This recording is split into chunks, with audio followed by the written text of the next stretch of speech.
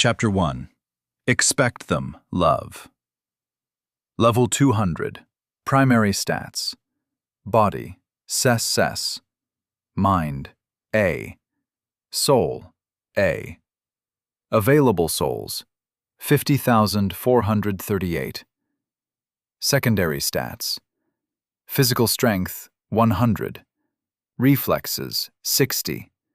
Health, 1,000. Magic strength, 40. Focus, 42. Mana, 1,000. Path of Divinity unlocked. Patron, Eresk Foeslayer.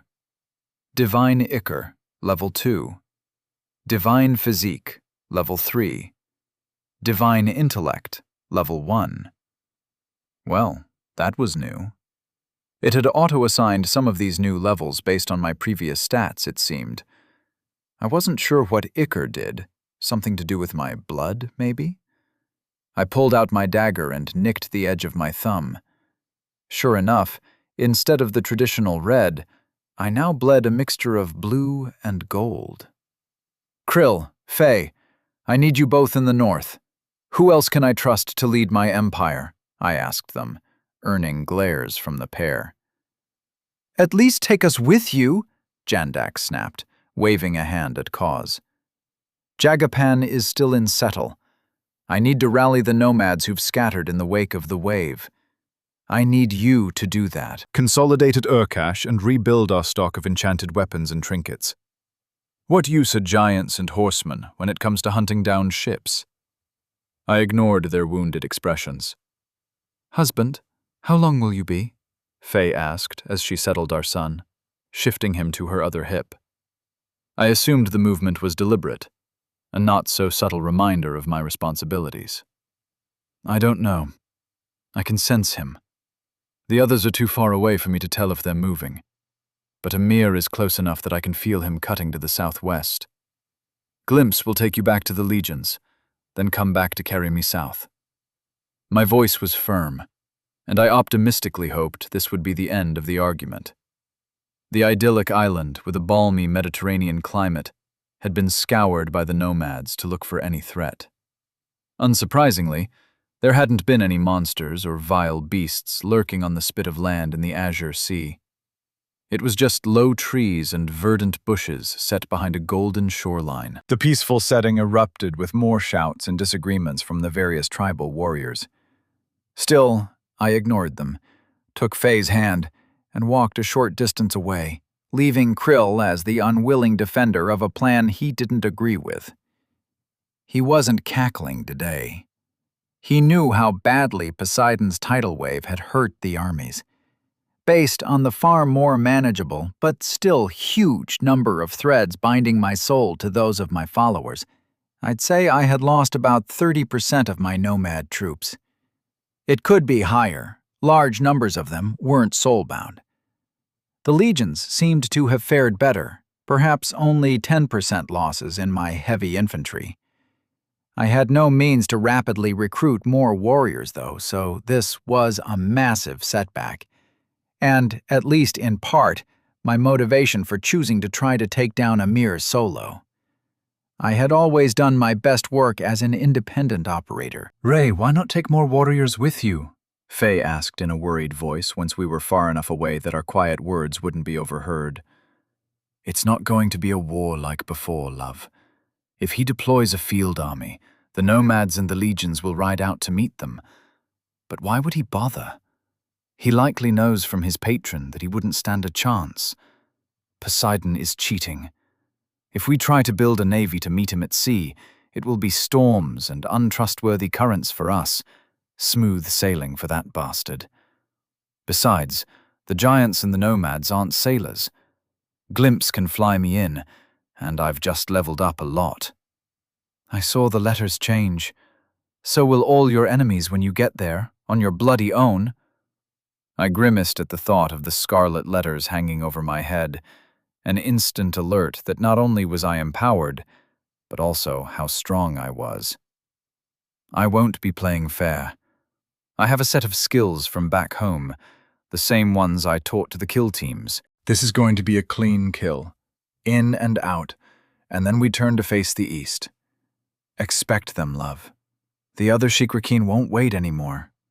All they know is what the sea bitch told them about me on Earth, and the fact that I've now killed 2 of us exiles. They'll be coming, and we need to be ready, love. Gather the tribes, the scattered legions, and prepare to face them. I ruffled our son's hair, still thin and short, and smiled at his chubby face as he craned his neck to look up at me. She leaned in, pressed her body close, and kissed me. It was long and passionate, but also bittersweet. I won't be long, Faye. Trust me. You better hadn't be. She took my hand, and we returned to the ongoing bickering session. Enough! I've told you how it's going to be. Glimpse landed on my shoulder at my mental request. You need to prepare for the armies of the other Shikrakeen that will come from the east. I've got this Amir bloke. Halen, set up another run for golem cores. Krill, mass production. I want assembly line levels of production for trinkets and enchanted gear. I don't know how long we'll have. They feel very far away, but assume it isn't long. Maximum effort. Am I reduced to a crafter now as well? Jandak snapped. You two, I included cause in my words with a nod of my head to my brother-in-law, have the greatest responsibility of all. Guard Faye and my boy. Train the warriors. You might have a few months. I said this last quietly, having just lit a fire under the crowd of warriors with the thought of imminent war to motivate them. I had no wish to disabuse them of the notion so quickly. You might not. Get them ready for me. Get them ready for the next war. And you're going off alone? Cause asked angrily. No, brother. I'm taking Wilson, Glimpse, and Bob, so hardly alone. Sometimes one man can go where an army cannot, and kill the only enemy that matters. It's underhanded, Mond, Jandak grumbled. Nobody said I had to play fair. I grinned at them, then sent a mental nod to Glimpse. They vanished into the necklace of enchanted stone beads that the crow clutched in one claw. Be careful, boy. Crathan cities are strange and seem wonderful, but they've got a dark side to them, Krill warned, as he vanished into storage as well. I received a hug and another kiss from a worried-looking Fae, as she and the boy were stored last of all. I was left alone on the beach with a murderbot and a giant wolf. Sounds like the start of a bad joke, I chuckled, as I sat down beside Wilson and ran a hand through his fur. A golem, a wolf, and a demigod walk into a bar. You are not yet a true demigod. You will no longer raise your stats and gain levels. You must now spend souls on your path. So you know more than you're letting on? Is this Bob or is this Eresk? I can never tell with you. I am Bob. Eresk does not need to possess me if he wishes to speak to you, Bob replied in Eresk's voice, and a divine chuckle at the back of my mind reinforced the bot's statement. You are only taking the first steps on a different path. I wonder if there are any shortcuts. I watched the surf roll in as I tracked Glimpse in my mind. The bird flew far faster than a normal crow could dream of. Most light aircraft from back home would be jealous of the speedy creature. From my bird's eye view, I could see hundreds, probably thousands of corpses floating out into the inland sea. Glimpse's hunger for eyeballs spiked, but I sent a gentle nudge to leave these dead be. They would be a feast for the aquatic life, and would likely be washing up on the opposite shore in a week or two. Word would quickly spread about what had happened here at the northern edge of what on Earth would be the Black Sea. The coastline south of Urkash was devastated. Scrubland had been wiped clean, replaced with a muddy morass that stretched for miles. Glimpse passed over nomads, horses lost to the wave, trudging through the pools and mud on their way north. The Legion engineers were using magic and huge planks of wood, which they must have brought south from the forests that lined the tundra, to set up resting points and thin, temporary roads out of the killing grounds. Pertaban was organizing the rear guard, not that there was anything left to defend against. A professionalism that I appreciated motivated him to ensure our retreat and regrouping were handled properly. As badly as my army had been hurt, almost none of Mortimer's forces had survived. The handful of minor amalgams, 2 or 3 men melted together into his lesser undead abominations that had made it through intact, were crushed by the Huskar as soon as the monsters pulled free of the cloying muck. I directed Glimpse to land at the edge of the battlefield closest to the city, and led out my survivors. Krill and the Fangs immediately set to organizing the nomads. Rapid growth was used to weave mats of grasses into bridges, reaching out towards those still struggling through the bog left behind by Mortimer's suicidal attack. Faye and the Coven set to work healing the injured, and the Fangs began to organize the survivors into units to march back to the city. I pulled some meat, dried and seasoned in the Ariskin fashion, into tough, leathery jerky from my storage space, and sliced off a chunk that I tossed to Wilson. A water skin and a shallow metal bowl followed. I poured out some water that the wolf lapped up greedily before whining for more. "You're going to have to go into storage, puppy." I refilled his bowl. He gave me a whine and a quiet snarl in reply. "I know. It's the only way. Unless you want to swim across the sea." A tail wag and a nod. I smiled and ruffled the bronze fur on his side. "Hurry back, Crow. We've got places to be." I sent down the telepathic link with Glimpse. "I hope you appreciate my passing up on the feast Mortimer left for us carrion feeders." Came back down the connection. The army just took huge losses, watching my pet bird eat their dead mate's eyeballs, and just the eyeballs, wouldn't be good for morale. "I am not a pet." "I know, bloke, that most of them don't know that." "Raymond, you must increase efforts to educate your people." "I am God-forged and soul-bound." I sent a wave of affection down the link, but didn't want to try and argue the point. Most of the men in the tribes refused to learn to read, despite how useful it was in little things like organizing far-flung detachments of fast-moving cavalry. Fortunately, the Huskar were all literate, and were also highly mobile, able to outrun the cavalry over long distances with their monstrous endurance and long legs. The tide had peaked and was moving back out by the time Glimpse returned, drawn by our bond like a homing pigeon to its nest. He flapped to a halt, and I passed him some meat while we watched the waves retreat for a while. "We should head down the coast to the west. The northernmost Krathan colonies are that way, and they are the major naval power in the area, other than Amir." I reached out with my divine sense to locate the enemy. He was still cutting steadily to the southwest, a few hundred miles away. From all the maps I'd seen of this world, I was certain he must be south of the Bosphorus, somewhere in what passed on Earth for the northwestern Mediterranean. I could use a break on a sunny island. I glanced ruefully around my own little island and shrugged. Not this one. It was going to be one of the first to get the bounty of the sea, the floating, bloated remains of mine and Mortimer's armies. It took several minutes of cajoling, and at one point I had to chase the wolf halfway across the island with the cackling laughter of the crow following behind us. Still, I finally got Wilson to accept the temporary oblivion of the storage space. Bob went into my personal pocket dimension without an issue. The bot was ever obedient. "Put us down outside the biggest port city you can find. Just let me out first. Thee and me can get away with fitting in. The bronze war machine and the giant wolf? Not so much." "You think I can pass as a crow?" I looked the oversized bird up and down.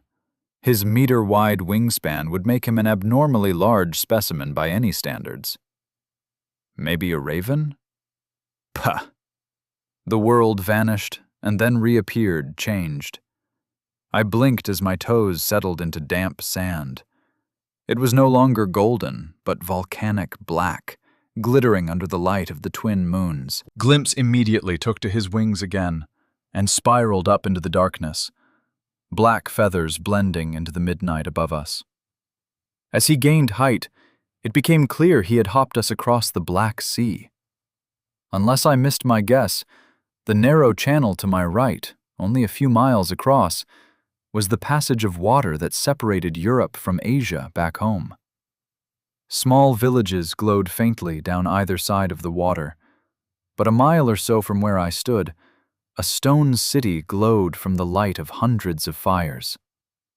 Glimpse had excellent night vision, far superior to that of a human, and within the huge walls, easily 4 meters thick at the top, rows of neat stone houses lined dark streets.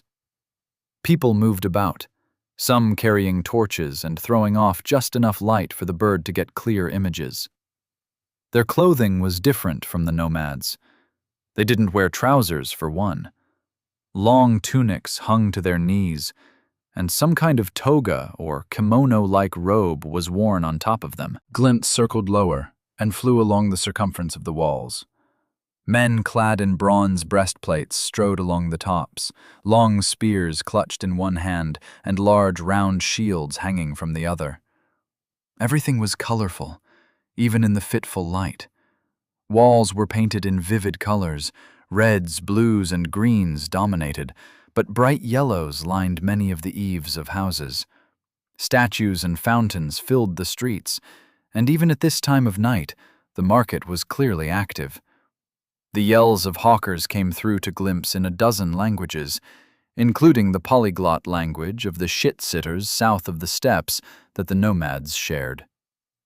Glimpse circled around to the docks, set in a huge natural harbor that had a dozen major vessels, multiple masts with the sails tied neatly to booms, and the banks of oars were all raised vertically, giving the ships the look of upturned, many-legged insects. Smaller rowboats plied back and forth even at this time of night, taking goods from the trade vessels and delivering them to the docks, where caravans of mules pulled carts towards warehouses or directly to the markets that seemed to fill every other open space within the city. I had found civilization on a scale that the people in the north merely mimicked. At a guess, I'd say the city housed perhaps 50,000 people. Some multi-level structures seemed to be this world's equivalent of apartment blocks. I couldn't imagine a single family group occupying one of the massive structures.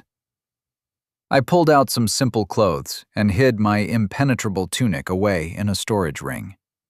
I kept my marriage dagger on my hip, but wrapped the gleaming sheath in a strip of dull red cloth. Barefoot, as was my wont, I strode along the beach towards the city in the distance. Ships were still coming and going. I sent Glimpse out to check, and sure enough, the waterway beyond the harbor had another half-dozen slowly rowing in. As one sailed out past the crude lighthouses that marked either side of the harbor, another would move in to replace it. This was what I needed. A naval center, a place where all the traders came. It should be easier to blend in among such a mixed group of people, and it should be an excellent place to investigate Amir and narrow down his base of operations. He was eternally at sea, it seemed. The beacon in my mind that pointed me to him hadn't stopped moving, and while it was a lot closer now, it felt as though he was just over the horizon. I knew it would be impossible for Glimpse to transport me to him directly for now. I would have to go into storage for the flight, thankfully sparing me from in-flight meals, and I wouldn't be able to track him.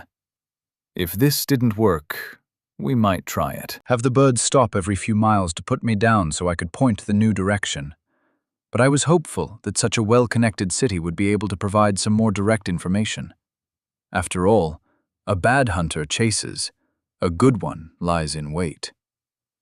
Seeing as I would be alone on this mission, and catching the enemy at sea was too difficult, I planned to find his base and set an ambush. "You could just let me burn down every ship on the water," Glimpse sent in an amused tone of thought. "Let's just keep that option on a back burner for now," I thought ruefully. The city gates were closed overnight, despite the activity at such a late hour. It seemed to be entirely focused on the docks or entertainment. Alehouses lined the wide streets that led from the water into the city proper, and brightly lit amphitheaters were scattered among the housing, crowds cheering and cursing at people on the stages who wore strange wooden masks. Public entertainment among my people tended to revolve around the gelding of a captured enemy and the conversion of his head into what passed for a football. The songs they sang of their heroes and legends on festival days and ceremonial events had a savage beauty to them. But there was no organized entertainment other than perhaps a drunken krill telling stories outside the command tents to any of the younger warriors he could convince to stop and top up his cup with more yolk. I approached along the beach for the most part, enjoying the feeling of wet sand between my toes. But as I drew closer to the walls, I cut inland and moved quietly through the scrub. Unfamiliar spiny bushes snagged at my clothing, but were rebuffed by skin. Very little short of shop-bought weapons made from exotic alloys was capable of threatening me at this point. I approached the wall by slipping from shadow to shadow and waiting for the lozenges of light that marked the torch-bearing guard's passage above me to pass me by. The towers were tall, with arrow slits serving as windows up the sides, and they were built from carved blocks of what looked like granite. Mortimer had clearly never gotten around to this place. The presence of so many people proved that. If he had, he would have killed most of them to form more of his massive amalgams. I snuck up next to the wall and tore a hole in reality. A tear-shaped aperture, lined in pink light, appeared, and I dove through before snapping it closed. I was in. I moved slowly and deliberately, no longer trying to be stealthy. Looking like you belonged was often enough to get people to pass over your presence. I might look a little rough, with my hair matted with salt from my earlier near drowning, and my bare feet dusted with dirt and sand, but I shouldn't be so objectionable as to warrant much more than a cursory sneer from the more well-to-do citizens. I fell in with a crowd moving towards the markets, using glimpse, still circling above, to guide me through the winding and slightly alien streets. The susurration of the peripheral parts of town gave way to a steady hum as people bartered, advertised their wares to passers-by, or the quiet cacophony of alehouses full of drunks. The food was inspired by the fruits of the sea. Shellfish, tiny shells that were boiled briefly in batches and then ladled into bowls. Some kind of sharp-smelling citrus fruit would be squeezed over them, and they were consumed via a thin wooden spike that was used to lever the flesh out of the shells. People either bought it with salt or used metal tokens, square bronze coins embossed with the aquiline profile of some local leader. I pointed to the man selling cockles and raised one finger. He babbled at me suspiciously in a language I didn't recognize. I turned away and pulled a small pouch of salt out of storage, at an angle that shielded the fact that it would have seemed to appear from thin air. I waved it at him and poured out a small pile of salt. He squinted at it, dipped a finger, and licked it before nodding to me, suddenly much more friendly. He chattered away as he dunked another batch of shellfish to their boiling depths and pointed at a set of scales set at the edge of his cart's work surface. The weight was fixed in place when I poked it, and he made more noises that meant nothing to me, then mimed pouring something into the other tray. I obliged, carefully tipping out salt until the pans were level. He swept up the pan I'd filled and poured it into a sack he produced from beneath his chopping board. Once I had my food, I made my way deeper into the market as I ate, listening for someone using the steppe language. I found myself passing a man offering crude stone jewelry and arguing with a woman who was sneering at him and pointing to his wares. The stonework reminded me of the tribes, and the man had his hair cut in the style of the Jagernan, the tribe who had adopted Sulk the Smith and joined forces with me over the winter.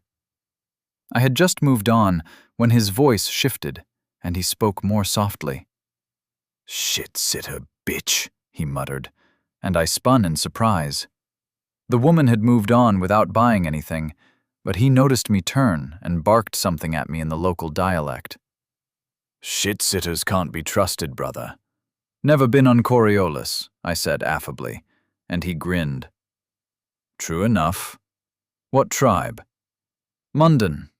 We split the herds with Eriskin and set out on our own last year." "Hakubin lost the love of the Hartik," he said with wide eyes, and I nodded. It was close enough to the truth. "I've been too long away from home. The blue sea can never replace the green one of the steppes.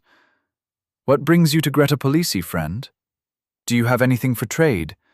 My stone jewelry seems to have fallen out of vogue with the noble ladies. Alas, I lack the funds to purchase passage to Helipakin. Say, could you help a fellow warrior out by any chance?" He had truly been away from the steppes for too long.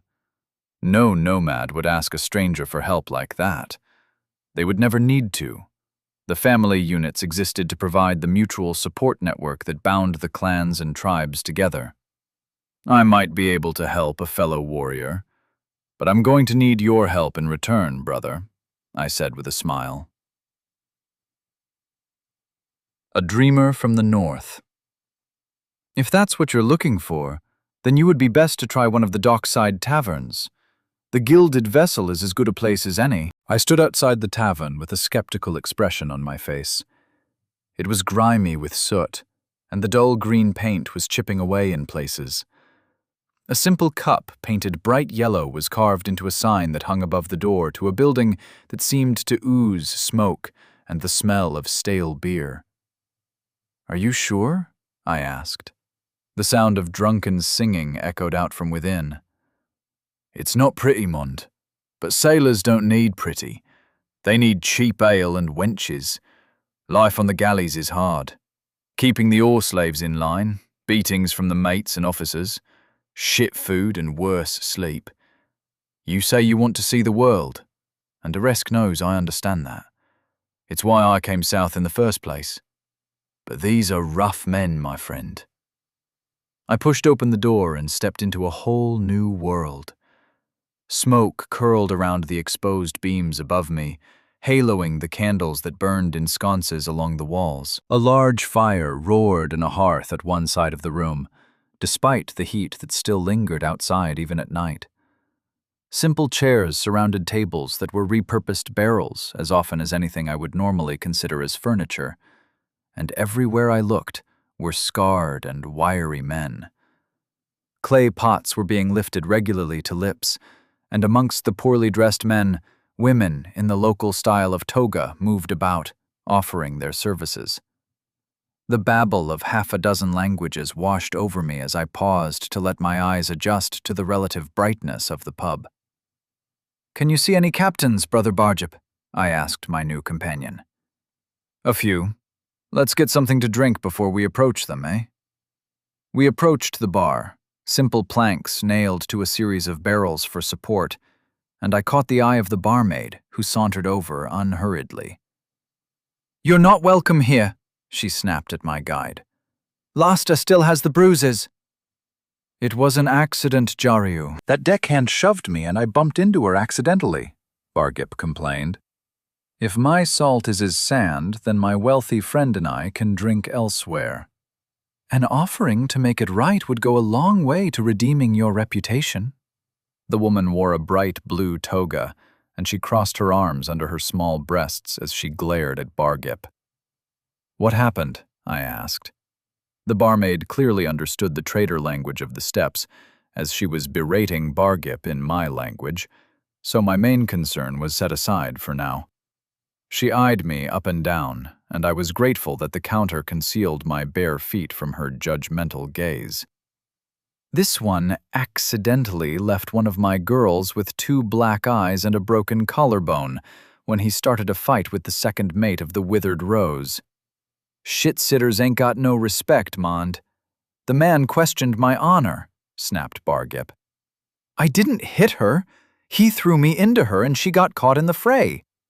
"I'll have 2 ales, please." "If you like, I have some skills as a healer and might be able to help your friend," I offered, as I pulled a pouch of salt from my hip and looked at her scales. He's got a debt to be paid as well. She raised one eyebrow at me, and I sighed. How much? 4 ons should cover it, and your drinks. If you can help Laster, I might be willing to lower it a little. No one wants a whore who looks like she's been beaten like a misbehaving donkey. Is she nearby? I can take a look now if you like. Upstairs, filling up a room that ought to be used for sailors to rut in. You can wait here. She pointed to Bargip. You can follow me, tall man. She led me up a set of stairs that lay almost hidden in shadows at the back of the bar. As she walked up the stairs ahead of me, her hips swayed in a fashion that was unlikely to be accidental. She wasn't a candle to Faye's sun.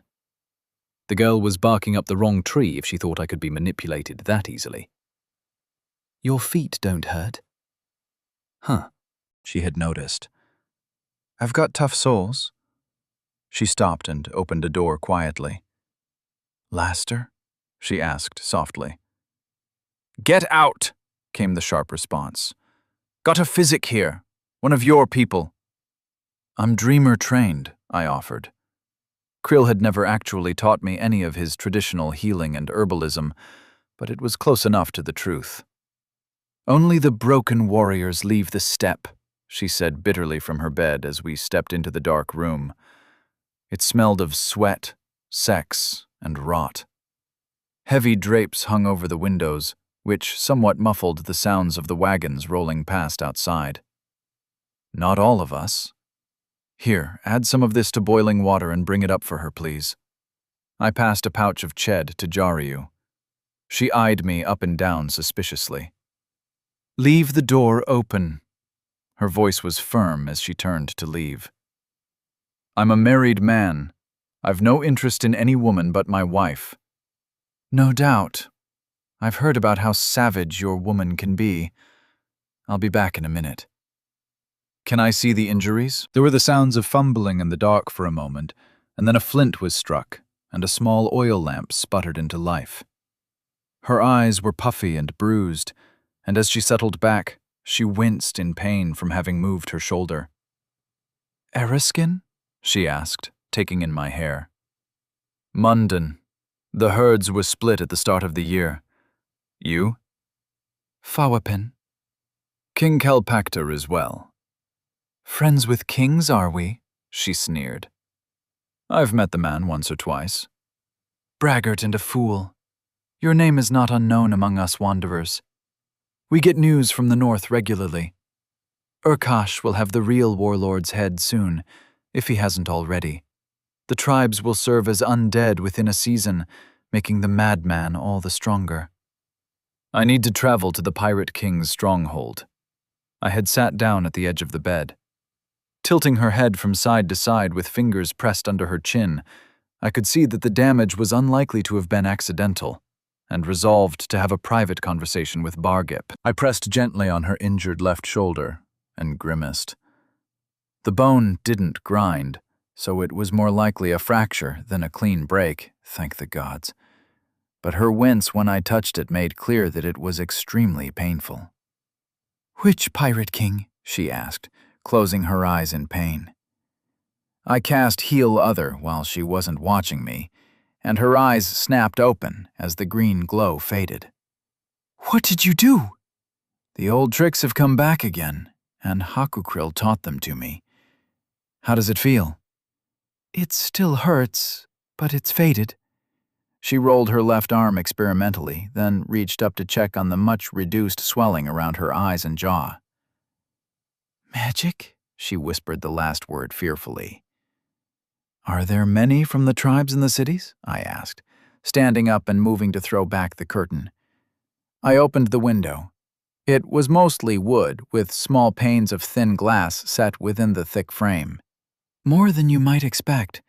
Mostly horse traders and wandering merchants. Some apprentice dreamers as well, sent south to study in the libraries.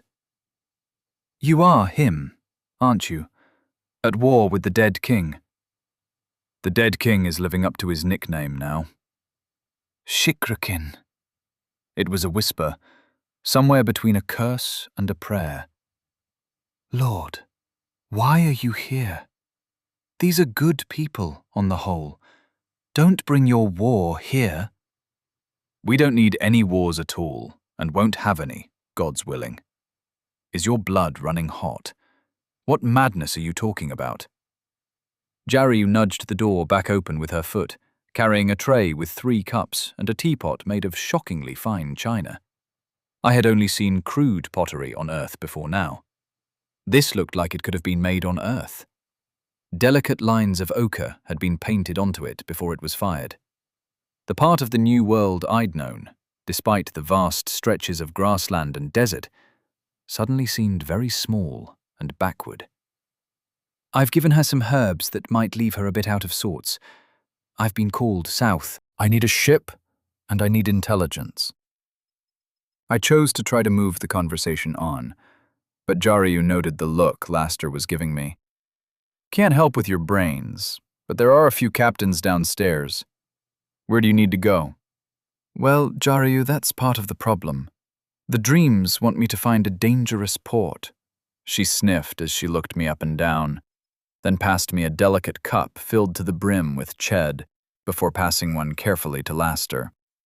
Aresk is sending you into troubled waters, dreamer. And there are more than enough of those around these days. If you're truly looking for trouble, Junt is the place to go. You won't find a captain willing to risk those shores, though. The Katani are far too organized now. The war god sends me where he wishes, in his bloody bronze dreams. I've heard stories of Junt, but that was a long time ago. What has changed? Krill mentioned the place once, in passing, what felt like a lifetime ago. But if Amir were going to be good at anything, logistics and organization would be at the top of the list. If you settle your friend's debt, I could see if a certain captain is willing to take you on. It won't be a pleasure cruise. You'll have to work and, most likely, fight. A dreamer of the steppes would be fine with that, I expect, she asked as she moved over to the window and took a sip from her own steaming cup, her back to Laster and me.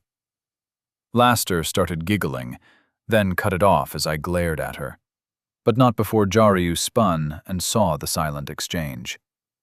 I pulled my salt pouch from my belt and tossed it to her. That should cover his debt and buy me an introduction? She weighed the bag in her hand for a moment, then nodded. I had a few kilos of the stuff in a storage ring, long unused since my ascension to warlord and the long months of battle and marching that had followed. Agreed. Laster, are you sure he's helped you? The injured woman lifted her left arm over her head with a faint wince, then let it fall, the movement spilling a little of her drink on the blankets. He has. If he's willing, he might be able to help the girls with the pox. She looked at me with a raised eyebrow. I'm not a mendicant. I had no desire to spend my days helping whores deal with the consequences of their trade, but I wasn't completely heartless. If your captain friend meets my needs and is ready to sail, I will not. If he requires time to load provisions or recruit more crew, I'll see what I can do. It would be tricky, but I was already scheming up ways to avoid drawing too much attention with the magic. It would be appreciated. But you'll need some boots. I'm not having someone staying here run about looking like a... I'll pass on the boots. This captain you mentioned. I needed flesh on stone to be able to shape earth, just in case I felt the need to escape or entomb someone in stone in a hurry. He's in a booth downstairs with a couple of my girls. Jaryu was barely 30 if she was a day. Come, we'll let Laster rest. I need to keep an eye on your countrymen as well. Lord. Laster nodded her head slowly to me. Jaryu gave me a funny look, then led me back downstairs. Ah, here's the mighty warrior, Bagrip declared as he hurried over before I reached the bottom step. I trust everything is in order with the unfair arrears I was being held accountable for. He gave Jaryu a greasy smile. Your debt is settled, courtesy of your master. She turned her head in my direction. If he breaks anything this time, I will hold you responsible." "He's not my master," snapped Baggrip. I reached out and settled a hand on his shoulder and gripped just hard enough to let him know I could grip a lot harder if I wanted to. "I'm not. But I'm sure the merchant will behave this evening, won't you? Gods, that's strong." He tried to shy away, but found I was both unmovable and that he could not squirm out of my grip. "Ah, too strong." He narrowed his eyes at me, and I released him. I believe we've got a possibility. A captain who might take us on his crew and get me closer to the source of my dreams. I didn't like the gleam in the man's eyes. Too strong, too fast. Those had been the words of the doomed Eriskin prince, one of the first men I'd killed in this world, just as he realized I was a Shikraken, something more than merely mortal. "Where is he?" "Your best bet for getting to Junt? In that booth over there. I'll bring you a flagon over." She waved a hand at a shady corner of the room. All I could see was a woman's ankle emerging from the shadows. "Come on, Barjip. Let's not keep our prospective ride waiting." I settled a hand on his other shoulder and gently guided him towards my target. "I'm not going to Junt," the man hissed at me. "You don't have to. See the door? It opens from the inside as well. I've paid your debt and helped the woman you hurt." My fingers tightened on his shoulder, and he briefly looked guilty. "Consider yourself free to fuck off." My tone made it clear it would be a good idea for him to go.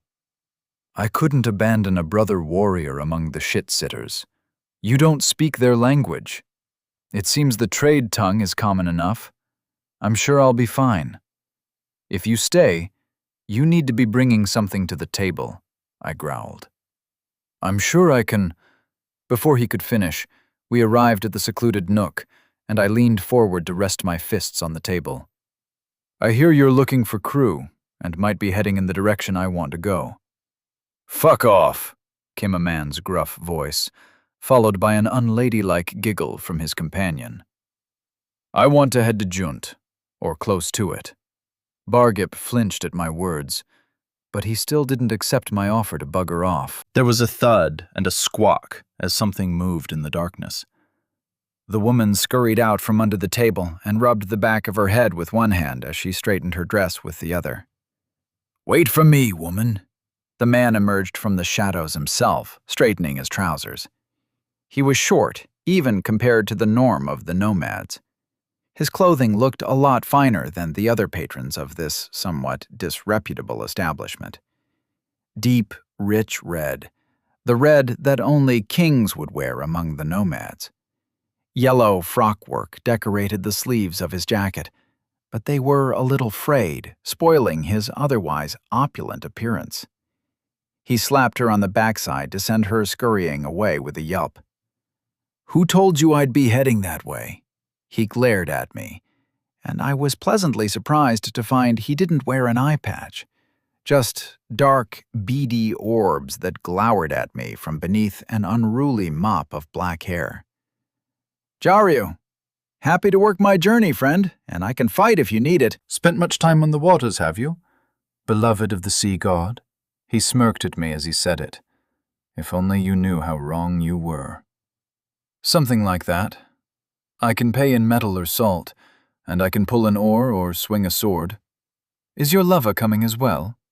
Bargip lunged forward and slammed a fist into the captain's face, then swung back a foot that was clearly intended to connect with the man's delicate parts. I snatched him up and tossed him behind me with one hand.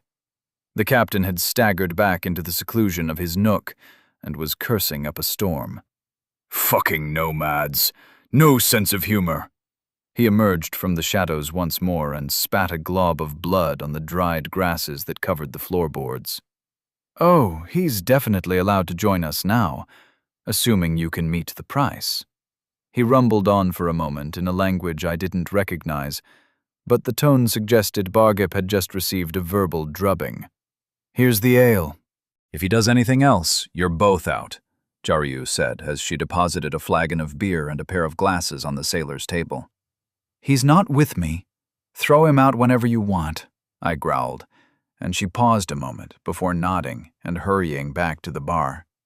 "Too fast," muttered Barjip as he climbed back to his feet to glare at me. "You heard what he said. That warrants a duel." "I'm happy to oblige, Aurochs fucker," said the captain calmly.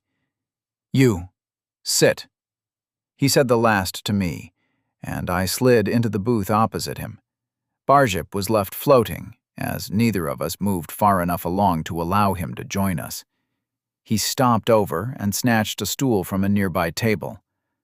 While we waited, the captain gave me an assessing glare. "Name's Jasper, captain of the Windspite.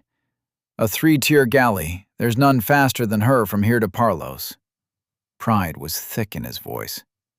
Moaned, a dreamer from the north. "Where are you headed, Captain?" "And is it Helipican?" Bagrip said as he filled a tankard with my ale. He looked at me, and I nodded, prompting him to fill my cup. He pointedly ignored the captain, so I reached out and filled the man's tankard myself. "I've got a drop at Salinsa. From there you might be able to get to Junt, if you're desperate to become a slave. I'll be taking on brast powder there, to take to Helipican and Rast after there." "Drugs?" "What?" "What is brast powder?" I clarified. "It's a purple dye, fool," Begip snapped. "Lord," he hastily amended. "You're a noble among the savages?" asked Jasper. "Something like that. How far is Salinsa from Junt?" I replied. 4 days sailing if the winds favor us, but we won't be going there. We'll be running from any of the black ships we see.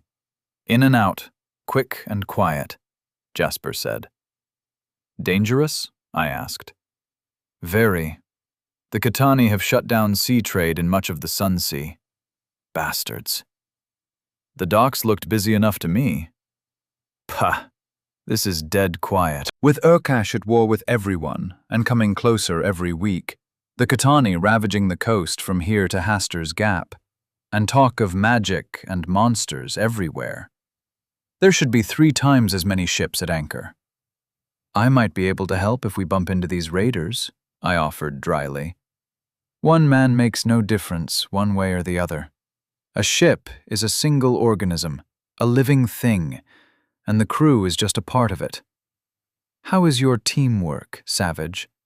Your sort don't get along with others, as a rule." I smiled broadly and drained my cup, leaning back on my stool. "I can offer some training as well." He eyes me up and down suspiciously. "Not much call for spear fighting on deck." "We don't just use spears. We're born with maces, daggers, and bows in our hands," Barjip snapped. "Knife work was what I was thinking. Dagger and short swords," I said calmly. "We'll see.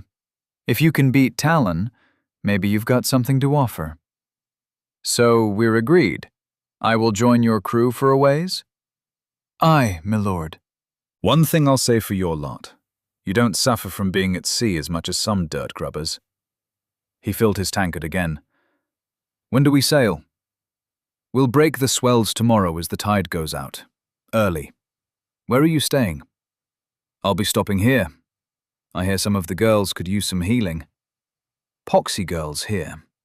Jasper nodded sagely. "But cheap and warm. Just don't take payment in services, or you'll be brewing concoctions for yourself. The beer's not bad either." He took another sip and smacked his lips. "I'll be back first thing." He rose to his feet and looked down at me for a long moment, then turned and left. Barjip slid into his vacated space and reached for the ale, but my hand shot out and caught his wrist. "Wouldn't want you misbehaving and forcing me to patch any other girls up." I shoved his hand back across the table. "They're only shit-sitters, Mond. Not of the people. Your wife back home might be understanding. I hear it's normal for warriors away from the Green Sea to dally." "Yours will be the same," he cackled, and reached out for the ale again, but stopped as I glared at him. "She has nothing to worry about," I growled. "I'm going to see if Jaria wants me to look at any of her other girls. Finish that ale. But if you cause any shit, I'll use your head for sport." He gulped and nodded hurriedly. Jaryu led me upstairs to yet another room with a single bed and no other furniture.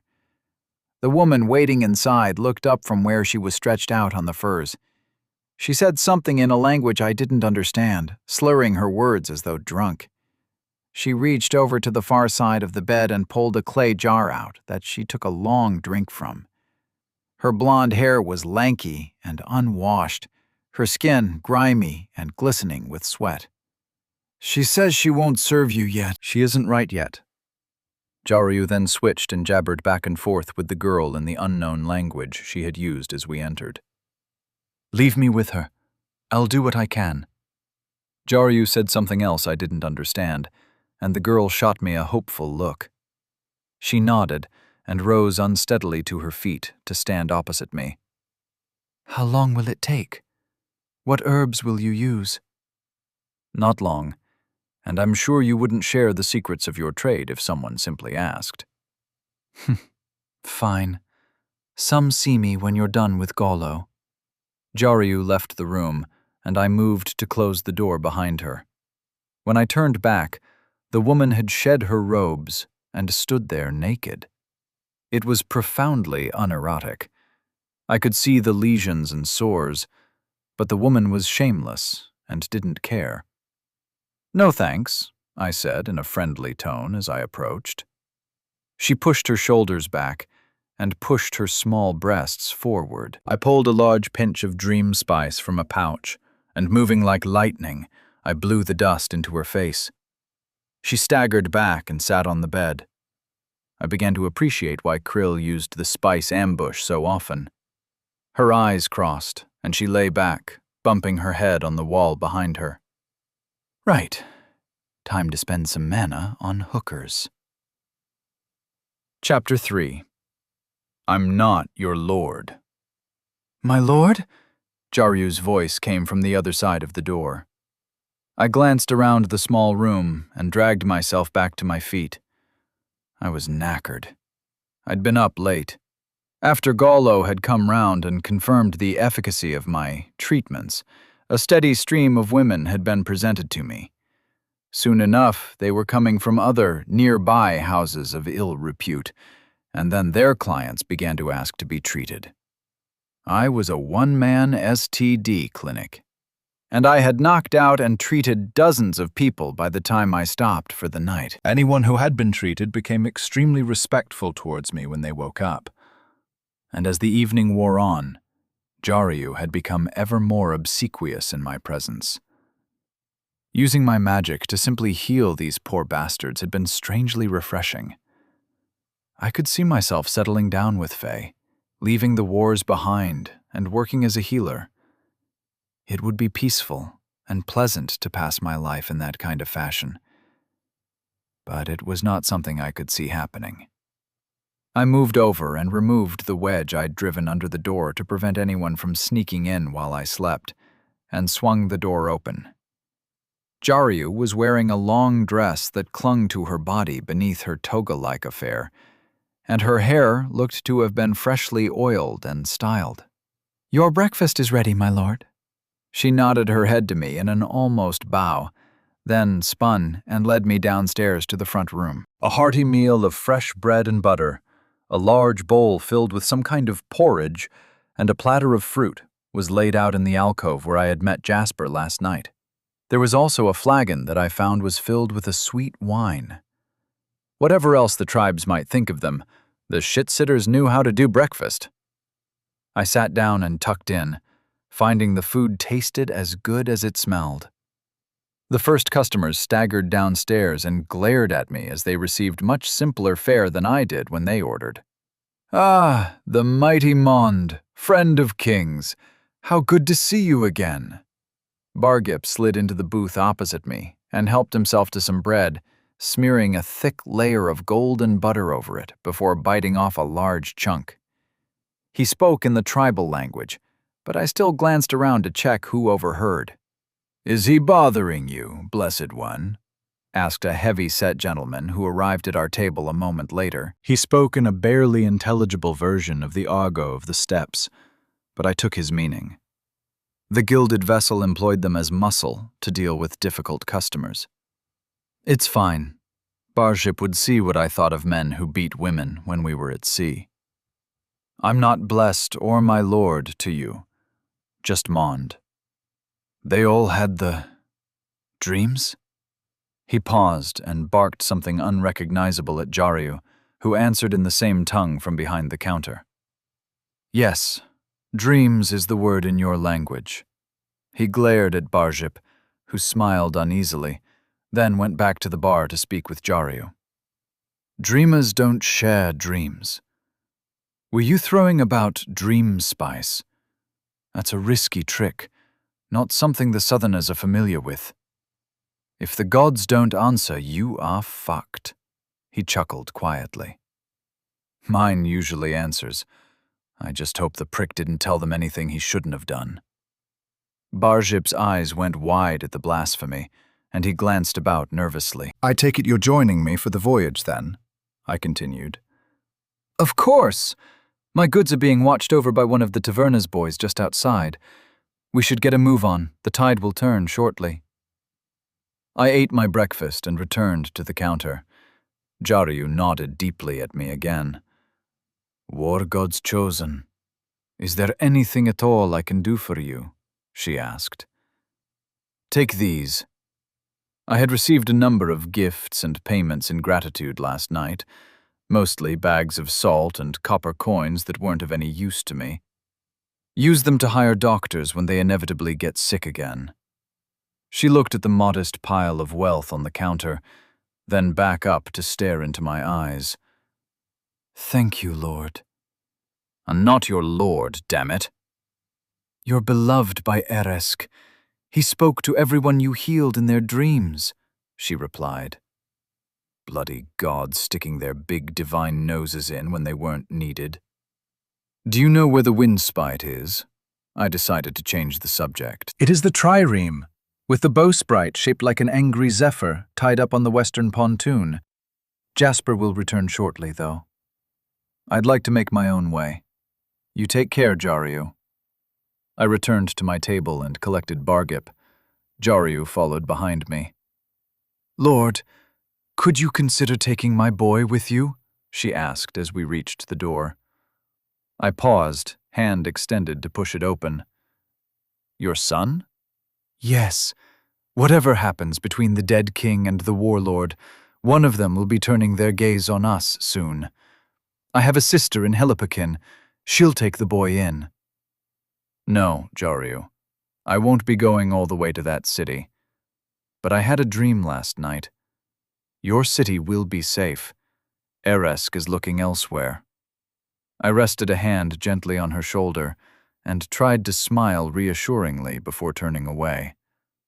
My forces had orders to prepare for the east, and Morty's troops were dead or scattered. There must be some soulbound we'd missed. People he'd empowered to serve as his satraps in conquered territories, for instance. Would they lose their powers when the one who bound them died? Glimpse, can you find the ship? I am currently perched at the top of its mast, Raymond. It is perhaps not in the best of condition, but should hold together. I looked out through the bird's eyes. The ship looked solid to me. The paint was perhaps a little flakier than would be ideal, but aesthetics were not my primary concern. I reached out with the alien sense of hunter's gaze and found my target was still heading southwest at a steady pace. I needed the ship to get me close enough to Amir's base of operations that a short flight in storage would get me to where I needed to be. Then the fun would begin.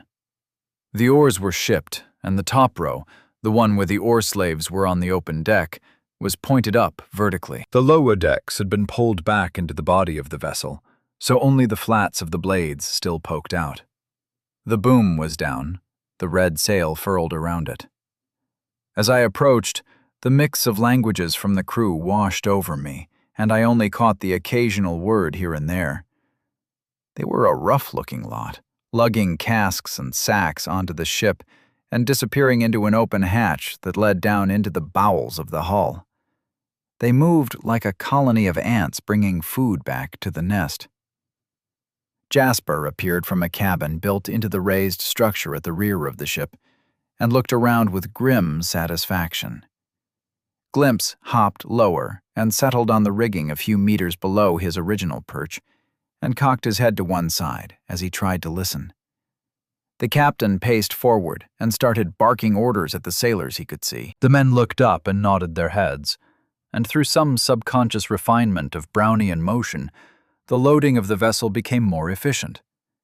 Casks disappeared into the ship faster. Dock workers and Jasper's minions emerged more quickly from the depths of the ship. "He has a presence," Glimpse said. "He does. Natural leadership? Nah. It's trained, but he started with talent. Wonder what kind of life he had as a kid. It is unlikely to have been a happy one, Raymond." We arrived at the foot of one of the gangplanks and stood to one side. Bargip wanted to just walk up onto the ship, but I held him back with one hand. On Earth, you usually had to be invited onto a ship. I wasn't sure the same tradition would apply here, but I was willing to be respectful. I had grown used to simply saying what I wanted to happen, and hordes of warriors and Husker leaping to obey. I wasn't the barefoot emperor here. I wasn't sure I could even claim that title. I'd left the running of my kingdom, or empire, in the hands of my wife and a borderline insane old dreamer. I smiled fondly. They'd be able to handle it.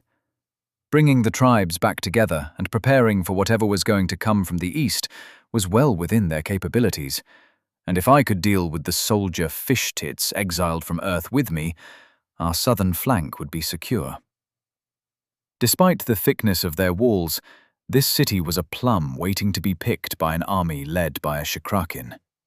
Their guards, their army, their nation meant nothing.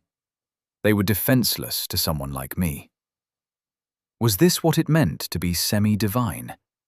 To see mortals as inconsequential? I wouldn't even have to fight if I wanted to play the long game. I could start dishing out magic heals, even with the masquerade of using the dream spice to knock people out so they didn't see the green glow of life magic. I had still left an impression on the locals I helped. It seemed I'd started a cult at the Gilded Vessel without even trying. If I were to create a cabal of soul-bound servants from among the wealthy and powerful people, I would essentially enslave the noble class and be able to take control of a city covertly. Jesus. Mortimer probably pulled off something like that as soon as he gained the ability to make soul-bound. What the hell would the soldier, the scholar, and influencer have done to secure their power? "What's wrong with you?" I asked Bargip, who was nervously hopping from one foot to the other at my side. "None of my goods will float. You ever seen a shipwreck?" "You make trinkets out of stone. Every beach on Earth is a supply shop to you." I looked down at him, and he fidgeted under my gaze. "There's good stone and bad, friend Mond. Solinsa only has bad. I've some pieces I can work on during the voyage, assuming the sea is gentle and I get time away from the oars. But I won't be able to build inventory unless we stop for water on a lucky island." "You there! Get your arses on board! Need to get you settled in and show you the ropes." Jasper's voice was harsh, with the bark of a man in element. He was glaring down at us from a railing some 3 meters above our heads. Bargip hefted his chest up in front of him and staggered towards the plank as I followed behind. He muttered something in a foreign tongue as he inserted himself into the flow of men going up one plank and down the other, earning grumbles and what sounded like snide jokes from the sailors. I joined the stream without issue, watching the man wobble up to the deck, where he dropped his chest with a sigh. He was immediately shoved to one side by the man behind him, who stepped over the chest with a guttural exclamation. "I'll show you to your accommodation, my lords." Jasper led us to the stern and waved at an open space on the deck. "Make yourselves at home. Talon will be along shortly to show you your stations." The captain spun and began screaming at someone who wasn't moving fast enough, was moving in the wrong direction, or was simply breathing in a way the master and commander didn't like. It was hard to tell what the young man had done to cause offense. He was just a kid, barely able to grow a beard, and so skinny I found it impressive that his arms weren't bending from the weight of the crate he held in front of him. The boy blinked owlishly, gabbled something at Jasper, and hurried on into the hold. We were left to make ourselves at home. I sat down and leaned my back against the wooden hut built at the back end of the boat. Was it a boat or a ship? The back was the stern, and the front was the prow. I knew that much at least, but it was more or less the end of my nautical knowledge. Bargip shoved his chest into a corner, next to a set of narrow stairs, and sat on it, looking forlorn.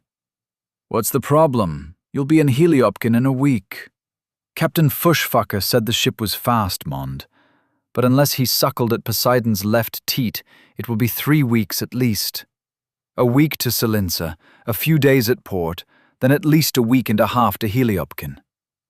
We lapsed into silence, and I watched as the planks were pulled up and the ropes tying the windspite to the pontoon were hauled back aboard. Gentlemen, the good captain has commanded that I show you your duties. The voice was deep and mellifluous, coming from the stairs above Bargip's head. He spoke perfect Sicarescan, but with an accent that made him sound cultured in a way my savages definitely weren't. Your Talon?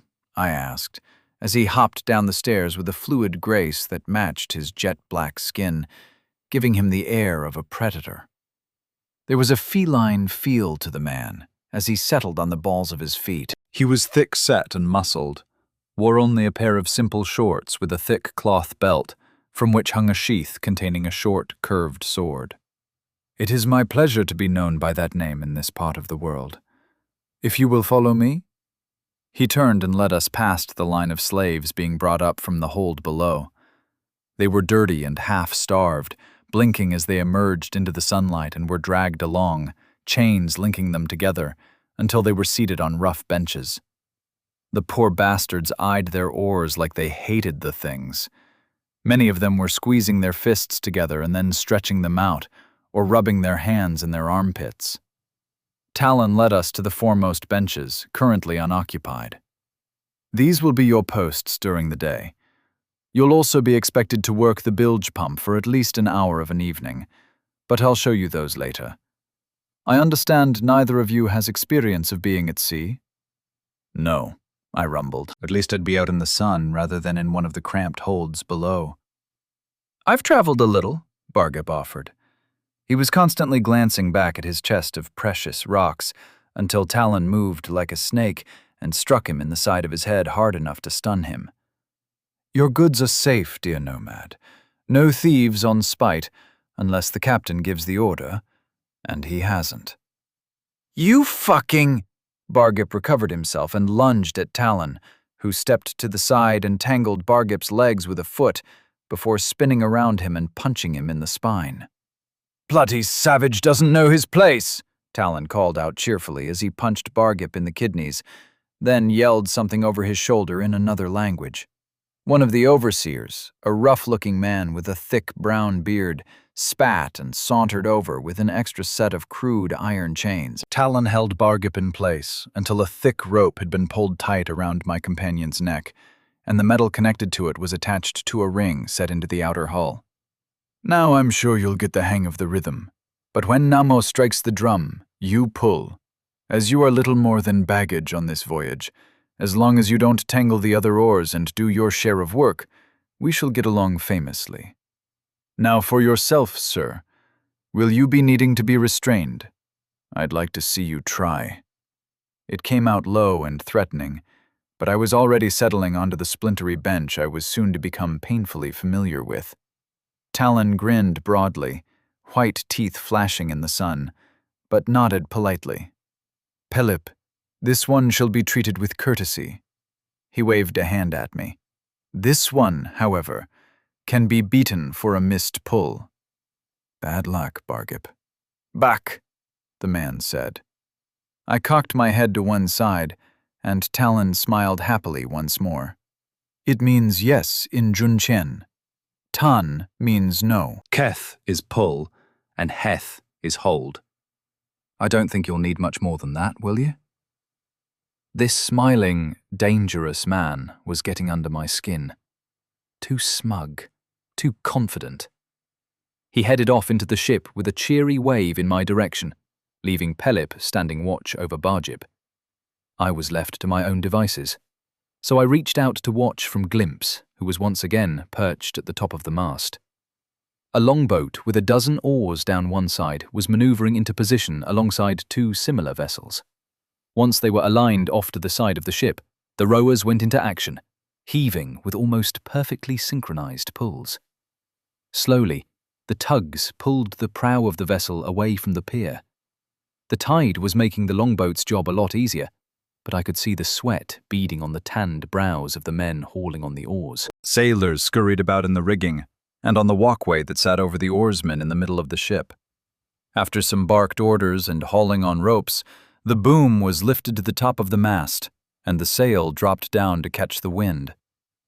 By that point, we were almost past the stone fingers that reached out into the sea to partially enclose the harbor, and a rattle on the drums rang out. The galley slaves groaned in unison. Bargip hefted his oar and lowered it into the slot in the hull, designed for that purpose. I followed suit, and found the oar that had strained the other nomad felt light as a feather in my hands. A babble of alien words rang out from behind me, and I tensed as the other oarsmen positioned themselves, leaning forward with their oars held slightly out of the water behind them. A thud rang out, and as one, we dipped the blades into the water and heaved. Well, almost as one. I was half a beat behind the rest, and I pulled too hard to try and catch up. The oar snapped a few feet below the head. I lifted what was left out and looked at the broken end a couple of meters above me. Sorry? I offered as Pelip glared at me. He rattled something in a foreign language, and I shrugged apologetically. Orders were yelled out, and another oar was exchanged for the ruined one. Pelip picked at the wood where the oar had snapped and glowered at me. I set to, trying to insert my movements into the rhythm of the vessel and restrain my strength. The captain had been right. The ship was a single organism, and the people aboard were just organs that made up a greater whole. Periodically, a man with a bucket of fresh water would pass down each side and offer a ladle of water to each man. With the sun shining down and repetitive, albeit unstrenuous work, my mind wandered throughout the rest of the day. Thoughts of Faye and my friends passed through my mind. The sea air was pleasant enough, but I missed the steppe. Even the arid barrenness of Urkash filled me with nostalgia. That dry place at least felt directly connected to the steppes I now thought of as home. As the coast first fell behind, then disappeared completely, I felt almost as alone as I had when I first arrived on Earth. Not because I was alone. The back of the man in front of me was barely 2 feet away, and Bargip was only a few meters to one side. But in my mind, my friends and family were suddenly removed from my world. "How far are we from land?" I sent to Glimpse. "Only a short flight. I will sleep in the rigging tonight, and I am ill-suited for fishing." The pointed reminder was well made. No eyeballs to eat here, I chuckled mentally as I worked the oars. I'd found the rhythm now, and on each pound of the drum I heaved back in unison with my newfound colleagues. Bargip was not having as much luck, and had been briefly whipped 3 times thus far. I suspected he would receive harsher punishment in the future. And that wasn't counting what I planned to do to a man who beat up his whores. "There is an abundance of eyeballs, Raymond. The only pair I cannot take is your own. But it would be rude and could cause trouble for you." "It probably would, Crow." Towards the end of the day, we steered back into sight of land, and a sea anchor was dropped once the sail was brought down. Pelip grunted and unhooked Bargip's chain, tugging on it like a man leading a dog, as we followed him into the bowels of the ship. The first 2 floors, barely 5 feet high, forced me to crouch uncomfortably. They were open down almost the whole length of the ship. Goods were stacked neatly and tied down along the center, the sides occupied by benches for the oar slaves, the rest of whom were not being permitted to leave their positions. The next floor had enclosed spaces at either end, and more goods down the middle. The bottom floor was all enclosed rooms, simple doors held shut with loops of rope. The crew quarters. I made note of the layout as I anticipated having to fight through a ship or two at some point, but not this one. Probably. Pelip pulled up a hatch at the stern of the bottom level and pointed into the fetid darkness below. He mimed hopping down and then pumped his arms up and down. Our final task for the day. An hour down in the gloom, working the simple mechanical pump, made of copper or bronze, it was hard to tell in the dim light from the hatch that Pelip kindly left open, was the worst part of the day. The fetid gloom and cramped conditions left me feeling soiled and annoyed. A bowl of gruel was shoved into our hands when the pair of us emerged into the early twilight, once we were done. Pelip pointed at our nook by the stairs and grunted something that Barjip acknowledged with a tired smirk. We ate in silence, and then Barjip pulled out a set of sleeping furs. I really ought to have bought a pack and put some of my more mundane items in it. Pulling a bed, which I had in storage, out and setting it up on the deck would not be a subtle move. I lay back on the polished planks and put my arms behind my head. I closed my eyes, and via glimpse, I watched the quiet movements of the watch as they patrolled the ship. Soon enough, I nodded off and fell into a blessedly dreamless sleep. "Raymond!" The mental shriek snapped open my eyes, and I reacted instinctively to the threat. Chapter 4. Easy Meat. A foot bounced off my head, and I snatched it up in my right hand. A swift yank not only helped pull me to my feet, but also threw the man onto his back. Pelip screamed and cursed me in a language I didn't understand as I squeezed until I heard bones snap. There were another 10 or so of them spread out in a loose half-circle around me. They flinched back at the yells of pain and stood transfixed as I brought my foot down lightning fast to snap Pelip's knee against the hardwood of the deck. "Glimpse, I think we just found you some eyeballs, bloke," I said aloud, and was answered with a happy caw. Seeming to get over their shock, the front rank charged me, wooden cudgels held over their heads. A punch to the solar plexus knocked the breath from the first one to get close before his club had traveled half the distance it needed to in order to reach my skull. I was still a bit low on mana from all the healing I had done, so this would have to be done the old-fashioned way. Besides, I really didn't want to set the ship on fire. The man staggered back and got tangled with the 2 men next to him, throwing off their attacks. I let the cudgels whiff past my face, then stepped back in, sliding my front foot into position so I could lash out with both fists at the same time. Ribs cracked as my blows landed, and they crumpled, forming an impromptu but effective barricade. "What the fuck?" snarled Bargip as the violence disturbed his beauty sleep. He babbled something in Junqian and was met with what sounded like scoffs. "Mond, they're going to—" He squeaked and cowered back under the stairs as the pirates renewed their assault. One threw a knife, which I snatched from the air and returned to sender with a flick of my wrist, burying it up to the hilt in his left eye. Normalis humano slain ×1, 10 souls gathered. It was hardly worth killing them. I needed big battles with large masses of targets to grow now. Still, every little helps. With a shrug, I went on the attack, driving them backwards, each blow intended to take one of them out of the fight. A swarthy sailor pulled a dagger and lunged at me while I held one of his compatriots off the ground by his neck. They were panicking now. Their goal had probably been to take me alive, but that had gone out of the window as I fought them to a standstill. The dagger sank a centimeter into my flesh before stopping. It stung a bit. A thin trickle of blue and gold dribbled out from the wound, and then it healed almost as soon as the blade was withdrawn. He snatched at my tunic as I punched him off the side of the ship, and my left sleeve was torn away, revealing the god mark of Eresk. The 5 men left standing backed away for a second before grinning broadly at me. Oddly cocky, considering I could toss them around like toddlers. "Enough, friend Mond. I know you steppe savages consider blood ties to be above all else.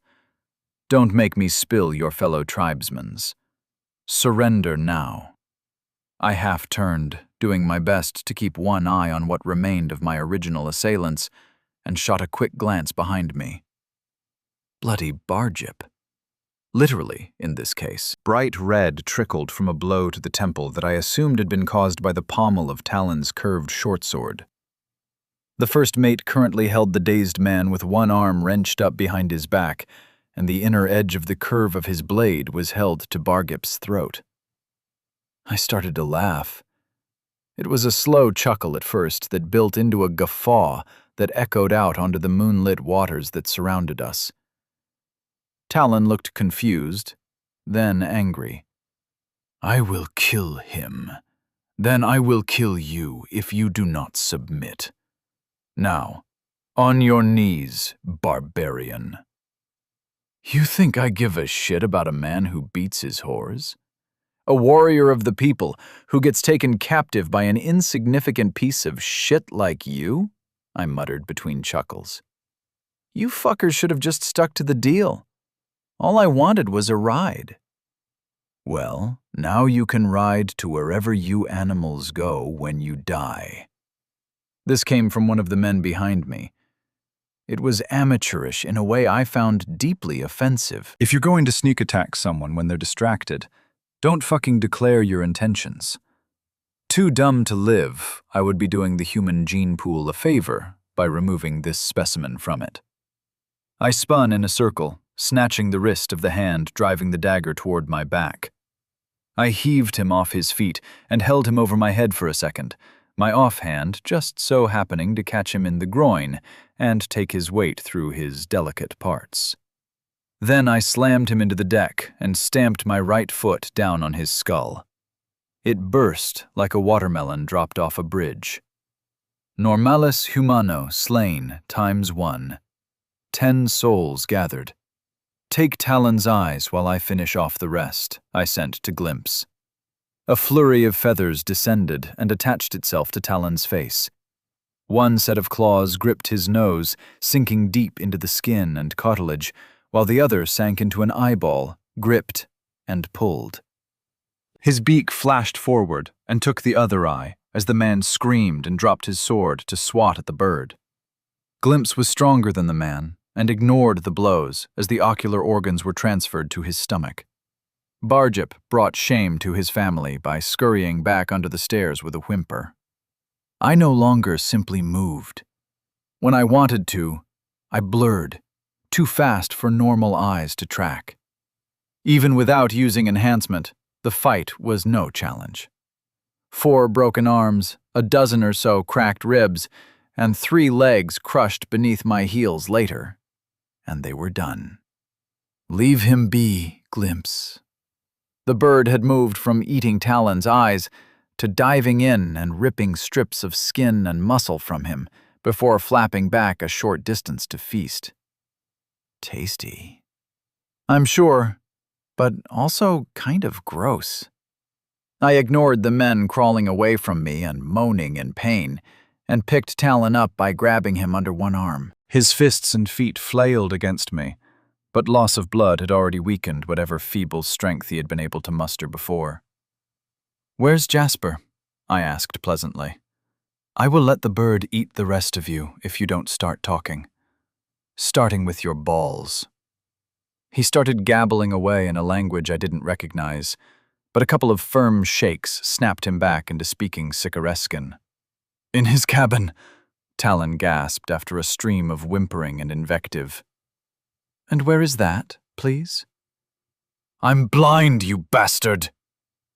And soon you'll be a eunuch if you don't tell me what I want to know. The aft castle, you son of a bitch! Thanks muchly.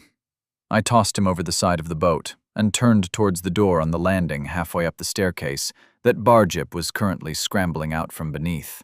It seemed as likely a place to start as any. "Lord, I swear to serve Eresk's champion for the rest of my days." Barjip's voice was earnest and sincere. I sighed. I'd been planning to toss him over the side of the ship while we were out at sea. Rule 1.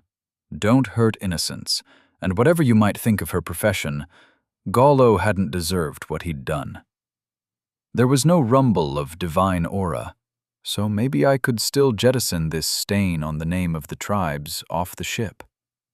"You're a coward and a weakling. Stay back and don't get in my way," I snapped at him, and he bridled, puffing himself up and opening his mouth. But he caught my look and deflated like the pompous balloon he was. He had been away too long from his people, and all that was left of their reckless courage was arrogance. I climbed the steps, sniveling worm of a tribesman in tow, and pushed at the door. It was locked. No, it was barred. I produced my sword, 4 feet of silvery metal that could slice through stone, earning a stumble of shock from Barjip as he bounced off my shoulder. I sliced through the door where I estimated the bar would be and tried again. Still stuck. I stepped back and put the boot in, launching the door away in splinters. Inside was a spacious cabin with a single bed down one side. The room was dominated by a table covered in charts and leather-bound books. Several oil lamps hung from the roof, throwing shadows that swayed in time to the rocking of the ship. "No!"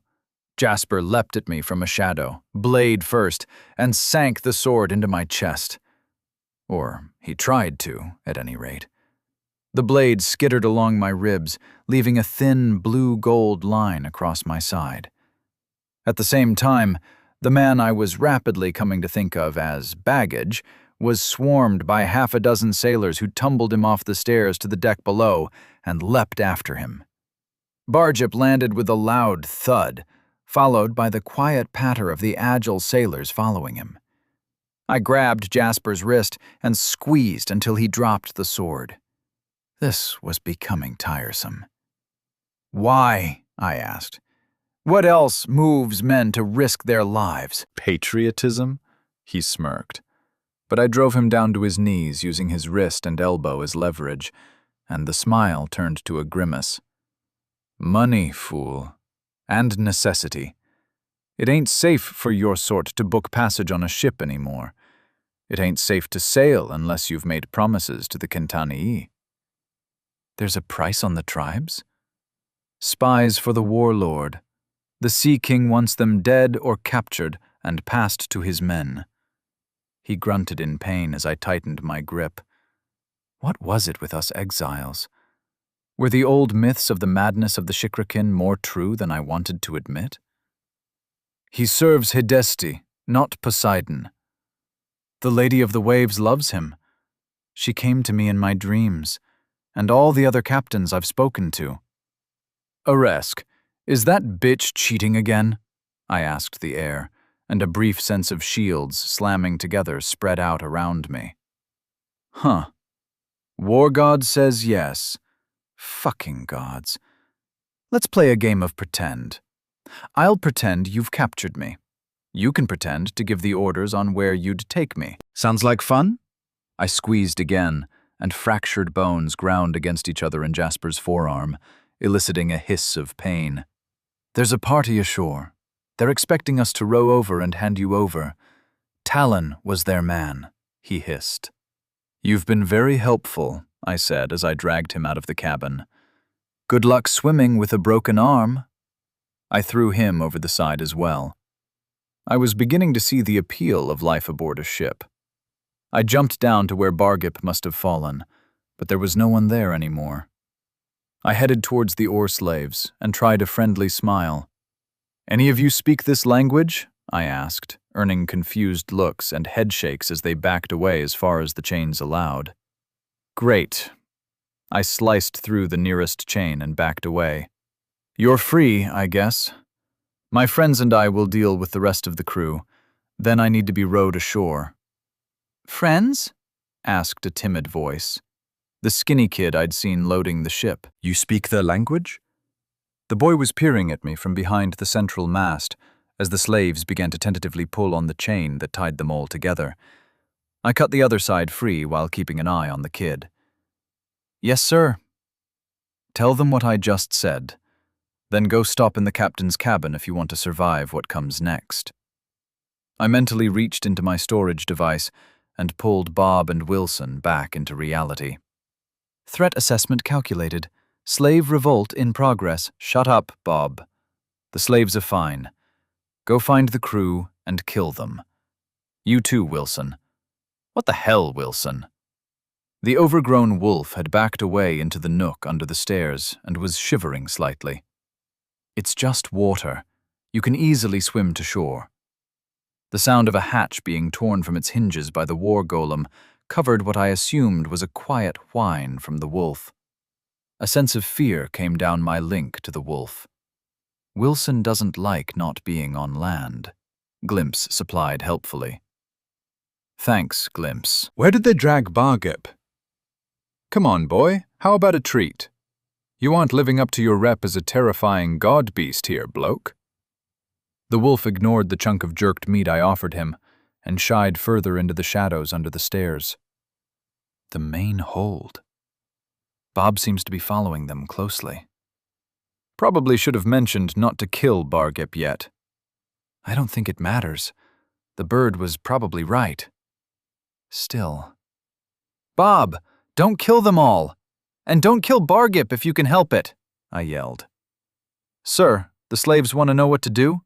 Asked the kid who had approached me until he saw Wilson, bronze fur reflecting what moonlight filtered through into the animal's hidey hole. Then he'd stopped, and currently appeared to be calculating how high his odds of swimming to shore would be. Tell them the ship is theirs. They can sail or row or whatever to a port and sell it if they want. Just need to hook up with the assholes on shore so I can get some directions. Then I'll be out of their hair. They all have shaved heads? I hadn't bothered to notice that detail before. It's an expression. It means I'll be gone, and I don't care what they do afterwards. I won't hurt them.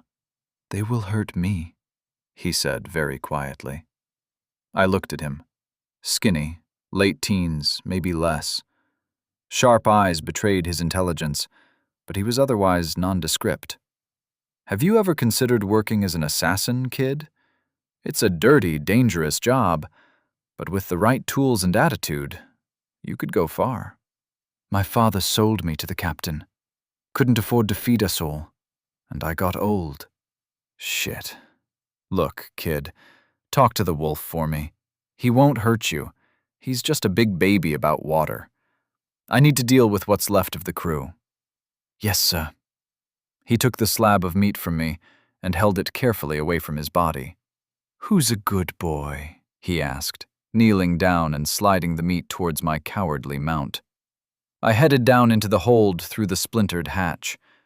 There seemed to have been a running battle. Half the slaves were catatonic, shivering in place, and the rest were desperately clawing at their bindings, ripping off fingernails or choking themselves in the process.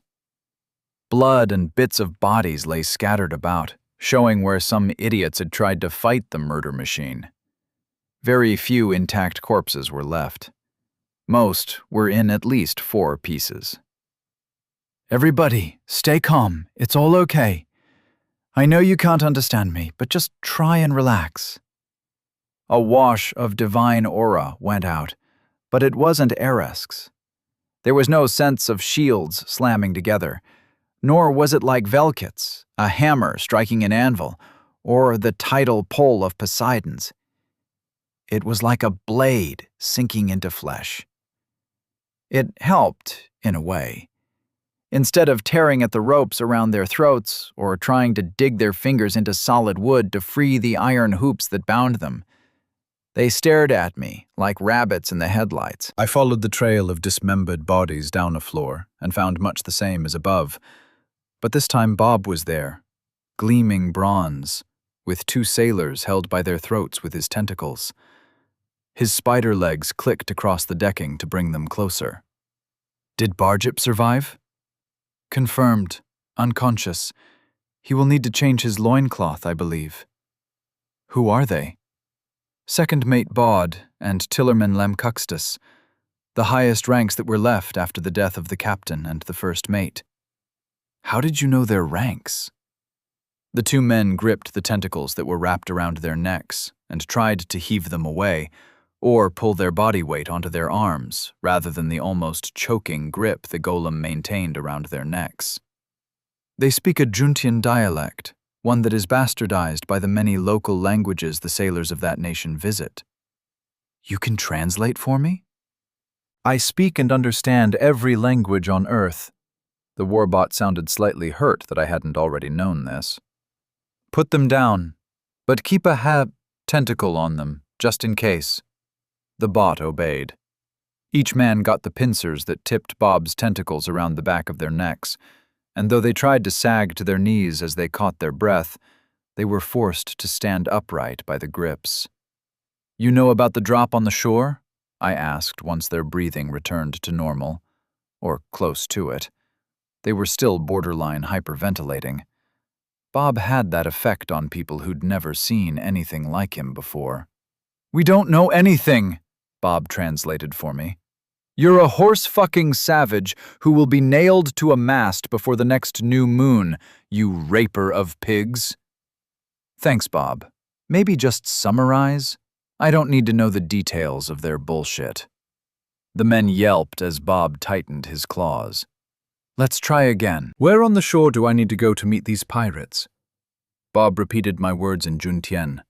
The second mate started cackling before another squeeze reminded him of his situation. They say that if you want to go meet the Wind Lords, they're only too happy to help. Or words to that effect. The cove that is shaped like an arrowhead has a small beach on it. Talon was planning on dropping you there. Wind Lords? Jesus, bloke. Marwan ought to be better at names than that. Fart huffers would be better. Another rattle of conversation between the bot and its prisoners ensued. The captains of his ships and the leaders of their marine troops chose the name, came back in Erisk's voice from the droid. I didn't really care. So, off to see the Wind Lords, I guess. Break that one's arms and chuck him over the side when we get up top. Keep the second mate to point out the cove we need. Bob's human-formatted arms came forward and twisted the screaming navigator's arms into pretzels as the golem followed me back through the ship. I stopped to slice through the chains holding the slaves on the second deck in place and had Bob give a speech explaining that they wouldn't be harmed and the ship was now theirs to do with as they wished. Once we were back under the moons, I got the kid and the second mate to explain how to lower the longboat over the side and had a dozen of the oar slaves who were willing to help out climb down ropes to man the oars. Come on, boy. Back into storage. Wilson whined at me. You can't go in the boat. First of all, you'll be right next to the water. And more importantly, you'll be a massive bronze wolf sitting in the boat. It will kind of blow our cover. 5 minutes later, and after Glimpse explained he wanted to be let out on the shore to run around for a bit once we got there, I had the wolf back in storage, and I climbed down into the longboat.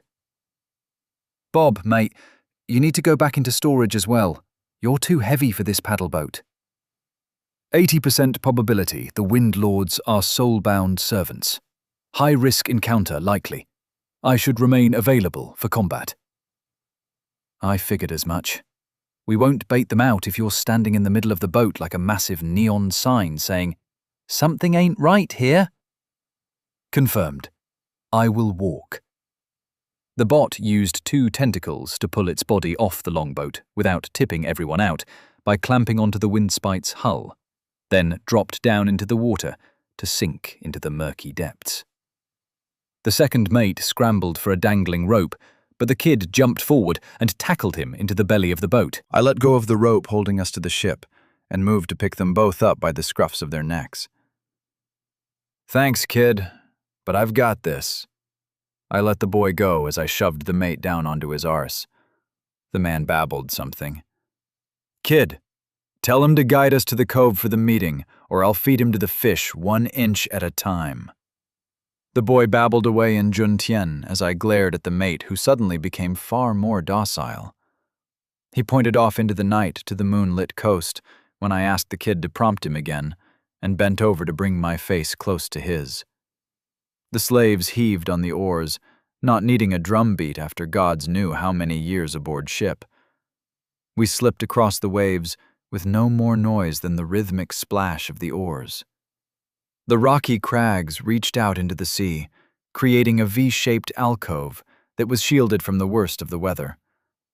The trees quickly became taller and thicker as I scanned inland. The rocky protrusions were covered in scrub at best, but soon the land was thick with bushes, and beyond the stony beach, a dark forest shrouded us in shadows. "What happens now?" I asked. "He says we wait. If they are nearby, the Kentanii will come." "Fun! Everybody get on the beach. I'll pull the boat onto the shore." The slaves, the kid, and the mate jumped into the water and waded ashore after the boy translated for me. I took the rope tied to the prow of the boat and dragged it up onto the beach, earning winces from the slaves as the wood scraped against the rocks. "What?" "Not good for the boat, sir." "It'll be fine. I could always fix it with the shape vegetation spell if needed. I was pretty sure I could warp wood with it. Now we need to get set up." I rubbed my hands together with a glee that didn't last very long. I made it clear to the mate that Bob was just out of sight under the waves, and then had the galley slaves loosely tie ropes around my wrists and put a hood over my head. It took some persuading. They were terrified to even touch me. I leaned back against the longboat where I'd beached it, and was left with the rough scratching of Hessian cloth and the smell of salt while we waited. I closed my eyes and watched, courtesy of Glimpse, as he circled above. "There they are," I sent. "You see their levels?" The crow replied. "These guys are pretty tough, kid. When things kick off, you and the slaves just hide, okay?" I called out. "Tough, Captain?" "Magic. And I'm not your bloody captain. Just stay out of the thick of it. They'll be here in a few minutes." The blood, no longer red, in my veins hummed at the thought of the coming fight. 24 men, 4 of whom had A-ranked body stats, and 3 with A-ranked mind stats.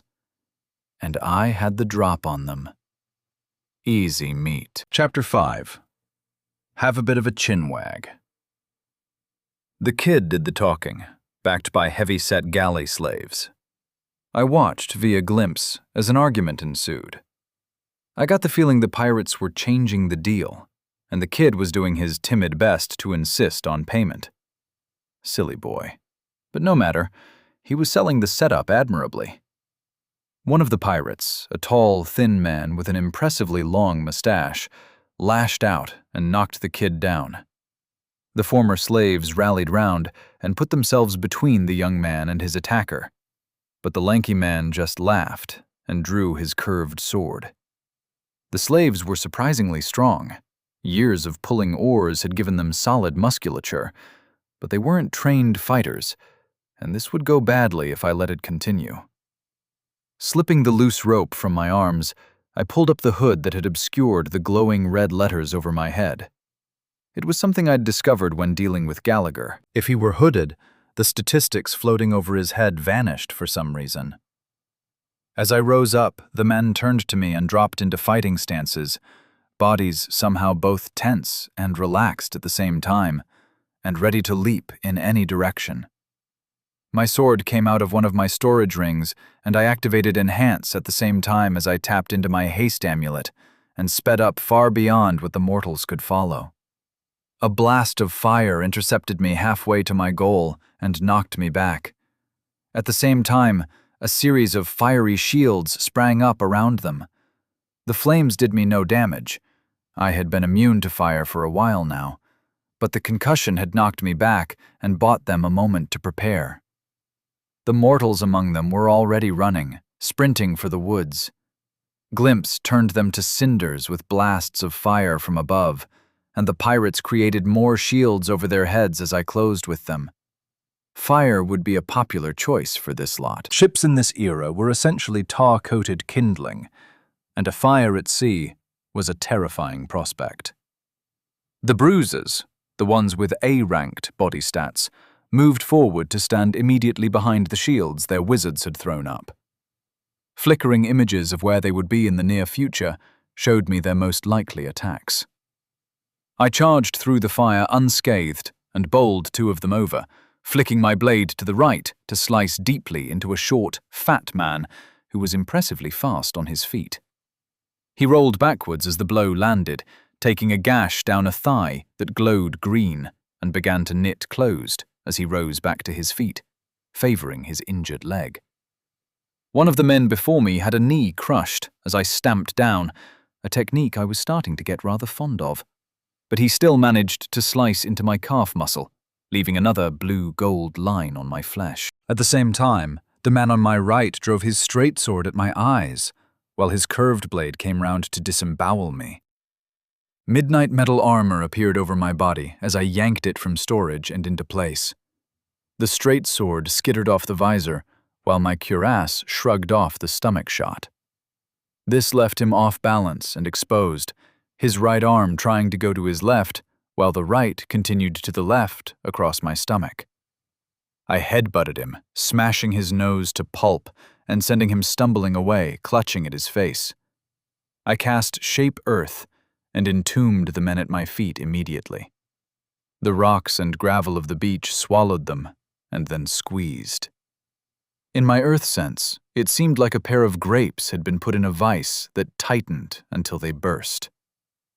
Normalis humano, soul-bound servant, slain ×2. 40 souls gathered. As my senses spread out through the dirt and stones to encompass the wizard standing a few feet away from me, I focused, and tendrils of stone wound up their bodies.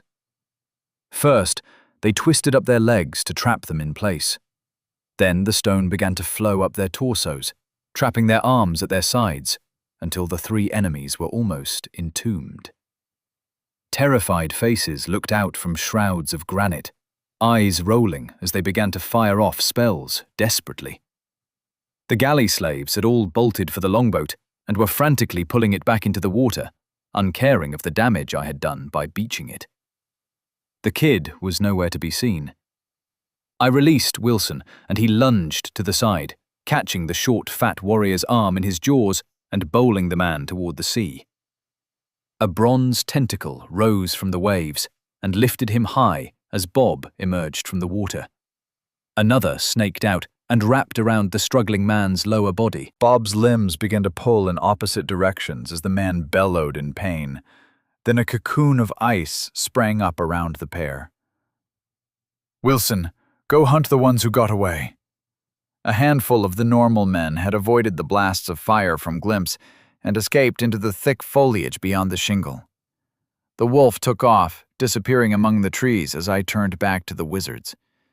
Their desperate spells had been largely ineffective. A few glowed green as they attempted to heal the damage they'd done, struggling against their prisons. I reached out through the earth, and new tendrils of stone stretched out. The tribes and I had long since refined our methods of taking soul-bound enemies alive for questioning. Unfortunately, it wasn't pretty. Snakes of stone wound up from their necks and stabbed into their eyes. The screams of powerful men losing their vision are haunting. The knowledge that something so vital was now gone forever gave their breathless yells and curses a brutal, keening edge. A shattering sound rang out behind me. A quick glance showed me that Bob had broken free of the ice and completed his self-appointed dismemberment of his victim. The 2 halves of the man's body splashed down into the surf as the golem surged ashore. The machine skittered towards my entombed wizards, still weeping from empty sockets, and its tentacles shifted into what I thought of as their angle grinder formation, the pincers blurring round to serve as circular saws. "Hang on. We need to have a chat with these blokes before we knock them. Just keep an eye on them for now." The blurring metal slowed and shifted back into pincers, and if they could still see, each of my prisoners would have been horrified at the gore-covered metal that hovered inches from their faces. Bob spoke to them in their language, and they all went very quiet. "Kid, you still alive?" I called out, and the boy emerged from behind the former slaves who were still battling to drag the longboat back into the swells. He was soaked and looked utterly terrified. He didn't want to show himself, but the fear of not obeying me left him no option. Lord? He stuttered. "It's okay, kid. What's your name?" Prender, Lord. His fingers twirled around each other as he held his hands in front of his stomach. I put my armor back into storage and gave him what I hoped was a reassuring smile. "Get them to stop trying to take the boat. They're safe for now." He barked something in guttural Juntien, and a couple of the slaves snapped back at him. Glimpse landed on the boy's shoulder and cawed loudly enough to force them all to turn to the kid. Prender repeated what he'd said before, more or less. A few words had shifted, and there was more confidence in his voice. The slaves stopped. One moment, they were frantically pulling at the heavy boat. The next, they waded slowly ashore. Then the bastards all got down on their knees and pressed their foreheads into the wet sand in my direction. "What the hell did you say?" I asked as I pulled the boat back out of the waves. The slaves shuffled sideways to make space for me, keeping their faces aimed at the sand and watching me in the corners of their eyes. "That the godling had commanded it. Is that all right, Lord?" I'm not a... I bloody was, wasn't I? Mortals were beneath me. I'd started seeing and, in some ways, treating them as less than. This path of the divine was fucking with my head just as much as Aresk's mark had. Fuck you, Aresk. Come now, my son. It's not everyone who gets adopted by a god. You will forge your identity as you rise to your full power. It has been more than 1,000 years since a true champion rose to join our ranks. The god's voice was warm and smug in my mind. A brief flicker of his aura rang out around me, shields locking together, making the slaves glance up, and the boy drop to his knees. I reached inside myself, and a flicker of that strange aura from the ship spread out like an echo of Aresk's power. Knives finding flesh in the dark, the subtle hiss of skin and muscle parting. Path of Divinity. Patron, Aresk Foeslayer. Divine Ichor, Level 2. Divine Physique, Level 3. Divine Intellect, Level 2. Huh. I'd gained a level in Divine Intellect. The aura had felt a little stronger as well. More complex. More full. I tried to spend souls to raise Ichor to Level 3, but it didn't work. I had over 30,000 souls on hand. Either that wasn't enough, or I had to improve these statistics through direct action. Well, that was fine. I was good at direct action. I stopped dragging the boat and heaved it up over my head. The wood creaked, and I had to use shape earth to prevent myself from sinking up to my thighs in the sand beneath the rocky beach. But I was able to walk up onto the shore with the boat, shocked gasps coming from the slaves. As I set the boat down, I checked my stats again, but nothing had changed. Not enough of a challenge? A quiet chant came from the slaves to serve as a counterpoint to the quiet whimpers from my prisoners. "What are they saying?" I asked Prender, as I stared at the men rocking back and forth while they muttered and mumbled the same phrases over and over again. "They are praying for your mercy, Lord." "Oh, get up, Prender. You can't just talk to the stones. It's not as though I'll smite you for looking me in the eye." The boy rose slowly, shivering slightly, and managed to briefly look me in the face before fixing his gaze on my bare feet. "Better, I guess. Let's have a chat with our new friends and find out where their ships are." Prender trailed along behind me as I approached my captives. Fear and pain mixed with rage and disbelief on their faces. The occasional glow of magic surrounded them, but without the sight to target their spells, they were reduced to the ones that affected their own bodies. Glimpse hopped to my shoulder and rubbed his beak against my cheek, and I patted his head as I worked out what I wanted to say to these assholes. "I will scout. Their ships cannot be far." He took to his wings and circled upward before peeling off to the east and following the shore. "Bob, ask them how many ships they've got, please." I'd need to remember my manners. This pervasive sense of viewing others as lesser than me would lead me down a dark road if I didn't. Bob asked, and they snapped back at him. "They are not being particularly helpful. This one," he poked one of the men in the face with a pincer, "says that the 10,000 masts will take their revenge. That one is begging for his mother.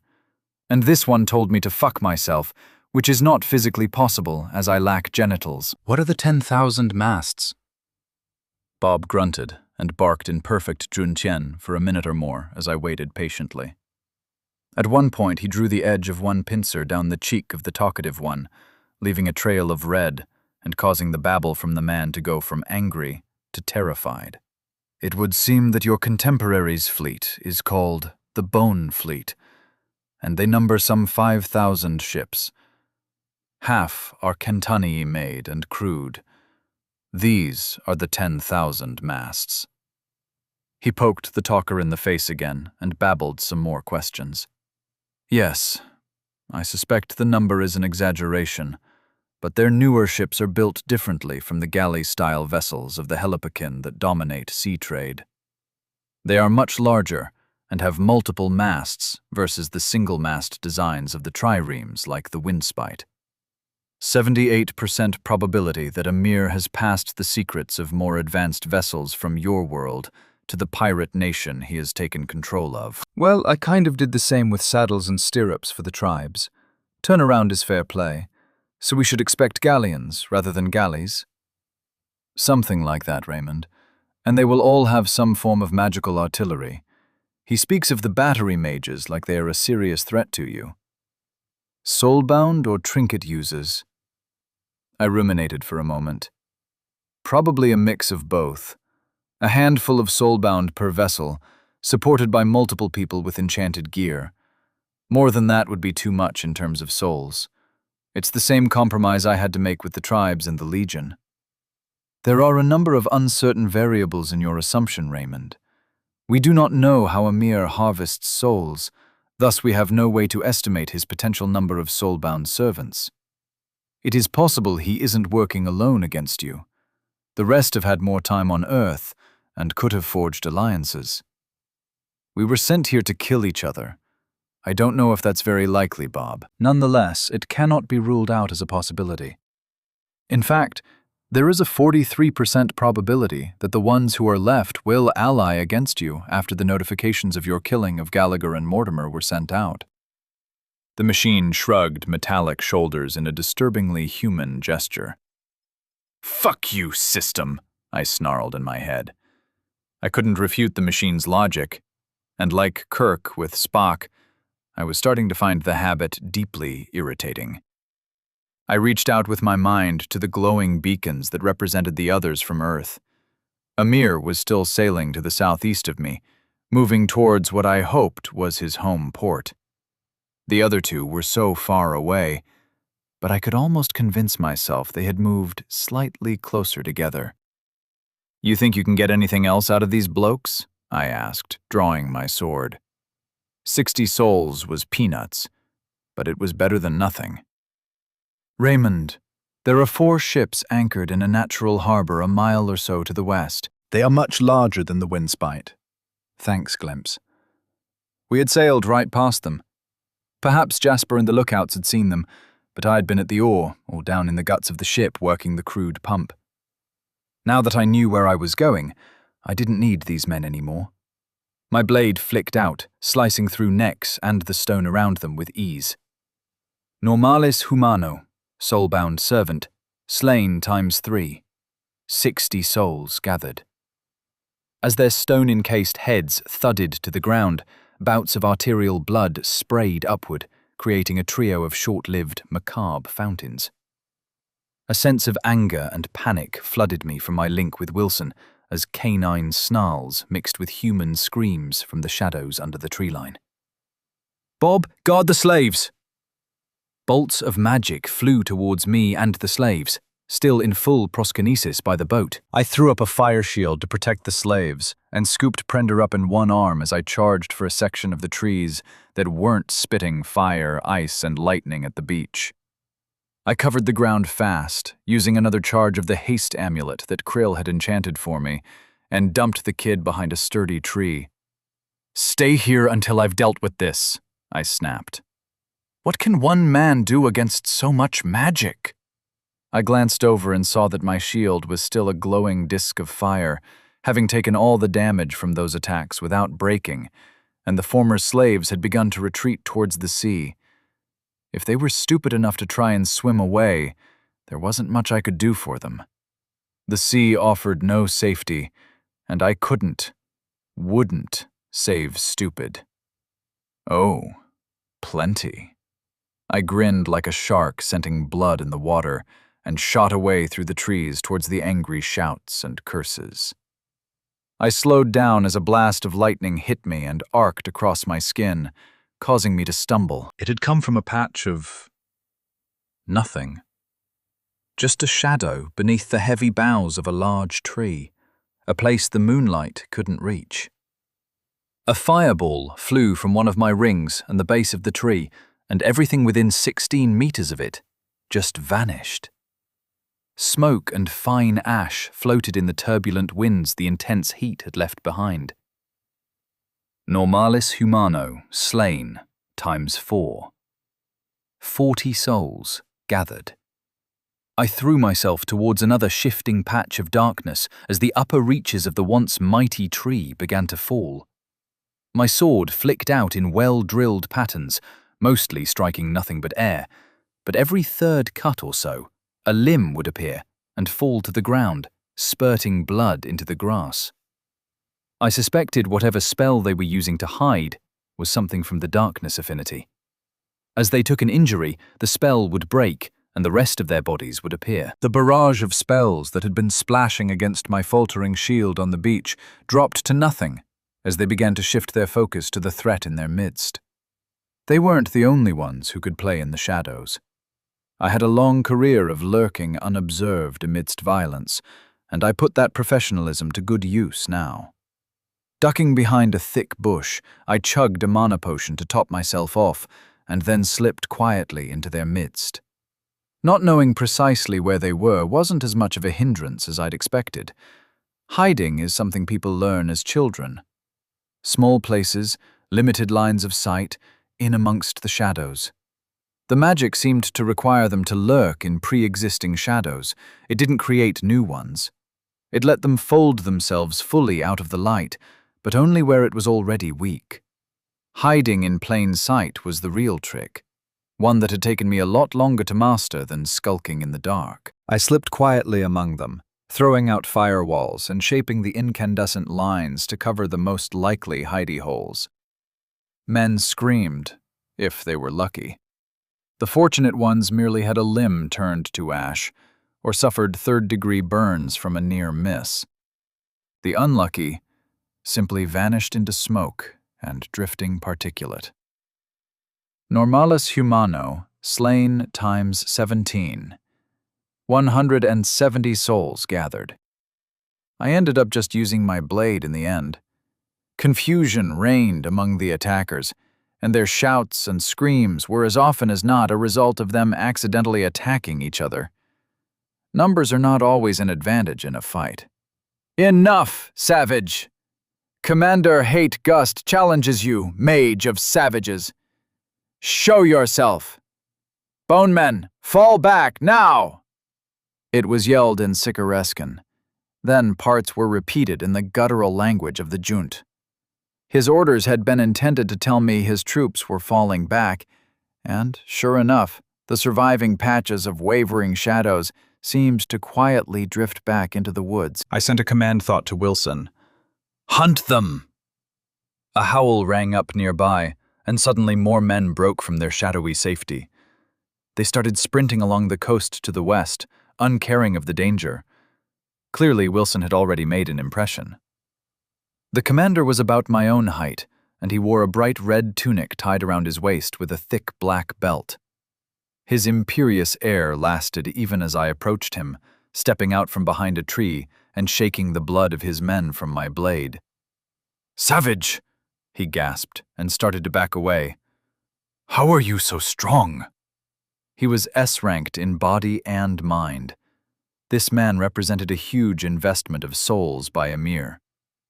He held up a cane in one hand as though it would ward me off.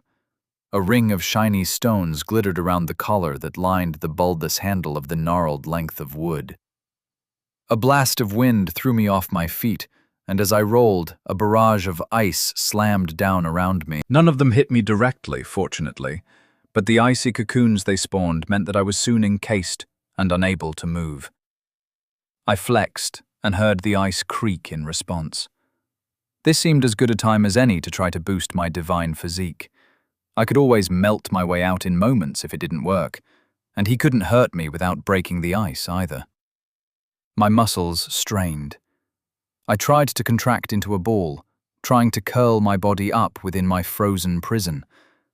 More creaks and a few ominous groans sounded out around me, and I redoubled my efforts. Faint splintering noises prompted me to switch, and now I fought to straighten out completely. Something shifted again, and I switched to curling up again. A shape moved through the murky glass of the ice, a man in red pacing up and down outside, waving a thin stick around.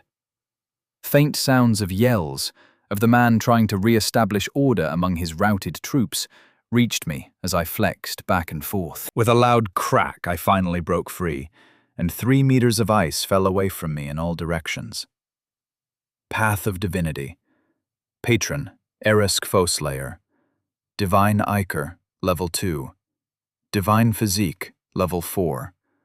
Divine Intellect, Level 2. Well, that worked, I muttered as the man spun to face me, primal terror painted on his face. He raised his arm, the cane pointed at my head, but a bronze tentacle shot out of the dirt beneath him and took the man in the groin, heaving him off his feet to dangle and clutch at himself. Blood began to drip from his crotch as Bob emerged fully from the dirt and shook off the clinging muck. "I told you to guard the oarsmen." When the danger dropped to a non-significant chance of death among their number, I chose to relocate and provide assistance, the machine said as he wafted the whimpering mage between us as though the man weighed almost nothing. He turned his victim so the man was held in front of the array of mismatched blue lenses that served the war golem for eyes. I rolled my shoulders. "Define non-significant," I asked. The chill from the ice was clinging to me, and my sweaty and blood-soaked clothes were brittle as they slowly thawed from my body heat. 4%. That's still pretty high. Less than 1 in 20 is non-significant. What do you want to do with this one? You know the drill. Take his eyes and I'll heal him up. Then we can have a bit of a chinwag, can't we, bloke? I smiled up at the man, and he somehow went even paler. So not nukes, then. That's a fucking large crow, or some Juntian exclamation along those lines, are not the greatest last words that a man could hope for. It was better than a heart attack on the shitter, or the phrase, "What bus?" but not by much. Something along the lines of "Big Bird" was the final thing to slip past the lips of the lookout who was perched high on the central mast of the largest Kentanii. Normalis humano slain times 1, 10 souls gathered. I had reached out as soon as Glimpse had released me from storage and crushed his neck with one hand. I curled his body into the small space and took in my surroundings. The Juntian ships were schooners or cogs or galleons or whatever. I wasn't up to date with medieval naval lingo. The others were twin-masted, longer than the Windspite by about 50% and much broader. But the one I perched unobserved in was the real prize. 3 masts, the front one shorter than the others, ran down the center of the ship, and it was easily twice the size of my recently liberated galley. Up so high, I rocked slightly as the ship swayed with the waves, but the sailors below weren't concerned about the constant movement. It looked like someone had thrown a stone into a beehive. Men swarmed over rigging and the decks, frantically locking things down and tying things off as officers barked orders. None of them was currently looking up, but in the twilight of the moons, it would be almost impossible to make out that I had replaced the lookout anyway. So, what's best? This thing will have the charts the dearly departed commander described. Do we really need the other boats? I whispered aloud. Glimpse cocked his head at me and cawed quietly. It would seem the crew is largely unnecessary now. Perhaps we should just collect Wilson and go on our way. Nah, I need to upgrade some magic, which means I need souls, and we need to take this ship intact, or at least avoid sinking it. I began to cast a series of firebolts. The almost invisible fists of fire appeared 20 meters away from me, and down at deck level, before they arced off towards the nearest of this ship's sisters. They slammed into the other pirate vessel and deleted large sections of its hull. As it listed to the side and began to sink, the secondary fires caused by the detonations spread quickly along oiled planks and tarred ropes. Normalis humano, slain, times 89. 890 souls gathered. That was more like it. None of this chump change gathering of souls. Screams of panic echoed out across the sea as the sailors below stopped in their tracks. Frantic shouts came from the officers. The barrage had come from this vessel, as far as the witnesses could tell, and soon they did what I had hoped. Men in rich tunics were screamed at and herded together on the foredeck. They all wore arrays of jewelry, looking more like rich wives than human weapons, and each carried a short cane, similar to the commander's. A number of officers, scarlet B's and C's floating over their heads, harangued them as the battery mages switched from arrogance to confusion and back again. An argument erupted, one of the mages shoving back an officer who got too close to him. I repeated the trick on the next closest ship. Another line of holes appeared along the hull that instantly turned that side of the ship into a conflagration. Some of the battery mages below started pointing and yelling as yet another part of the fleet began to sink beneath the waves. Normalis humano, slain, times 107. 1,070 souls gathered. The officers below stared in confusion for less than 5 seconds, then began screaming at the rest of the crew. Soon the regular sailors were hurrying to their positions, and a dozen of them began scaling the rigging below my eyrie. "Deal with the last ship while I sort out this lot, will you please?" I said as I stood up. The crow slipped off the edge of the railing around the lookout's nest and spiraled unnoticed into the sky.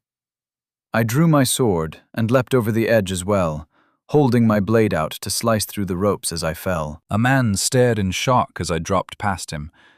Then he joined me in the fall as the ropes above began to unravel. I slammed into the deck, bending my knees to absorb the fall, but the wood still creaked and cracked from the impact. The unfortunate sailor landed with a crunch and a faint moan.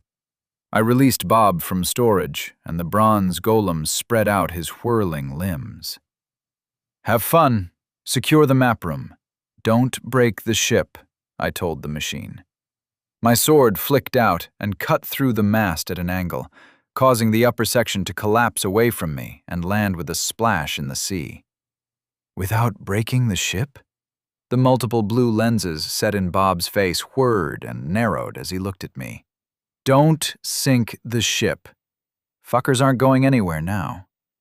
The machine nodded and took off towards the rear of the ship, slaughtering anyone he came across. These were pirates, slavers, and probably rapists.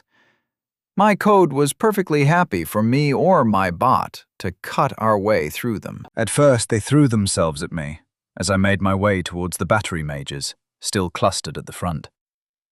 Taking the wizards out wouldn't be hard. Stopping them from blasting holes in the ship was going to be the tricky part. Sailors dropped from above, only to be snatched from the air and tossed over the side, or split in half with a flick of my blade. Should I give the sword a name? Or was that kind of lame? It was one of a kind, unless one of the others had spent the souls to get something similar from the shop. Did it deserve a name? It had one function: cutting things in half, or bits off of other things. It was hardly romantic. Soon, the sailors were throwing themselves out of my way, often jumping into the sea to escape my advance. I didn't pay them any attention. They were gnats at best. Unleveled humans were as much threat to me as a mouse is to a lion. Unless they wore a myriad of enchanted trinkets and could see me coming. Stopping by the foremast, I paused and took stock of the situation. The mages were still bickering and shouting at each other in their rough language, barely paying attention to anything outside their own little gathering. Still, I was too tall to pass unnoticed if I just tried to stroll up to them with my silvery sword hanging at my side. People quickly start paying attention to that kind of thing. It was only 10 meters or so, but that would give some of them enough time to react foolishly and start lobbing spells before I could put them down, even with haste and enhancement active. I was out of charges for the haste amulet today, so that was off the table anyway. The nameless sword went back into storage, and I dived over the side of the ship.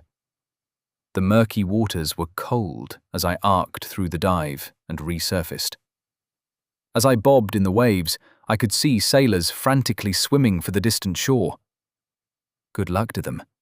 I could sense Wilson sitting patiently on the beach, watching for his dinner to arrive. Glimpse. Wait for my order to hit the other ship. From the bird's sense, I could see he had circled up high and was now preparing to make his attack, like a falcon stooping on a pigeon. A mental affirmation came back, and the crow took up a holding pattern in the sky above. I swam over to the prow of the ship and began hauling myself out of the water, along the thick timber where the two halves of the hull met.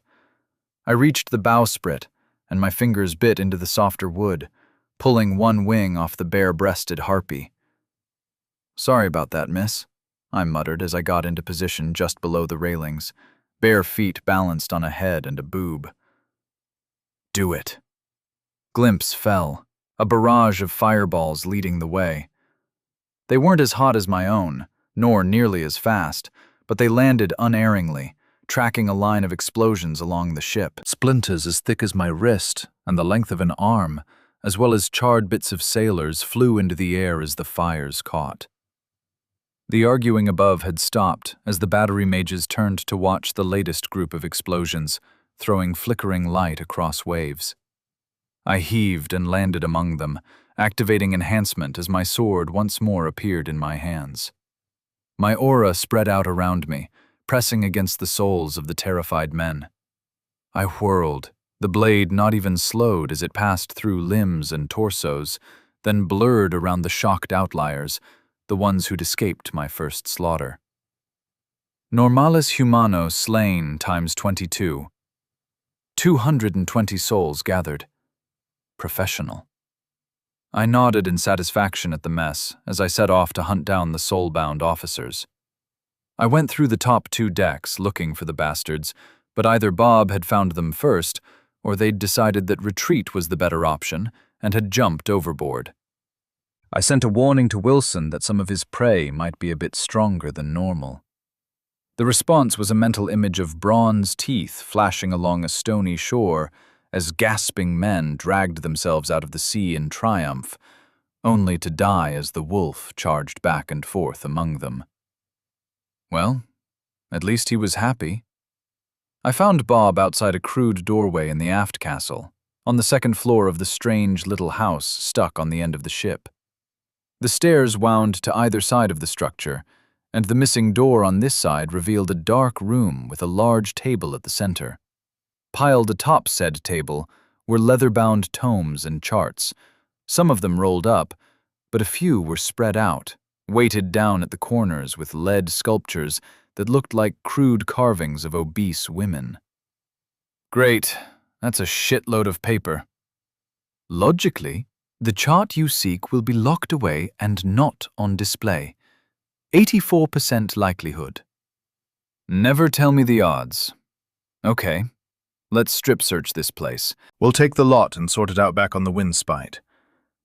I pulled all the papers and books into storage as the golem began dismantling the wall panels, plucking them away from the rest, one at a time. My estimate was too low. It was the first time I'd heard Bob sound anything other than mechanical or murdery. I glanced up, and behind the latest panel he had ripped free, he had revealed a small cubbyhole. Moving over, I saw that there were simple hinges along one side of the fancy woodwork, and within the dark space behind it were a number of pouches that jangled when I poked them, several books, and 3 rolled-up charts.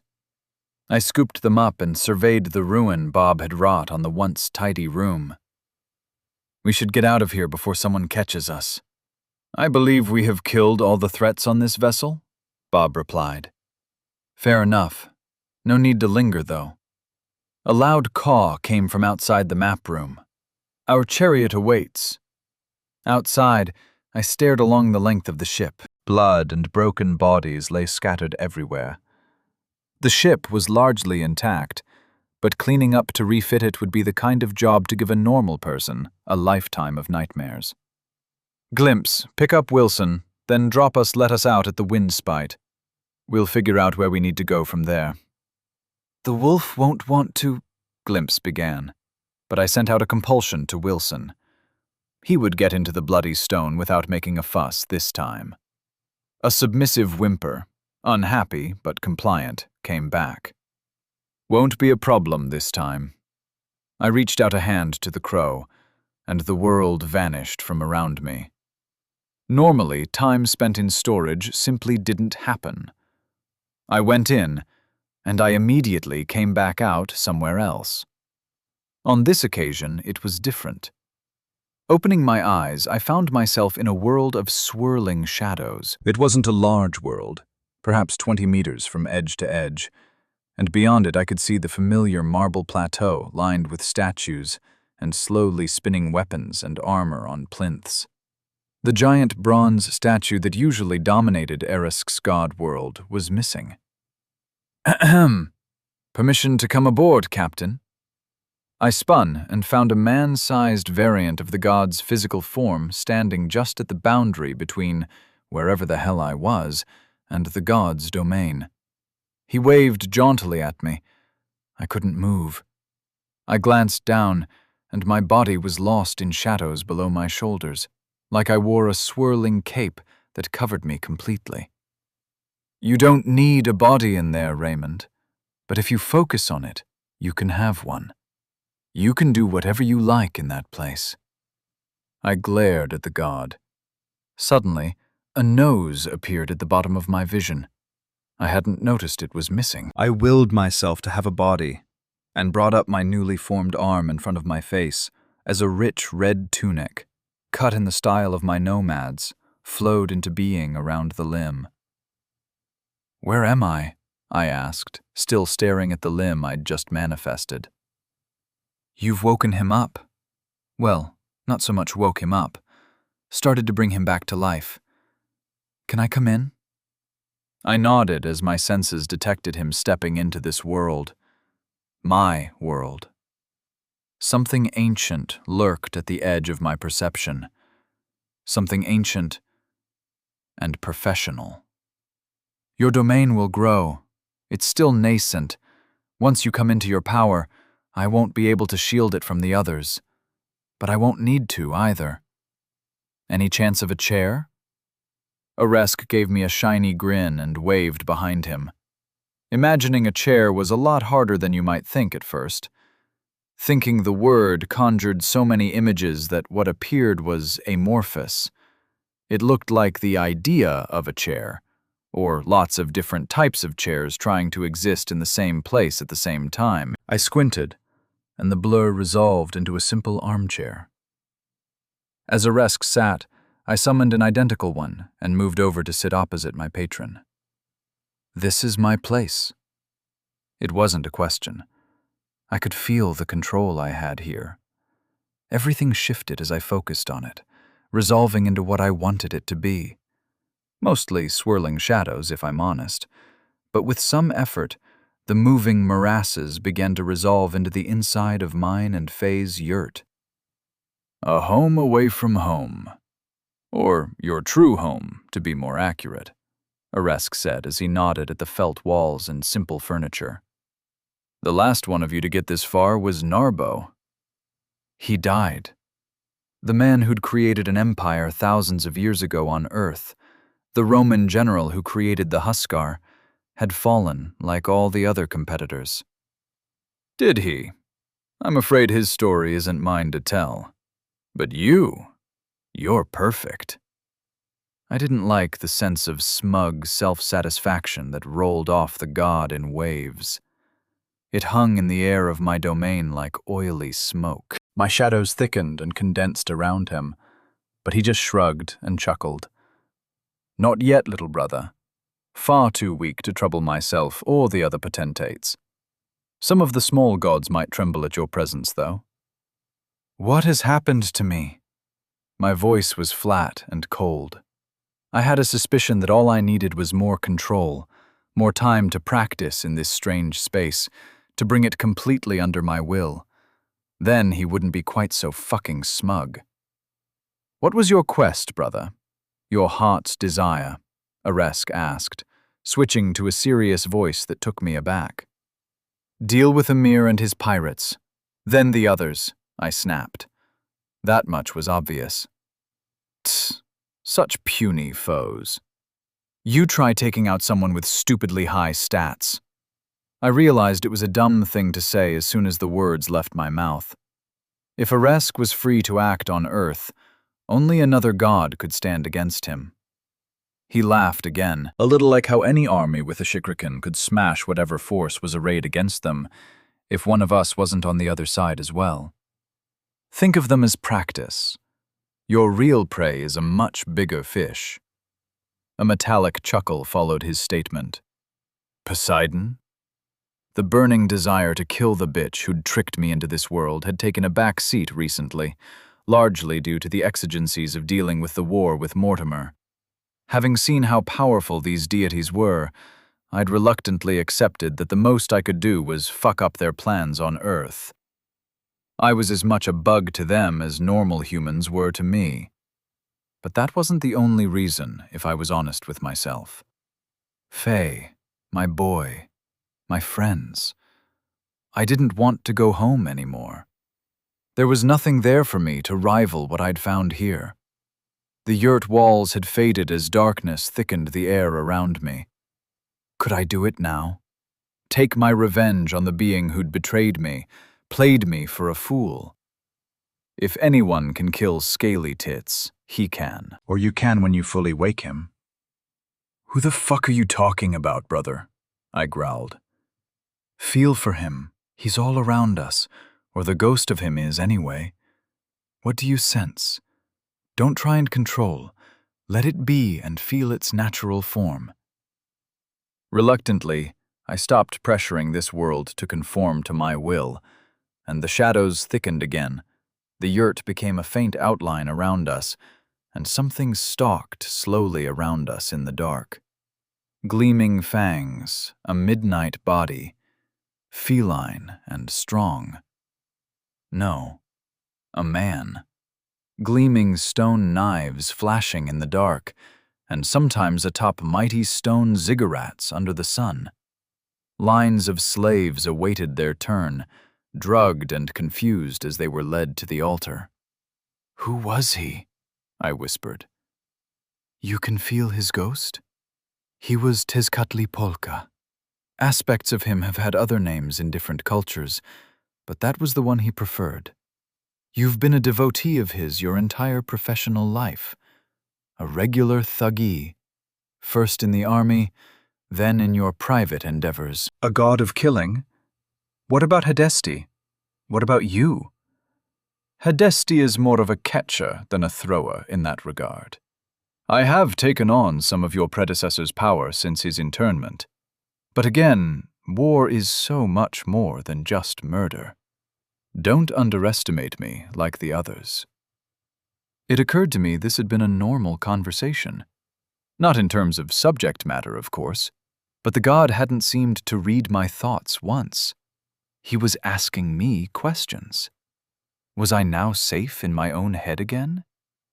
You're a lying cunt, I thought fiercely at the man of bronze sitting opposite me, and he didn't bat an eyelid. Interesting. So I'm a threat to you?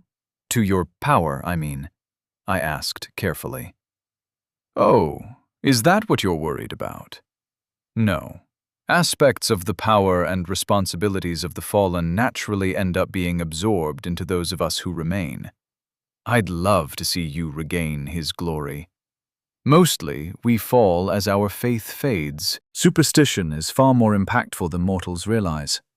When they stop believing, we dissipate. Think about the gods that you've met. What do we all share? A love of the sound of your own voices? That too, but it's something else. He grinned at me. You aren't religious icons anymore. No one thinks of Mars as war back home. Pretty much. We embody ideas that are still all-pervasive among the humans. Disease, war, famine, and death. But there are rather more than 4 horsemen. So I'm becoming the god of killing. How did he die, or fall, or whatever? Suicide? I asked. Killing was still very common back home. Murder rates weren't that high, but still high enough. Why do people kill on Earth? Crimes of passion? Jealousy got rolled into Aphrodite a long time ago. That was a bitter catfight, I can tell you. War? That's my wheelhouse. Most of the reasons for murder have been absorbed by the rest of us. He shrugged. But now on Earth, you've built a reputation, a warlord. But more than that, a murderer. Fuck you. I haven't just killed people. I've built something. Our surroundings shimmered as the anger ran through me. With an effort of will, I brought back the simple interior of the yurt. No one has stood against you and lived. You've killed everyone who physically opposed you. In front of many, many witnesses, I might add.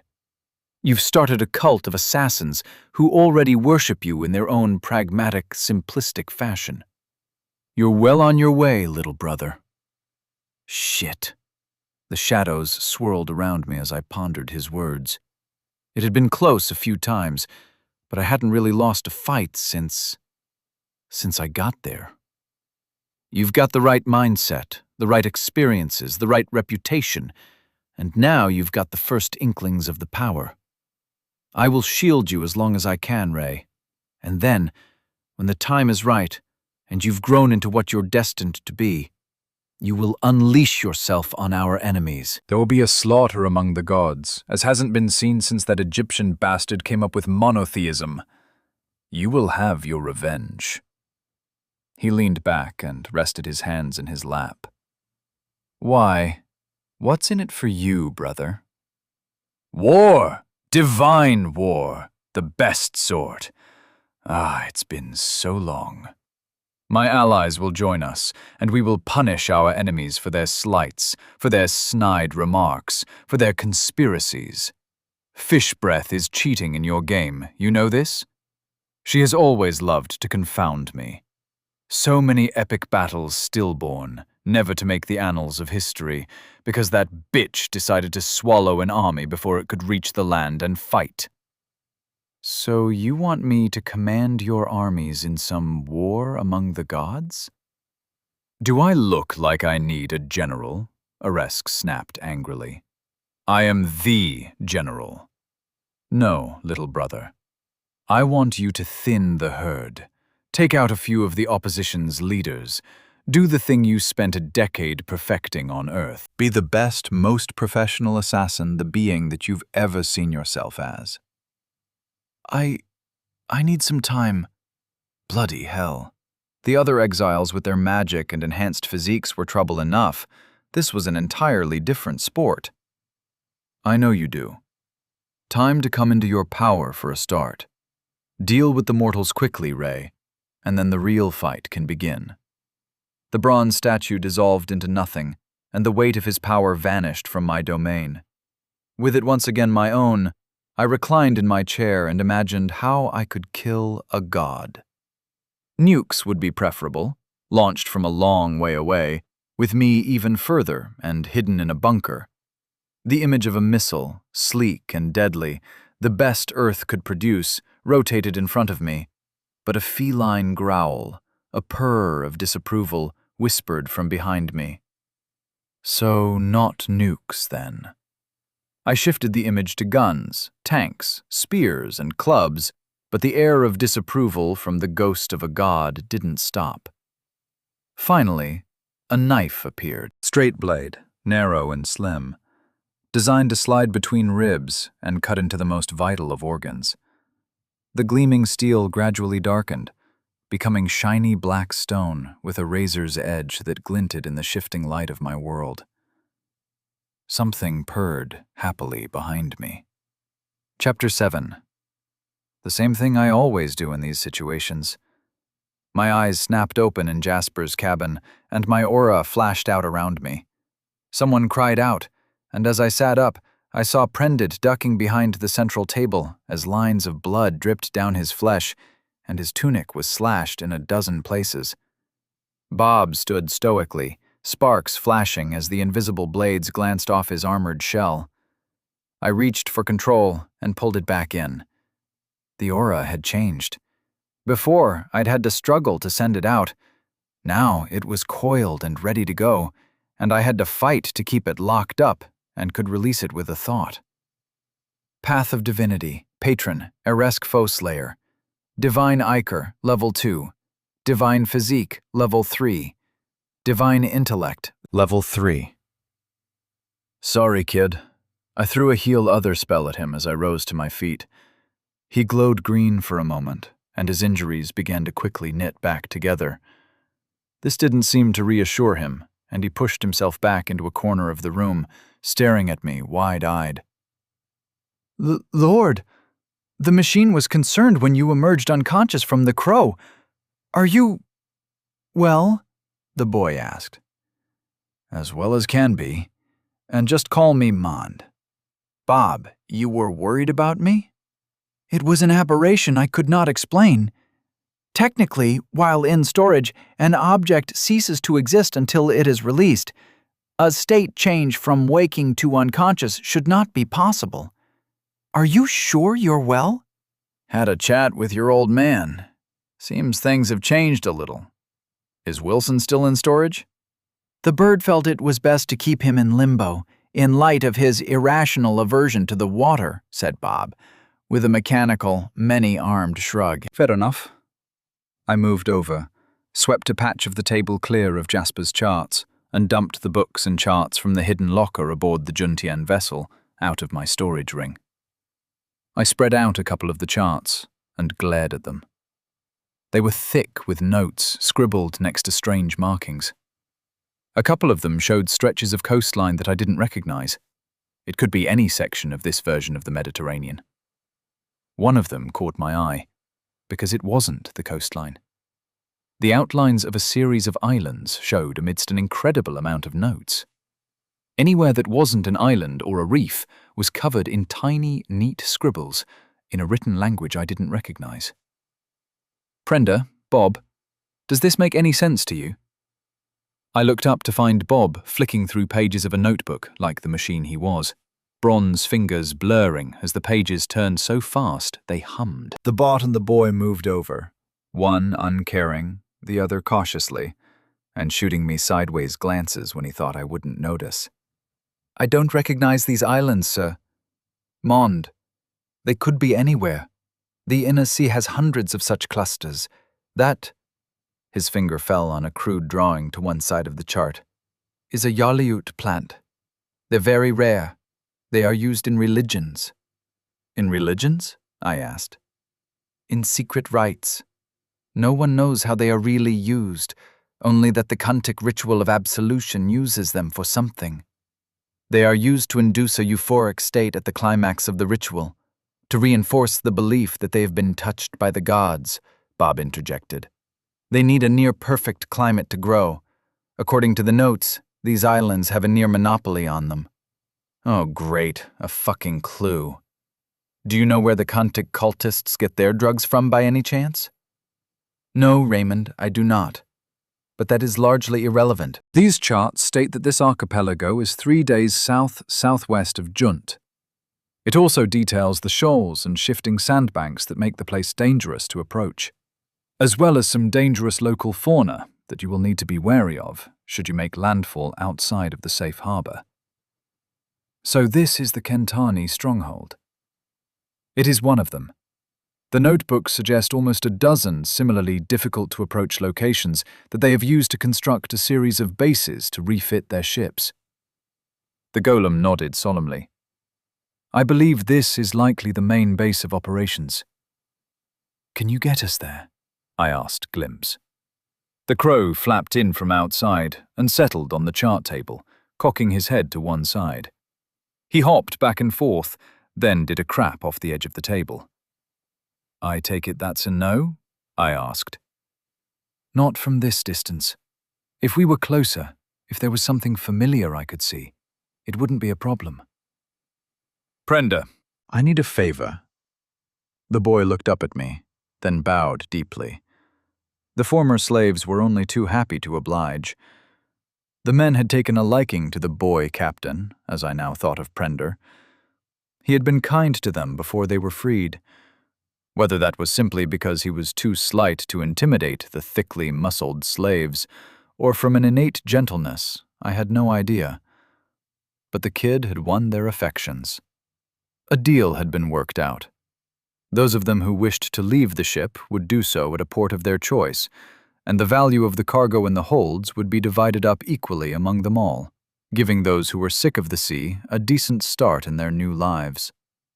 Most of them had been at sea for such a large part of their lives that they couldn't imagine going back to the land. The majority were eager to receive daily instructions in close quarters and unarmed combat from Bob and me as we sailed southwest towards the Jaina Isles, as it was called in our stolen charts. On the second day, we put ashore at the mouth of a minor river, and a group rowed ashore with barrels to collect fresh water. As we were waiting at anchor, another ship rounded the headland in the distance and began to turn towards us. Kentani? I asked Prenda, who scowled and shrugged. Not flying their colors, but what pirate flies under their real flag? Want Glimpse to deal with it, or do you want to give your new wizards a try? I asked. Keep the bird close, to intervene if necessary. Leave it to us for now. Prenda still looked like he was barely an adult, but in the last few days, he had grown into his new position, and now he acted like a captain without even thinking. He was one of the better fighters as well, which didn't hurt his reputation among the former slaves. Quick and wiry, dangerous if he got in close. If you're sure. We won't have a god to shield us forever. We need to train with the artifacts you've given us. They might just be here to gather water and trade. Most of them had come from the leather pouches hidden aboard the pirate flagship, replacements in the event that a battery mage was killed or lost his own equipment. I had crafted a few stones for them, though. My best fireballs, a few shape vegetation spells in case they needed to repair hull damage quickly, that kind of thing. You reckon? We haven't seen another ship for a while, I replied softly. It was the kids' show, as far as I was concerned. I could step in any time I felt the need. See how the sail is rigged? He asked, leaning out over the railing at the prow of the ship to squint against the sun glinting on the waves. It's not like us. Slanted boom, triangular sail, not square. And they're rowing hard, which makes no sense. The tide and wind will carry them in. They're at ramming speed, but too far from us for the oarsmen to sustain the pace. They're running from something. Prepare for battle! Run up the boom, but keep the mast furled for now. Move fast, he finished in a bellow that snapped with the timbre of command. What about the shore party? I asked. They're the safest of us all. I'm more worried about windspite. Oarsmen had boiled up from the hold below and were taking up their stations. No longer chained, and now armed with a variety of looted swords and daggers, they were a mean-looking bunch, who all blanched and bobbed their heads whenever I caught them staring at me. The anchor was hauled up, and a beat rang out from the drum as the ship slowly turned and fought the tide.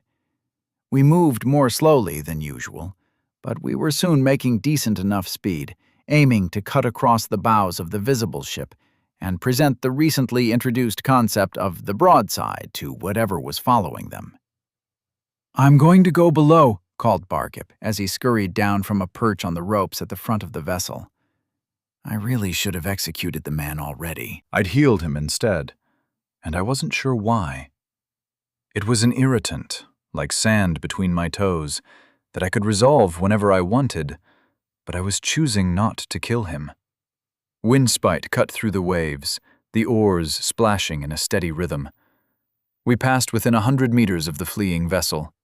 The crew was frantic. Men were heaving at the oars, throwing off the rhythm and slowing the ship down rather than helping. Officers screamed at and whipped the oarsmen, further ruining their pace. At the top of the aft castle, a solitary man in a long black cloak stood with his arms crossed, staring behind the ship. He flicked his gaze to us as we passed him, heading for the open sea. He nodded his head and raised a hand, then spun and moved down to the main deck, barking orders. We continued to run for open waters. We needed space to maneuver against whatever was following him. As we passed beyond the headland, another vessel came into view, a ship with no masts or oars that surged forward like a motorboat. "Is it me, or is that ship kinda big?" I asked Prender. "It's huge. Look to the coastline. It's a couple of miles away at least, which means it's vast. And no sails or oars. How could the wind or men move the thing anyway? It must weigh 6 times as much as Spite. The tide should be driving it onto those rocks, but the bastard isn't bothered by them." "Glimpse, go take a look, please, bloke." The crow wheeled towards the strange vessel and shot through the air. As he got closer, I began to make out more details. It was huge, easily 3 times the size of the pirate flagship from before. It did have masts, but they were stubby things, lacking the rigging needed to support sails. Long, thin platforms and rope bridges were slung between the short masts, and men scurried back and forth on them, moving into what looked suspiciously like firing positions. A network of chains led from the front of the ship into the water, and the sea churned as something beneath the surface disturbed the natural motion of the waves. Glimpse circled slightly lower behind the ship, and then made a quick pass just below the level of the upper deck. Cirrus went up around him, and blasts of lightning and ice shot past his body to slam into the ocean. "That might not have been wise," I sent. "No shit!" The bird had never sworn before, and I blinked in surprise. My fists tightened on the railing, and wood splintered. Beneath the water, murky shapes thrashed. Glimpse caught a fleet look as he peeled off by the bow and skimmed the waves towards the shore. More yells, and from the corner of one of his eyes, a handful of chains were released, slipping into the water as something surged after him. "Big fish!" he sent as he dodged spellfire. One of the creatures rose to the surface just behind him and leapt from the water. A dolphin, but too large to be a normal one, leapt upwards. Instead of the usual blunt teeth, this specimen had fangs that would put a great white shark to shame, and it wasn't far off the same size as one of those leviathans. The creature was scaled as well, not the smooth, rubbery-looking skin I associated with dolphins from back home. "You guys have dolphins here, right?" I asked Prender. He looked confused. "Big fish. Blow holes on the top so they breathe air. famous for saving drowning men back where I'm from. Little known fact, they also rape other animals, including lost human swimmers. We don't call them dolphins, but yes, I know what you're talking about. Although the rape thing is new. Do you know about an armored variant with fucking big teeth?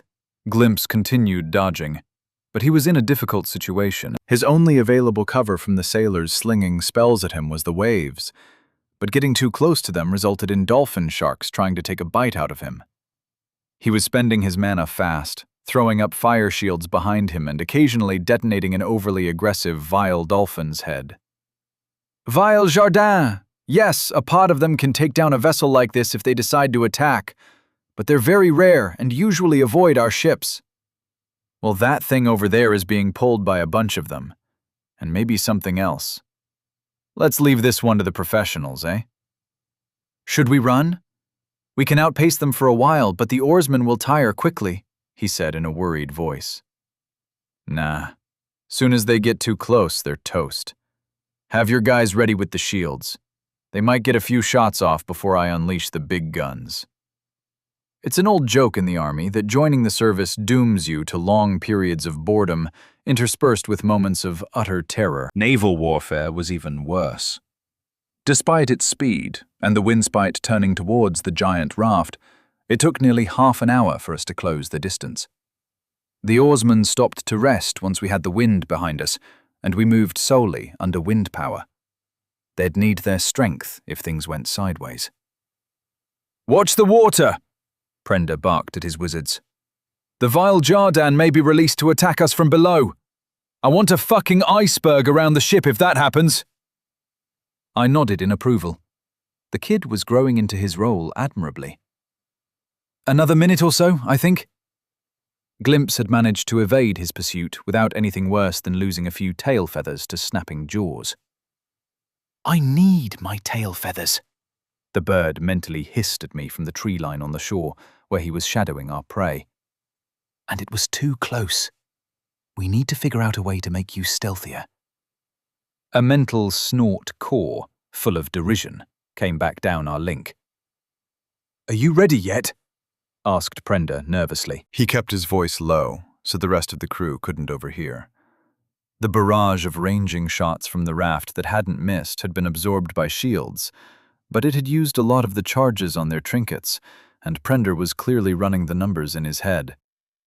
Where'd you learn to count? I asked, as I watched the raft drag itself closer to us. My mother. She died when I was 9 summers old, and my father couldn't care for us all. I got indentured as a sailor.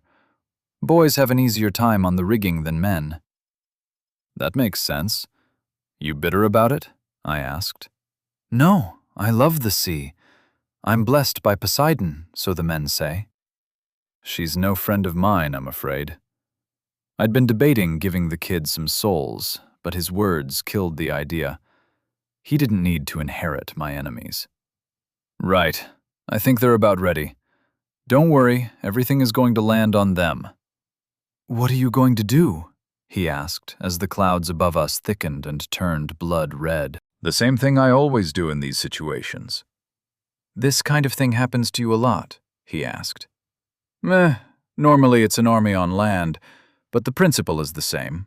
You get used to it. Burning Skies took a decent chunk of mana, 10% of my total now. When I'd first gotten the spell, I'd only been able to cast it, 3 times in a row?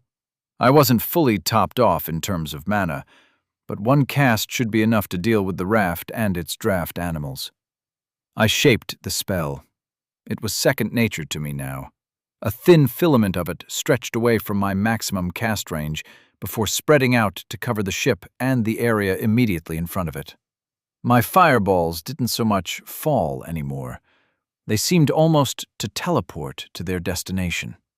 Shields went up above the ship immediately after the first explosion removed a section of a mast and sent the walkways crashing to the deck and the sea. We were close enough that the screams and curses reached us clearly, and our crew cheered briefly before falling silent.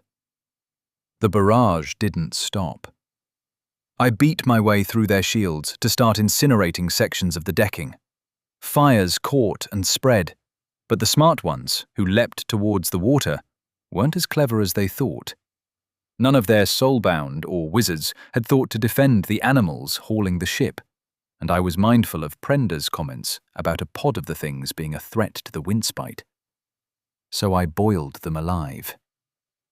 A third of the first Burning Skies cast was aimed around where the chains vanished into the water. Another series of shots landed in the water to either side of the ship. Water vanished into steam, throwing up a sudden fog, but the residual heat from the bolts raised the temperature of the water to near boiling point. Villejourdin cooked and thrashed on the surface, and the men who jumped overboard screamed very briefly before shock locked their muscles and sent them deeper into the hot soup I'd transformed the sea into. The upper reaches of the vessel were burning wreckage, but the thing still floated, and that wasn't acceptable. I cast again, and the skies darkened, turning blood red once more. When I was done, there was nothing left but the odd bit of smoking flotsam. Normalis humano, soulbound servant, slain times 48. 960 souls gathered. Normalis humano, slain times 512. 5,120 souls gathered. Villis Jardin, slain times 97. 480 souls gathered. Normalis Sardine, slain times 1,354.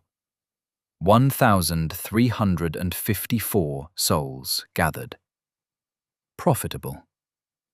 "I'm not sure I want to get used to this kind of thing," muttered Prender as he turned to start shouting orders. The ship began to turn, heading back towards the cove and the shore party we had abandoned. As Windspite passed back into the natural harbor, a call went up from the lookouts. The other ship had turned and was trailing us back towards the land. We set anchor again, and I kept Glimpse out at the headland to keep an eye out for any other suspiciously large ships. It was unlikely that the vessel had been patrolling on its own. That kind of thing would be the centerpiece of a flotilla, or the command ship for an armada. It had clearly been part of Amir's fleets. The weight of magical firepower it had thrown at Glimpse proved as much. Was this straggler a regular vessel, or a renegade from the raft's group? Time would tell. Slow, painful time. Jesus, naval movement was boring. I watched the weirdly rigged galley creep after us, moving to stop upwind and throw down an anchor half a mile away from Windspite. "Is that an issue?" I asked, after Prender pointed it out. "Here and now? Not so much. It would come down to oars." There's not much difference in sail between us, although they're rigged to run closer to the wind. Usually, being upwind gives you the movement advantage. You can barrel down hard on the enemy or break off more easily. Harder to chase into the wind, after all. And all of that means shit when Glimpse can just firebomb them from out of the dark, I grunted. I called the bird back. There weren't any other ships that he could see following in the wake of the now defunct raft, and the sun had set not long ago. I'd send him back out later, but keeping him on hand as this unknown vessel sat close by seemed like the best idea. The away team, red shirts to a man, rowed their longboat back to us, and the rest of the crew began to haul the barrels of fresh water up to the deck before rolling them into the hold. I paid little attention to them. My eyes were fixed on the unknown ship, but I was mostly watching through Glimpse. "They've let down a boat," I called to Prender. He hurried over and squinted into the darkness from beside me. "How can you tell? Too dark to see shit." "Glimpse is well named." "Just the one boat?" he asked, wisely choosing to take my words at face value. "Yeah, 30 rowers, a handful of blokes in the middle. The fella in the black coat might be their captain, you think?" I asked as the man in question stood at the front of the boat with a long harpoon held poised in his right hand. He was watching the water closely. "Any magic?" I sighed. Can't tell at this distance. None of them is soulbound, at any rate. Whether they have some trinkets, I don't know. Can you make me soulbound? He asked tentatively. Would you want to be bound to a man who plans to kill Poseidon? I asked seriously. Probably not. You can do that? Kill a goddess so powerful? Not yet, but I fucking will. The certainty had grown in me since my chat with Eresk. I would take my revenge on the bitch. Maybe it's best I just stick with the gems and stones and stuff. He suddenly sounded like the boy he appeared to be again. Don't sweat it, Prender. I'll get out of your hair soon enough. Hail! Permission to come aboard! The longboat had crept closer and stopped 50 meters away from us before the man in a long cloak called at us in a gruff voice. What do I do? Prender asked quietly. Whatever you want. We've got your back. Chapter 8. Regret and Revenge. How many want to come aboard? Yelled Prender. Where's your captain, boy? No disrespect to you, but we come in peace. It's only polite for an officer to be met by an officer. I'm captain of the Windspite. You and 2 others can come aboard, no more. He turned to one of the oarmen. Yalt, get a dozen armed men up here fast. The man hurried away while Prender and I watched the longboat move up to the side. Well done. Don't take any shit from him. Any problems, Bob and I will deal with this lot. Glimpse will burn their ship as well, I said quietly, moving away from the railing I'd been leaning on, to stand to one side of the kid with my arms crossed. Yalt returned with an escort, and a pair of them tossed ropes down to the boat below. The former slaves stepped back and tried to look menacing, forming a semicircle around the young captain. Why is he speaking the language of the tribes? I muttered, as the first of them scrambled over the railing. It was the man in the black cloak, and unfortunately, he had neither a peg leg nor an eye patch. In every other regard, though, he looked like a well-weathered pirate. Most of the sailors used helipok or juntien. We come bearing messages from afar and all that. Any chance of a drink? It's a chill night, and we're low on supplies. Happy to trade for some if you want. He addressed his words to me, not Prender. His eyes looked far more almond-shaped than I was used to seeing on Earth, and his skin. It was hard to tell. It might just have been a deep tan. Name and ship, Captain, Prender barked. His voice broke slightly at the end, but otherwise, he did a good job of sounding stern. The man in black panned his gaze slowly to the boy and winked. I am Scholar Jeentz, in service to the Sacred Library, here on a fact-finding mission for the Lady of the Tower. The gentleman, I use the term loosely, aboard the Galebreaker, did not take kindly to my wishing to move on. Alas, we parted ways under acrimonious circumstances. But all is well. Your advent proved most fortuitous. The Galebreaker is your ship? Asked Prender, shooting a glance at me. I had tensed and shifted ever so slightly. This man wasn't soulbound, but I'd bet my last aurochs he was in the pay of Patricia.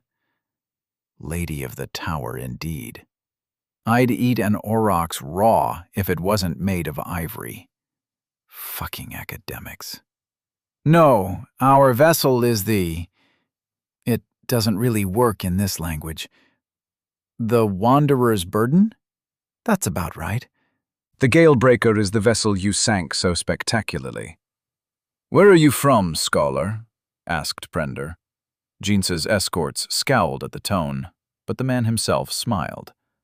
From the land of the rising sun, far to the east, but not as far as one can go. It has been a long journey, many months, all spent searching for others like my mistress, and clearly we have found agents of 2 of them in close proximity. Such good fortune after so long wandering. Perhaps a drink, some food. Then we can talk. He gave a fist-in-palm salute and bowed his head at a spot somewhere between Prender and me. "I'll have something brought to my cabin. Yolt." He jabbered something in Juntian that sent the large man and his entourage scurrying away. A couple of the men stayed to lean on the railing and keep an eye on the longboat below. Jinsa didn't speak as we made our way to Jasper's map room, which had since become Prender's room. Food. Simple sailor's fare of hard biscuits and salted meat, and a jug of water were provided. The stranger's guards ate and drank ravenously, but the man himself just nibbled on a slice of pork. The foreign lieutenants joked in yet another language I didn't recognize. I needed some kind of universal translator. I had Bob, but he was hardly incognito. "Which of you wielded the power?" Jinsa asked the air between Prender and me. "To burn the Galegrbeaker." "It is shared among us." Prender lied badly. "Young captain, we have eaten your food and drunk your water. It is bad form to lie to those you have granted guest rights," the older man said with a smile.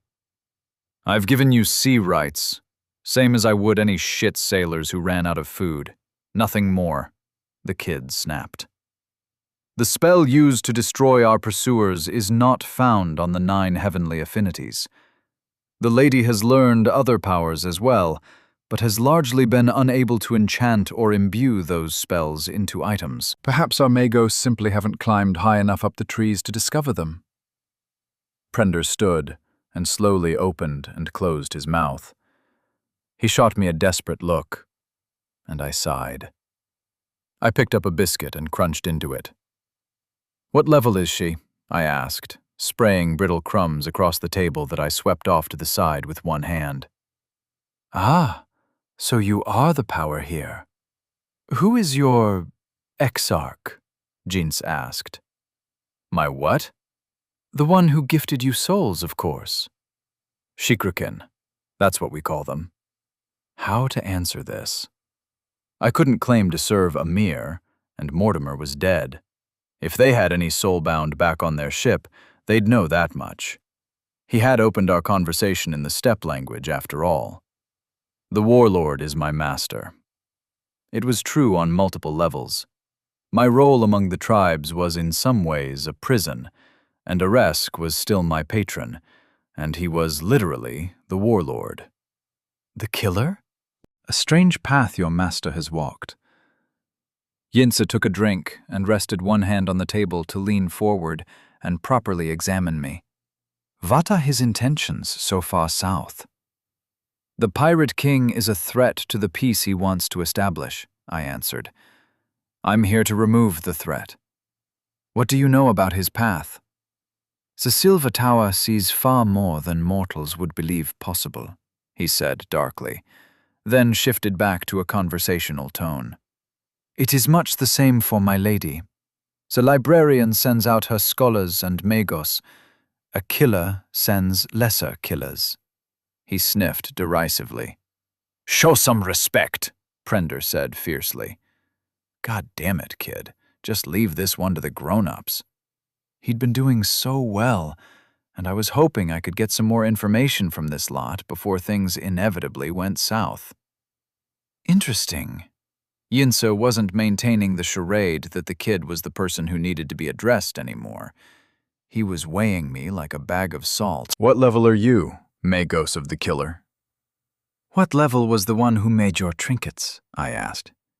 "Trinkets? Ah, you did not use trinkets, as you call them. That was live magic. If you have the knack, you can see the difference. You must be very high. Over 100, perhaps. Your lord favors you. You did him some great service?" "Something like that." "It is the same for us." He took a sip of water and held the cup in front of his chest in both hands. "I hope to be elevated to Magos in the event I survive this trip." "Magos are Patricia's soulbound? I'm guessing scholar means you've been trusted with trinkets." "In some ways, scholars could be more dangerous than soulbound. No big glowing letters floating over their heads to let you know they were dangerous.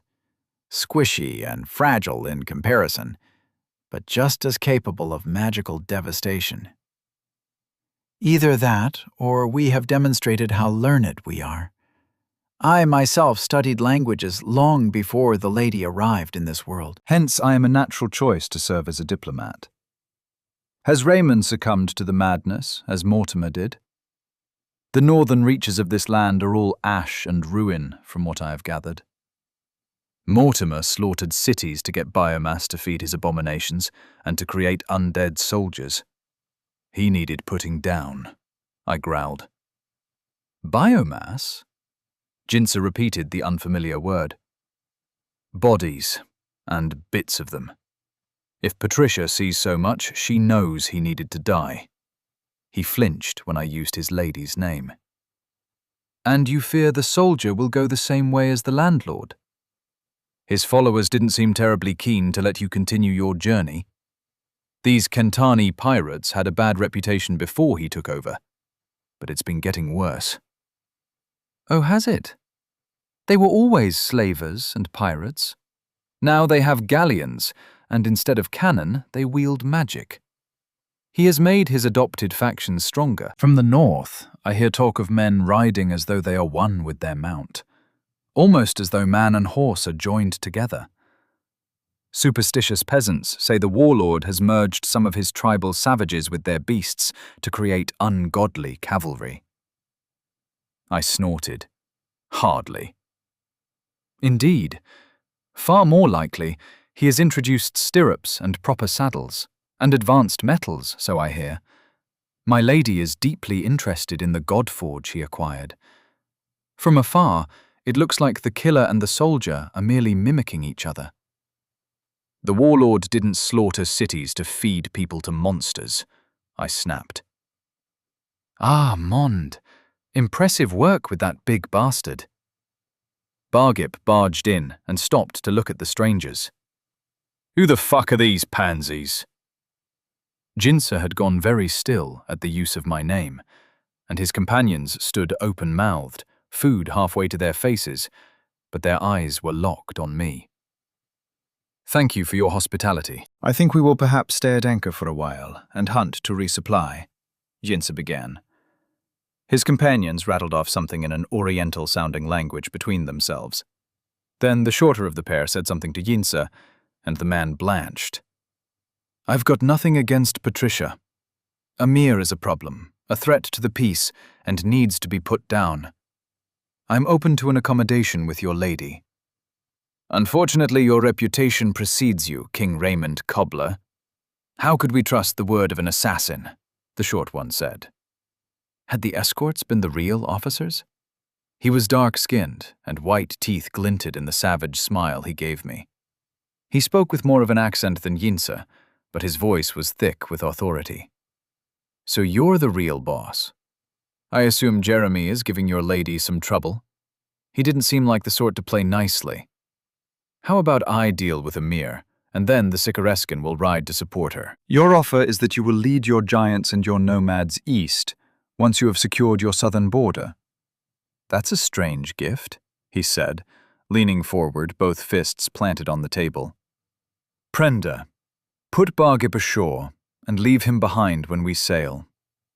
I'd put off getting rid of that bastard for too long.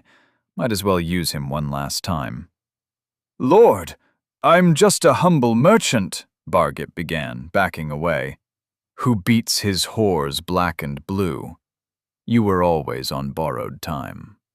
My lord, I'll find the Kentani and tell them everything if you don't drop me at a port, he snarled as he sidled for the door. I moved, blurring between the stunned foreigners, and snatched him up by the neck. I don't know if Patricia told you about this, but I have a code. I don't kill innocents. I was speaking to the scholars, all of whom had reached for bracelets of amulets hidden under their clothing, but my words were being hissed into Bargip's face as he dangled from my fist. You had to have done something for me to come after you. Killers, rapists, criminals, peddlers of misery like Mortimer had been back home. Goodbye, Bargip. I carried him, his legs swinging uselessly against me, to the railing just outside the chart room. I pulled him back to toss him over the side, and something shiny and black appeared in his fist. I looked down at the flint dagger sticking out of my chest. Blue and gold blood welled up around the wound. I reached out and crushed his right elbow with my hand, and spun once more to build momentum. He soared out over the moonlit waves, screaming as he went. There was a splash a couple of dozen meters from the ship that turned the scream into garbling gasps as he fought for breath. I turned smoothly and walked back into Prender's cabin, picked up my cup, and took a swig of water. I had a code. I still have a code. Of all of them, of us, that Poseidon tricked into the dinner and killed to send us here. Patricia had the cleanest hands. As long as she hasn't become a monster like Mortimer, I'd be happy to live in peace with her. We could destroy this ship. Jince's voice shook slightly. But you can't kill me. I plucked the stone dagger from my chest.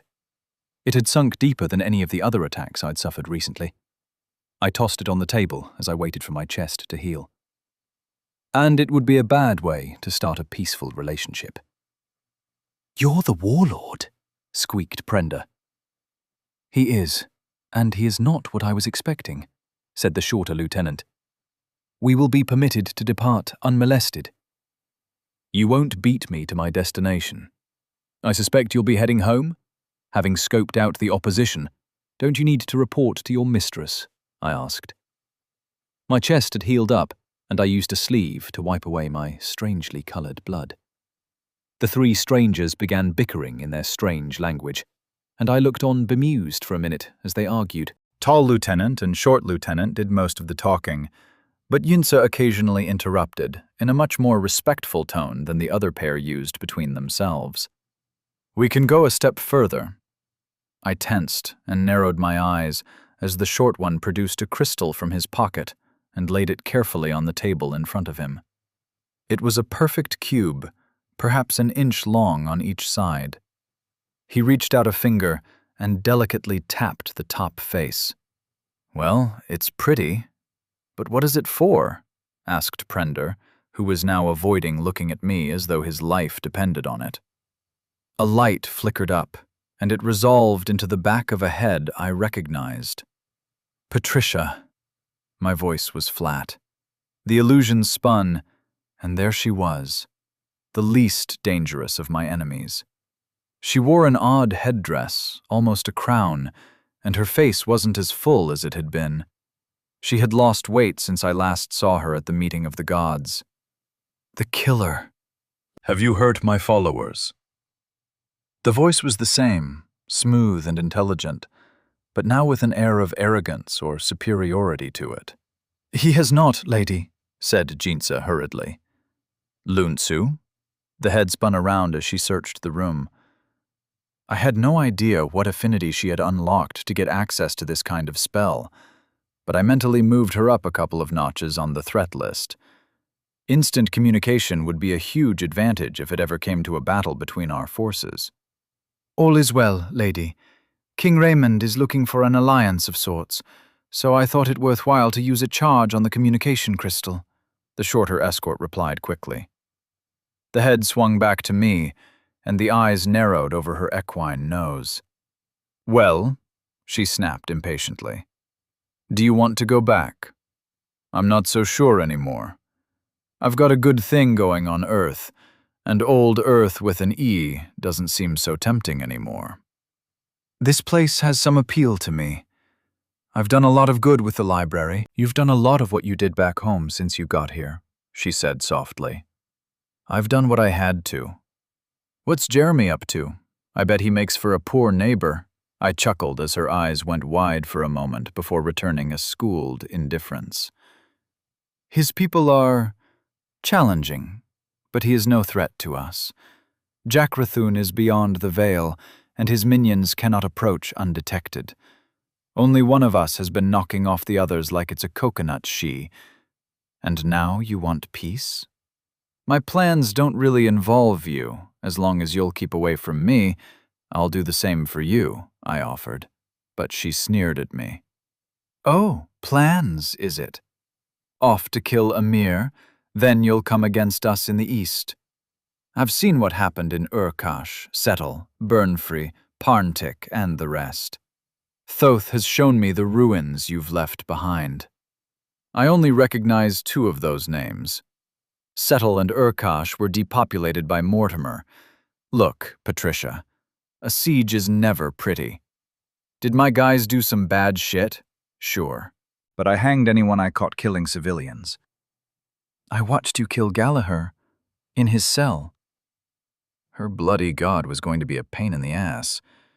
I added him to the list alongside Poseidon. But how could I kill knowledge? He was broken. He would have healed. He was too dangerous. If you saw that much, you know I sent his woman-child away with enough wealth to live a good life. I snapped back. A sop to your atrophied conscience. Why should I trust you over the narcissist? One of his beauties was here not a week ago, looking to make a similar alliance with me. That you're the only one of us who's hunting the others suggests you aren't the best choice. The servants of Amir aboard the Galebreaker killed Numinous on sight. Lord Mond has treated us fairly so far, said Linsu. I will not take your report in front of my enemies. Numinous is gone? So many threads in my mind. I didn't realize it was his. She sighed and spun back to face me. Will you release my people? I was planning to. Let them go, and we can speak again. Lunsu, I'll reach out again in a few days to confirm you are allowed to leave. Keep this crystal, Raymond. It will only have 1 more charge to call me, but I can reach out to you as often as I choose. Your eyes have changed. I was wearing contact lenses at Poseidon's dinner, I replied with a shrug. I know. I got the feeling she used that phrase a lot. Your wife and son must mean something to you. We'll speak again. The head vanished, and Prender giggled. I shot him a glare, but he didn't stop. Is the boy damaged? Asked Lunsu, crossing his arms. It might have come as a shock to him that I'm me. I smiled ruefully as the kid tried to nod. I've gotten something of a bad reputation among the Southerners. Unfairly, I'd like to point out. I wasn't turning people into monsters. Well, not against their wills, anyway. There was Marbo and Mulius, my titans, who probably qualified as monsters, but they'd both been willing to undergo their transformations.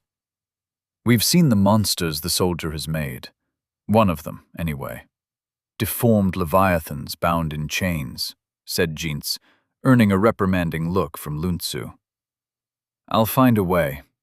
Monsters and armies, well, I've been given tools to deal with them. You wanted supplies? Aye. When Numinous was killed, we fled aboard the Burden. Only the smaller Kentani ships could match our pace, and we managed to lose all but Galebreaker. Its captain was a cunning man. Her. Ships are female, said Prender as he got control of himself. I don't want to be anywhere near this. You're all fucking mad. No offense, he added hastily. None taken, I said dryly. Where are you going next? Back to the library. We will travel faster once we get back to Harthip in the east. From that port, it will take us a few weeks to return to the sanity of the sacred city. You barbarians are far too excitable for my tastes, I'm afraid, Lunsu said with a grin, and Yinsa chuckled. Can you spare the supplies? I asked Prender, who scratched his chin thoughtfully. Not enough to see them that far, but enough to reach the nearest port. Of course. It pays to help another ship where possible. You never know when it will be you whose biscuits get damp and mouldy. I'll make the arrangements. He hurried out into the darkness and began shouting orders. Normalis humano slain times 1. 10 souls gathered. And there went Bargib. Good riddance. The crew was soon loading casks of biscuits and a couple of smaller ones of salted meat into Patricia's emissary's longboat by carefully lowering them over the side. You can get water on your own? There's a river at the top of this cove. Luntsu and I were standing to one side on the deck, watching the barrels being lashed in place along the center of the longboat that was riding dangerously low in the water, to my untrained eye. I know. Were those words some kind of catchphrase for Thoth's pets? Should the soldier ever turn his eyes to the east, I will speak on your behalf to the lady, next time I contact her. Why? I don't know what your eyes were like before, King Raymond, but do you know what I see in them now? Regret and revenge. As long as my lady is not the object of the latter, I see no problem with an alliance. If Amir is gone, there'll only be 3 of us, and I won't come east unless I'm forced to. Even now, your armies recover and stockpile supplies. Where are you planning to march so many men and giants? He replied amicably. East was the plan. I didn't know if Patricia could be reasoned with, I admitted. She has told us much of your world. And much of the other exarchs. The narcissist is not an easy neighbor, as you surmised. Good luck against the Kentani, King Raymond. May knowledge illuminate your path. He bowed, both hands pressed together in front of his chest as though in prayer. Cheers. Happy trails, bloke. I nodded as he climbed down the rope and joined the rest of his crew. He was the last of them, and several oars reached out to push against Windspite's hull and spin the boat away until they had space to row properly. Glimpse? Keep an eye on them for me? What do you think I've been doing, Raymond? The bird shot back.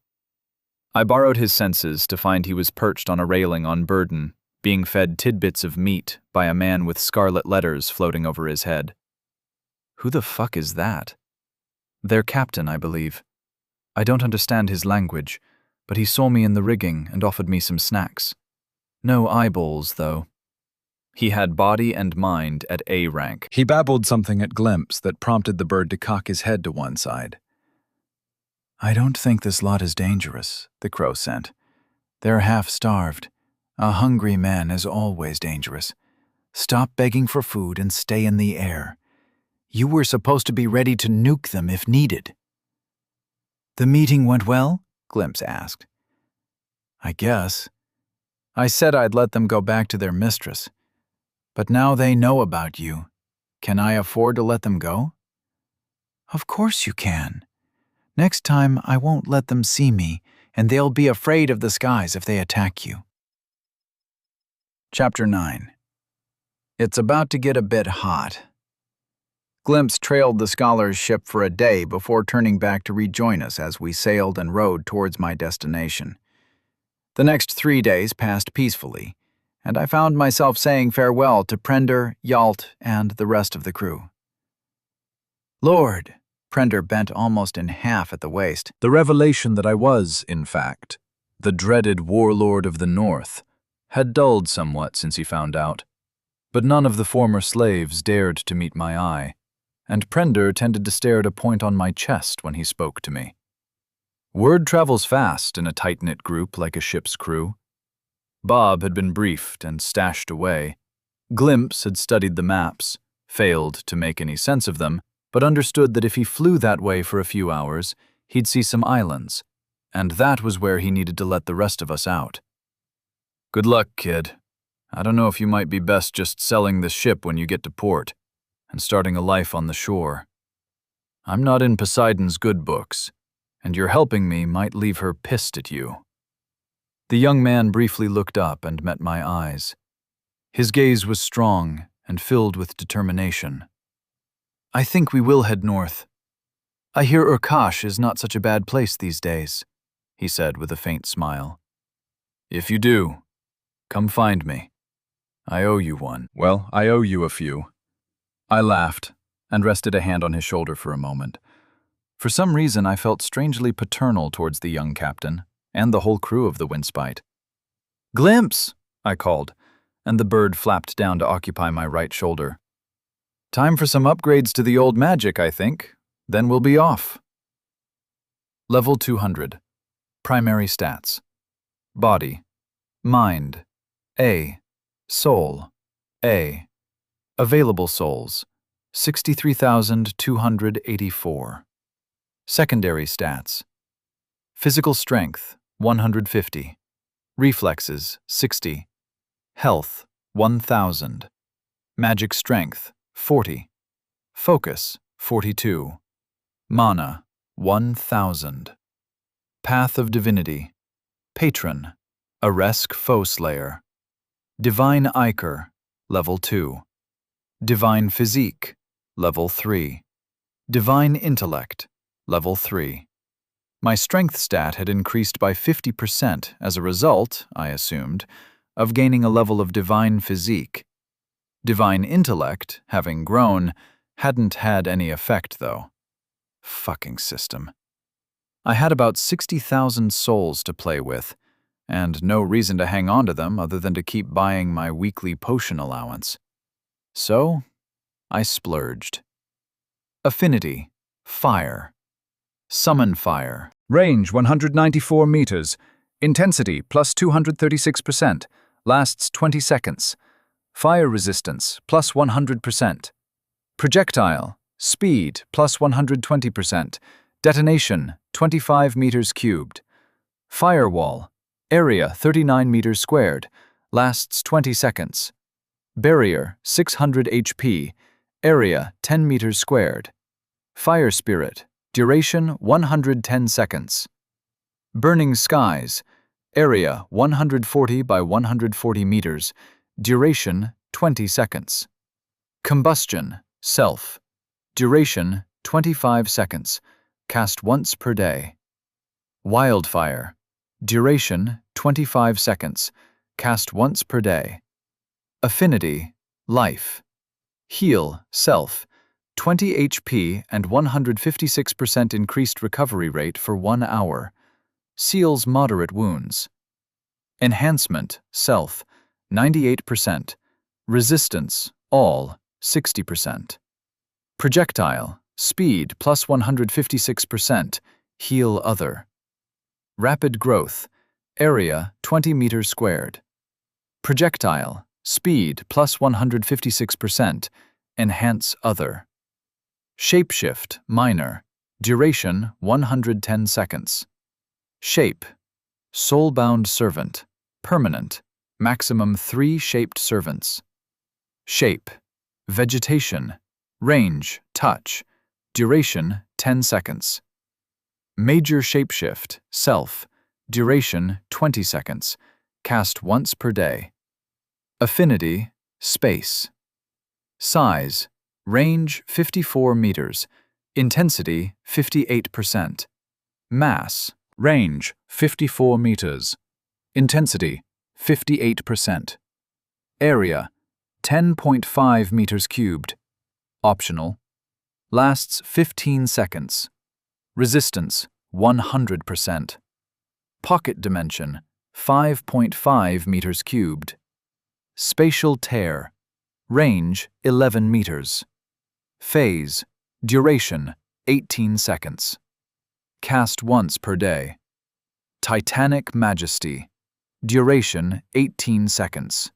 Cast once per day. Affinity. Earth. Shape Earth. Range. Touch. Duration 15 seconds. Summon Earth. Volume 0.5 meters cubed. Range. Touch. Refresh Earth.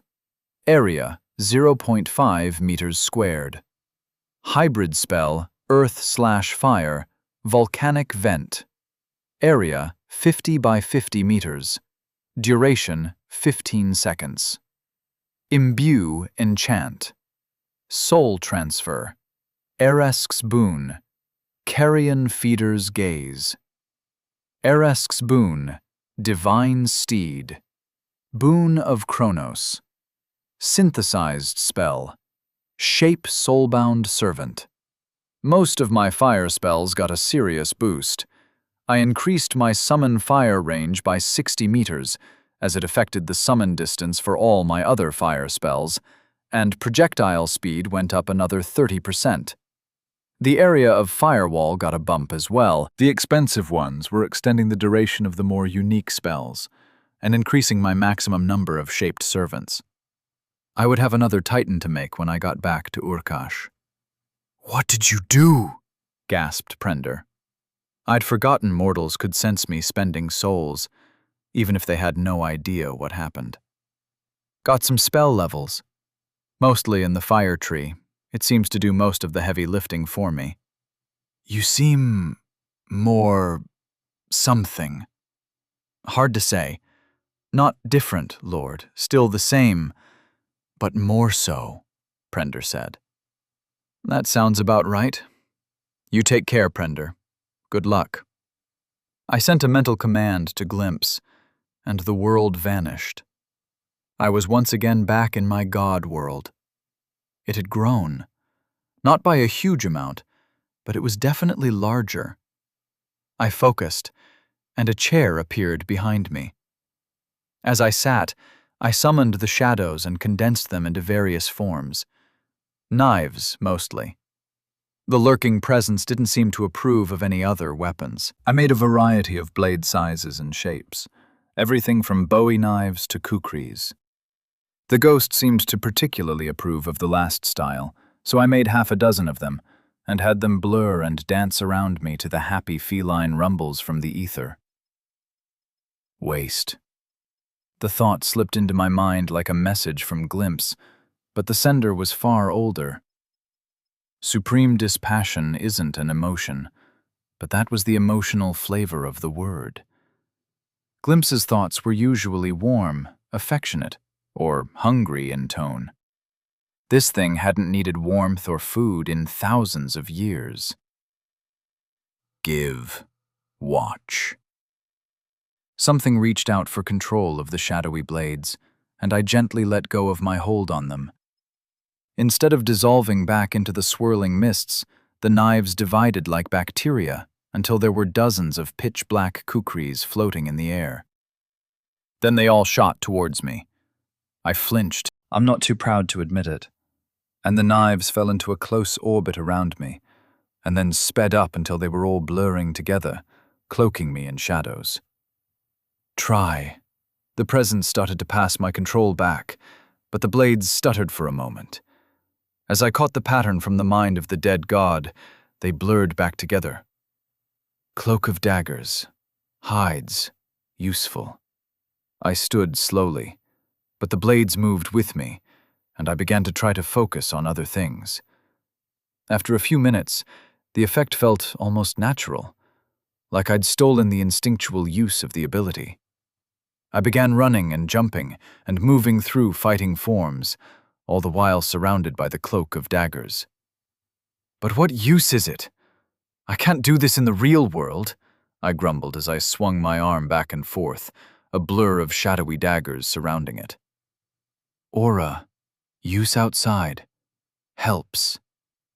The ghost of a jaguar faded away, leaving me alone with my new toy. Path of Divinity. Patron. Aresk. Foe Slayer. Divine Ichor. Level 2. Divine Physique. Level 3. Divine Intellect. Level 4. Another level in Intellect. I checked my base stats, but nothing had changed.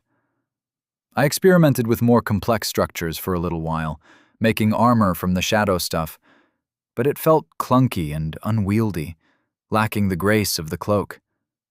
It slowed me down, even in this world that I would end up with total control over. Assuming Aresk wasn't full of shit. My control over this realm did seem to have increased with the stat jump. The shadow stuff moved more easily as I bent my will to shape it.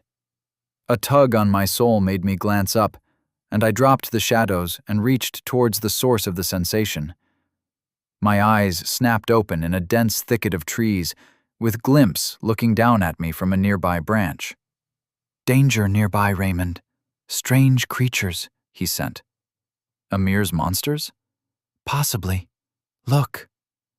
The bird flapped into the sky, and I stayed still as I borrowed his senses. I was deep into a straggly woodland that ran down the center of the spit of land extending from the main blob of the island. From above, it looked like a comma, and to the north and northeast were 2 more islands a couple of miles away.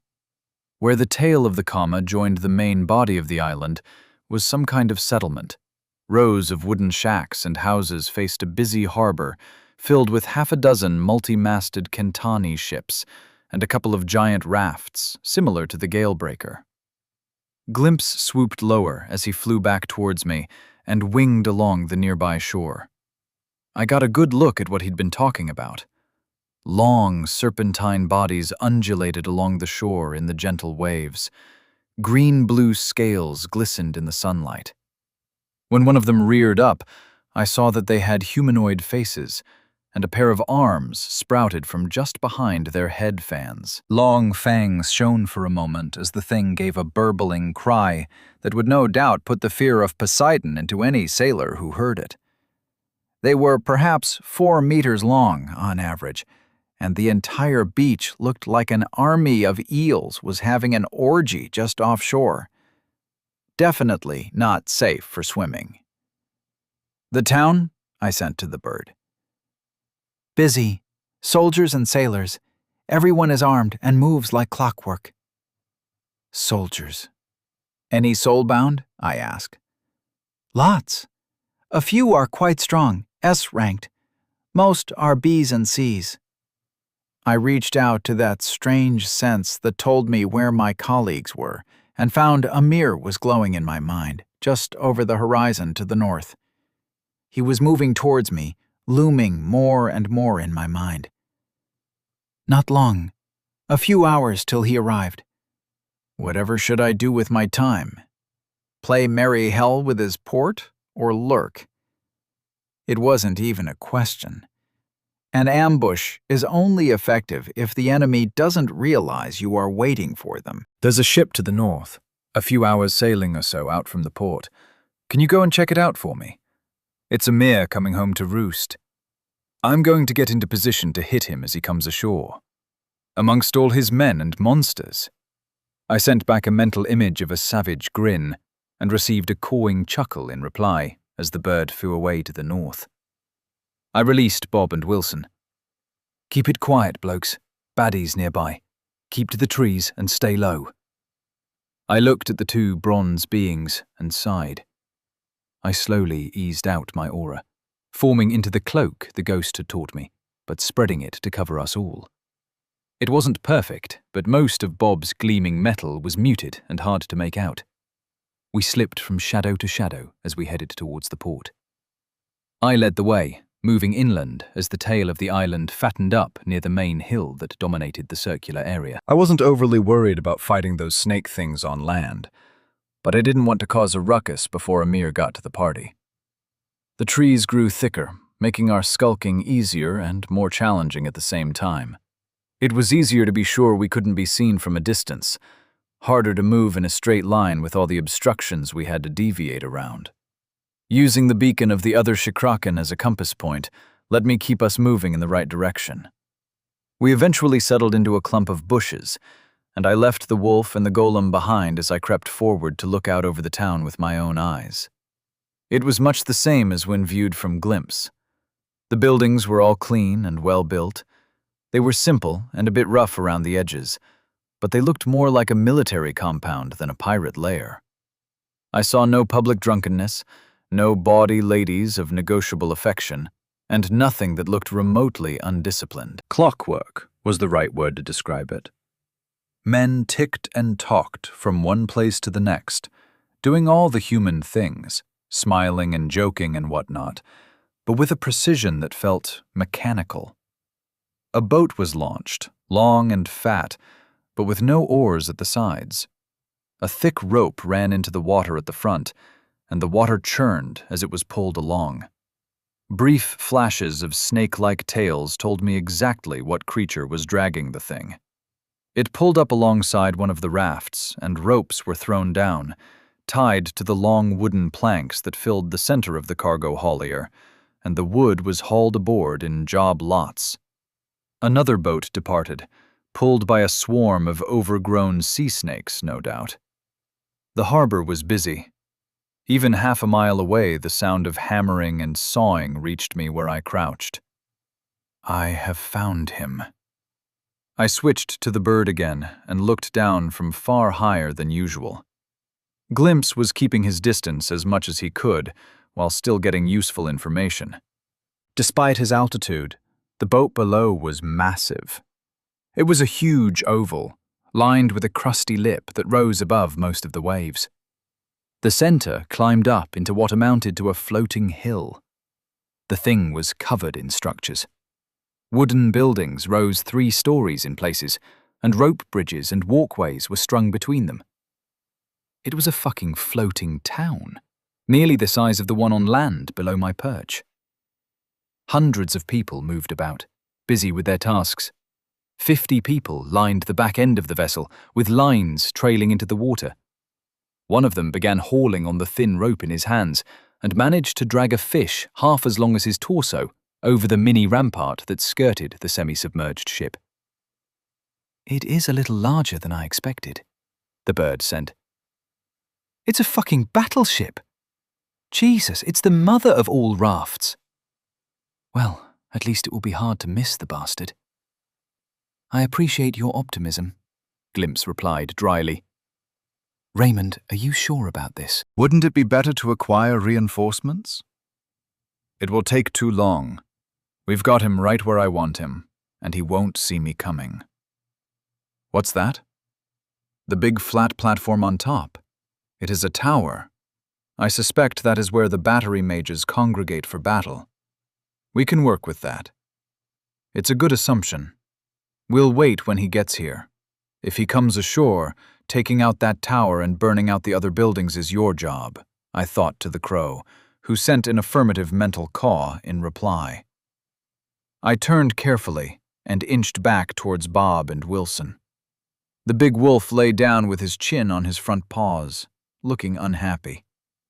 "What's up?" I asked, and the wolf raised his head, whined faintly, and then looked away. "It'll be fine. You'll be well back from the water. You and Bob are going to serve as the land-side distractions.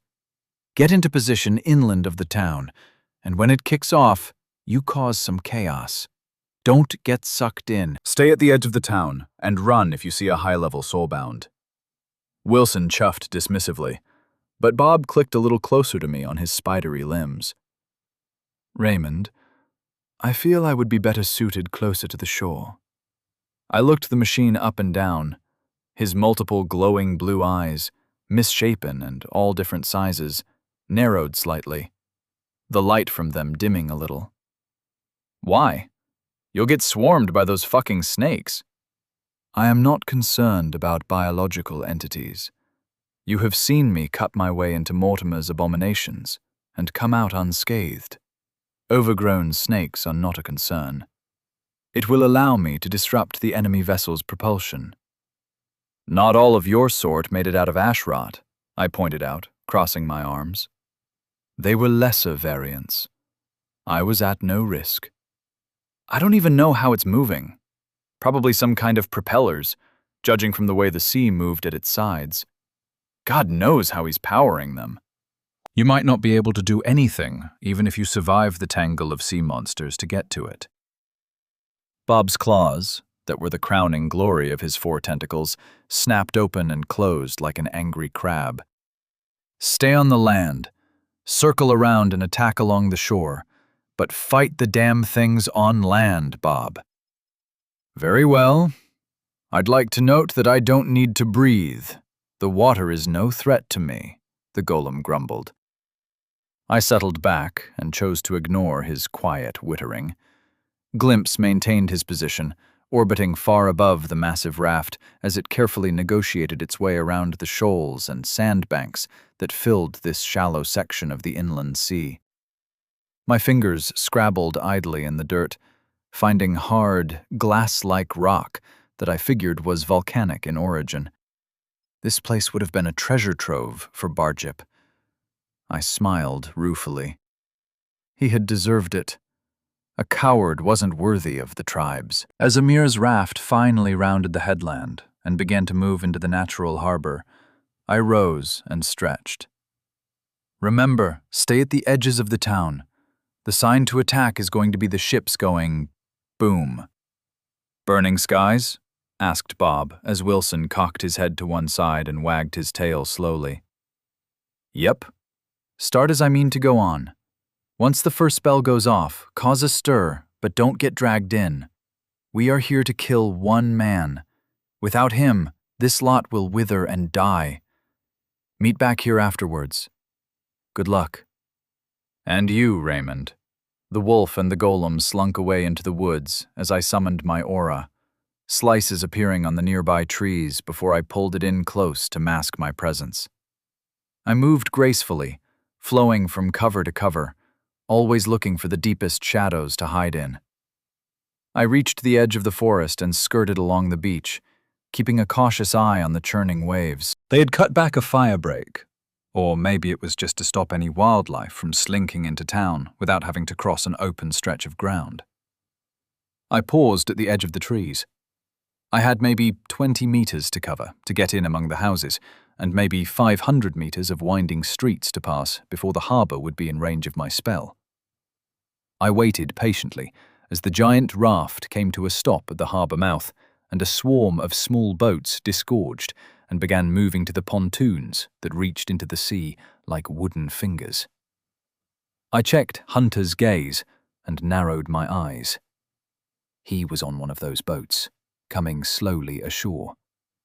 Glimpse circled a little lower and examined as best he could the passengers who had left the battleship. Almost all of them were soulbound. Some were strong, but most were middling. Unfortunately, there were far more S-ranked stats than we had seen in the town. I moved, keeping my aura a blur of daggers around me, and sprinted to the nearest house. The arrival of Amir's ship had caused a stir, and anyone who wasn't otherwise engaged had flocked to line the pontoons, cheering like a movie star had arrived. This made getting into the town easier than it ought to have been. Prepare to target the big one. Stay well clear of the harbor. It's about to get a bit hot in there.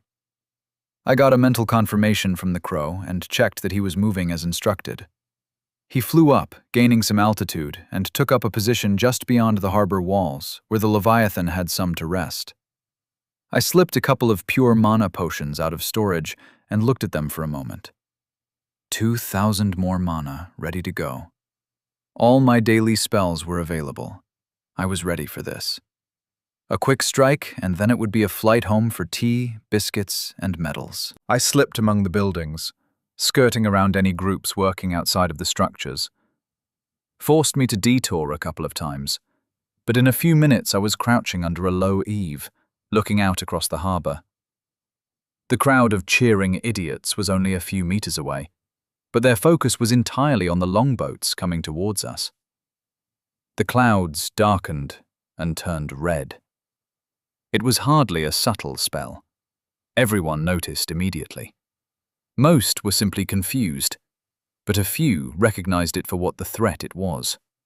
Shields appeared over the longboats and over parts of the larger ships. I shaped the spell so tendrils of magic traced a web in the sky. Some were focused above the ships, but a lot of them were spread out across the bay. As the first fireballs fell, I sent a command to glimpse, to attack. I stood up so I could watch the mayhem. No one bothered to shield the water, apart from the men rowing ashore from the battleship. The other ships were clearly understaffed, at least in terms of soulbound and wizards, as chunks of their upper hulls vanished into drifting ash and fires spread rapidly across them. The snake people along the shore emerged onto the land and set the crowd to stampeding away from them. No love lost between the humans and the pet monsters, it seemed. They were the lucky critters. The water level in the harbor dropped noticeably as a large volume was flashed into steam, throwing up a sudden fog that I used to slip closer to the water as the sea began to boil. I slipped in amongst the snake men, largely ignoring them as I was hidden by my aura. I hadn't appreciated just how effective the trick the ghost had taught me was. Perhaps the mist was doing most of the work, but I could pass within a few feet of the stunned creatures without them flicking a gill in my direction. Glimpse began his bombardment, obliterating most of the wooden constructs on the Leviathan in a series of strafing runs. "We now know how the thing was moving," he sent, and I risked a quick glance through his eyes as I paused by a bollard, barely 20 meters from where I estimated Amir would come ashore. The ship hadn't been a ship at all, but a giant fucking turtle that had reared up as the first fireballs landed, revealing a cruel-looking beak the size of a house before it slammed back into the boiling sea. Enormous flippers thrashed, throwing up waves that sped towards the shore as the monster tried to escape to sea. "It's running. Move to help Wilson and Bob," I ordered.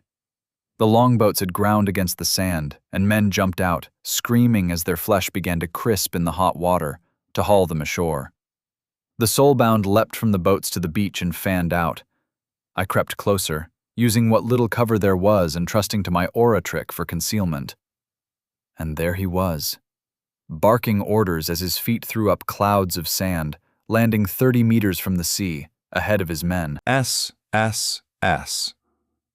Body stat, S ranked. Mind stat, and just as a kicker, an S in soul as well. I broke from my cover and charged. Chapter 10. Is that it? My sword appeared from storage in my right hand, and my left pulled the dagger from my belt. I rushed forward, slicing at anything that got close or impeded my path. One more kill, and maybe we could have some peace for a while. I threw down a firewall, shaping the pattern to create a corridor between Amir and me, with offshoots spreading out to attack his soulbound and divide them up. I just needed the kill. Then I could escape and leave this lot to wither and die without their master. Men screamed as the near-invisible flames reached their feet, causing them to stumble and jump away. At the far end of the burning tunnel, Amir turned and stared. His brocaded coat swung behind him as the updraft from the sudden heat carried his hat away into the sky. His gray hair and neatly trimmed beard swayed in the air as his eyes narrowed.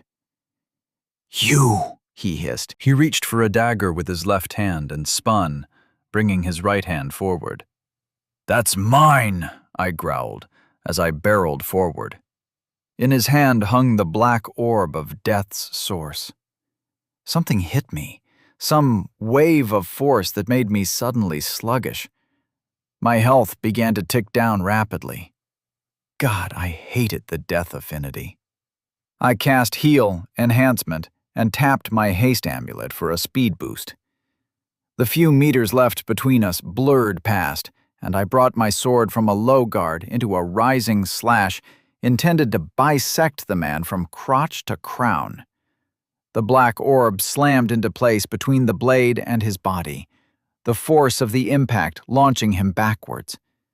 As he rode the reaction to my attack, balancing carefully as he flew away, he called out in a voice that cut through the air, "Defend me!"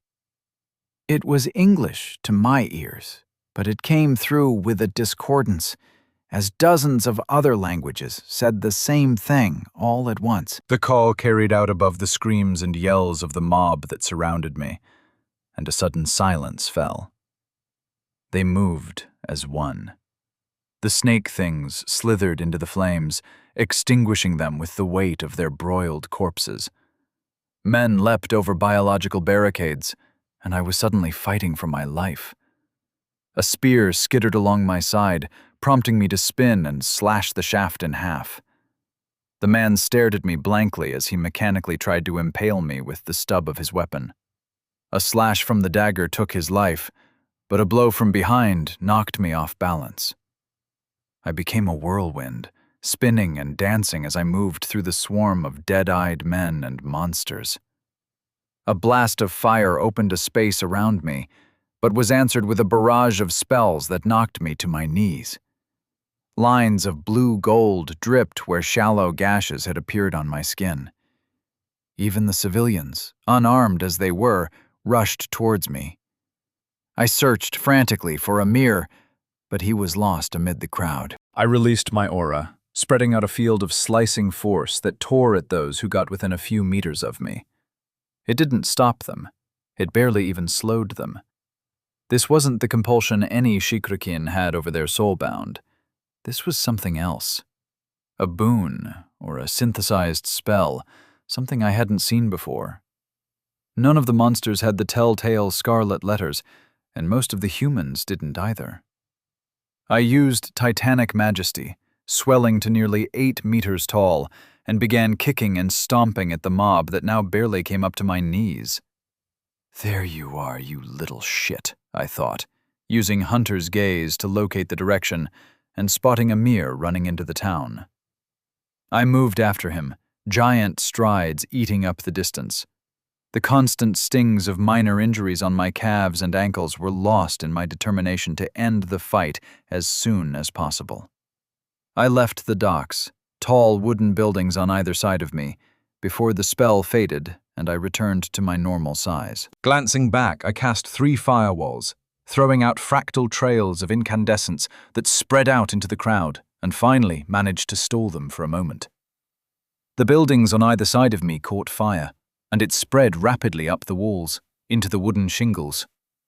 I pulled my aura close again to hide myself in the smoke as I tore open a purple portal and stepped 11 meters away and up, landing on the sloping roof of a building. I locked onto his presence and gave chase. Portals let me hop from one roof to the next, but the footing was unstable. If I pushed off too hard, the roofs would crack and break, throwing off my jumps. I leapt down to the ground once I was well clear of the shoreline and accelerated.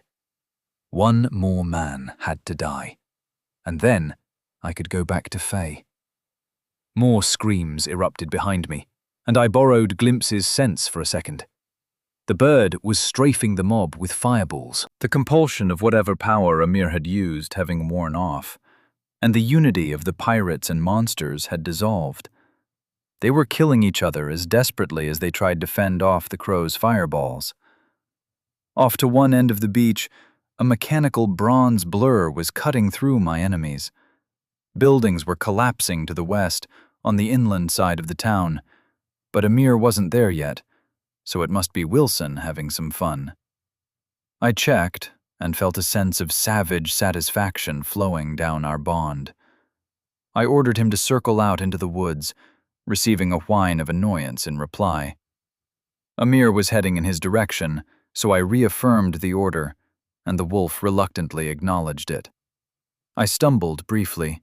Running while using another being's senses wasn't easy.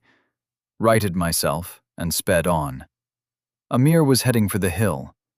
What he thought he'd achieve wasn't clear to me. Being slightly uphill wasn't going to offer him any advantages in a fight against me, and he'd already demonstrated what he thought of his odds in a straight-up fight, by running like a coward.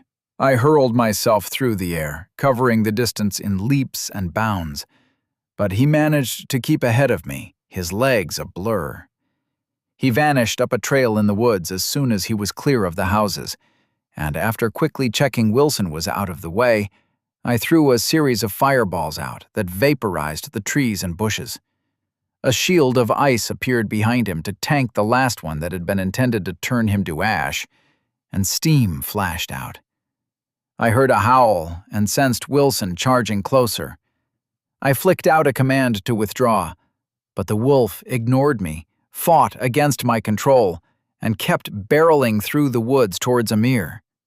As I burst through the steam, I saw the bronze blur of man's best friend slamming into the target, snatching an arm in his jaws and spinning around. As soon as his paws touched the ground again, he pulled hard and jerked his head from side to side, throwing Amir off balance. Unfortunately, Wilson had targeted the wrong bloody arm. The black orb of death swung round and slammed into Wilson's shoulder. Flesh and bone exploded, throwing the wolf back towards me. I skidded to a stop next to the wolf and quickly cast Heal as Amir vanished into the trees. The wolf was missing his left foreleg, and his shoulder was a ragged wound, blood spattering out. "I told you to stay away," I snarled, earning a whimper from my friend. I pulled out some bandages and a pure health potion from a storage ring. I lifted his snout gently and poured some of the liquid into his mouth. His breath was ragged and blood was frothing on his lips, but I stroked his throat until the liquid was gone, then poured in the rest. Shifting his weight, I began to wind the bandages over the exposed muscles.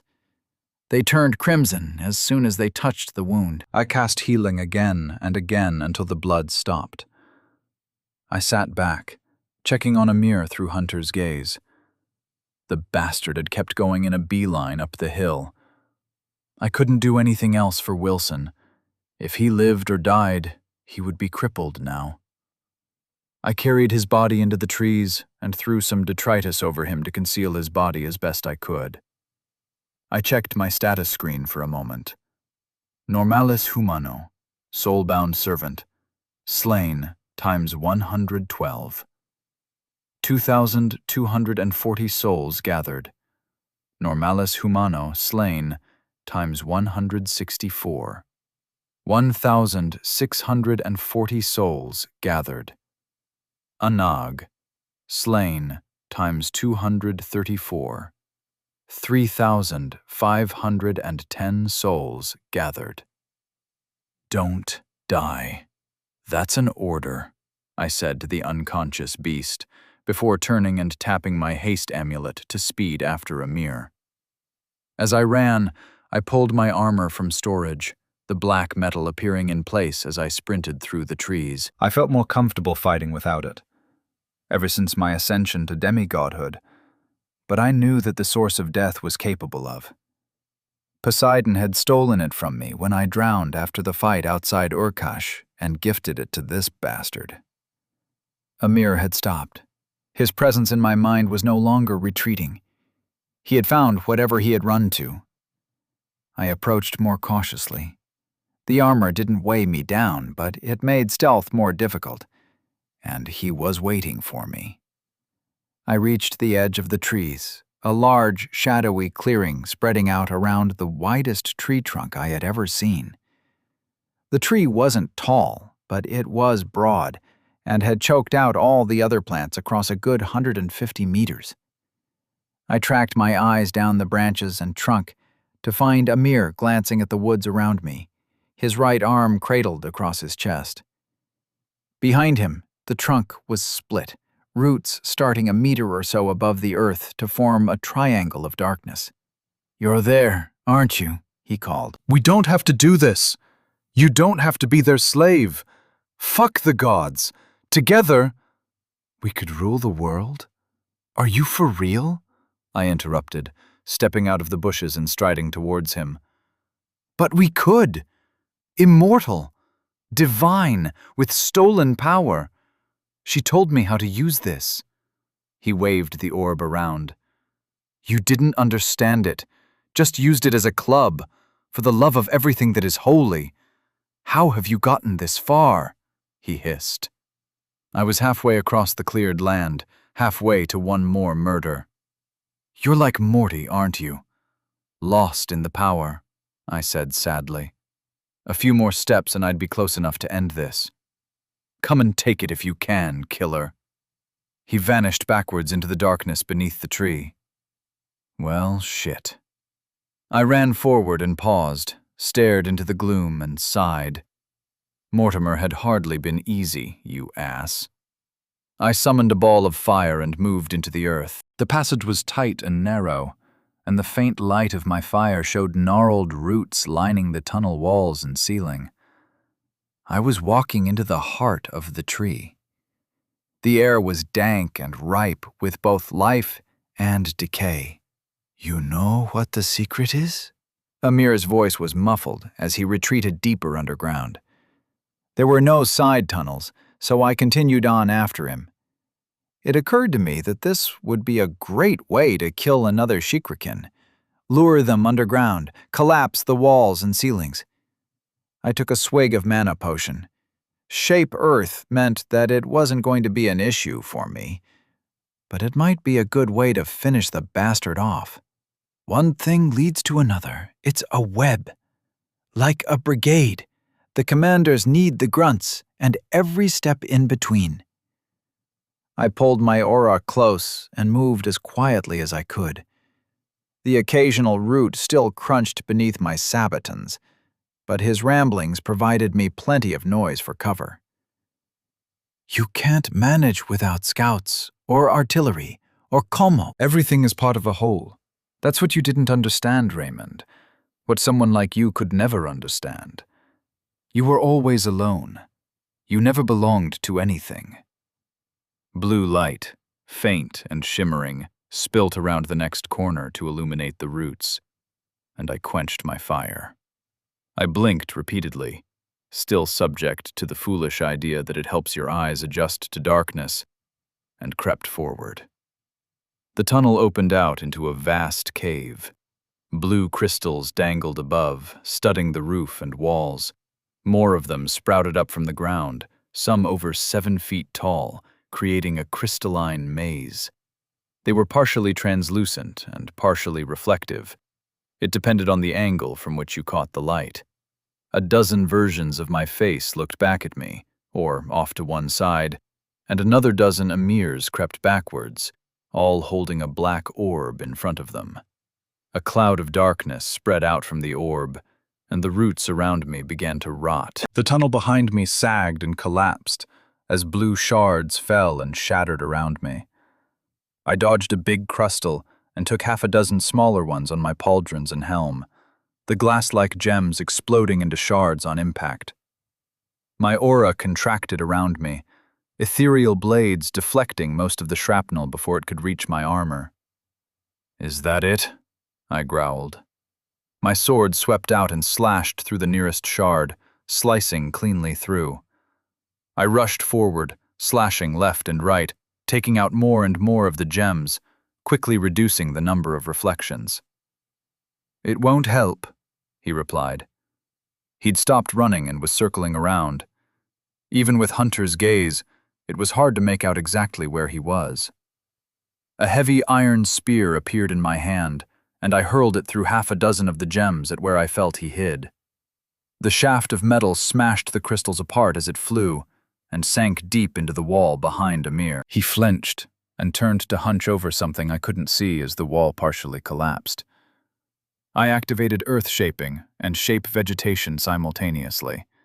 The roots boiled and twisted into spears that lunged for Amir as the crystals flowed out of my way. The first knot of roots plunged into his body just above his hip, and a spray of red flew out. The next bound his legs together and yanked him into the room as yet more stabbed and wormed under his skin. His scream was high and loud, but it wasn't agony or fear I heard in his voice, but exaltation. I dragged him into the air with the roots and spun him to face me. He had been pin-cushioned, and his face was pale, but he was smiling. A broad, happy expression painted across his face. He twitched as I wormed the roots deeper under his skin, looking for something vital to break, and he spat out a mouthful of blood.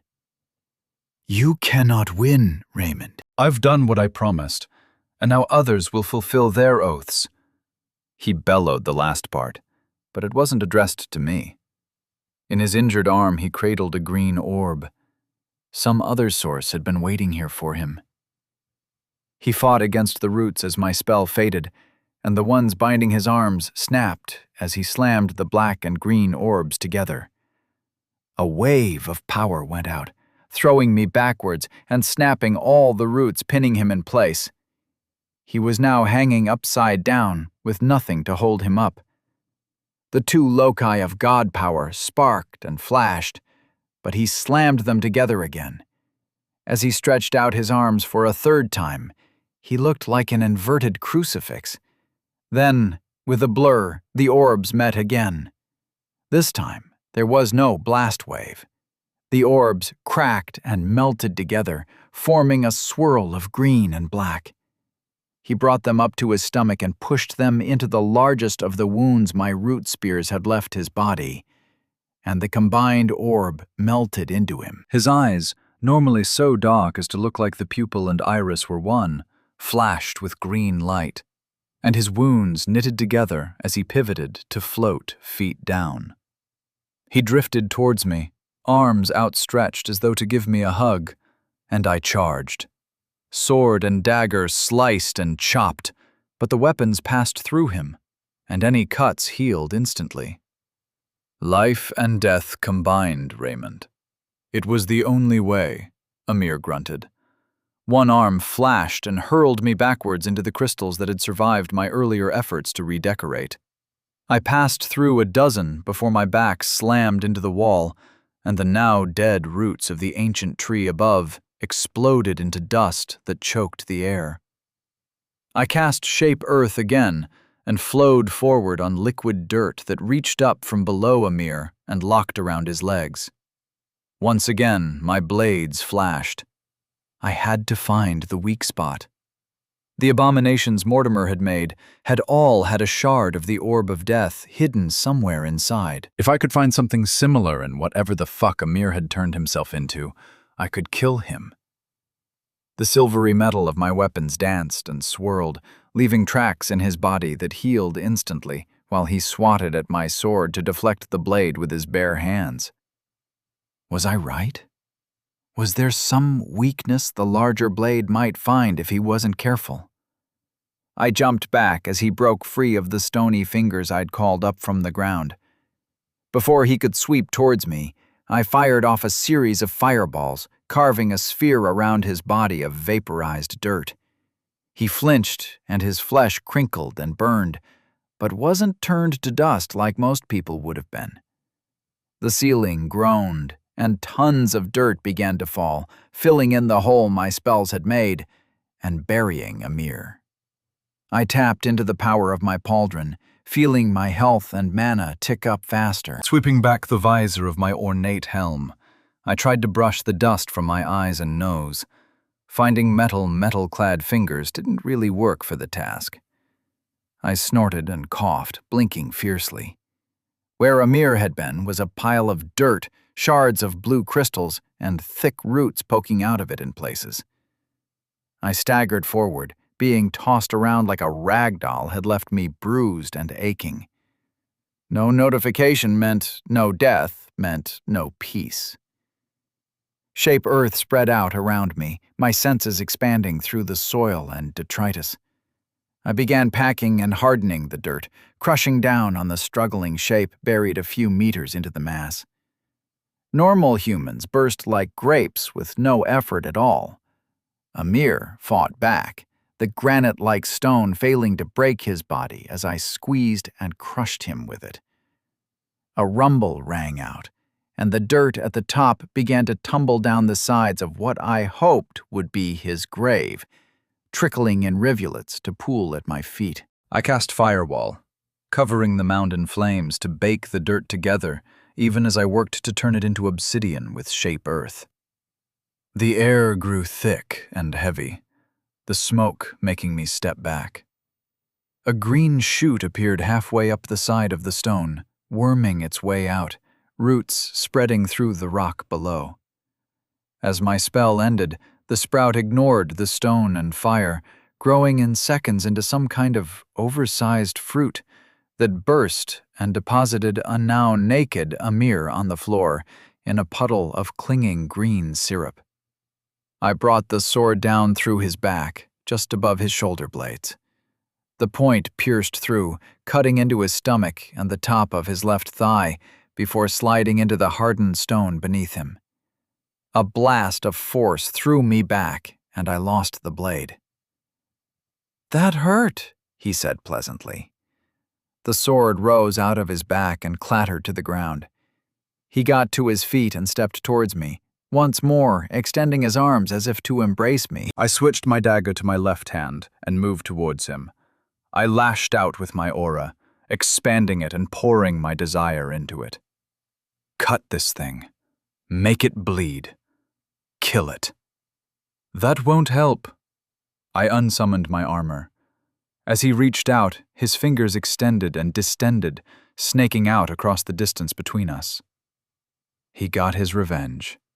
Instead of root spears, his fingers stabbed into my flesh and burrowed under my skin. I could feel them branching out, forming rivers of alienness in my veins as I was pulled off the ground. "It's not a nice feeling, is it?" Amir asked, cocking his head to one side as he held me aloft. My strength was leaving me. The once black and green finger tendrils stabbing into my arms and legs were now flowing with blue and gold, moving from my body back towards the thing he had become. An enemy within the walls. How the fuck could I deal with an attack from within my own body? I'd fought half a dozen of Mortimer's amalgams from the inside, but that had been desperate, dangerous work. Whittling them down from afar with burning skies, before sending in the golems to find the shard of death that animated them, had been a much safer proposition. That wasn't an option. The flames licking up from the goo at the newly reborn Amir's feet didn't faze him at all. His skin popped and fizzled as some kind of sap, bubbled and boiled away. I used wildfire, combustion, and major shapeshift at the same time. My flesh became mutable, flowing and twisting around the tracks of Amir's alien flesh, at the same time as every cell in my being caught fire and flames roared away from me. I crawled along the tendrils of his mutagenic flesh, shifting and tangling my own body in the process. It became a war on a cellular level. He twisted and coiled as I did the same.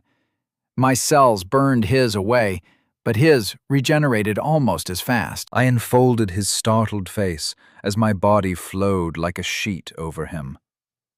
I had no eyes or ears. His expression was clear to me only because I could feel him blink in shock as he was engulfed. I enshrouded him and contracted, burning and fighting with threads of muscle and flesh. I had become a tiny version of the gigantic abominations that had depopulated so much of the north.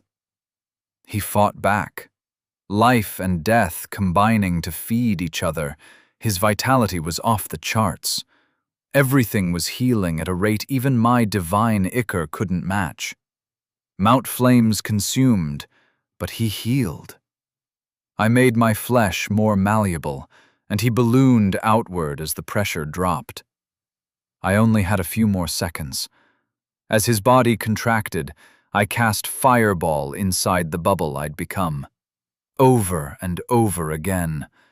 My flesh blossomed and tore, blue-gold sprays arcing out whenever the pressure overwhelmed my semi-divine body. He shrank and contracted. He was dying faster than he could regenerate. Tendrils shot inwards as I pulled my tattered body back together and pressed in, sending sharpened tentacles into the goo Amir had been reduced to. One struck something and quickly engulfed it, yanking it away and swallowing it back into my chest as my normal body snapped back into being.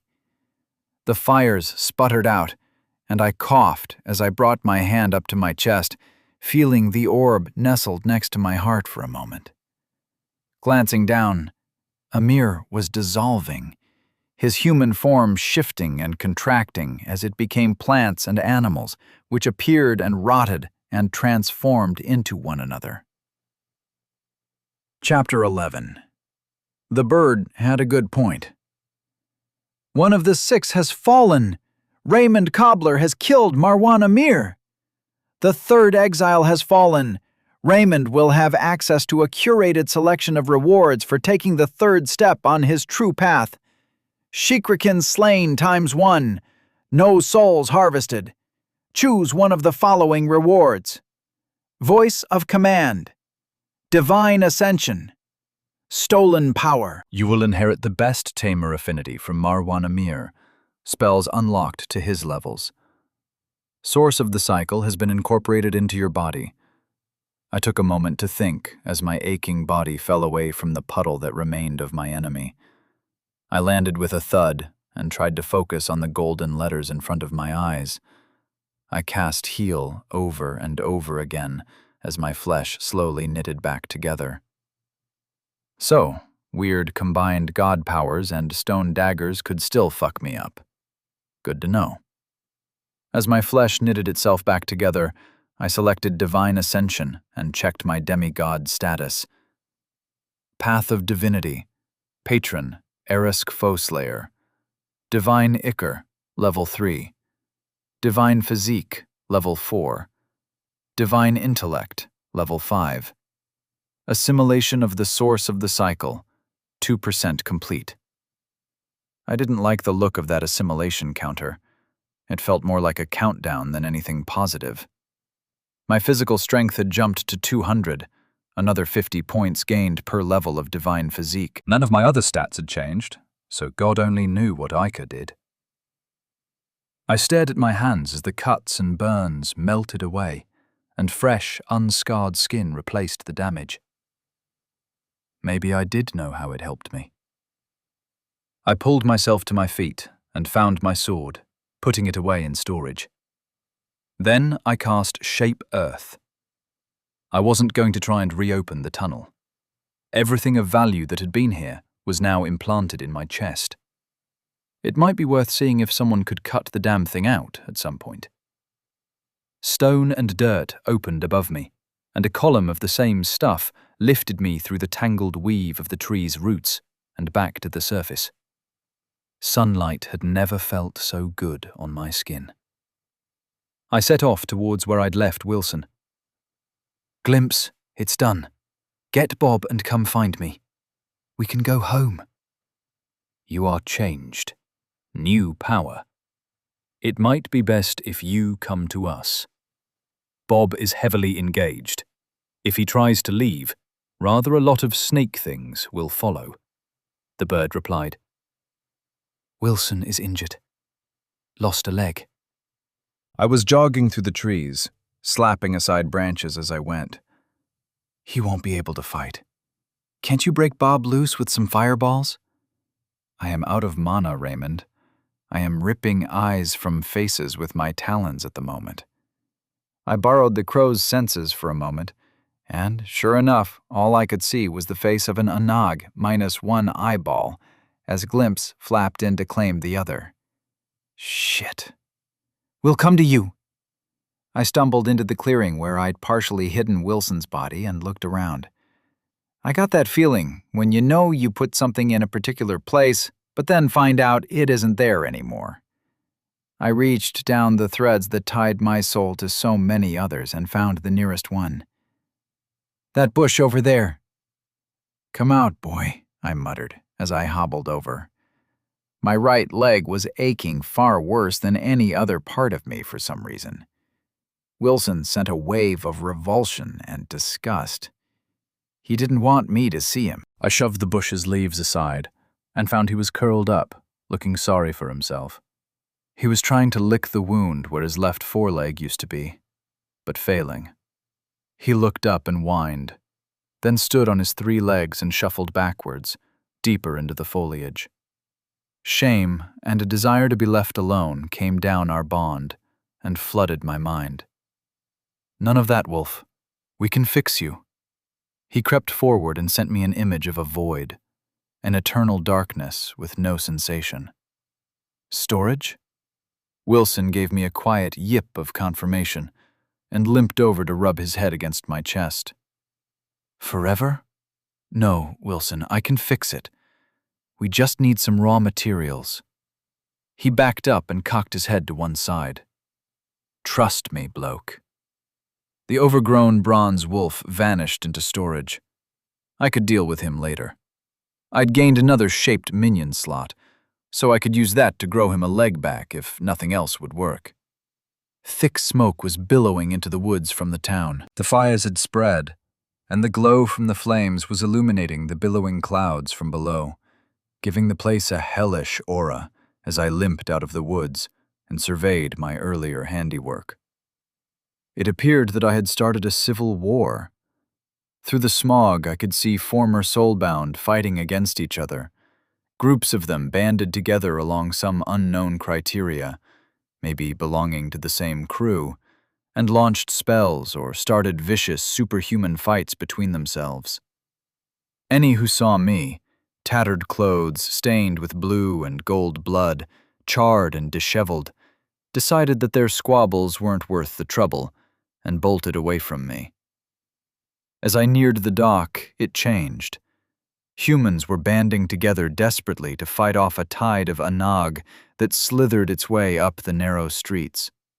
The monsters would recoil from blasts of ice and fire and pull back only to spill out of nearby windows or a side alley moments later. Lightning seemed to kill them almost instantly, whereas other magic was much less effective. I extended my aura, and any of them who came close were driven back by dozens of shallow cuts that sent scales spinning through the air. It took them a moment to stabilize, but I was soon surrounded by a circle of the beasts, hissing and snapping their jaws at me, but not brave enough to brave the storm of cuts. As I moved, the circle drove them out of my way, and they closed in behind me. Sand and gravel crunched under my bare feet, and I looked around, trying to find Bob. Switching to glimpse gave me a better perspective. The bird had had his fill of snaky eyeballs and was once again circling above the fight. The ships at anchor were all fucked up. Capsized or sunk on the shallow bottom, they smoked and burned. I knew this was only a small fraction of the pirates' fleets, and the technology for more advanced ships had long since escaped into the wild. But removing this place as a base of operations was going to hurt them badly. The beach was covered in bodies, human and anag. They were heaped up in places, and the waves from the still hot sea were pulling more and more bodies out to float in the water. "Where's Bob?" I sent to the crow. "Under the sea. He may have disregarded your instructions." "You mean he has disregarded them? Fucking droid." I stomped over the waves and felt the rapidly diminishing heat, all that remained of my initial bombardment, wash over my toes. The water splashed and flew as the near-invisible daggers of my aura slashed at anything around me. "Bob!" I bellowed, almost wishing I'd taken the voice of command ability from killing Amir. I hadn't liked the sound of it, and seeing what it had done to everyone he had used it on, turning them into mindless, dead-eyed slaves, albeit only for a short while, had turned my stomach. I stomped along the shore, a wall of giant serpents surrounding me but not daring to approach, and continued shouting his name. Something long and thin broke the surface 20 meters or so from the edge of the tide. This was a bronze serpent, gleaming as it caught the reflection of the fires behind me. It disappeared for a moment, the pincers transforming into whirring blades that swept through the water around where his body must be. The rest of the golem soon followed, stomping ashore on his spider legs, arms, and tentacles, thrashing at the tangle of anag that was trying to overwhelm him. Bits of snake flew as Bob reached the beach and was finally able to fight them on dry land. I walked towards him, but he backed away as sparks from my aura flashed off his outer armor. "Lord, I apologize. I estimated a 95% probability that you would be angered at my actions, but it seemed the most logical thing to do. By taking the fight to the nests below, I was able to divert—" "Don't care. Get in the bird. We're out of here."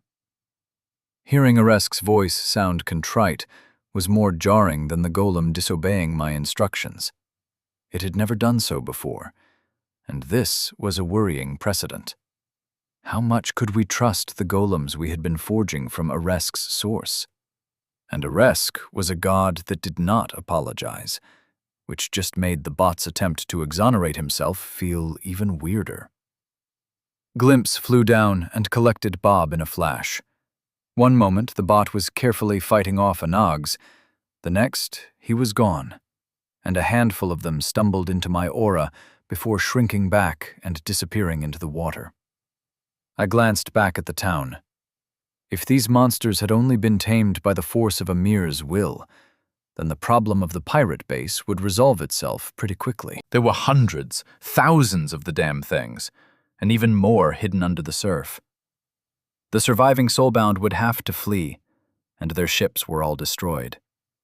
It looked likely that the anag would wipe out any humans eventually, and the next ships to land would find a less than warm welcome. I nodded in approval. I cannot get close to you, Glimpse sent. I glanced up and he circled above me, just out of range of the invisible daggers swirling around me. I shaped the aura, forcing it to my will, and created a donut of violence around me, with clear air overhead. Glimpse flew down to settle on my shoulder and rubbed his head against my cheek. I reached up and wiped away the red streaks his bloody face had left behind. Can you find Urkosh? I asked aloud. I will fly north till I find the coast, then move east along it until I can see that city. I believe it will take some time, a week, perhaps. No worries, bloke. I could use a break. Assimilation of the source of the cycle. 3% complete. Shit, it's gone up already. I had to explain the combined sources and what had happened to Glimpse when he looked at me quizzically. You fear it completing? You didn't see what it did to Amir. He got powerful, but he was burning out. I don't think humans are meant to have that kind of power, I said with a shrug as I traipsed along the beach, ignoring the hissing anag as they were pushed aside before getting close to me. You are no longer merely human, though, are you? Doesn't mean I want to become a fucking shape-shifting, unkillable plant dude. He was clearly not unkillable. You know what I meant, bloke. He was not right. It will not increase while you are in stasis, yes? So this matter can be resolved when you are back among the tribes and the Legion. The bird had a good point. I'd buy myself a week or so tucked away in my god realm, and I could quiz that bronze asshole while I was there. True. I assume you aren't too full to fly? I am well fueled for a long flight, but not so full of eyes that it will be a problem. I will see you at the end of our voyage. I blinked as I found myself in my domain. Swirling smoke quickly resolving into the inside of the yurt I shared with Faye for so long. A smile crossed my lips as I realized I'd be back home with her and our son soon. Normally, it would be like going to sleep in one place and waking in another, with no sense of the passage of time. But with a week of being stashed away, I could get some stuff done. The ghostly jaguar passed around me and sat in front of the door flap I had been planning on passing through. Wait. What for? Trust. Battlelord is ancient and unscrupulous. I know that, but I need his advice. I can decide if it's worth a damn once I've got it. Sit. A chair appeared behind me, and I slowly lowered myself down. You're getting stronger. It was simply the truth. Tezcatlipoca had gone from an invisible hint of a being to a translucent feline, whose head came up to my chest when he sat on his haunches. Seated, I had to look up into the long whiskers and pale white fangs. Also losing myself. Mantle will fall to you. I fade again. I'm killing you? The shadows swirled around me, and a rumble of amusement made the tent walls shake. Becoming me will live on as you. I fidgeted a little, uncomfortable at the implications. I did not like the thought of losing myself to this ancient incarnation of killing. No loss. Gain. Like cycle. You can still read my thoughts then, I grumbled. Share power. Share thoughts. Shared power is best. Like new source. So it isn't going to kill me? Yes. Did you mean no? This was starting to piss me off. No. This source unlocks. Mortal flesh cannot accept the key. I need to not be mortal to survive? I'm already part you, so I'm going to be fine? The ghost shook his head gracefully. This wasn't helping. Maybe I should speak to Arask. Trickery, misdirection, war's toys. He wants to use me for his own ends, but his goals are largely aligned with my own. That doesn't mean I need to trust him, and I don't. wise yet foolish. "Thanks, bloke. I'll be back later. If you've got any more aura tricks stashed away in your memories, I'd appreciate a few hints. The cloak thing was handy." I wait. I teach. I remain. The jaguar dissolved back into swirling shadows that dispersed until I was seemingly alone once more. I could still feel the thing, lurking in the darkness. Outside the yurt, my domain had grown again. It was still tiny in comparison to the other gods' domains that I had seen. The crushing, infinite depths of Poseidon's world that I had briefly experienced when I claimed her source had felt like they extended forever around me. The shadows resolved into long grass, a cooking fire set a few meters from the tent, and then flat step lands ran up to where my world butted up against Oresk's, one of bronze and marble. I strode over to the boundary and made to step through, bouncing off an invisible barrier. One moment I was alone. The next, the giant bronze statue peered down at me from above, with a broad smile on its face. "You are welcome, and have guest rights," Oresk boomed, before shrinking down to a 6-foot-tall version of himself. "Always make sure you have guest rights before entering another's domain, at least when you are weaker than they. Come along." He led me up his mountain. Steps cut into the stone reminded me of the Sycarescan Holy Mound, with the giant carved stairway carved into its side.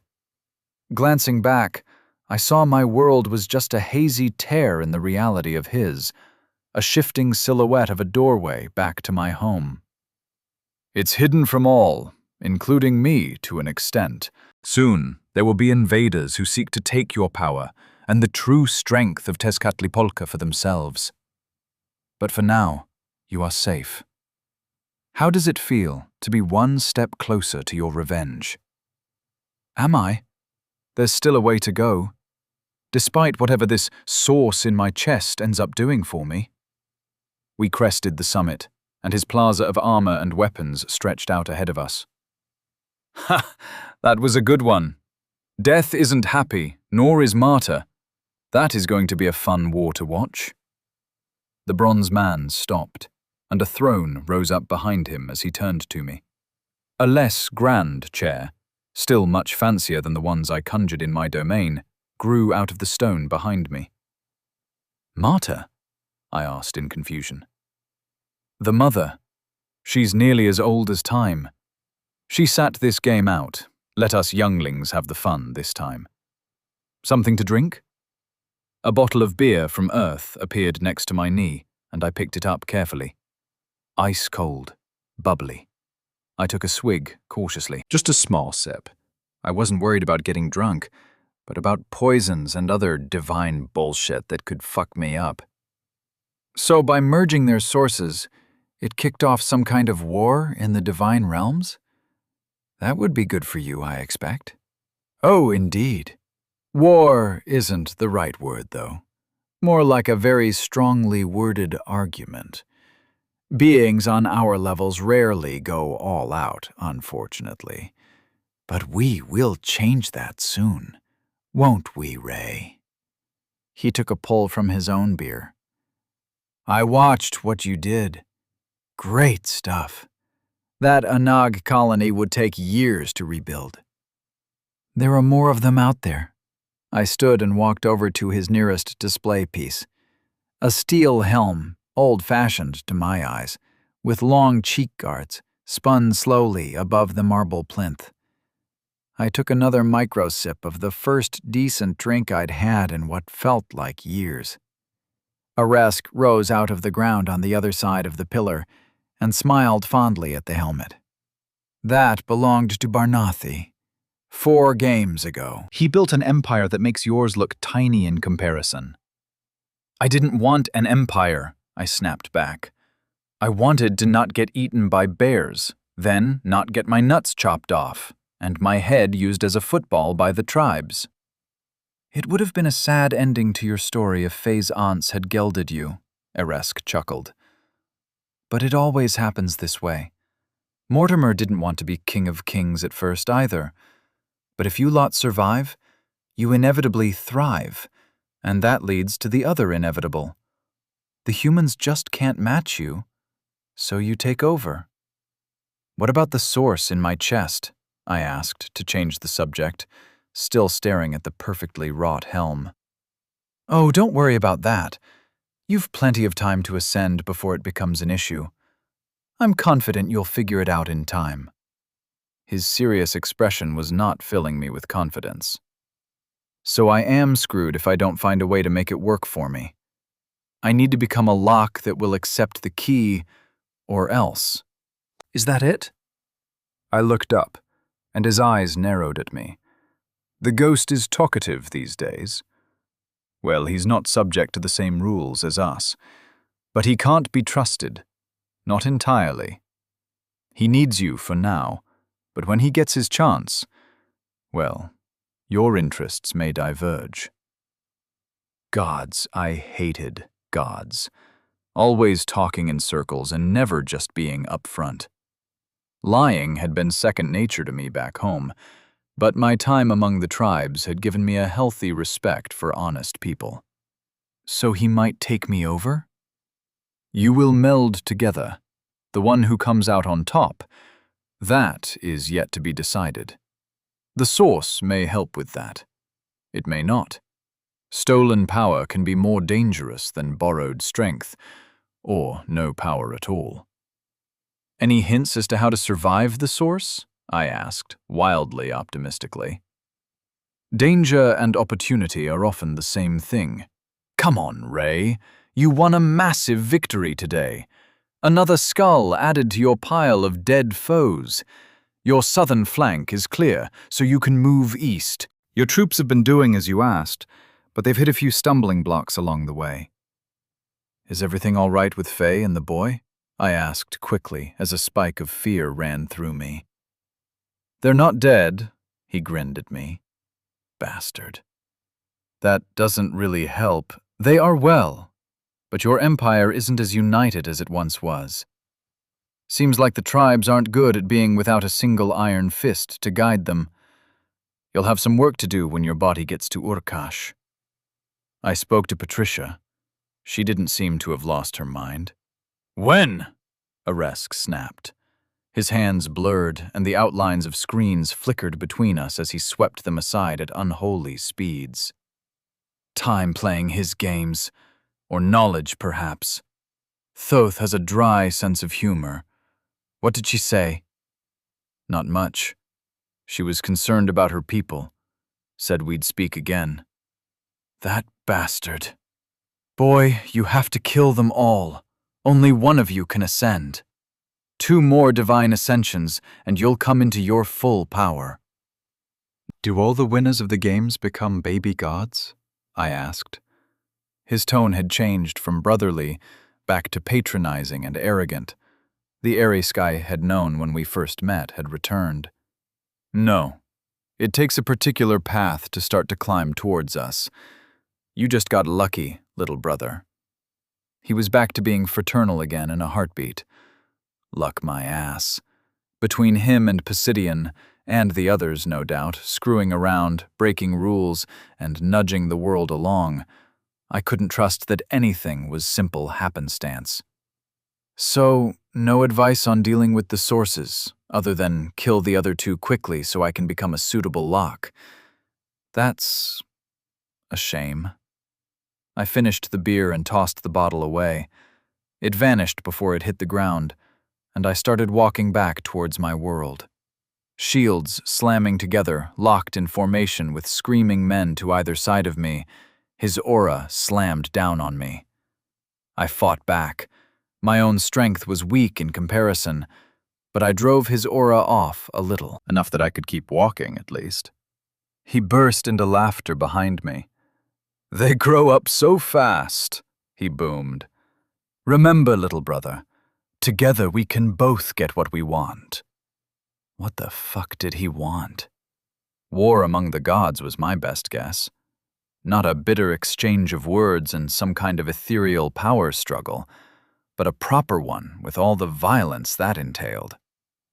I kept my thoughts to myself until I reached the hazy portal to my own domain and stepped through, relaxing as the shadows swirled through the long grass. Something purred softly, seemingly from all around me. No help? I don't know. Maybe. I've still got more questions than answers. Fucking gods. No fuck. Not for more gods, anyway. Duel of ideas. Become the idea. Become the god. Eat the idea. Eat the god. How the hell do I eat a god, Tezka?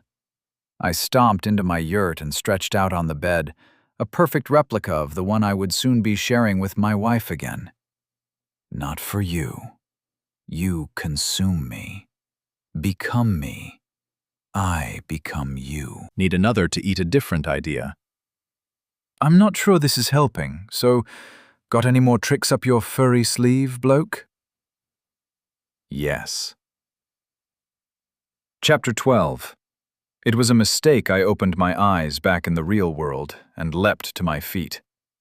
I swept Faye into a hug and held her tight. Missed you, I whispered into her ear, earning a kiss on the neck in reply. Then her hands gently, but very firmly, pushed me back. Husband? Her voice was cool. I glanced around. Jandak was smirking at me, Halen stood next to him, and Koss was staring at the sky uncomfortably. Krill looked like a wizened toddler standing next to Pertabon, whose armor gleamed with the faint patina of a recent oiling. The giant's face was hidden in the shadows of his helm and cheek guards, but I suspected he was smiling.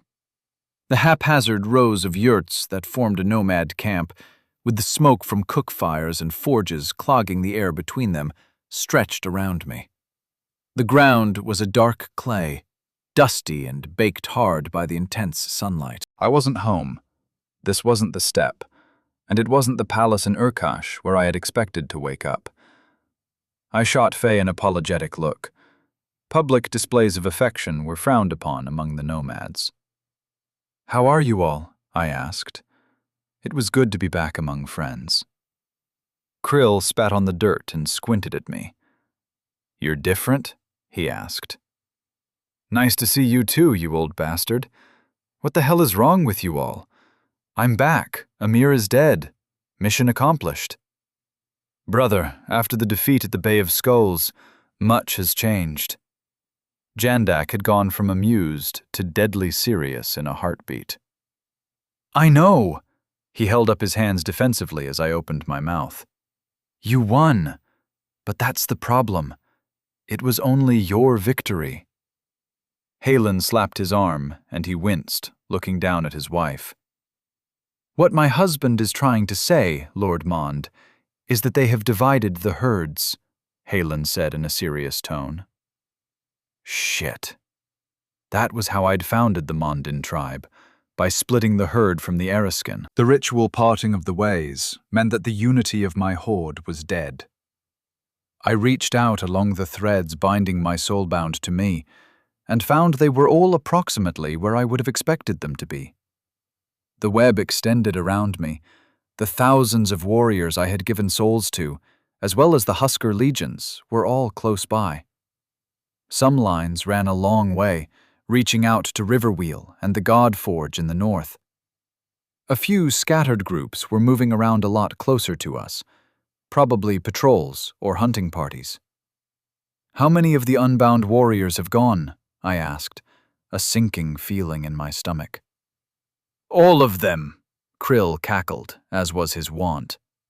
We don't need them anyway.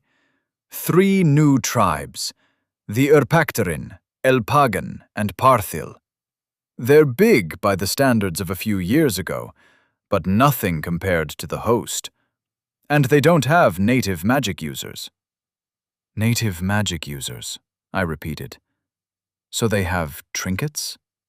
Only what they were armed with originally. There have been a few raids on our supply caravans from Riverwheel, but nothing worth worrying about. Kaz chimed in with a shrug. Legio, this is not as insignificant as the tribes would have you believe, rumbled Bon, as he got one down on one knee to speak to us, tiny humans, on a more even playing field. Each tribe numbers in the thousands. They have denuded the lands between the city and the steppe of game. Your herds have been affected as well. But not yours? I asked. Humans cannot herd mastodons. There was a clank as he shrugged his massive shoulders, and his segmented pauldrons struck each other. I need vile wolf bodies. Are there vile birds as well? The others blinked at my seeming non sequitur. We can organize a hunt? Offered Jandak hesitantly. Use it as an excuse to gather the herds together. Bring what's left of them south for now. I know, I interrupted as all the nomads opened their mouths to complain. There isn't enough forage, but we can deal with that. Use rapid growth. We have magic. Might as well use it for something other than killing. Vile birds, I repeated. There are creatures like that, far to the east. They live along the World-Spine Mountains, offered Bon. Giant eagles and falcons. Perfect. I need someone to take an advanced party east anyway. Jandak, can I rely on you? Of course, brother. How many of us will you send? 2,000, plus a single legion. Hunt the birds, hunt everything, and stockpile supplies and storage stones. If we do need to move east, I want a solid presence ahead of the main army. I turned to Faye and smiled down at her, but she didn't even quirk the edge of a lip in reply. I was missing something. You will not pursue the rest of our enemies? Halen asked sharply. I don't know who my enemies are right now. If we can stop the fighting, we will, I said. Krill snorted. Boy, you can't forge a hammer and refuse to use it. You've already fucked things up by abandoning us after the slaughter at the bay. If there was one person I could rely on to tell it to me straight, it was the dreamer. What does Eresk tell you when you sleep, Krill? I asked. I was genuinely curious. I had the god's mark on my shoulder, but Eresk knew I was no longer simply his creature. I'd fought off his aura, or a fraction of it, while I was in stasis. Krill looked uncomfortable and muttered something under his breath. Pardon? I asked. Not something to discuss in the open, boy. I'll tell you later. Bon. Send the commander of the legion you want to go east to join us. It's good to see you all. We should move inside and have something to eat. I'm famished. Assimilation of the source of the cycle. 5% complete. I knew it would have ticked up while I was outside this universe. Tezca had told me many things while I waited and trained with him in my domain. Some were useful, some were insane, but I now had a much better idea of what was really going on. This world only existed for the game. When someone won, when only one of us was left, it would come to an end. All the hints and residues of former games, such as the existence of the Huskar or the Latin carvings hidden in the tunnels of the pass, were artifacts, implanted. If I killed the others, Faye, and everyone I'd come to love, would be unmade. I needed an alternative, and I had one. Putting my plans into action and having them actually succeed was where the difficulty arose. The first step was re-establishing control over my forces. My tent was as I remembered it. I stopped by briefly just to check it was as I'd left it, and to feel at home for a moment. I'd spent what felt like weeks in the shadowy simulacrum of my god domain, and I needed to feel the real thing. After taking in a short breath of air that smelled like Faye, I headed to one of the oversized command tents the Legion used. Inside, a woman whose name escaped me waited. The scarlet letters over her head marked her a member of Faye's coven, and in her arms was my boy. "He's grown so much," I exclaimed, as I took him from her and held him up in front of me, then pulled him close. "He'll be a fine warrior when he's grown, Mond. But for now, He belongs with the women, his nursemaid said, carefully taking him back. Keep him close, I ordered. War Council is no place for a squealing babe, she snapped. While she didn't add, you stupid man, verbally, it was clear in her tone. God, I had missed these people. The Crathon city folk had seemed decent enough, much closer to the modern standards I'd grown up with before my transmigration. But the blunt, no-bullshit attitude of the tribes was one of the things that had first endeared them to me. Nonetheless, keep him close, I ordered as the rest filed in. An assemblage of chiefs and kings had joined us as well, and soon the tent was filled with nomads and Huskar commanders. The giants loomed over us all. Armor that they never seemed to remove gleamed, symptomatic of their habitual fastidiousness. The tribemen looked scruffy in comparison. Most wore leather shirts lined with steel plates, painted black or green. The array of hairstyles stood out, each tribal grouping having its own distinctive cut, ranging from simple bowl cuts to mohawks and tonsures. The mullets of my own Mondan tribe predominated among them. I leapt up to one of the benches that lined the table. It was nearly 3 meters high, intended for giants to sit on, not for humans. I turned and surveyed my people. There was relief on a lot of faces, and some anger. I'm sorry I left after the battle. It was a mistake. I wasn't here to keep you together when you needed me the most. I apologize. The Husker nodded, but most of the tribesmen who weren't in my inner circle sneered. But I am not pleased with how you have behaved in my absence. Best to slap the buggers back down again. You have allowed your wayward sons to run off into our back lines. Were you unwilling to keep to your oaths in my absence? I snarled. No point keeping an oath to a dead man. It's been too long, Mond, called a voice from the back. Jagapan? Who's running Settle? I jumped down and moved to meet him as he pressed through the throng. We exchanged a warrior's forearm clasp, and he grinned. His prosthetic eye, usually a bronze orb, was silver today. My boy Jagganault rules in my stead. You've let us linger too long, warlord, he said loudly. Was this theater for the rest? I couldn't tell from his face. He's a good bloke, but I left you in command, I said firmly. He winked his metal eye. Emissaries from the east arrived, and I have escorted them south so they could meet the mighty warlord of the north, he declared. Shit, was it Patricia or Jeremy? Where are they? Waiting in my tent. I've told them they will be presented to you at the evening meal upon your return. So you've got a few hours yet. You need to bring the herds back together, Mond. We don't need them, argued a Husker. With the legions and the loyal soul-bound humans, what threat are they? And you are? I asked with a raised eyebrow. Constut, Legio, commander of the 4th. I led the advance at the Battle of the Wall. Which one was that? I asked. Where we destroyed the first Akashi field army, Legio. He sounded hurt. You blokes fought well that day. What would you do if a legion rebelled? I crossed my arms and fixed him with a glare. That isn't possible, Lord. What about the ferals? I waved a hand at Nook, who just gave me a toothy grin. They were expelled hundreds of years ago. We kicked them out. They didn't choose to leave. Constut grumbled. Nook bristled at the words, but kept silent. And look at the trouble they caused you. Isolated in the first hearth, surrounded by enemies. Enemies that changed your name, I replied calmly. They didn't change our name.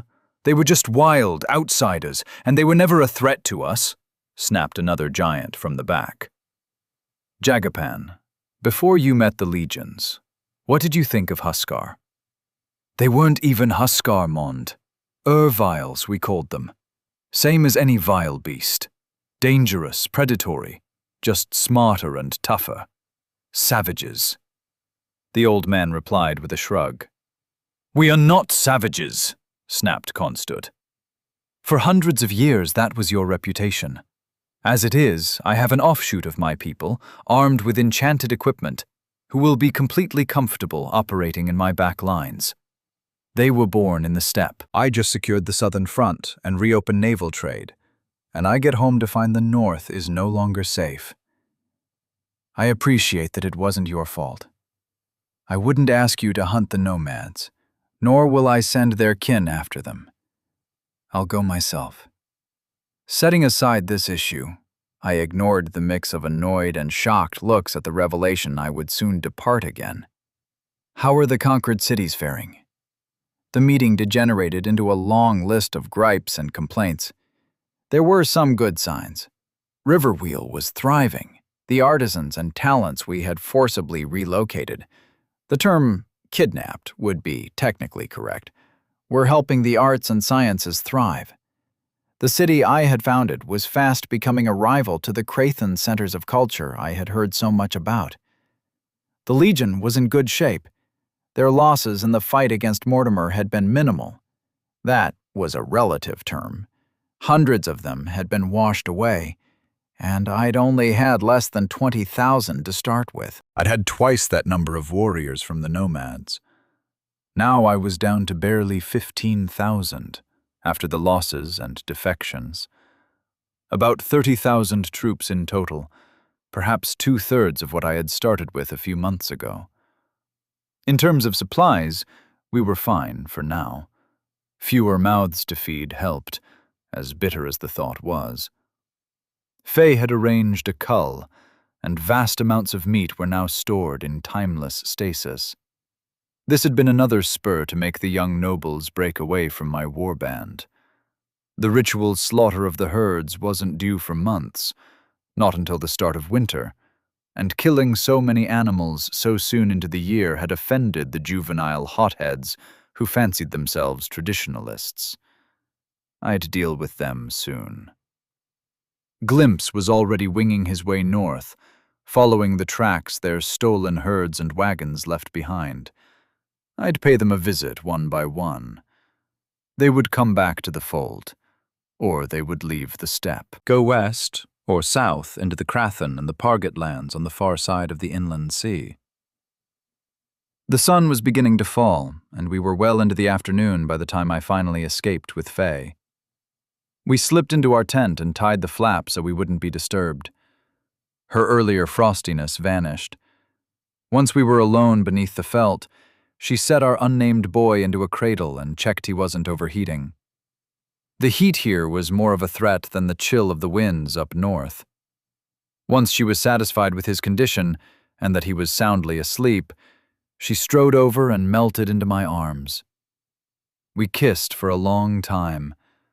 Then she pushed me off again, a habit I was already finding extremely frustrating, and began boiling water for Ched. "How will you hunt them?" she asked, as she prepared the dried leaves in 2 silver cups. Those were going to get hot, wildly impractical for tea. I sat down on the edge of our bed and rubbed a hand over the feather mattress. "God, I missed you," I said softly. She looked up and chuckled, understanding I meant both her and the mattress. "The traitors?" she nudged, sitting back on her haunches and watching the water bubbling in the kettle. "Oh, they'll come back, or they'll go away. They can go west or south, not east. We're probably going east."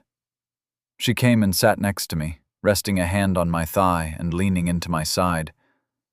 "But why, Ray? You said this scholar woman is unlikely to be our enemy." "She cannot die. I don't know enough about the influencer. I'll get a better read on Jeremy and his little kingdom after the meeting with his beauties this evening. He's sworn to Aphrodite, but I don't think that's her real name. She's something older and baser," I said as my hand clasped hers. "What does her real name matter? We call her Liarian of the Wide Hips." "I may have to kill her. I need to know her true name, and find someone to eat her." Speaking of which, put out the word to watch for a ship called Windspite. A young captain by the name of Prenda is owed a favor or two, and if he's right for it, he might have another role to play as well. Ray, you've made many impossible things mundane, but I don't like this talk of slaying gods. Have you succumbed to the madness? She looked up, gripping my chin to turn my face to her. It's the only way I can see to avoid losing it all.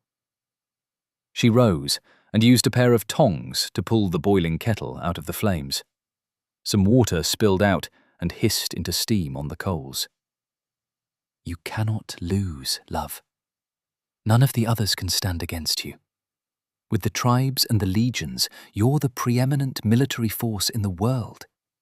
We've had emissaries from dozens of city-states and kingdoms, all of whom came offering tribute, and hinting that their enemies had wealth we could take.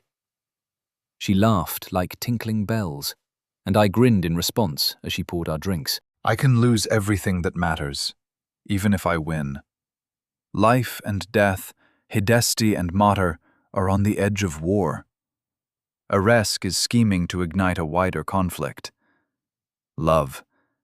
This world will only last as long as they want it to.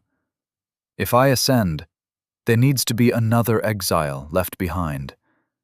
The ship needs an anchor, or it will break apart. The gods themselves are at battle? She passed me a red-hot cup. It didn't hurt much, at any rate, and heat was no longer something that could harm me on its own.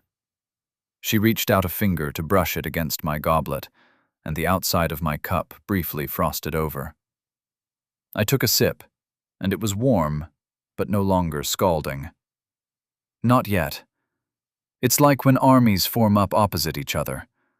Right now they're weighing each other up, maneuvering for advantage, waiting for the opposition to fuck up and make a mistake. It won't last, though. And how does this affect us? They squabble. Half the old tales are about their feuds and fights. Sometimes mortals are swept up in them. Often, in fact. But the world continues. Love, this world is less than 3 years old. It didn't exist until the gods made it for the game. She fixed me with a worried look.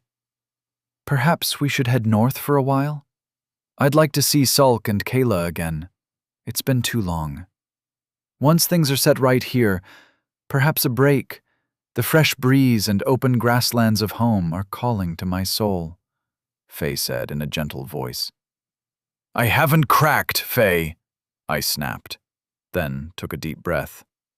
I know how it sounds, but Tezka is adamant, and Aresk has hinted as much. I need one or the other of the 2 exiles in chains, or as sworn allies, and I don't have a huge amount of time left. A few months, perhaps. Why not kill them and you stay? If this world needs a linchpin, you can be it, she said, standing to pace back and forth across the tent. Her simple dress swirled as she turned at the end of each short walk. I'll still be here. In some capacity. I'll still be with you and the boy. The warmth in my voice made her stop and stare at me. She nodded decisively, tossed the rest of her drink on the fire, and pulled out the wedding gift I'd given her, the knife that could cut through stone. She rolled it back and forth in her fingers. If you only have so much time left as a mortal man, we should make the most of it. Do you remember the last time I did this?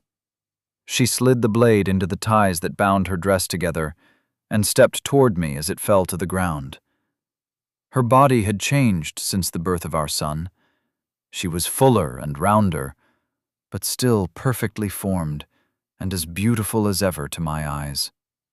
She pushed me back and began slicing at my clothes. I caught her hand as she prepared to attack my trousers. I'll do this bit, if it's okay. Knives and danglies shouldn't mix. She grinned and leaned down to kiss me, tossing the knife away behind her and straddling me on the bed. Chapter 13. Fear of the Dark. The temperature dropped rapidly as night fell. Without any clouds to retain the warmth, the crystal-clear sky sucked the heat away. The fires were lit and roaring. Rich smells of roasting meat filled the air. Huge cauldrons were filled with stews and various delicacies, and rare foodstuffs from the south and east were being prepared.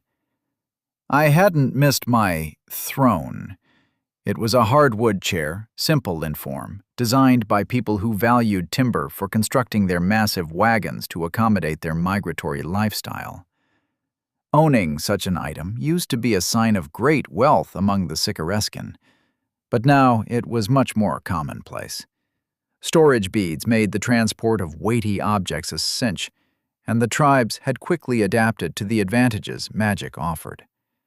Men smoked pipes and bickered about whose granddad did what to whom, while the ladies did their best to keep a lid on any ancient blood feuds from flaring up. Generous quantities of yolk, the fermented milk drink the tribes favored, had been shared out, along with wines and something like brandy that had been taken as loot from the cities we had conquered.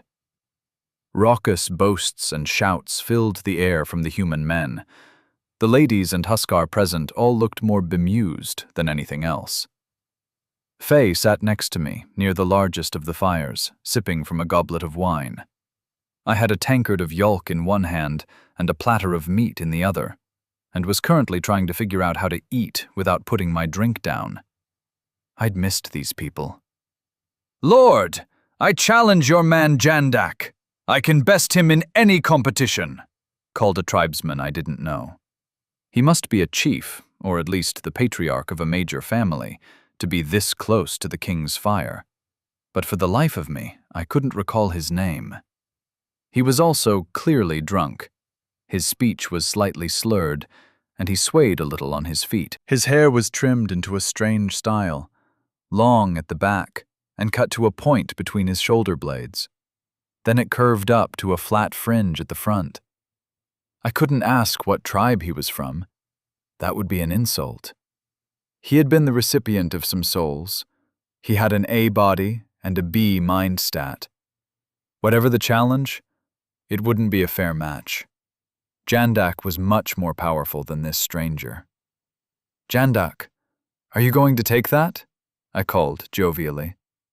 The fangs were used to being niggled at by men looking to make a name for themselves. My friend set aside his plate and drink, then rose to his feet. "The rope?" Jandak called out, and the crowd roared in approval. It was a tug-of-war over a bed of hot coals, one of the more popular games of strength among the warriors. "Have you seen my hair? I don't fancy getting too close to the fire. I'm not immune to flames like our lord." "How about a drinking game?" called the chief. "As you wish," Jandak said with a grin, stepping away from the semicircle of chairs that my inner circle occupied around the fire. "Who is that?" I quietly asked Faye. "The challenger? I don't know, nor do I recognize that cut. Could he be from the western tribes? The Gaboffs, perhaps? Ray, you really should try some of these honeyed treats. They're delicious." She offered me one from her plate. "No thanks, love. I'm not a fan of cricket meat." Faye looked at the morsel and went pale. "This is an insect?" she hissed, dropping the thing to her plate. Krill leaned over and snatched it up, tossing it into his mouth with a grin. "Delicacy among the Urkashi, crunchy and sweet." He shared his gap-toothed smile once he had swallowed the bug. "You should try the haggith. That's a Crathan dish made from the entrails of—" "No, thank you," Faye said hurriedly. "I'll just stick with the stew and the roast aurochs, I think. Shit-sitters are so disgusting." "They aren't all bad," I muttered, taking a swig of my wine. Jandak and the unknown tribesmen were busily putting away cups of yolk, as though we had an infinite supply of the stuff. Drinking competitions between men with hugely enhanced physical attributes were probably not an economically viable idea. "Where are they, Jagapan?" I asked, looking across to the king, who was cheerfully egging the two already drunk warriors on. "The emissaries? Cult, go get them from their tents." One of Jagapan's shadows rose from a crouch behind him and strode off into the maze of tents. "What do you know about them?" I asked, and the older man leaned towards me. "Pretty. Painfully so. Whoever decided to call them beauties wasn't wrong. 4 men, 3 women. All different, all the same. Too perfect. He spat towards the fire. They don't make mistakes? What do you mean? I asked, pressing for more clarity. Not that I've seen. And if they did fuck up, I doubt they'd ever admit it. They blend. Within a couple of hours, they'd mastered the nuances of our language, and they only needed to see something once to copy it perfectly. I don't trust them, Mond. What is their master like? I don't know, Jagapan. On Earth, he was a manipulator? He was famous for being famous, I think. I wasn't exactly big on social media, but he had done very well from it. I had to briefly explain the concept of social media, sending Krill into cackling laughter and leaving the rest of the group looking confused. And that is worthy of a herd on your homeworld? Asked Faye in shock. I shrugged. I wasn't going to defend it. Afraid so. Not just a herd. He was richer than any chief, rich compared to Krathan autocrats. If it were the same on Earth, he would only wear purple, I said. All from these video things? Jagapan wondered. No wonder you fell in with us so smoothly. I wasn't sure exactly what he meant, but we were getting off topic, so I tried to steer it back to where I wanted it to be. So these messengers are slick and beautiful, but what are they like? Well, Mond, you are hardly a charming man, Jagapan began, earning a swat from his wife on his left. Husband? Firstly, that is not respectful, and secondly, you are hardly in a position to judge another on that basis. She adjusted the veil that hid the disease scars on her face and winked at me over the top of it. Habene, he knows I don't mean anything bad by it, he snapped, popping out his prosthetic eyeball by slapping the back of his head and sticking it in his mouth like a gobstopper. We're old friends now, he said with a bulge in his cheek.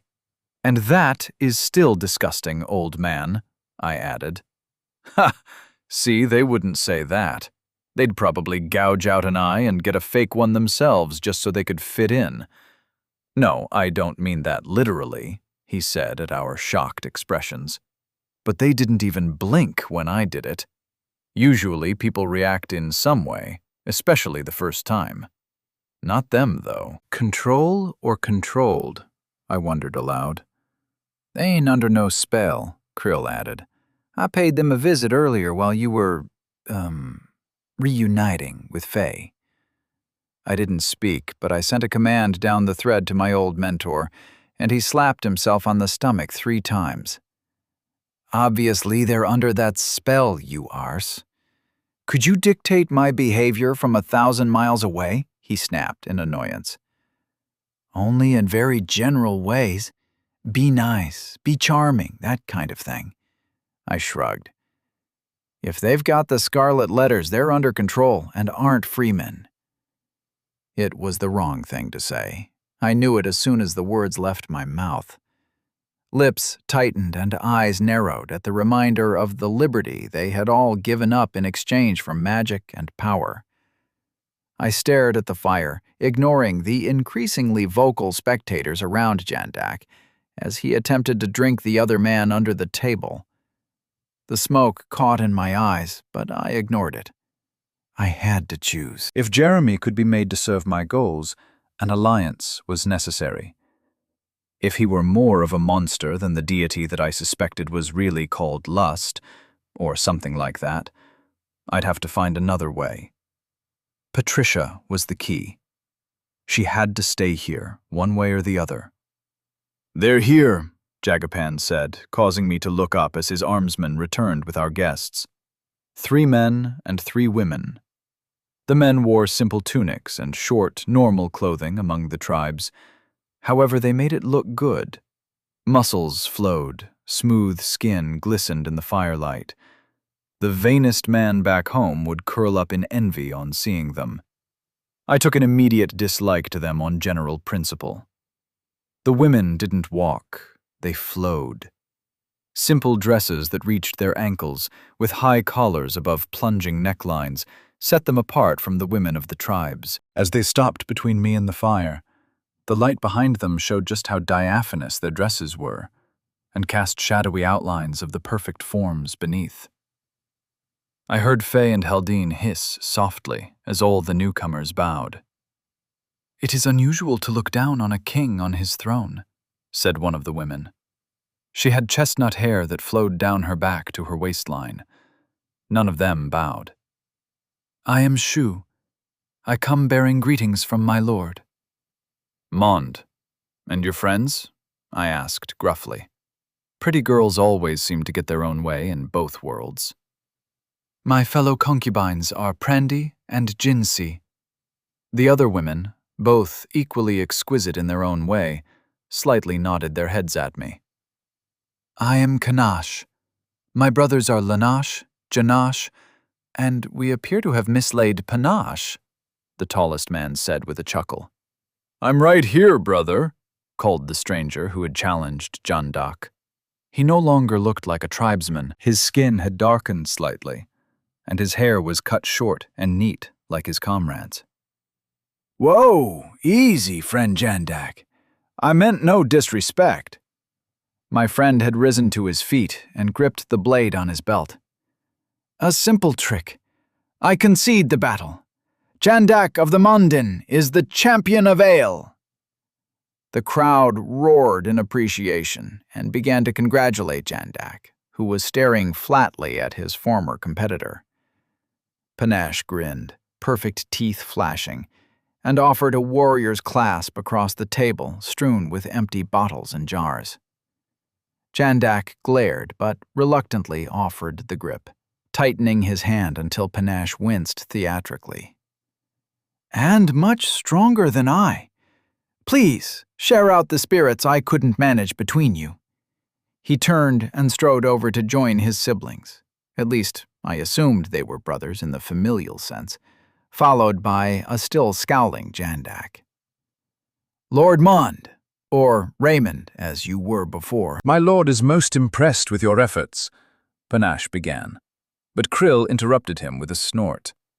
"What does your lord know about such faraway happenings?" snapped the old man. "Well, we all receive the messages from the gods when Lord Mond claims the life of an exile," Panache replied affably. "The threat of the dead king and the pirate has ended, something all right-thinking people should celebrate," added Jinsi, her short black hair swaying as she nodded emphatically. "Your lord has done the world a great service.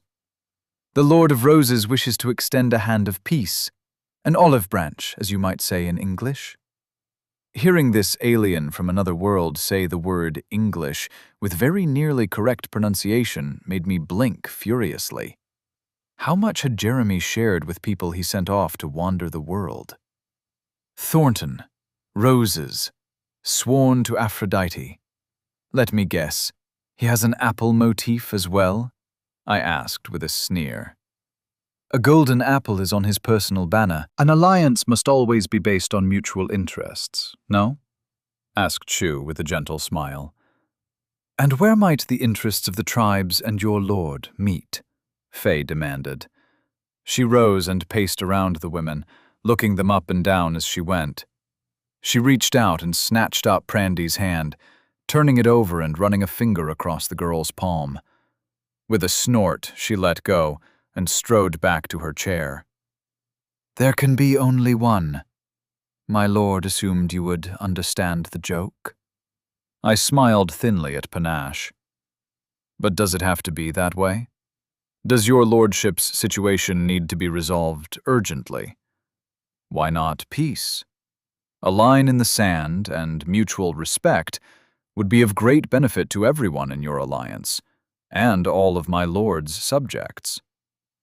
"Why make war when you can make love?" Jinsi chimed in with a delicate laugh. "So that's it. We agree on a border and keep to ourselves?" I demanded, ignoring the woman. "Alas, the lady in the tower has other designs. Our talents lie in pleasure and art, not violence. And we are suffering at the hands of her magics and wizards. Cities wiped away by fire or encased in ice.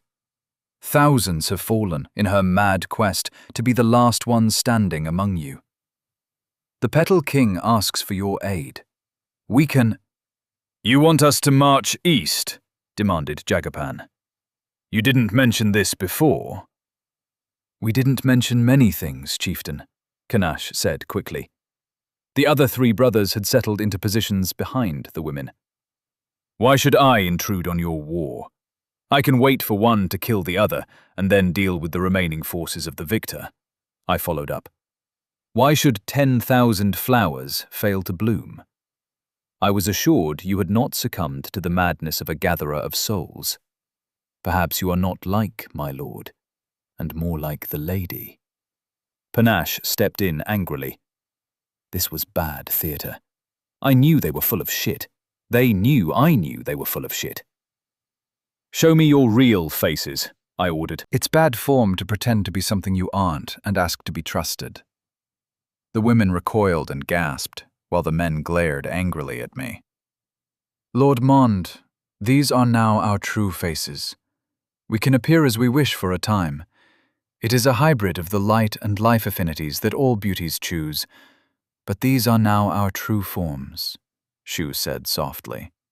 She sounded wounded by my insinuation. No. What did you look like before? Lord, we have respected your ways, simple though they are. I would ask that you respect ours.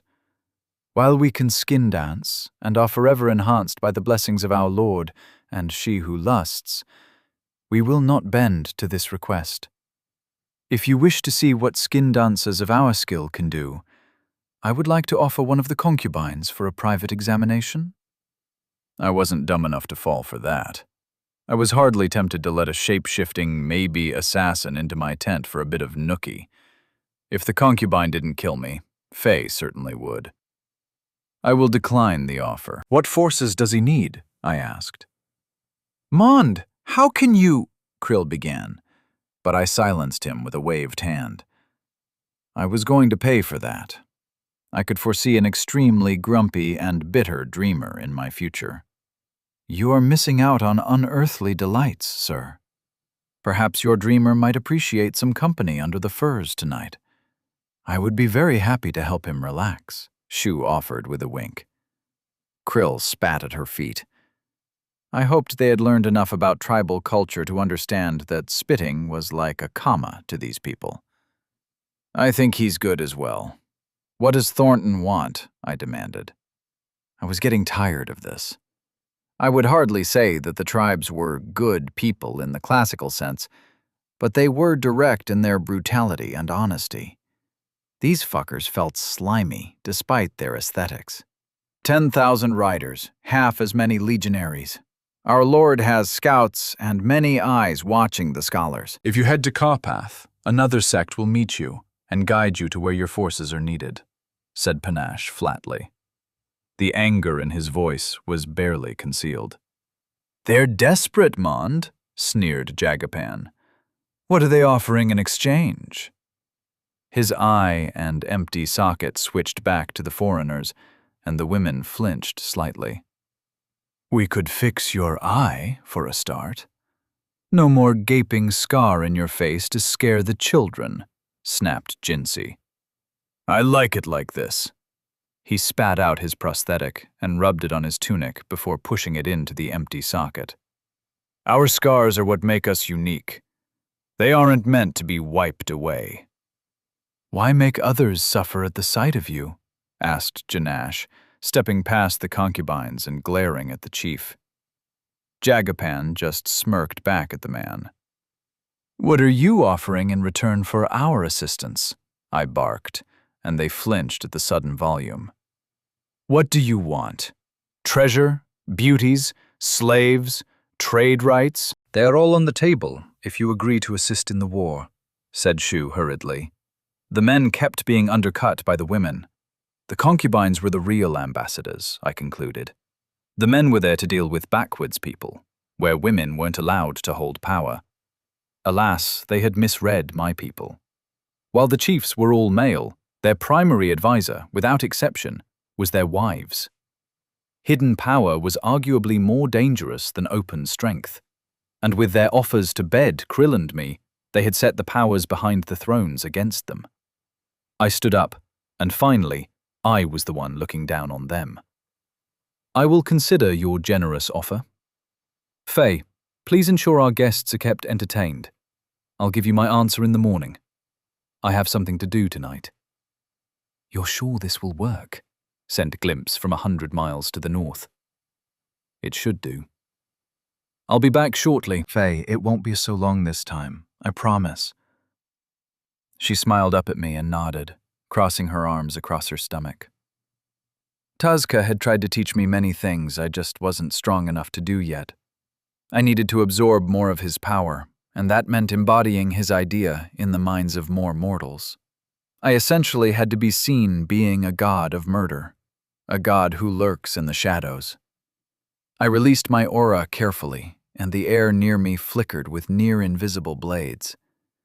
I narrowed them down, bringing them closer to my skin and increasing the effort I put into them.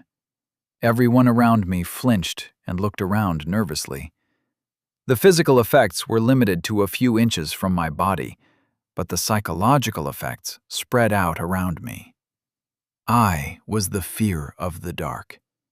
The knowledge that you're being hunted, that you're helpless before the blade from the shadows.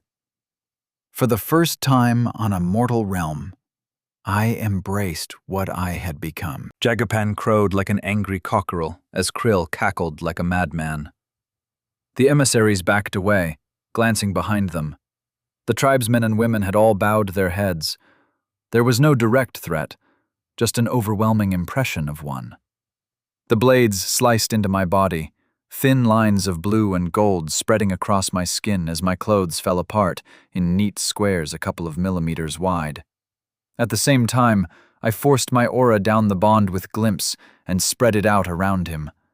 Cubes of me vanished and reappeared next to the crow. In a couple of seconds, I had leapt from the fireside to a spot just outside the camp of the first rebel tribe.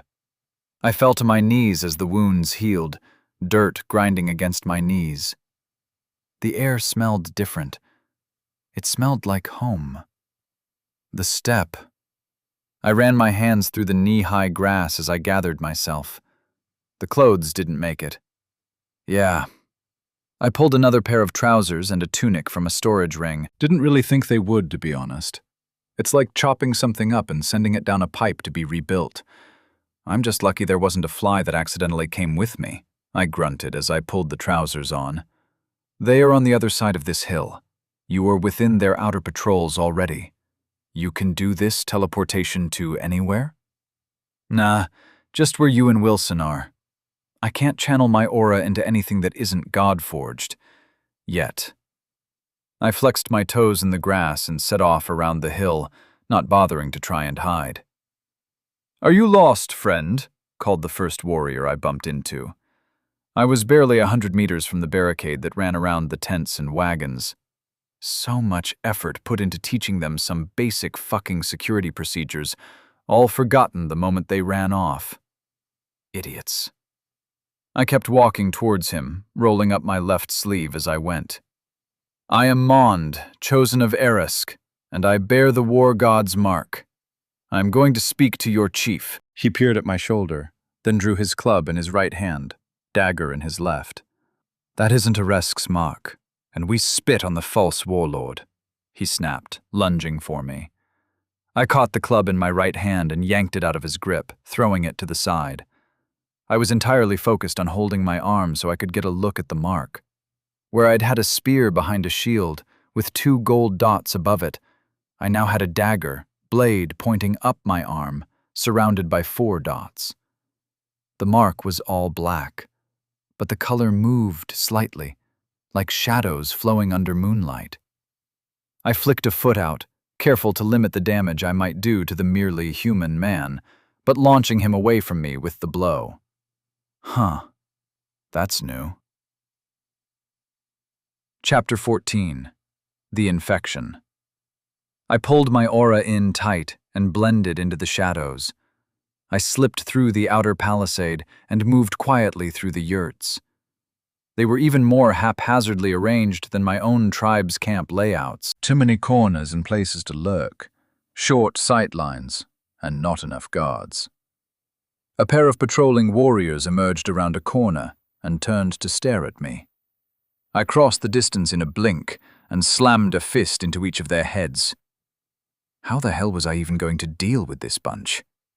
There were a few thousand of them, judging from the expanse of tents I could see via glimpse. Killing them all was not an appealing choice. Sure, when the tribes split the herds, it was rarely an amicable arrangement.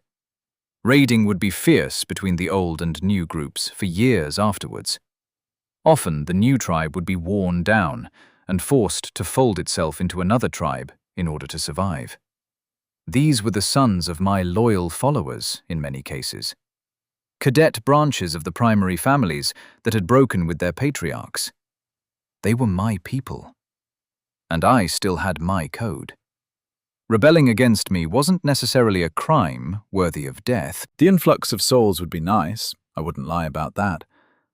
But there were as many women and children here as there were warriors. If they could be brought back to the fold, it would restore some of my depleted numbers. It had never occurred to me how painfully long it takes for a new crop of warriors to mature.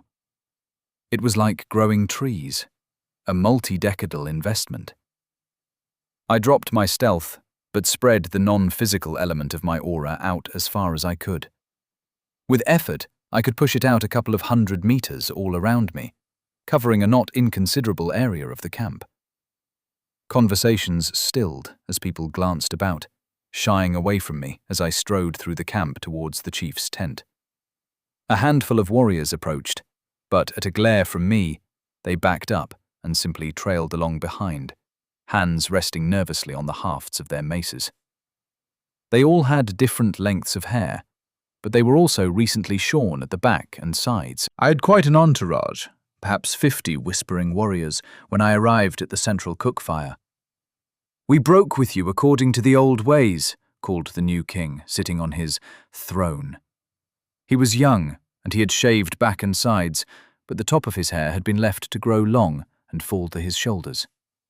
He wore the brigandine armor I had introduced to the tribes and had a long, steel-tipped spear propped next to him. "What is your name, king?" I asked. His eyes were hidden by the long hair that hung in front of his face. It made his expression difficult to read. "I am Parnatic." His voice was steady, despite my aura filling the air with threats. "I don't know your family. Why did you break your oaths?" I demanded. "What debt do we owe an outworlder? You'll succumb to the madness if you haven't already. We must preserve a seed of our people who can resume the old ways after you have burned out." I kind of liked the bloke. "I won't be burning out, chief." "King!" he snapped. "I am king of the Parthil." "Your fathers miss you. Your brothers weep at the thought of spilling your blood," I replied loudly. My words were aimed at the gathering crowd as much as at this young lordling. "They're your slaves. They're incapable of thought beyond that which you deem appropriate." "Is that what you think, young Parnatic? I don't use my power that way." "But you do. At the Battle of the Bay of Skulls, our fathers fled. Our brothers fell back to the high ground just as we were finally winning. You compelled them to abandon us," he said thickly. "I tried to save as many as I could once I saw the tsunami. Would you not have had me try to save my people? Didn't they tell you to fall back as well?" I asked gently. "They yelled at us to ride away as they ran. But we were in close, and winning. To turn and run at that point means you get stabbed in the back. Anyone who had lost his horse was dead." "And it was your fault, warlord." He sneered the last words, his hair swaying to show the venom on his face. "Poseidon cheated. Mortimer didn't have the strength to summon that wave. The goddess betrayed her own chosen and the rules. The dead king's army was destroyed completely. It was a divine assassination attempt aimed at me. And your stupid squabbles with the gods cost thousands of warriors their lives. But not those you had blessed. Your soulbound all had a warning that we did not," he hissed. Poseidon was punished by the gods for her actions.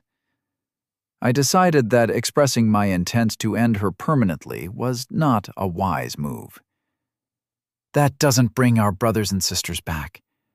But it was beyond our control. We were at war with Urkash and the army of the dead. You remember the hordes of bandaged men that attacked us at the festival at Helaf? The way they dug themselves out of the ground and attacked everyone. Would that have happened if you hadn't taken refuge among us? Used as living shields? Parnetic replied coldly. I don't know.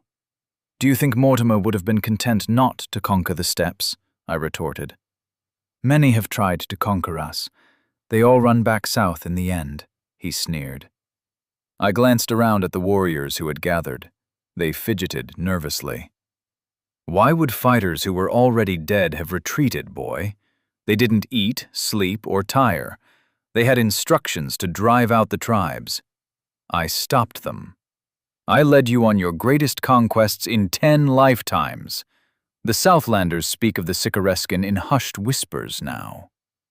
Who gives an ons of York what the shit-sitters say? Are we Southerners to care for the opinions of others? Parnetic replied, earning murmurs of approval from the audience.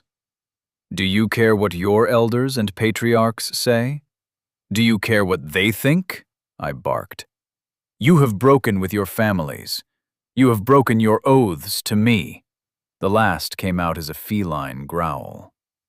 Oaths bind both ways, Shikrikin. Your pets are still loyal, despite how you abandoned them. Go back to your wars and your toys. Leave us in peace. Parnatic certainly had the kingly diktats thing down. You will not leave me in peace. You have raided my herds and supplies, stolen enchanted items and rare metals. Go west, go far away if you won't come back to your families. I left the or else unspoken, but the king snorted and stood up, picking up his spear casually. Why should we cede our homeland to a foreigner? He sneered, spinning the spear lightly in one hand. Because they are my lands, not yours. You hear that? This otherworlder thinks he has more claim to the grasslands than we do. The spear stopped spinning, pointing in my direction. What will you do if I attack you? Beat some sense into your skull, like your mother should have done, I growled. You cannot control us, foreigner.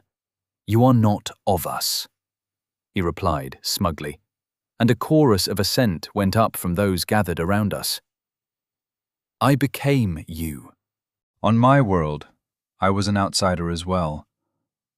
I found a home with the Sicarescan, one I have never known before. I came to you this evening as a brother of the steppe.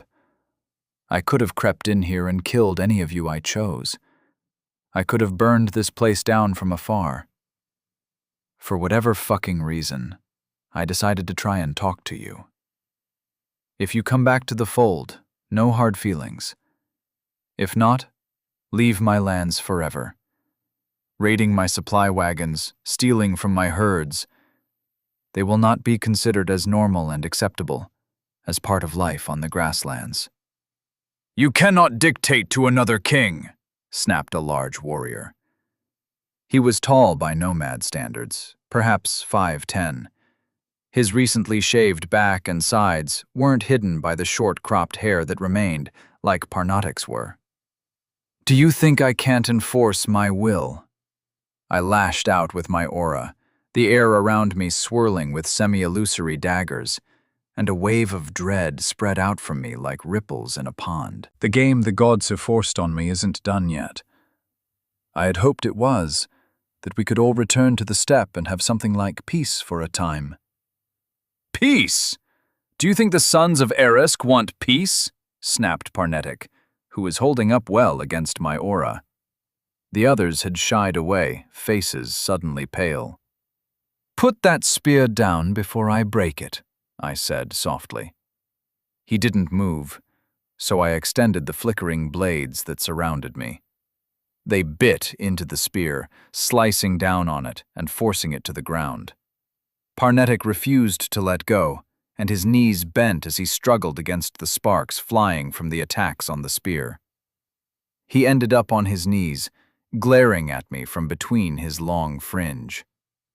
"So it's kneel or die," he hissed as he let go and stood up. I withdrew the physical component of my aura, but not before I used several strikes to flick the spear into my hands. I bent the metal-shod haft until the wood beneath snapped and tossed it to the ground between us. I don't want slaves. If you want to fight in the wars to come, you're welcome to return to your brothers and fathers. If not, you go west and do not return. I hoped I was getting this right. Trying to strike a balance between godlike power and reconciliation with such aggressive people wasn't easy. Just remember, I can find you wherever you go, and if you return to my lands, I will crush you. A wash of aura from Erisk washed out, shields locking in place, which surprised me. It had been a while since he'd interceded. "You no longer serve Erisk," called the warrior hesitantly. I looked over, and it was the big bloke from before. "We are more like cousins now." The other Shikrikin, Mortimer and Amir, were mad.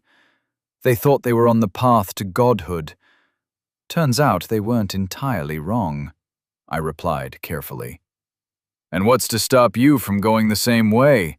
barked Parnatic, trying to recapture control of the discussion. "Have you met my wife?" I asked dryly. A wave of quiet chuckles spread through the gathering, and I withdrew my divine aura. "Any of you who wish to join me in the east are welcome. If not, I cannot have active forces to my back. You will leave or you will die. I will kill the leaders first, slipping into your camp like a ghost. If you don't take the fucking hint, I will kill the men and take the women and children back to the tribes." "We are untied and will not be cowed by," Parnatic began. The guy was too dumb for his own good. Respecting his stubbornness wasn't going to help me here, so I sent out the blades of my aura. His body fell apart, beginning with the extremities. As he was diced alive, the other warriors backed away and reached for their weapons. I raised a hand, and they paused. "Normalis humanos slain times 1. 10 souls gathered. I am the warlord. Parnatic was brave, but stupid. I suggest you make a better choice for your next king. You have 2 days to start heading back to Urkash, or to run west." I strode towards the ring of fighters, and they parted before me as I moved back into the camp. "You may want to look at this," sent Glimpse. I borrowed his senses. The bird was perched on a tent nearby, head cocked at a wagon. "It's a wagon?" "Wait for it," he replied. A woman stuck her head out for a moment before ducking back inside after glancing around. She had been beautiful.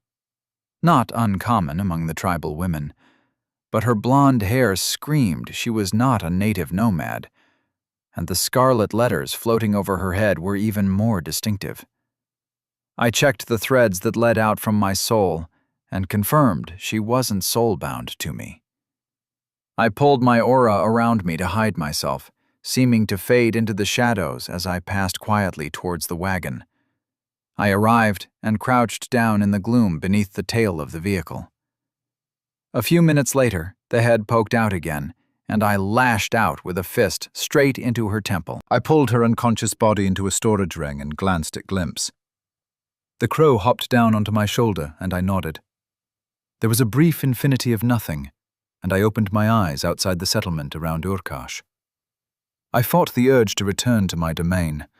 I needed to put that aside for now and build my power on Earth.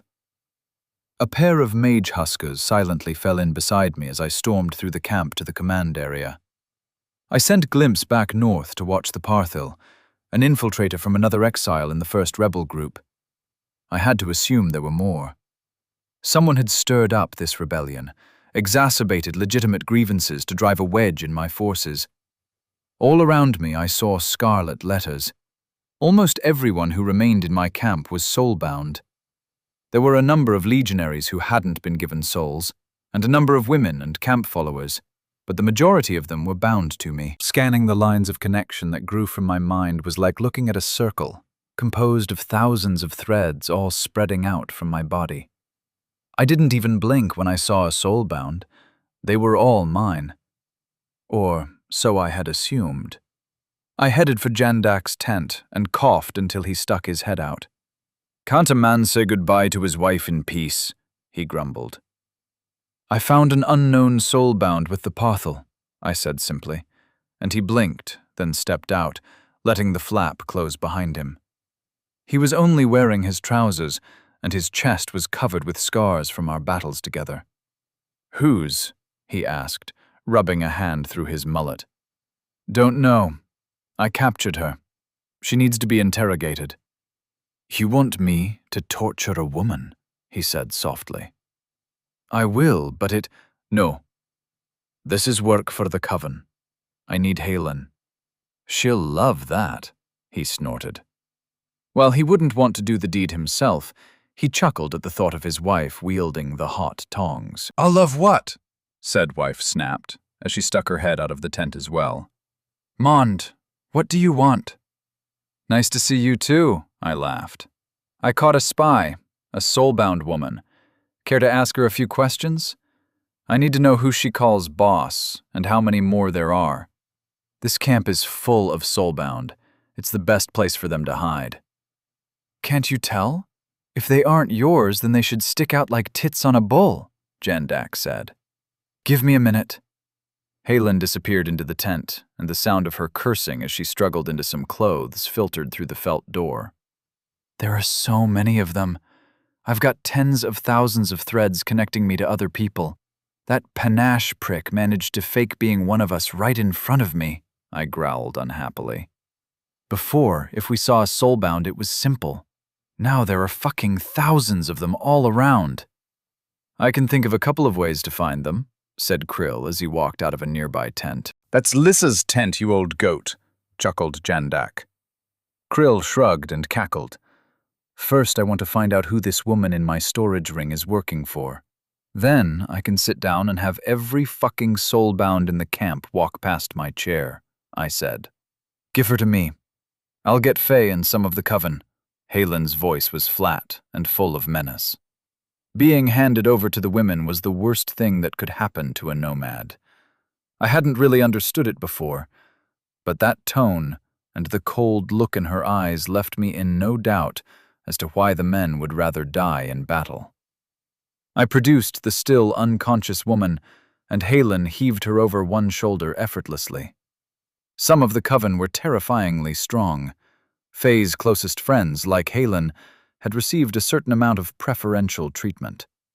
Jandak's wife strolled away like she was carrying a sack of flour, heading towards my own tent. "The only ones we can trust are the Huskar," Jandak said firmly.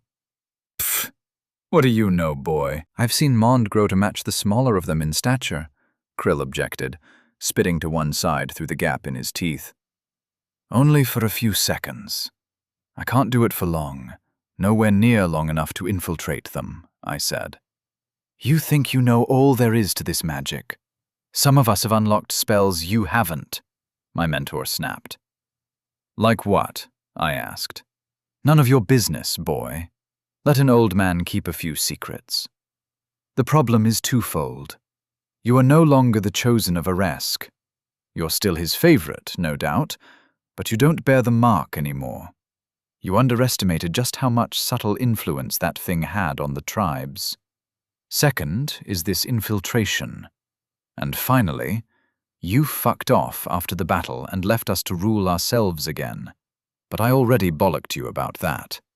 We need a warlord, or we fall back into our old squabbles. Well, I'm back now. I have my own mark and aura. Maybe I should make it plain that I'm now more of a little brother to Aresk than I am his pet." "Brother? That's a big claim," Jandak exclaimed. "It's the truth. He calls Mond his little brother in my dreams. Using your aura might help. But what are you the god of, Mond? Krill asked. I am becoming a god of killing. Of murder. Ha! That will go down fine with the tribes, especially if Aresk will make a small show of support when you announce it, which he better had. Krill briefly glared at the sky, but no response was forthcoming. I should have just used all the souls to level myself and a couple of allies, I said regretfully. Then all the tribes would have melted away, and you wouldn't have the big bastards throwing fire and lightning. No, it was the right choice, I think. We will just have to find a way to live with the consequences. Let the women question this stranger. Once we know whose plan she serves, we can find any other spies easily enough. How, Krill? I demanded. The old man did love to play the wise man, but I wasn't in the mood for it. You showed me the solution yourself earlier today, he grinned at me, but I just stared at him in confusion. He sighed.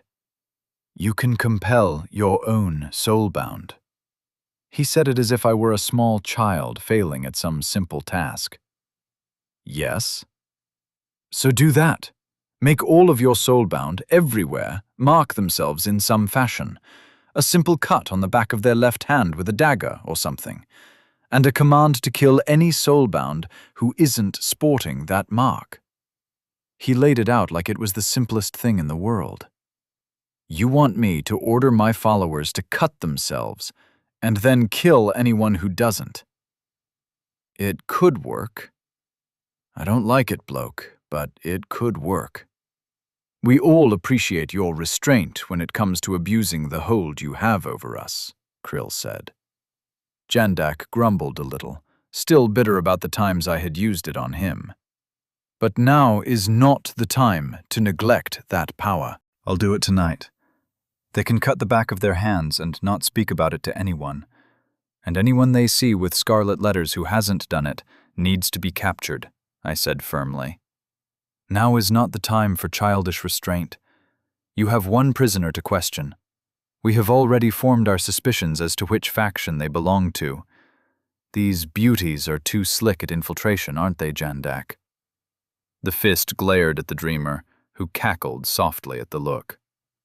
They might be from both factions. Capture first. Kill if needed, I decided. I'm going to have a chat with someone. See if I can get some more information from the scholars. Can you trust what they say? They may be knowledgeable, but Memnis is not always a god of sharing. His chosen should not be trusted, Krill objected. I said goodnight and headed back to my tent. The fire was dying, so I added some more wood. The chest containing her clothes had been left open, a sign she had left in a hurry with Halen. I put a kettle of water over the embers and fetched a pot of ched leaves from the shelves. While I waited for the water to boil, I took out the communication crystal and set it in front of me. I flicked it gently with a finger, but nothing happened. Picking it up, I rolled it around in one hand, thinking hard about speaking to Patricia. Again, no joy. I set it down and made the tea, blowing on the hot drink as I glared at the crystal. Assimilation of the source of the cycle. 6% complete. Damn it. Had the rate slowed? Was I going to have to set my plans in motion and hide in stasis while we traveled, only coming out to fight or make decisions? It seemed likely it might come to that. I'd be trapped in my domain, training with a ghost and waiting for brief moments in the real world. I was just preparing to reach out and send a command down the myriad threads that grew from my soul when I heard a voice. It was muffled, but I recognized it. Nudging the crystal a couple of times, I got it to face the right way, and Patricia's head and shoulders floated in front of me.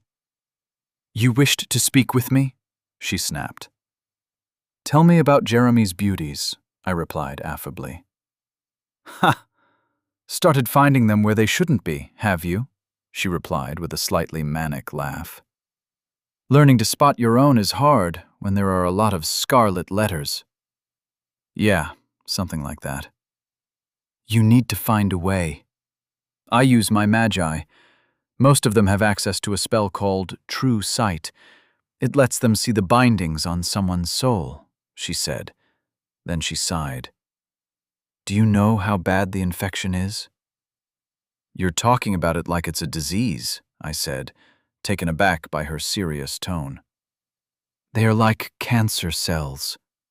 They propagate within the body politic, blending in, driving dissent and rebellion. The Petal King is much more generous, much more worthy, etc., etc. Assholes. Once we figured out how to make the veil work correctly, they stopped being a problem. Now he sends armies of mortals led by sects of beauties to cause problems outside our defenses, and fanatical mortals to infiltrate us. He is asking for me to help him against you. And will you? She asked with sudden focus. I just grinned in response.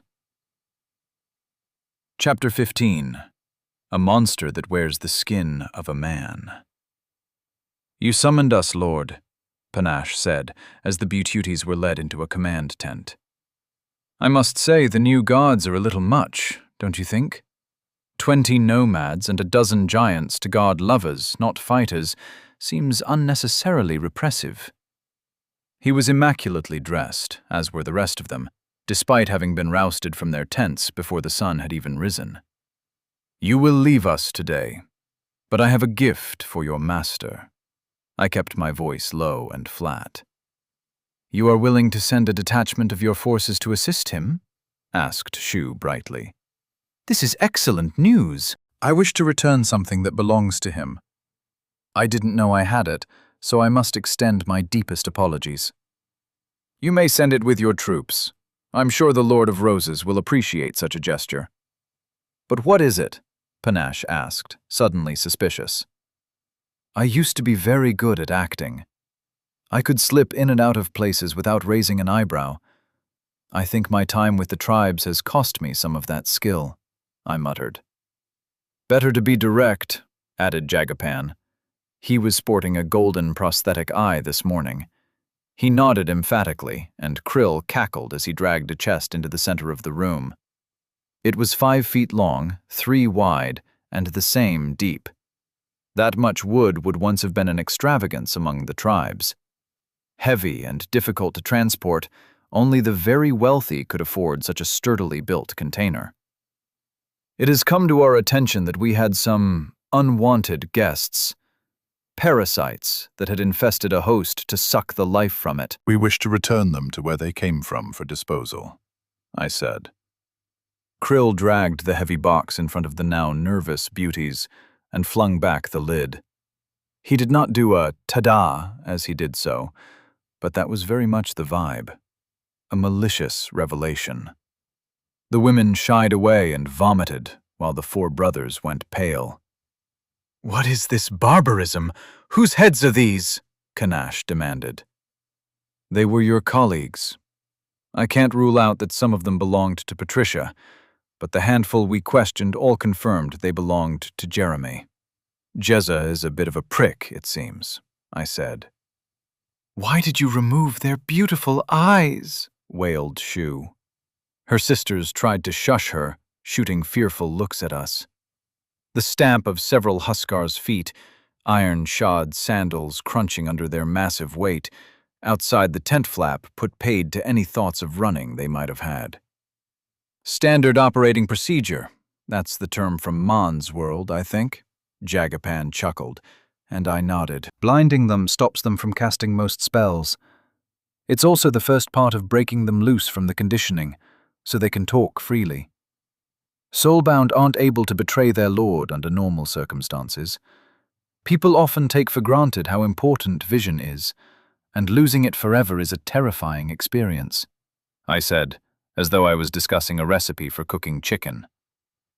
Then the pain, a lot of pain, reinforces how powerless they are and breaks them free, for long enough at any rate.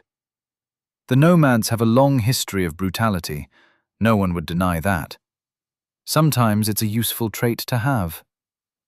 Monsters, hissed Jinsey as she tried to comfort Shu.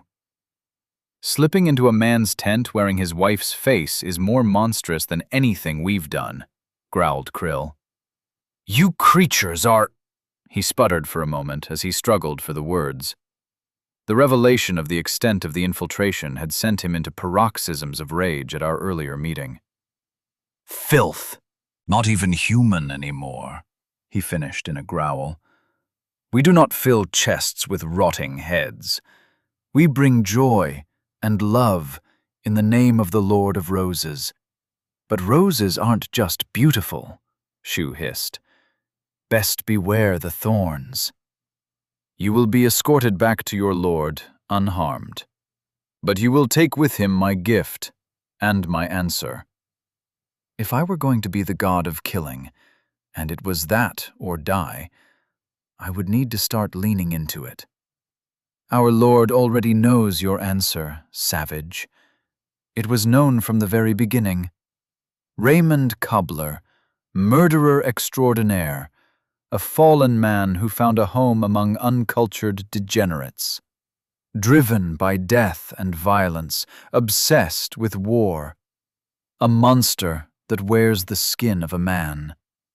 We will carry your message, but you can bear your gift to him yourself, hissed Panache. Namol, Janash, you remember how she was sanctified? How malformed she was before her blessing?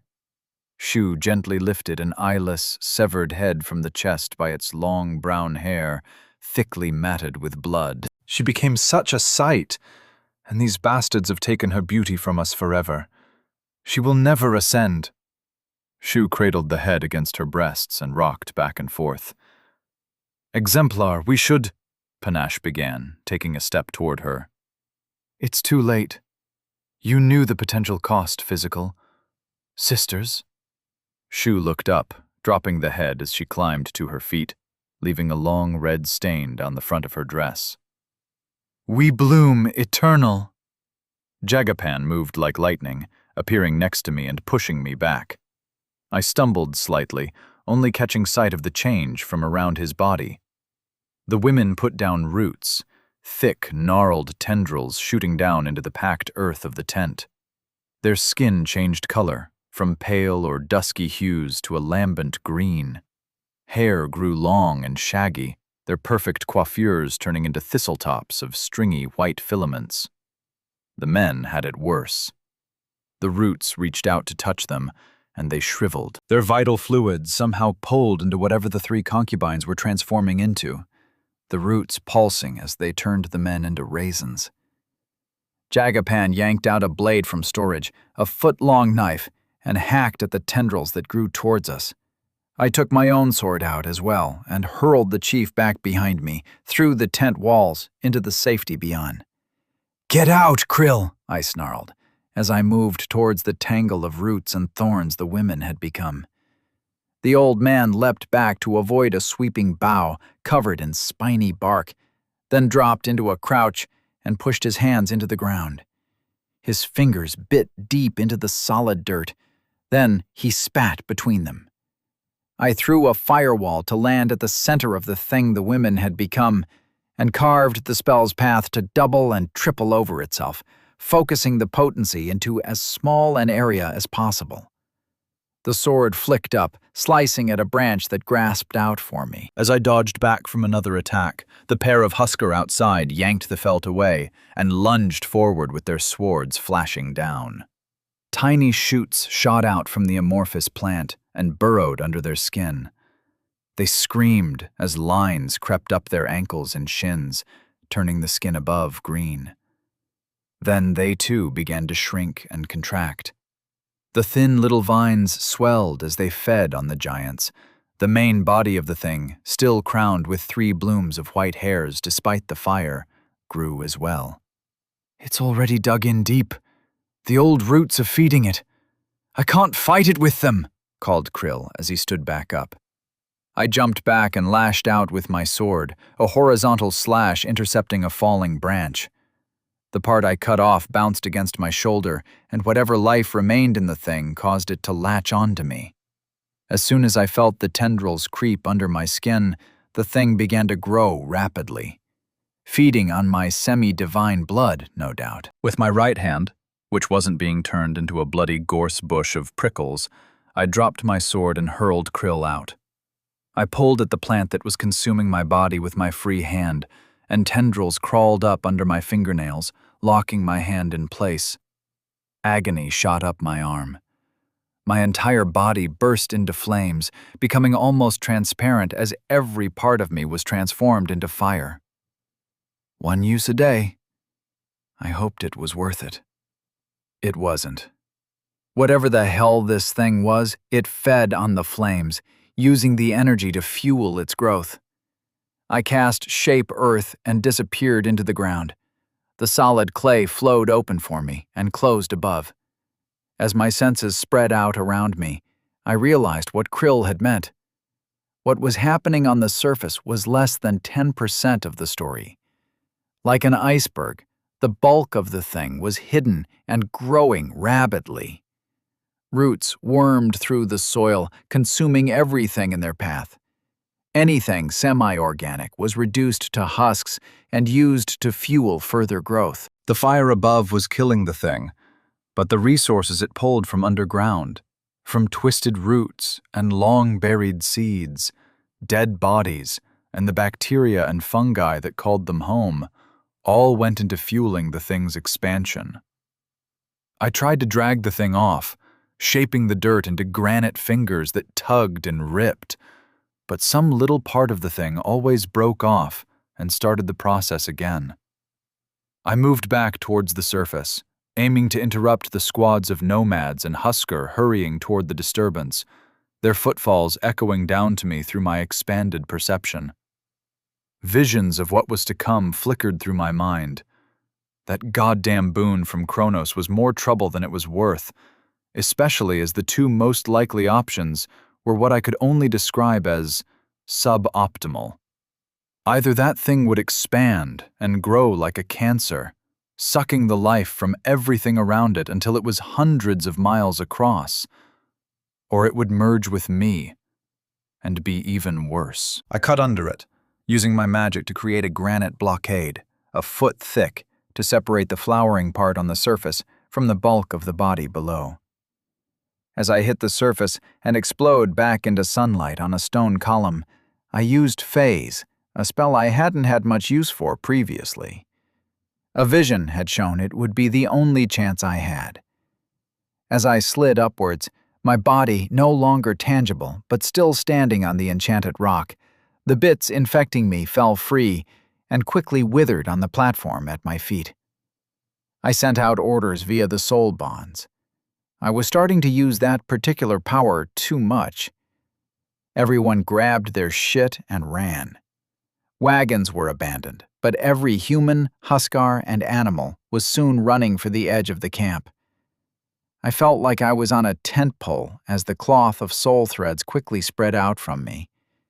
As soon as they were clear, I cast Burning Skies, once again focusing it onto the now ruined tent. The flowering part had grown to some 15 feet across, the 3 white heads of blossoms swaying as it expanded.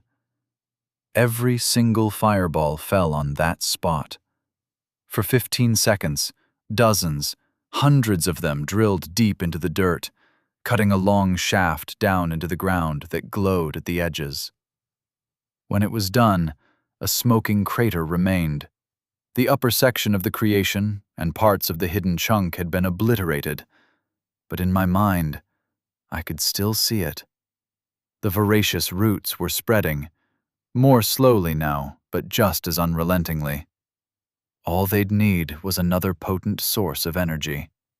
"Get the wagons moving! It's not dead!" I yelled as I jumped back to the ground. I examined my tunic. Another one ruined, torn and marred by blue-gold blood. I should just wear the invulnerable one all the time and forget about laundry.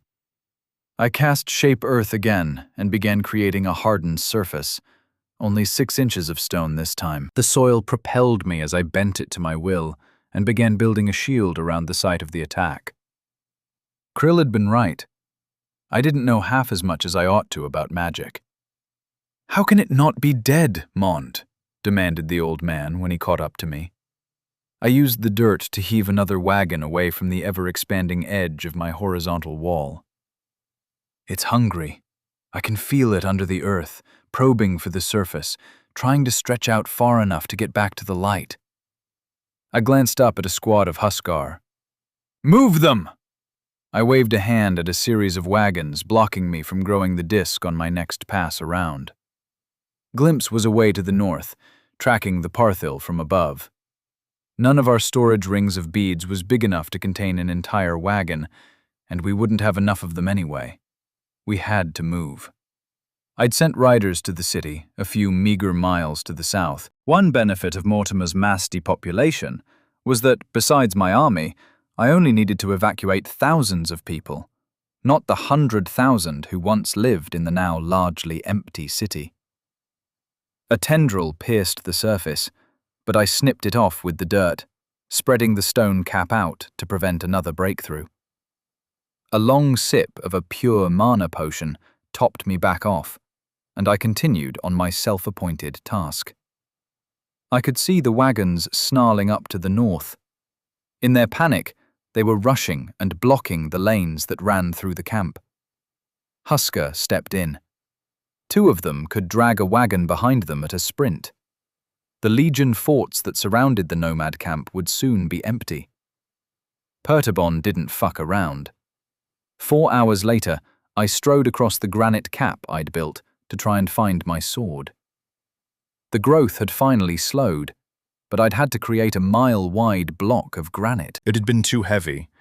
In places it had cracked, and nomads and giants had burned the tendrils back until I could fix it.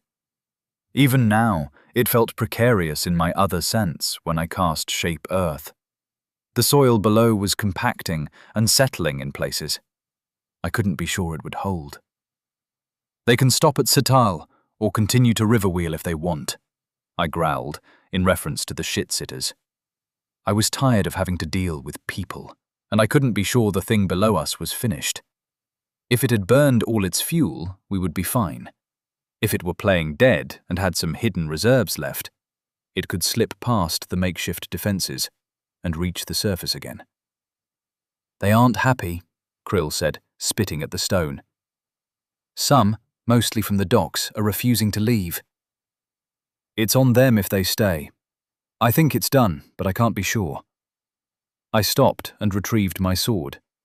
The fireball barrage had thrown it clear of the initial bloom.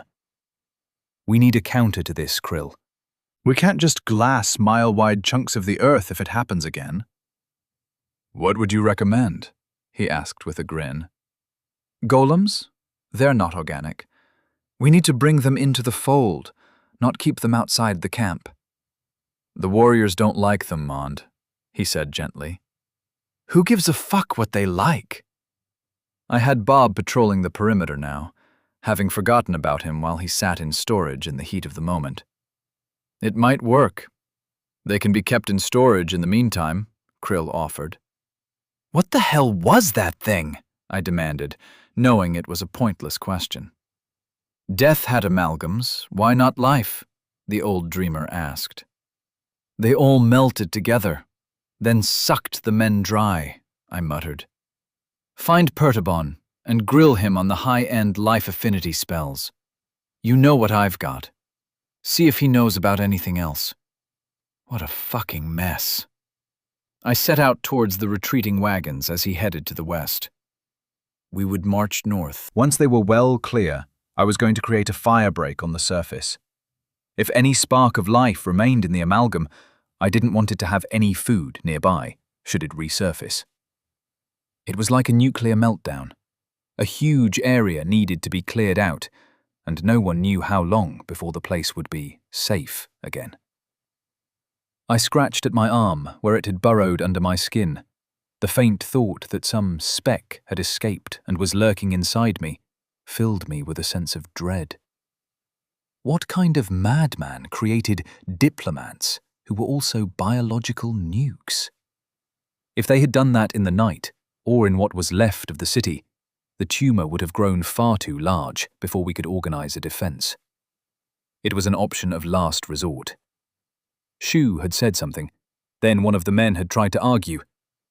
They had all known what she meant, but the blokes hadn't been too hot on the idea. I couldn't trust any soulbound, not the beauties or the scholars. Back on the Windspite, Jinsu had said he could destroy the ship when he realized who I was. But he'd only had trinkets. None of Amir's soulbound had shown anything like this power. Would the soldier have trusted his minions enough to give it to them? He'd have known they couldn't turn the power on him. No soulbound could seriously attack their master. He'd had a beast tamer affinity to take control of the sea monsters and the source of Hadesti. Was that it? Jeremy has a source. I turned the idea over in my mind. It felt right, despite it being pure supposition. But which god? I stalked north, kicking at the occasional stone that hadn't been melted into the hardtop I'd made. Once I was clear, I began to glare at the ground around me, waiting for some brown or green shoot to emerge and grab at my ankle. None did, but I wouldn't be happy until we were many miles away from this place. The dust cloud from the retreating wagons choked the air as I followed behind them. Then I turned, and the skies turned the color of blood. "We'll camp 10 miles away today and move on tomorrow," Perturbin said, eyeing the rings of smoking craters around the massive slab of stone. "Leave some units behind to watch. They aren't to engage. Don't even think about letting them get up close with that fucking thing," I growled. "Several squads of the 1st will see to it. And, as requested, we've sent a detachment to the docks for this ship you hope will come," the Husker said, climbing back to his feet and dusting off his knees. "Jandak and the 4th?" I asked, glancing up at him. "Moving quickly. It will take them a week or two to reach the world spine. The passes should be clear when the main body reaches them. Otherwise, we'll be stuck to the west until spring. Winter is getting closer, Legio. It might be worth cycling some troops to the north for some time away from the front. The tribes would benefit as well. Not even they can be on campaign all year." Assimilation of the source of the cycle. 7% complete. I grimaced at the report. 1% a day, give or take. I didn't have till next year. I told the Huskar as much. "There is no rush, Legio. They cannot approach us unnoticed. We can rebuild our forces. More Huskar will have come of age since we marched south and completed their training. Fresh legions, reinforcements. We're well supplied, but the soldiers need rest. And today has confused them. Something so bad that you turned so much land to stone and then burned it back for 100 yards more? They are unnerved. I'll talk to them. Pick 2 legions to cycle out to the north. They can swap out with the guards at Riverwheel and summon whatever new forces are available. The nomads will be fine. Their prodigal sons are on the way home, according to Glimpse. Another few thousand fighters to add to the pot, I argued. The giant looked down at me, his face impassive, but the tension around his eyes showed me what he thought. His helm slipped into place, and he gave the chest-thumping salute of the legions. I watched as he walked off, then turned back to the south. Prender was the key. There must be other candidates, but none that I knew of. I'd liked the kid as well. "How do you feel about seafood, Crow?" I sent to Glimpse. "The eyes are too small as a rule, and if they aren't, then I don't want to eat them." The acerbic thought from the bird made me chuckle. "Need you to find our young friend and his boat. He needs to go east with us," I sent. "He could still be days away, and you head east tomorrow. The source isn't going to give me enough time, Glimpse. Push comes to shove, I'll be getting you to fly me on ahead, and I'll have to do it solo again." "Do what?" I could imagine him cocking his head on the side and turning back and forth so he could look at me with both beady black eyes. "Take out the last 2 Shikraken," I replied. "As in, kill?" "Maybe. 2 kidnappings are fine if we can get away with it. Otherwise..." Chapter 16. It is how it is. Can you see it yet? Tezcar demanded. Considering he was a ghostly jaguar being subsumed by my soul, the guy was a pretty harsh taskmaster. No, I can't bloody see it. Reach out for your followers, your believers. Focus on them. I tried to relax, letting the tension flow out of my muscles, starting from my toes and working my way up through my legs, torso, and arms. I shut out everything else and ignored the fact that my body in this place was something I had conjured from shadows. I didn't slap myself in the face, but I should have. I let my physical form dissolve, spreading out into the swirling mists of my expanding domain. But it wasn't enough. The tent and the grasslands around it faded back into shadows as well. I wasn't forcing anything in this place to be anything other than what it wanted. A natural state. Neutral. Relaxed. The domain was me, and I was it. Without eyes, the process became easier. Flashes appeared, like an image of a map, or when I looked down on the world through glimpses senses. My new world looked almost exactly the same as the old one. Land masses condensed, mountains rose in most of the same places, the world spine range being the major exception.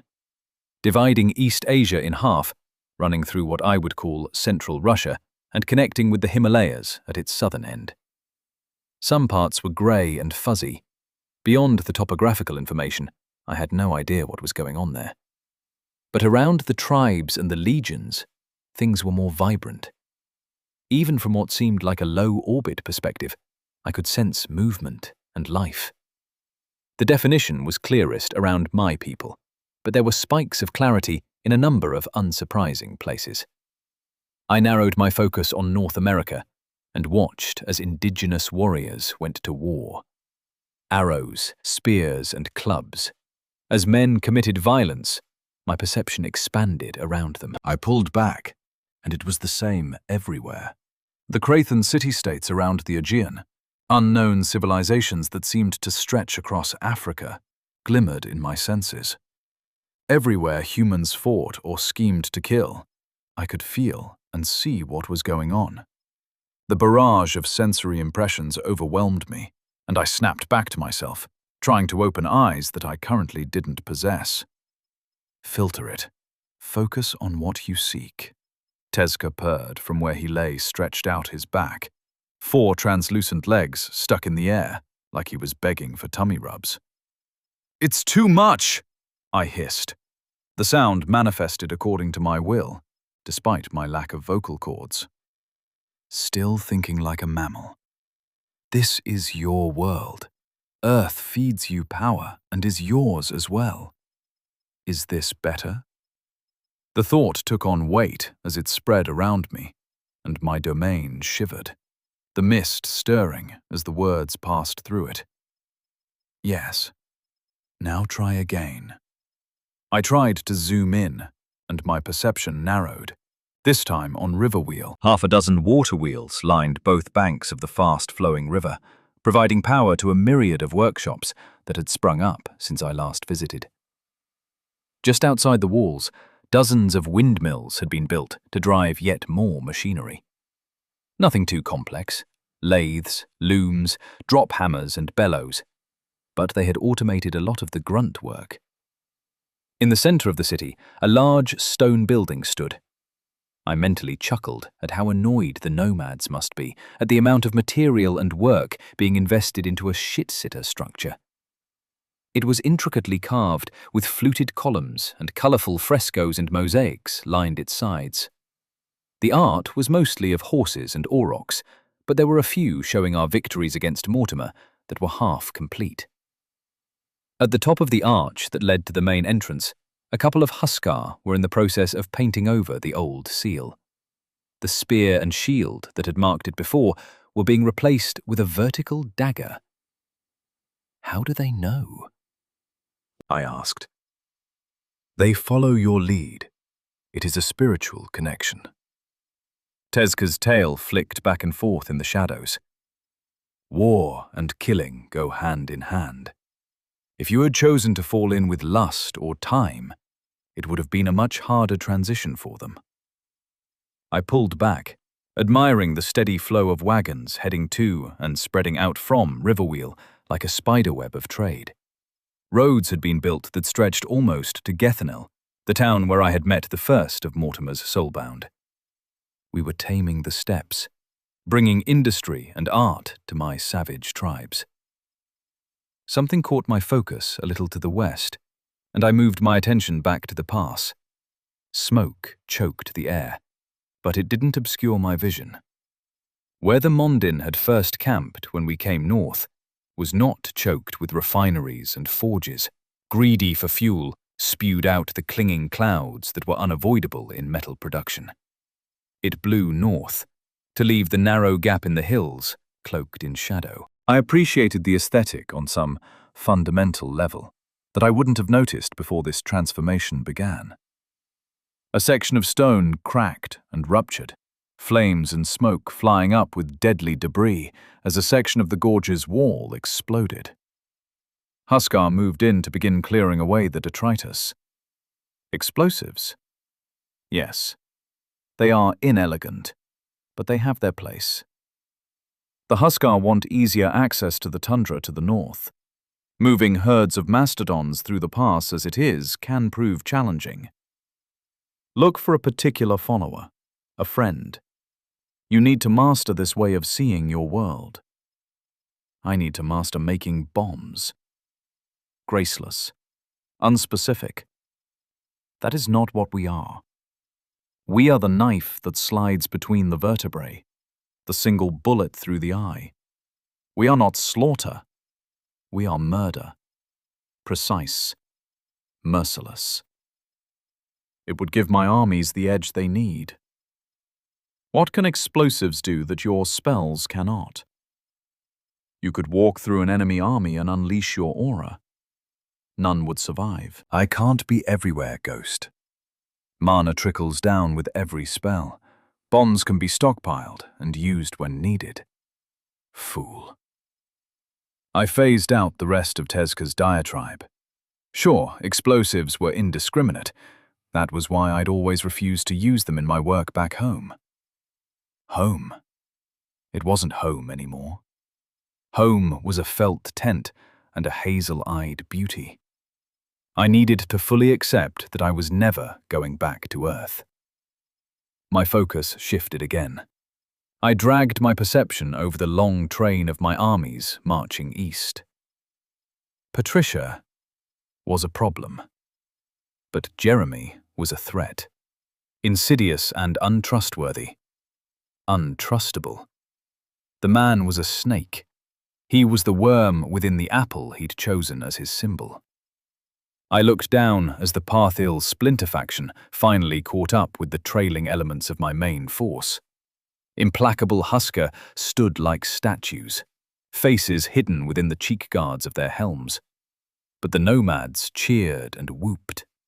Brothers embraced each other, warrior clasps giving way to hugs and yells of exultation. I focused on a single entity, one I could trust absolutely. Glimpse floated above the third and final group of renegades.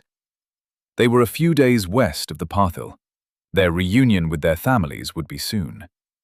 Soulbound had been sent out to hunt down the infiltrators, each of my followers emblazoned with a vertical dagger tattooed on their left shoulder. There had been some bloody fighting, only the Parthil had been led astray by a single beauty. However, the tribes were finally coming back together, and my forces were swelling. I scanned ahead, my perspective rising above the world spine like a god. My pseudo-omniscience faded in the high passes ahead of Jandak. The handful of hardened groups who lived there rarely interacted with each other, and their lives were constantly dependent on the rest of their clan, making murder a rare occurrence. On the other side, what would have been China and Mongolia, if my memory served, was a morass of my followers. Even if they didn't realize it, they worshipped the god I was becoming. Vast swathes of land, thousands of miles, were dominated by the Lord of Roses.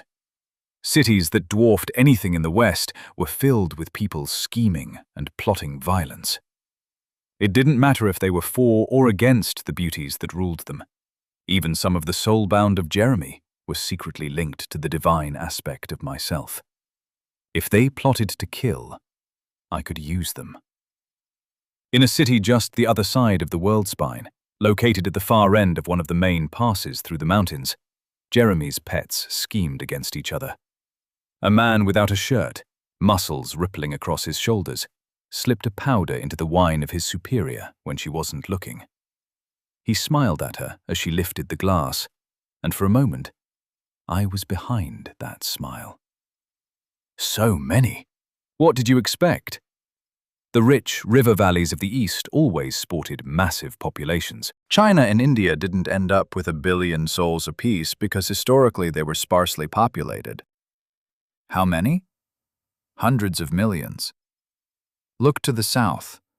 The subcontinent is where Patricia has built her ivory tower. Why are we all in Eurasia? What is the point of a death match if you need to invent ocean-going ships for the participants to fight, Raymond? This is a game. Sport. You all needed to be somewhat close to each other. In North India, there was a blur, a smudge on my senses. Something blocked me from focusing in.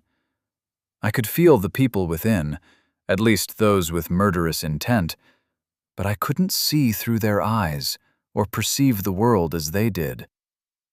The veil. Patricia found Thoth's source early on. As with everything about that monomaniac, it had to be understood before it could be used.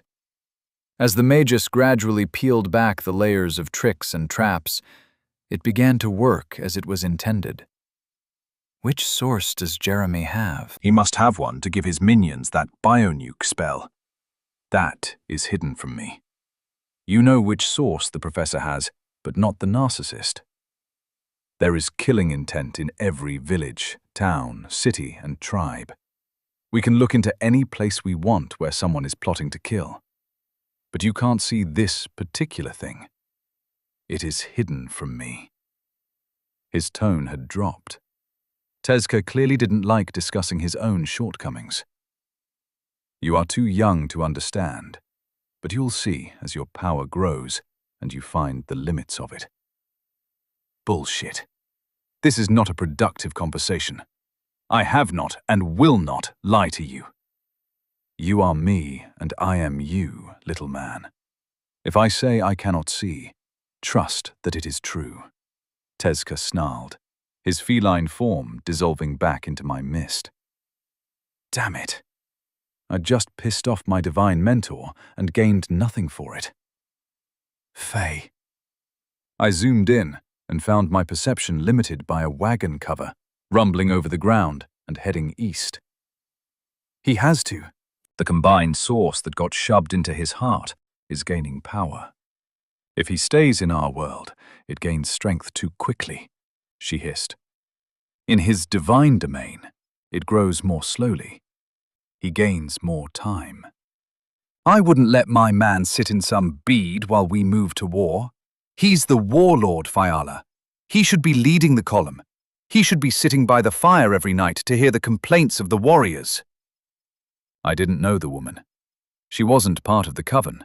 No scarlet letters floated over her head. Khalil, Mon's captains are present. Do you think Kaz and Pertabon, Krill and Jagapan are incapable of hearing the concerns of the warriors? Faye asked, in a tone I knew to fear. It sounded reasonable, but it was a trap. Woman, your heart is blinding you to reality. He should be present. Khalil snapped, her black hair swaying as her anger made her shake. Faye put a hand on Halen's arm to hold her friend back. Halen's other hand had dropped to a dagger she wore on the thin leather belt that wrapped around her midriff. Mind your words, Khalil. The Nastuf family is loyal to the killer, are they not? Jandak's wife growled. Faye could be challenging at times, but I didn't envy my friend's marital arrangement. Halin was every inch the nomad. The brutal culture of the tribes was a veneer on the feral nature of a people who always lived on the edge of disaster. The other woman blanched and nodded hurriedly. I was the killer now. I felt like a shit-tier superhero. It was what I'd always been. Well, at least as an adult. But it felt wrong. Unnatural. A vertical dagger was my symbol. People had been adopting it osmotically, as far as I'd been able to tell. Tattoos, brands, scarification. I'd seen the symbol swiftly spread among the nomads, and even some of the Huskar.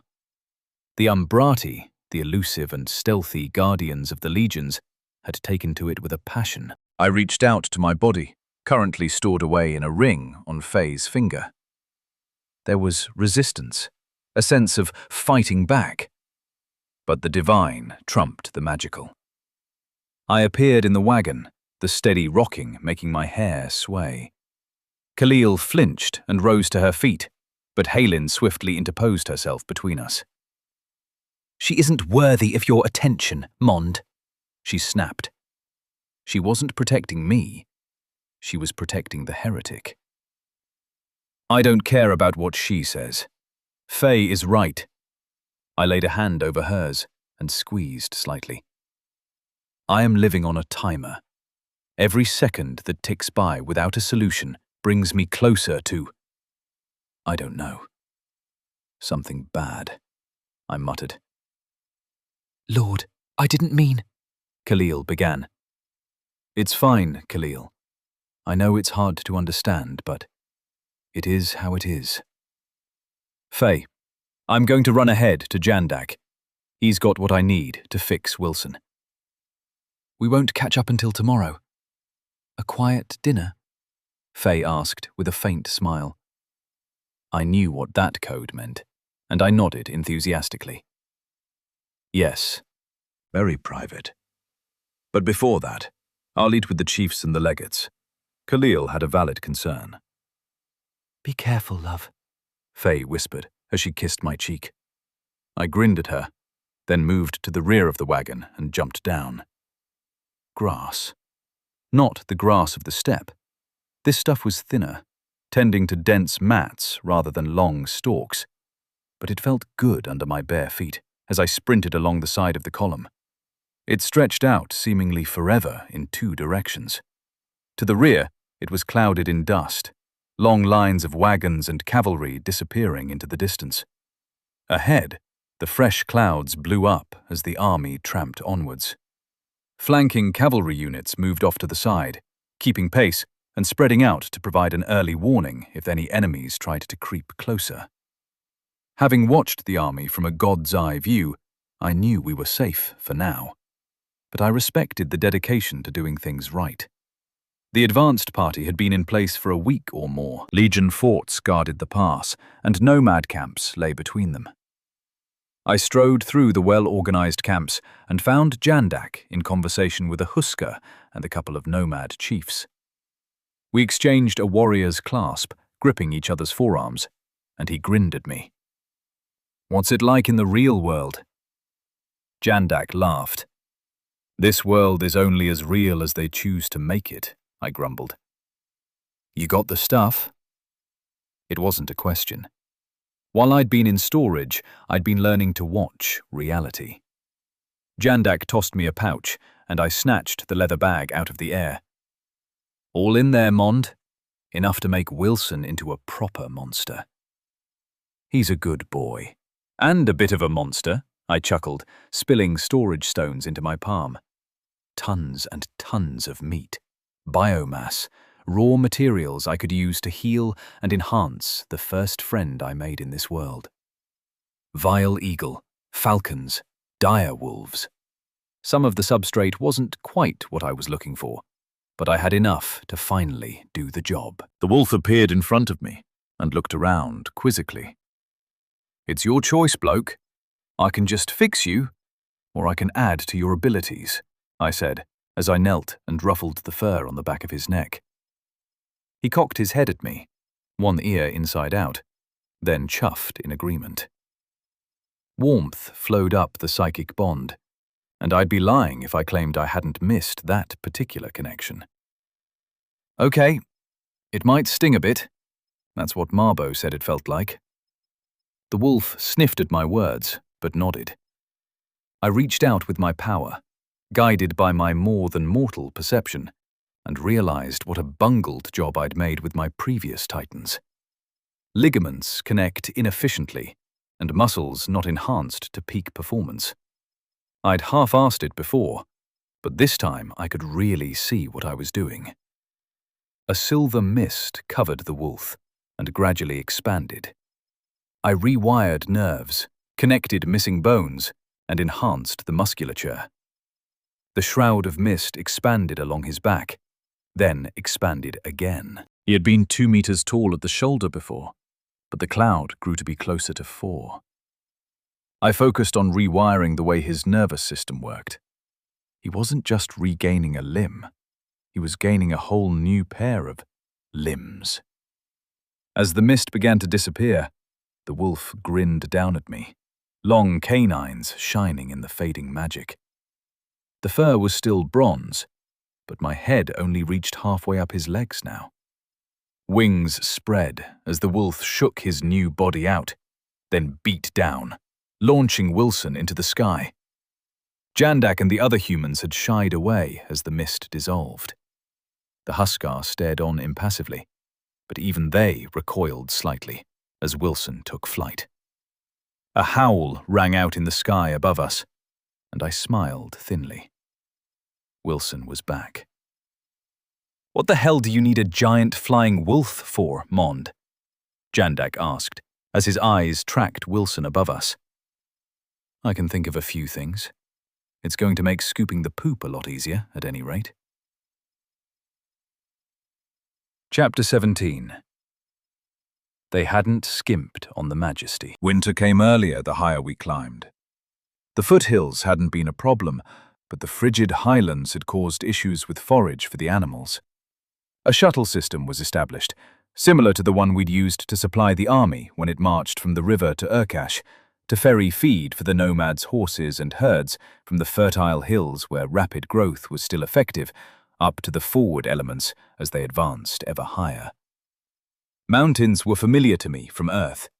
I'd never been to the Himalayas in the old world, never seen stone soaring into the sky above me, but the icy beauty of the perpetually snow-capped mountains around me dwarfed anything I could have imagined.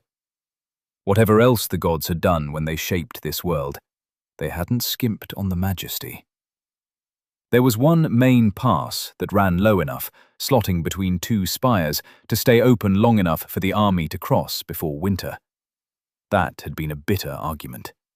Even if we did cross successfully, dodging blizzards and avalanches, and avoiding losing half our herds, we would then be trapped on the far side, a wall of ice and rock to our backs, facing down Jeremy's overwhelming numbers.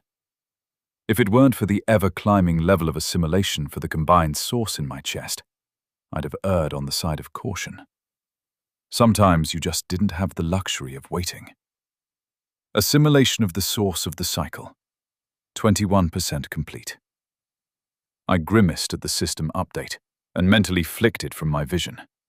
Despite being in storage for weeks and practicing with Tezca to control the rate it increased, I only had a few months left.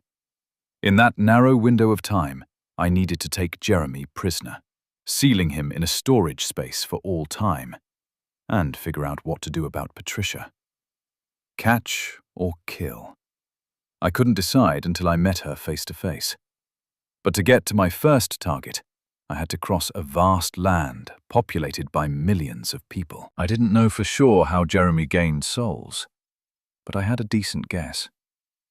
I was a killer. Killing gave me strength, according to the fucked-up system. He was a narcissist. He needed to be loved. So that would be his mechanism for harvesting. The vast sea of people who had fallen under his banner must have made him powerful in a way that Mortimer and Amir could only have dreamed of. If I hadn't stumbled onto this path of the divine through a lucky choice after killing my first Shikrikin, it would have been an insurmountable challenge. I was sitting perched on the high point of the pass. Frigid winds had turned the ground around me slick and dangerous. My gaze was locked on the east, watching the sun rise over the lesser mountains and hills that still blocked my mortal eyes from witnessing what I'd seen from my domain. I cast Shape Earth again and walked along the cliff top above the narrow pass, peeling the stone away. I built it up where I stood, drawing it up from the base and widening the pass. Fortifying the walls as I went, I expanded the choke points. 6 Husker could now march side by side through this section. That was the problem.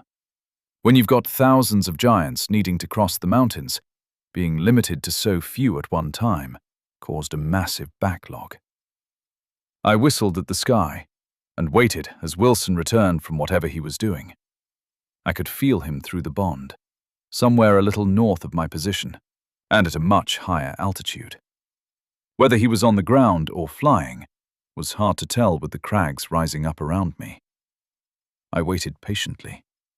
Patience was something I'd already had in spades, but my time with Tezca had only heightened the trait. Existing as a dissolved being, swirling in the mists of my rapidly expanding domain, and focusing on the real world, learning to narrow my attention to a specific individual had brought back those long years of refining my trade back on the old world. Endless repetition. No breaks for food or the more mundane biological necessities. They didn't exist for me in that state. Honing in until I could hear what they heard and see what they saw, then shifting to a new target and doing it again and again. It wasn't omniscience, as you might expect from a god, but it wasn't far off. But it had its limitations as well. I'd come to think of my domain as a sphere of influence, both in the divine realm and the mortal one. In the abstract, it was my kingdom, and I was truly a god there, forging items and equipment out of mist and letting them swirl back to nothing when I was done with them. As I became more attuned to my little world, I could feel Aresk's domain surrounding mine. At first it had been almost comforting, like a barricade between my still nascent power and that of the old gods. But recently, it had begun to feel like prison walls. Soon, I'd have to break out and stand on my own. But in what passed for the real world, this construct the gods had cobbled together for their games, my realm was in the hearts of men and women. And children, sadly. The desire for violence was the seed of it, but where it blossomed was when thoughts became plans, and it flowered when the deed was committed. New temples had sprung up in places, adorned with the vertical black dagger emblem. Other temples, other beliefs, clouded my vision. Pacificism was a problem. It's not exactly a belief that can thrive in a world barely past the survival stage, where every day is a struggle to avoid Hadesti's embrace. Violence, whether intra or intergroup, had been the norm for so much of human history. But somehow, even among humans from cultures that to me were thousands of years old, cults and gods thrived that opposed all violence.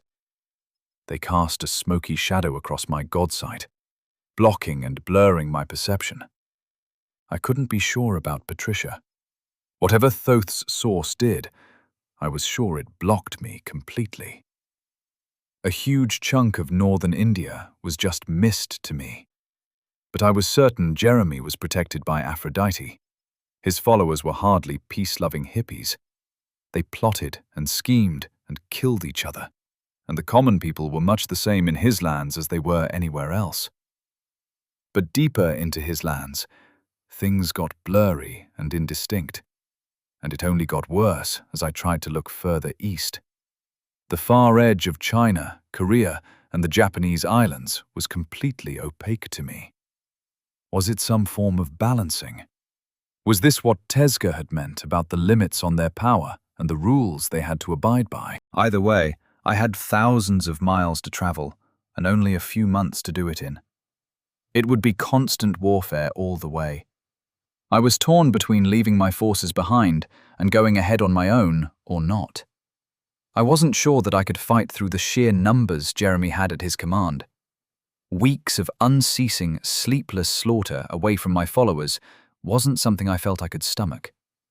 Precision had always been my talent. A knife in the ribs at just the right time, in just the right place, for me to slip away afterwards. This shit. This was Eresk's thing, not mine. A shadow passed over me, and Wilson dropped to the ground with a thump, shaking out his wings and tossing a lump from his jaws at my feet.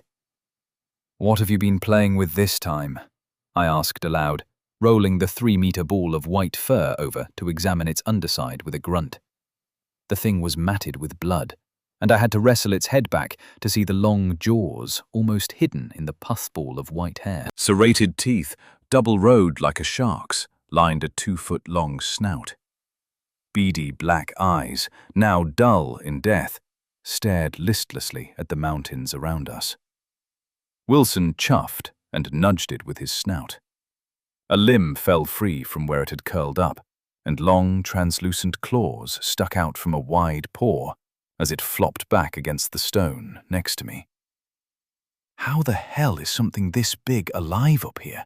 I wondered, noting the clumps of metallic bronze fur caught in the claws. "You okay, big guy?" I asked, looking up at the enhanced wolf. A sense of warmth and derision flowed out to me. Warmth for the concern, derision that I might have thought he'd have been injured. "You did get a bloody leg blown off not so long ago, bloke. Maybe ease up on the cockiness?" I chuckled as I stalked around his prize. Was it some kind of cat, or a weird mountain beaver? The tail was furry, unlike a beaver's, but it was clearly flat like a paddle. A sense of reproach washed over me from the god-forged beast. Sure, but it doesn't look like you learned your lesson if you're tangling with this thing on its home turf. We're here to sneak through before it gets too cold up here, not piss off the wildlife. Wilson snorted and snapped his jaws. Communicating with emotions wasn't easy, despite the wolf's unnatural intelligence. I experienced a sense of loneliness, followed by a feeling of coming together and being around others like him. No, around others like this thing. He was projecting what he thought this thing would have felt. More things like this? It was getting colder, which meant predators would be hungry, and a long train of horses was winding its way up into these cliffs. "Can you show me the others?" I asked, earning a nod and a dipped shoulder to make mounting easier. I scrambled up and dug my fingers into his wiry fur just in time. Almost as soon as I was seated on his shoulders, he charged and leapt over my recently improved cliff. Wings slammed down with a crack as they caught the air, and he fell into the weird, undulating movement of flight his chimeric body preferred. The view became even more breathtaking as he climbed. The steady thuds of his spine slamming into my butt and legs with each wing flap, coupled with the thin air, didn't make breathing easy at this altitude. But the vista around me stole what breath I had left. The sun shone down on the white peaks, casting dark shadows in places where the earth dipped or the wind had sculpted the snow. I grasped why people could have believed that mountains supported the sky, the icy fingers from the earth stretching up into the patchy blue or got lost among the clouds. This mountain range was eerie in its surreality. Nothing like this ought to exist. Wilson banked to his left, giving me a look at the glossy tundra beneath me that caused me to tighten my grip on his fur. He circled down towards a flat expanse that sat between two cliffs. On one side, the ground fell away, and on the other, it rose ever higher. But an area the size of a football field was relatively flat and totally inaccessible from the ground. Wilson disappeared up to his knees in the snow as he landed, and an ominous crunching and settling sound filled the air as everything shifted slightly. I sent him the concept of caution, heavily stressed. We did not need an avalanche. Although I wasn't too sure where we were in relation to the pass, I knew we were high above it, and off to one side. Somewhere off the edge of this safe space, way down below us, was the passage my army needed. I didn't want to bury it in tons of snow, with my own body mixed in somewhere in the mess. I slid off Wilson's flank and dropped down, only sinking up to my waist in the loosely packed snow. I waded slowly and carefully towards the cliff rising above us, following to one side of Wilson as he led the way. A shower of snow sprayed out behind the wolf as we reached the wall, and he dug down towards something hidden by the ice. A snarl and a snap followed, and he bucked and backed away, tossing his head back over a shoulder. A smaller version of the thing from below sailed through the air and tumbled back into the snow. Streaks of red marred its body where Wilson's teeth had sunk in. But it quickly righted itself and burrowed under the drifts, a small wave showing where it was moving before the snow settled back into position. Unfortunately, the slight mounding of displaced snow was moving directly towards me. Bloody hell, boy! What the hell is that?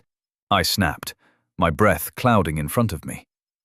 As soon as I spoke, I regretted it. The sound bounced back to me from the crags around us, and something shifted under my feet. I hurled myself at the cliff and used Shape Earth to propel myself upwards from what I assumed was a tidal wave of snow, preparing to go visit the warmer climes half a mile below us. Wilson yipped and pumped his wings to leap clear of the ground, then quickly circled round to flash past the sign of the creature burrowing below, his jaws snapping down to bite through ice and snow, yanking the creature up for a moment. That thick tail the monster had flicked up and slammed into his guts, causing him to drop the creature and fight for height and breath. My senses spread out through the stone around me, and I quickly shaped a lip to deter whatever it was from trying to leap up and take a chunk out of its non-flying assailant. As I felt the stone around me, I found the tunnel that Wilson had dug down to.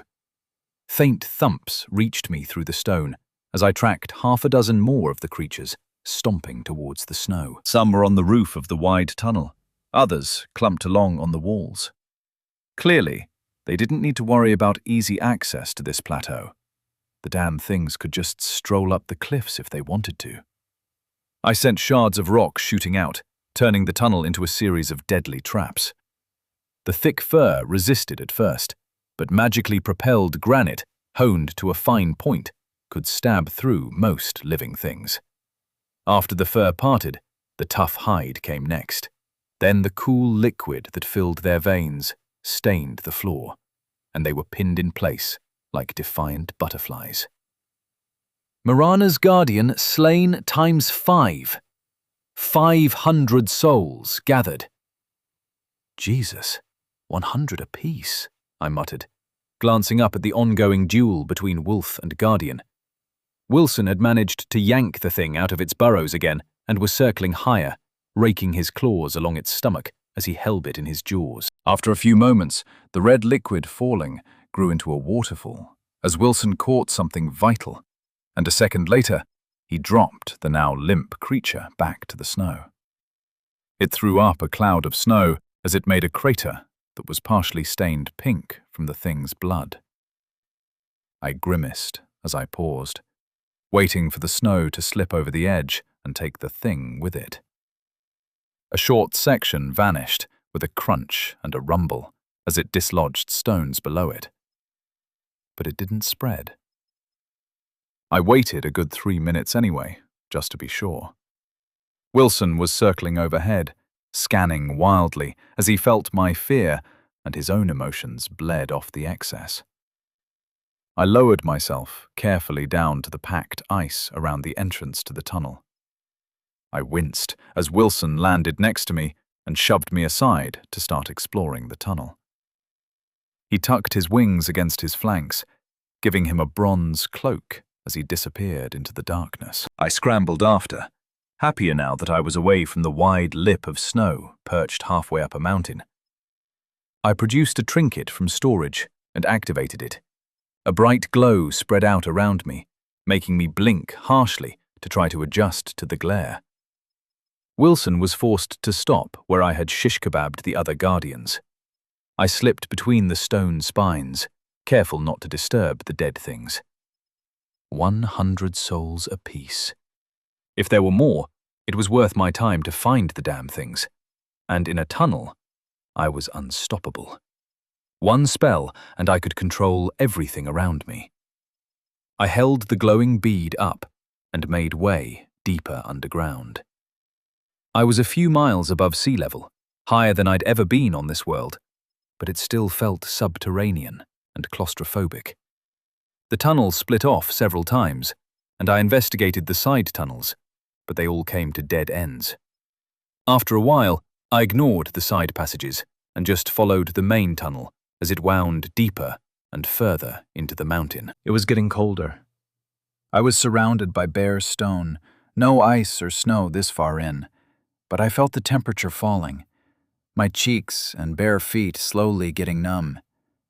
Having avoided footwear for months, I now wished I had a pair of wool-lined boots and a storage bead. My breath misted in front of me every time I exhaled, and my lungs twinged at the frigid air I sucked in. The stone was smooth as I turned another corner, wondering if I should go back. There didn't seem to be any more of the guardians here. I could always ask Wilson to go find another nest, but something inside me nudged me to go round just one more corner, over and over again. The light from my bead spilled out into a cavern, and at the center of it was a bleak blue pearl. Another bloody source. Did I need another source? They weren't always a blessing. Hadestes hadn't been much more use than as a bludgeon, and once it fused with the Mater's source, it had become the dominant threat to my existence. But I couldn't just leave it. Jeremy might not have found it, but if Patricia became a problem, or some random soulbound of Mortimers made their way up here, all long shots, but conceivably possible, it was probably going to be helpful, based on the numbers. I stepped forward and felt the cold double, then triple. My clothes began to freeze against my skin. I released my aura and summoned balls of fire around me. Each step got harder, the air heavier. It burned my lungs with cold with every breath. It was almost too cold for the condensation from my exhales to form anything other than snow. My fists of fire sputtered, the incandescent heat being sucked away by the whatever god owned this source. I cast wildfire, sending the walls of flame out to either side of me, making a corridor to my goal. The fires barely kept the heat away, but it was enough. My hand, blue-fingered and numb, slapped down clumsily on the orb. Marana, goddess of winter, is a viable target. Invade her realm. Y/N? Chapter 18. The corners of my perception.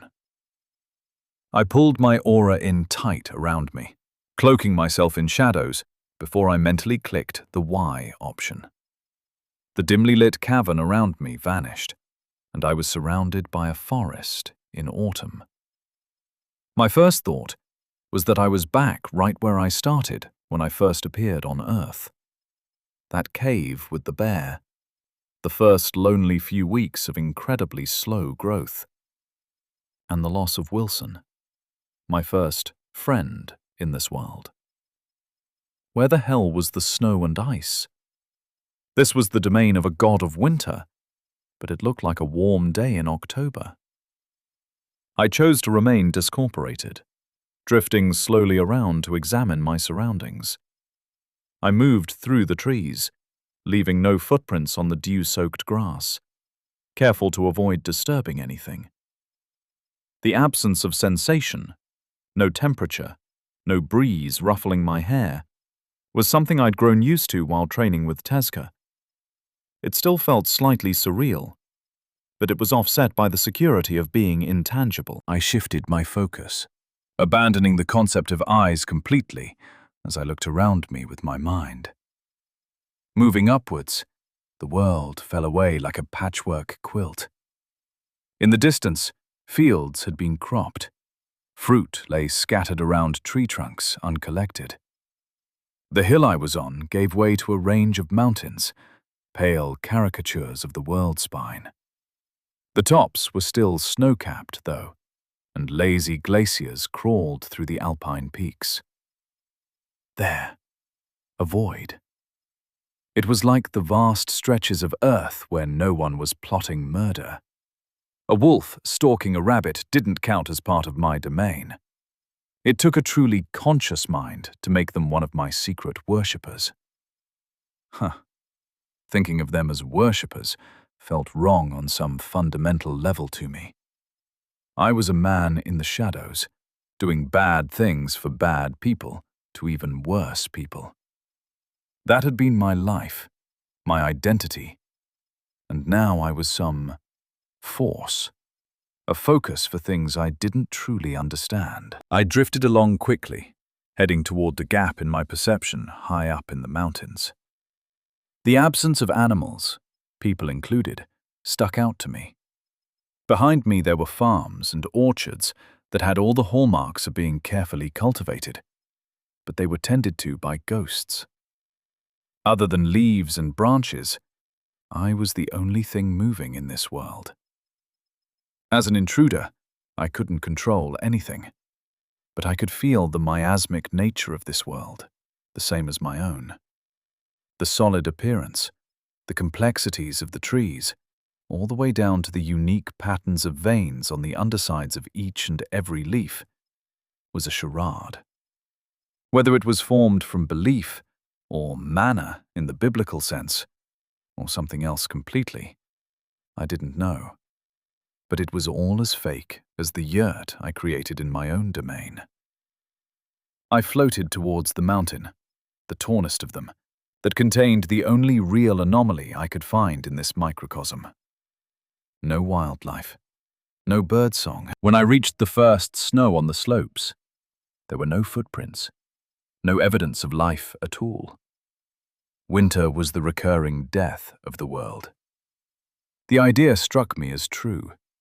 It was the only way I could conceive of our domains as compatible. The land dies, birds migrate, hedgehogs hibernate, and white blankets the ground like a shroud. She moves constantly.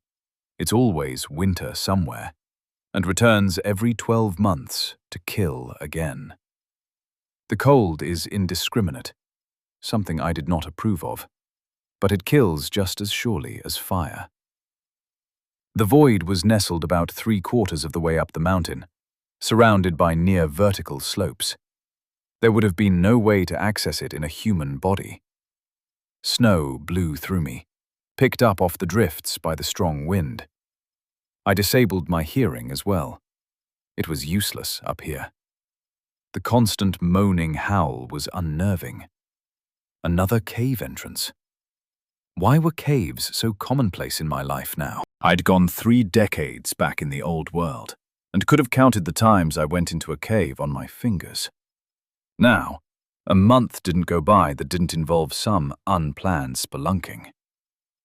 The walls and floor were slick with ice, and the light from the entrance seemed to reflect and carry further into the passage than ought to have been possible. A blue glow surrounded me as I turned my hearing back on. The drone of the wind outside echoed down the tunnel after me, seeming to make the light from the ice dance in the corners of my perception. The tunnel gave way to a winter wonderland. Statues of ice, some so pale as to be translucent, others radiating a fierce cold from their blue surfaces, spread out in ranks. Birds, animals, people, every kind of living creature was carved from ice, along with abstract shapes and patterns. Some of them seemed to represent concepts. I drifted down the rows towards a raised dais at the far end of the massive cavern. Some of the sculptures were clearly conceptual representations of aspects of winter. The first fall of snow, the ground in the statue a burning blue, layered with a delicate sprinkle of white spots that seemed to grow and spread as I watched. Another looked like a jagged spike reaching for the ceiling above me, and I couldn't work out what it represented. Lightning, maybe? But how was that related to winter? I drifted up the steps to the dais and found an altar of blue ice with another statue on it. A beautiful woman, naked, with her hands clasped over her stomach, was lying out atop it. The body was carved from the same blue ice as the altar, seeming to blend in with it. The statue had snowflakes of black ice scattered throughout her body, in the places where her major organs ought to be. The heart, lungs, and brain had the largest of them, each organ having only a single flake to represent it. The other organs were constructed from arrays of smaller snowflakes to mimic the shapes of lungs and intestines, and the muscles had pale white flakes to show their outlines. I had never seen such a complex sculpture in my life. Her breasts were perfectly formed, and her navel cast a shadow into the ice below it, probably due to refraction or something. She was the source of the void in my other sense. If I abandoned my eyesight, she vanished, and the rest of the room became blurry at best. I floated away and circled around. What was I supposed to do here? I'd assumed it would be a sneak in, a quick stabby stab, and then back home for ched and jerky. I drifted through the cavern, searching with my senses both human and divine, and found nothing else that stood out. The carvings were all exquisite, but none had the jaw-dropping detail and beauty of the woman on the altar. "You have disturbed me before my time, killer," said a frigid voice behind me. My perception shifted. I didn't have to turn my head, and I was instantly focused on the statue with the internal snowflakes that was now standing staring at me with eyes of pure white. No pupil, no iris, just an unnatural, flowing whiteness. There is no point continuing to hide. You should take a corporeal form, and we can begin. Or not, as you see fit. I drifted to the left, and she cocked her head to one side for a moment, not tracking me. "Are you just here to watch me sleep, little godling? The world is still bathed in autumn. My time hasn't arrived yet." I circled around behind her. She tilted her head and scanned from left to right, but didn't turn to follow me. "Or have you come to warm my cold bones with passion?" She dropped a hip and rested one fist against it. I condensed my aura, which I was realizing was simply a manifestation of my domain, and shaped Tezca's favorite implement, a stone dagger. I didn't bring it into existence yet. I kept it on the cusp of becoming real as I condensed a body for my consciousness to inhabit. "It's always winter somewhere," I said softly. She spun round, her blue hair swaying as she hissed in annoyance. "So it's like that, is it? A killer who won't kill won't last very long. It's always summer somewhere as well. Winter sleeps as she sees fit," Marana snapped. She flowed forwards and laid a frozen finger against my cheek, sliding it down along the line of my jaw.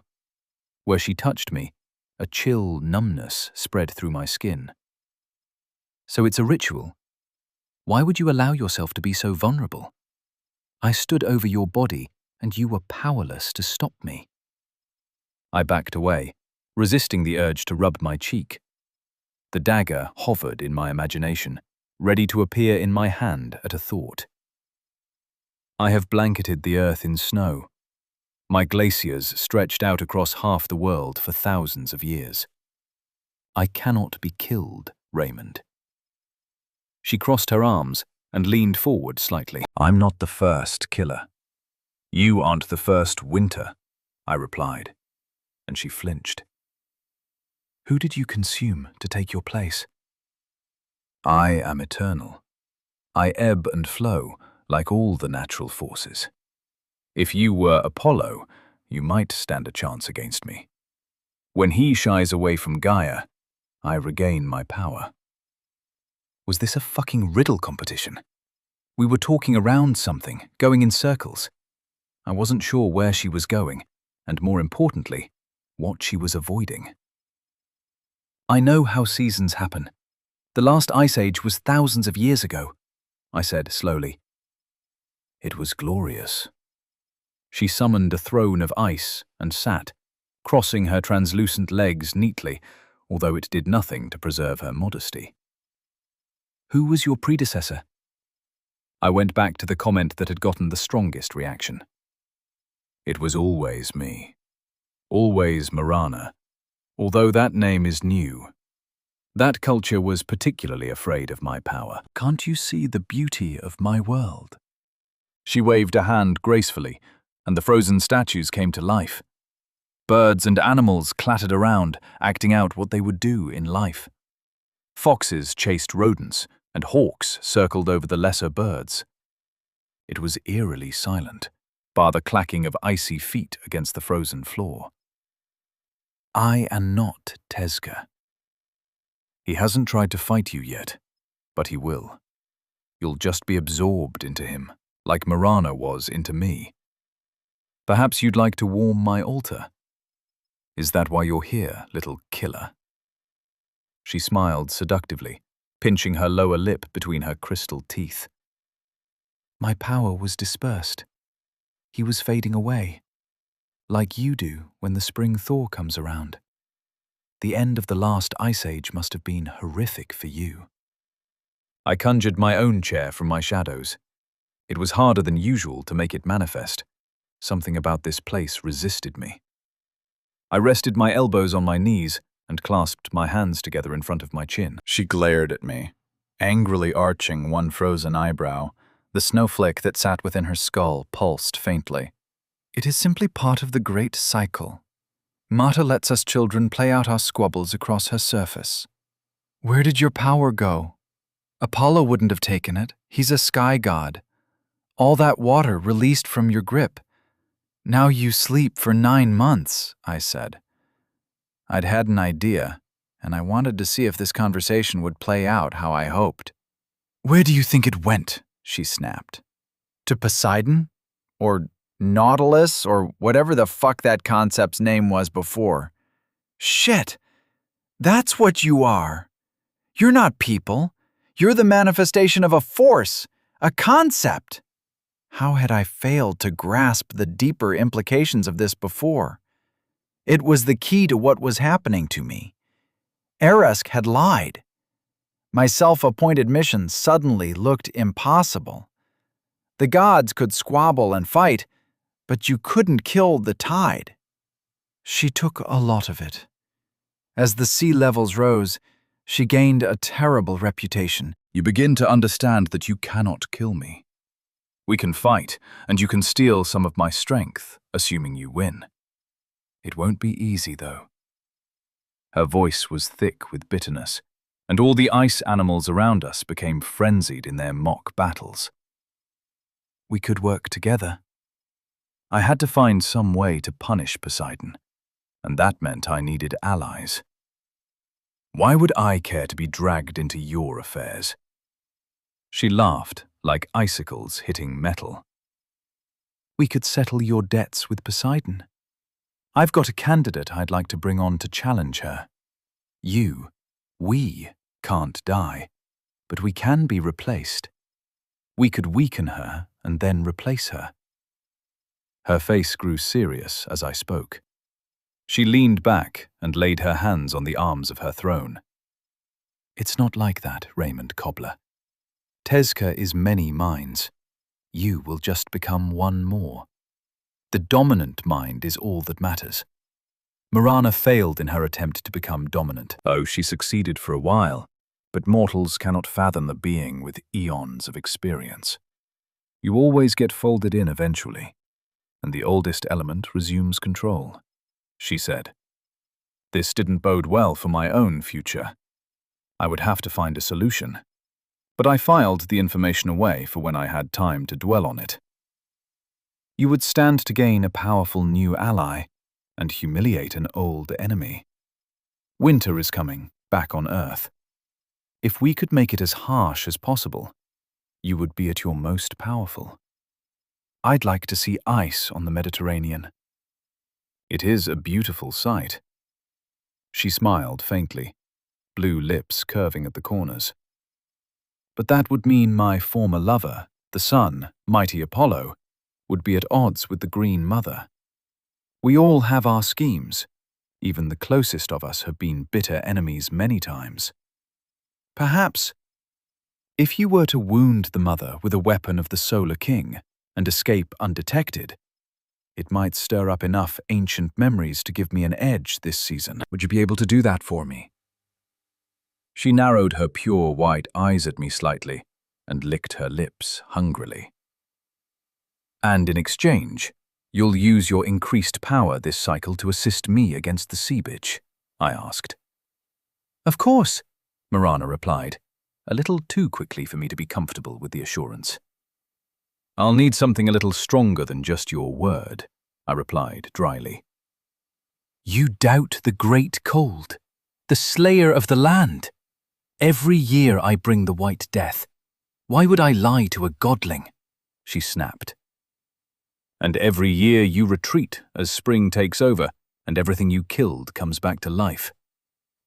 Hardly everything. The cold kills more living things than the sun ever did. Sure, but I've had some bad experiences with gods. Seems like none of you ever bloody tell the truth. Alliance between Marana, the White Death, and Raymond the Killer. Accept? The prompt appeared in my vision, and I blinked in surprise. There was more to it. The details of her plan and our mutual commitments were laid out by the system. This is binding, then? I asked. Of course. The system draws from all our power. It is the only thing that can enforce its will over one of us. I don't have a Sun King dagger. I can't agree to this, I muttered in irritation. Here. A column of ice rose up beside Marana and then melted away to reveal a golden knife. Straight-bladed, the pommel was shaped like a sun with rays spreading out. The hilt was a flat piece of gold, the width of my fist. It was a particularly shitty choice of metal for a weapon. The edge looked sharp, though I doubted it would stay that way after a couple of slices. How convenient. Doesn't Apollo know you've got one of his knives? She leaned forward, using her arms to enhance her cleavage into a deep canyon, and winked at me. He was focused on other things the last time he was with me. She reached out and lifted the dagger carefully between thumb and forefinger. Steam hissed as her icy body began to melt, but it reformed as quickly as her digits began to shrink. She tossed it at my feet with a grimace. I leaned down to pick it up gingerly. It was warm, but not painfully so. Certainly not hot enough to justify the steam. So, we have a deal? I asked as I examined the blade up close. Just click accept, she purred. Gods. I was sick of gods. Sick of becoming one. But as my only other option was death, it was a no-brainer. I clicked accept, and nothing happened. Well, that was anticlimactic. Now we are allies, Raymond. Perhaps I can teach you a little of the gods. I doubt Eresk and Tezca have told you all you need to know. She rose to her feet and wandered towards her altar. Her throne dissolved back into the ice that lined the floor as I stood and trailed after her. And you'll just help me out of the goodness of your heart? Of course not. If we are allies, it serves my ends for you to be more capable. Your domain is weakened here, yes? It will be worse in Mater's realm. She is far more powerful than I, but she has her peccadillos and weaknesses. It's generally considered bad form for us to exploit them, but they are there, and you aren't bound by our customs, are you? She smiled back at me over her shoulder as I followed her up the steps. Chapter 19. Accelerate the Assimilation. It was remarkably similar to the spatial tear spell I'd gained in the space affinity tree. This time, I used my aura to force open the gaps between the realms rather than letting the system shape my mana, but the effect was much the same. A purple-pink oval appeared, and I stepped through. I kept my aura pulled close against my skin as I slipped into a teeming jungle. Verdant greenery echoed with the howls and screams of animals. Birds swarmed through the sky towards a point ahead of me that was hidden by the trees. Marana had told me what to expect, not that I particularly trusted her. A leech tried to drop off a fern as I ghosted past it, but I used my aura to deflect it away without killing it. Nothing died here. This was life's realm, and death wasn't welcome. Stepping carefully from rock to rock, patch of grass to open dirt, my focus was on minimizing my impact on everything around me. In theory, Mater should be too distracted to notice me. The nature of my power meant that I was far stealthier than the other gods, but in their own realms, they had every advantage, and I couldn't take the infiltration phase lightly. My human form slipped down a slope along the edge of a narrow valley as I moved toward the sound of the ruckus going on ahead of me. Life and time were having an argument, and it wasn't being handled in a point-scoring debate format. By being incorporated, I was currently less noticeable than if I were disembodied. Mater's world was full of living things, so I was hiding in plain sight. A real god wouldn't have been able to do this. They couldn't manifest a truly living body. The bronze statue Eresk favored, and the tentacle-legged avatar of Poseidon were just that. Avatars. Power made manifest, not a living body. They behaved in much the same way, for sure. Wounding one as if it were flesh and blood would damage the god, but it was a metaphysical wound, not a biological one. They didn't have a real body anymore. The implications of this revelation from Marana, and how it related to my own impending future, had not been comforting. Whether I won or lost, my body would cease to be. Hadesti gets every mortal in the end, even if we ascend to godhood, so he only gets our husk. I shifted course, keeping my aura suppressed, just being a man. Skirting round a thorny bush that was the size of a house, I approached the top of the slope and paused, partially hidden behind a tree trunk. The bark was smooth and slippery under my hand, but where my fingers rested on it, the thing began to grow, bulging out like a bowl. I snatched my fingers back and watched as the green color faded from them, then reached and laid my palm flat against the tree. The color began to flow up my arm, gradually painting my whole body. As it spread, I surveyed the battle taking place in the next valley. This one was low and broad. Any flora that had been there before had withered away and been stomped underfoot. New life was pushing in from the edges, the plants trying to retake their lost territory. But as fast as they grew, they shriveled and aged, never making any headway. Beyond the greenery that was battling to reinvade the space was a morass of animals. Apes, ferrets, even bloody dinosaurs were charging back and forth around a central space that was strangely quiet. Faced off against all the forces of life was an array of floating timepieces. Clockwork, water or sand, every type of timepiece I had ever conceived of, alongside dozens that looked completely alien to me, flowed back and forth with the mob of monsters. A giant amoeba that reminded me of Mortimer's amalgams was shooting out pseudopods the width of my thigh at a water clock that shifted and danced around the attacks.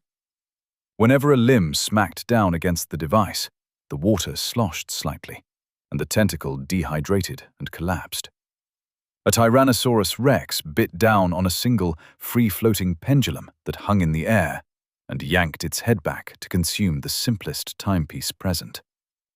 Even as it roared in victory, it began to wither and rot, quickly trampled into paste as a gorilla charged over its failing body to attack a sundial. I slipped into the mass of living things, painted green by the tree and infested with Mater's power. It would fade quickly. I could feel my aura consuming her power with every second that ticked by. Stealing from her hadn't been part of the deal. But for now, I could brush against the frenzied animals without fear of being recognized as an outsider. Bumping and pushing my way through the mass, I avoided the larger beasts who could squash my mortal form to paste through simple carelessness. I kept myself among the apes and big cats, animals that would pose a genuine threat to a normal human, but that couldn't squash me by stepping in the wrong place. It took me a few minutes of frantic dodging to reach the edge of the quiet space at the center of the battle, and I stopped in the shelter of a dead tree, whose rotting trunk still stood thick and tall. A metronome and a green-skinned woman stood in the eye of the storm, glaring at each other. The smooth wood of the metronome was polished. It was perhaps a foot tall, and the arm moved from side to side at a perfect pace. The woman was tall and broad. I could only see her back, but I could make some assumptions about her appearance from that. Her hips were wide, and while she didn't appear to be fat, she would hardly be considered statuesque. Perhaps I was wrong. She would be a perfect fit for those most primitive of fertility goddesses. Pendulous breasts, a wide, childbearing frame. Her hair was a darker green than her skin and looked more like tightly woven vines than anything a human could produce. "The offense was not intended," intoned the metronome form of Kronos. The voice was mechanical, and his words matched the rhythm of the clicks it produced as the arm swept back and forth. "And yet Hadesti sends you to make his apologies, and you come with your devices and minions, invading my lands and bringing death's power with you." Mater's voice was rich and ancient. She sounded like a great-grandmother rather than a young woman. For some reason, I'd expected her to sound young, and I guess fertile. More maiden than crone. His champion acted without his permission. Hadesti has lost out as well. He is as weakened by this merger as you were, Kronos said in perfect rhythm. It was the fish bitch who set it up. I don't even have a champion in this game, and yet my power is being sapped and abused, used to fuel a mortal's climb to godhead, Marta said bitterly. Poseidon has been acting outside the rules and has been chastised. There is no chance of undoing this now, so we must accept it and find a way to move on. Hadesti is willing to offer a compromise. A centipede over 4 meters long clicked past me in a blur and threw itself at a floating hourglass, folding around the device. Dozens of legs punched into the glass, and the sand began to spill at the same time as the creature began to ooze grey fluids. Within moments, the empty carapace and the broken timepiece fell to the ground, making both gods wince. Union, marriage, we are the most ancient of enemies. And now, because that fish-breathed imbecile is frightened of a mortal, you expect us to come together, Mater snapped. You are already like an old married couple. Your realm and his have always butted up against each other. You fighting to live, he fighting to claim what was always his, Kronos said with a mechanical chuckle. The taker can get fucked. Persephone is long gone, lost in the choir in my head. Once bitten, twice shy. I've given you my answer. You're just wasting both our energies in this pointless conflict. Poseidon isn't the only one who should be afraid. Why should Hadesti fear the killer? They are like a hand in a glove. What Raymond does only gives death what he craves, Kronos countered. I pressed myself against the trunk and thought furiously. Death would be my natural ally in terms of the alignment of our influences. Killing would only feed death, after all. The animosity against Poseidon in Mater's voice felt like a missed opportunity, and the god of the sea was frightened of me. That was good to know. You know why he should fear the killer. If that bloody mortal realizes the full scope of his realm, none of us is safe, Mater muttered. The scope of my realm? What the hell was the green woman talking about? He won't. Plans are in place to channel him in the right direction. A divine alliance of sorts. But alliances can shift, Sides can be swapped. We won't need you, of course, but if you came over to our side, it would make the endgame less messy. Piss off, entropy. I am verdant. I will not ally with death against ocean, despite what she of the murky depths has done in her madness. There is nothing more to say. Time was running out, despite the god of it being present. The mob of beasts flowed around me, and I slipped into the torrent until I was completely behind Mater, using her to shield me from the metronome. I moved forward quietly, yet quickly. My own aura was held against the surface of my skin and pumped to its maximum strength. As I came within arm's reach of her back, I took a small part of my aura and prepared for the final move. I couldn't kill life. Not that I would want to. I was only here to wound her and frame the god of the sun. One more step closer, and I could smell the goddess. It was subtle, and I realized it had been around me all along. The scent of freshly turned earth after a rain. It was overpowering now that I was this close to her. The lingering elements of her power I had stolen from the tree surged within me, fighting back against being subsumed. I focused my aura, keeping almost all of it close against my skin, but using a tiny portion to open a rip in reality to the sun god's realm. Blazing heat and blinding light erupted behind me. My skin burned instantly, charring even as the dagger that had appeared in my hand became a golden blur, burying itself to the hilt in Mater's shoulder. My eyes melted, but before they flashed into steam, I saw the back of Mater blacken and char as well. I threw my body backwards, into the inferno. As soon as I crossed the threshold, I dissolved the tattered remains of my mortal form and let the portal snap shut. Everything around me was fire. Fire is too weak a word. Heat and light had become the universe. I turned my other sense about, and all I could see was roaring gold in every direction. I felt my aura starting to fail. I was in the heart of another true god's realm. Life's realm was hospitable to living things, naturally. The Sun King kept his home in line with the source of his power. Frantically, I tore open a portal to my own realm and shot through, snapping it closed behind me. Blessed coolness took the place of burning agony as I dissolved into the misty shadows of my own home. It took what felt like an age before I could do anything other than bask in the sensation of not being burned alive. One thought ran circles in my incoherent mind. I really hoped I hadn't just pissed off Apollo. You're back, and you came from another's realm. What have you done? Tezca's voice came from all around me. Brought another god to the war. Too weak to be playing such games so soon.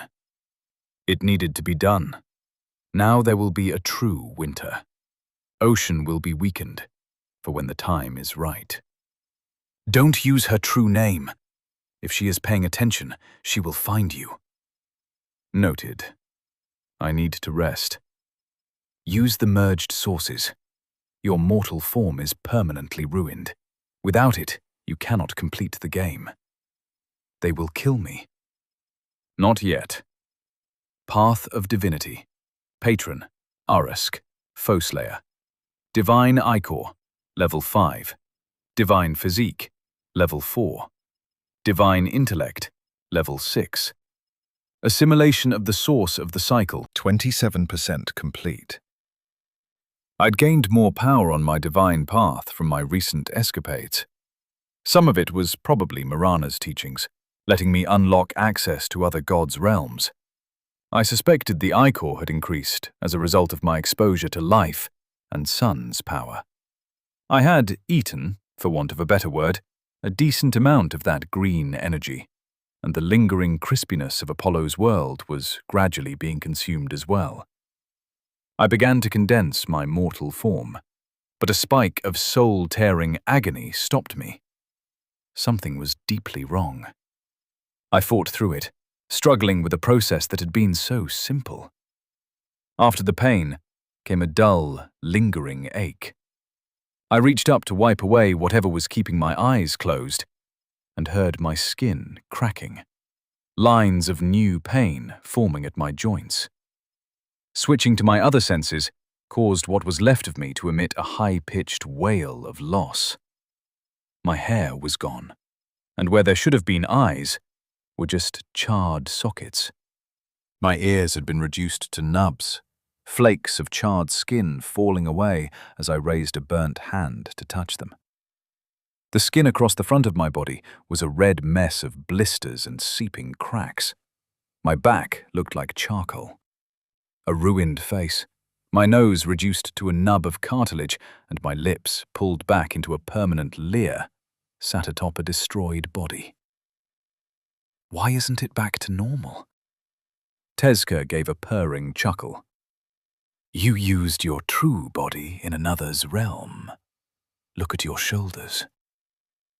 I directed my other sense to my right shoulder, and sprouting from my ruined flesh were tiny green shoots.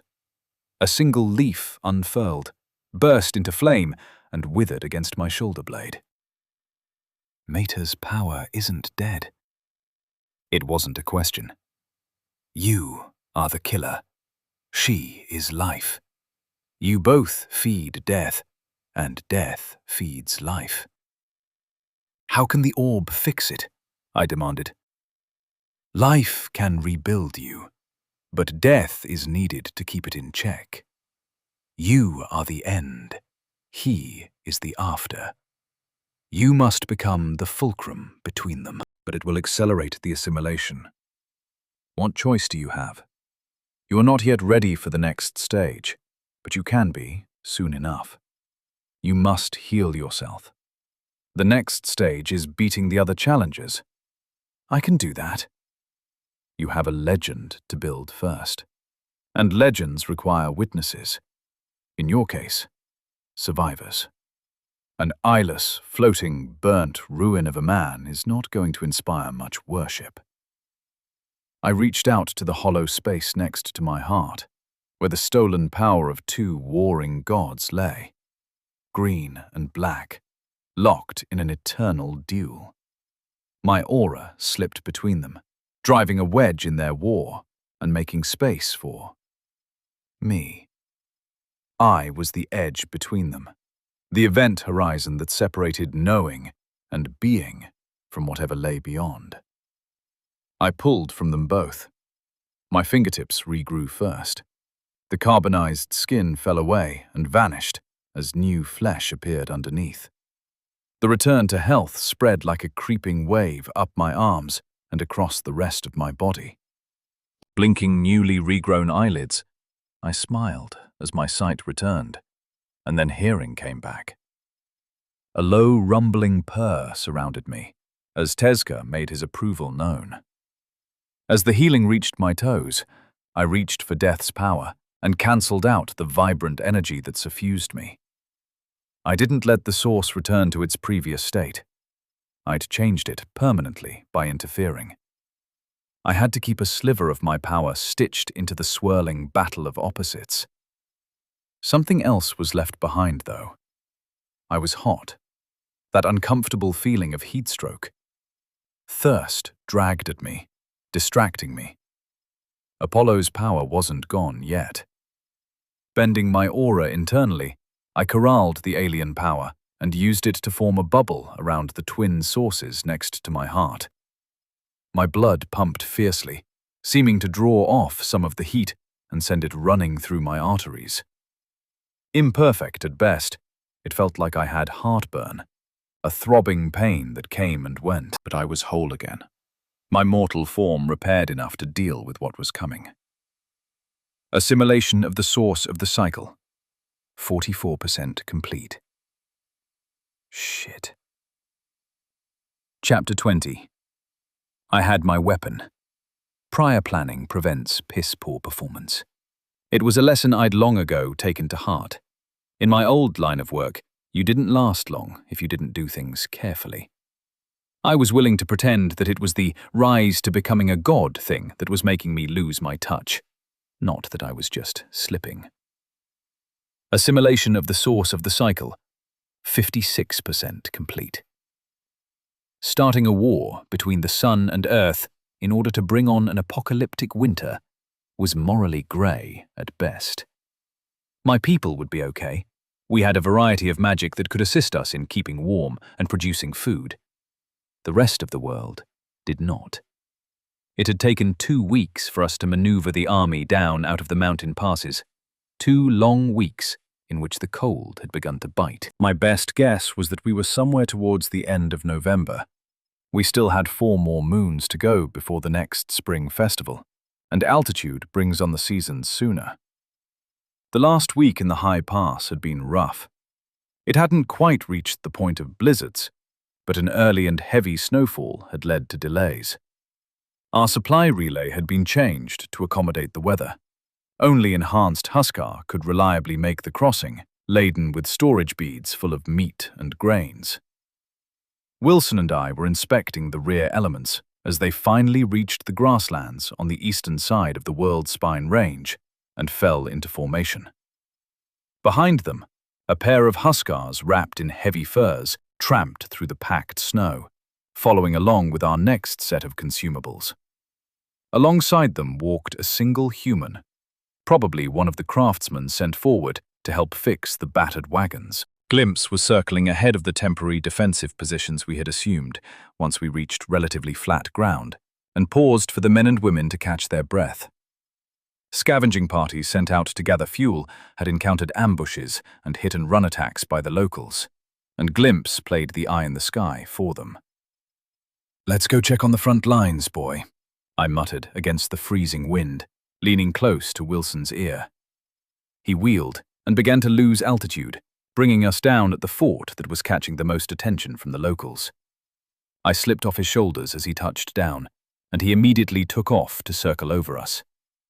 Constant Vigilance was the name of the game now. Bon was in discussion with a couple of Huskar commanders and Jandak. As I approached, they all turned and nodded to me. "They won't face us head-on, Mond." "Bloody cowards," Jandak cursed, spitting to one side. "Would you face us head-on?" "Can't blame them for not being complete morons," Bon laughed, his booming voice bouncing back from the wooden walls of the Legion fort. "Glimpse is watching the main force. They're falling back to the river. I reckon they'll try and hold there, but I've got plans for their leadership before we fight." "What about the raids?" I asked. Pertabon shrugged his massive shoulders, while his officers fidgeted uncomfortably. Seeing beings 8 meters tall look embarrassed and uncertain was a jarring experience. "They're ghosts, Mond. Whatever magic they're using, they're bloody good at it," grumbled Jandak as he fingered the hilt of his sword and glanced around nervously. "Even with the ritual, which is starting to cause some problems of its own, some of the shifty bastards are slipping through." "What was the damage last night?" I asked unhappily. While I appreciated the shapeshift spells, whatever leveling path Jeremy's followers were forced to take made them dangerous. "Permanently disguised and incredibly adept at passing unnoticed. Beauty, it seemed, was in the eye of the beholder, and matching ideals was part and parcel of their skills. 3 minor fires, 6 dead," said one of the Huskar.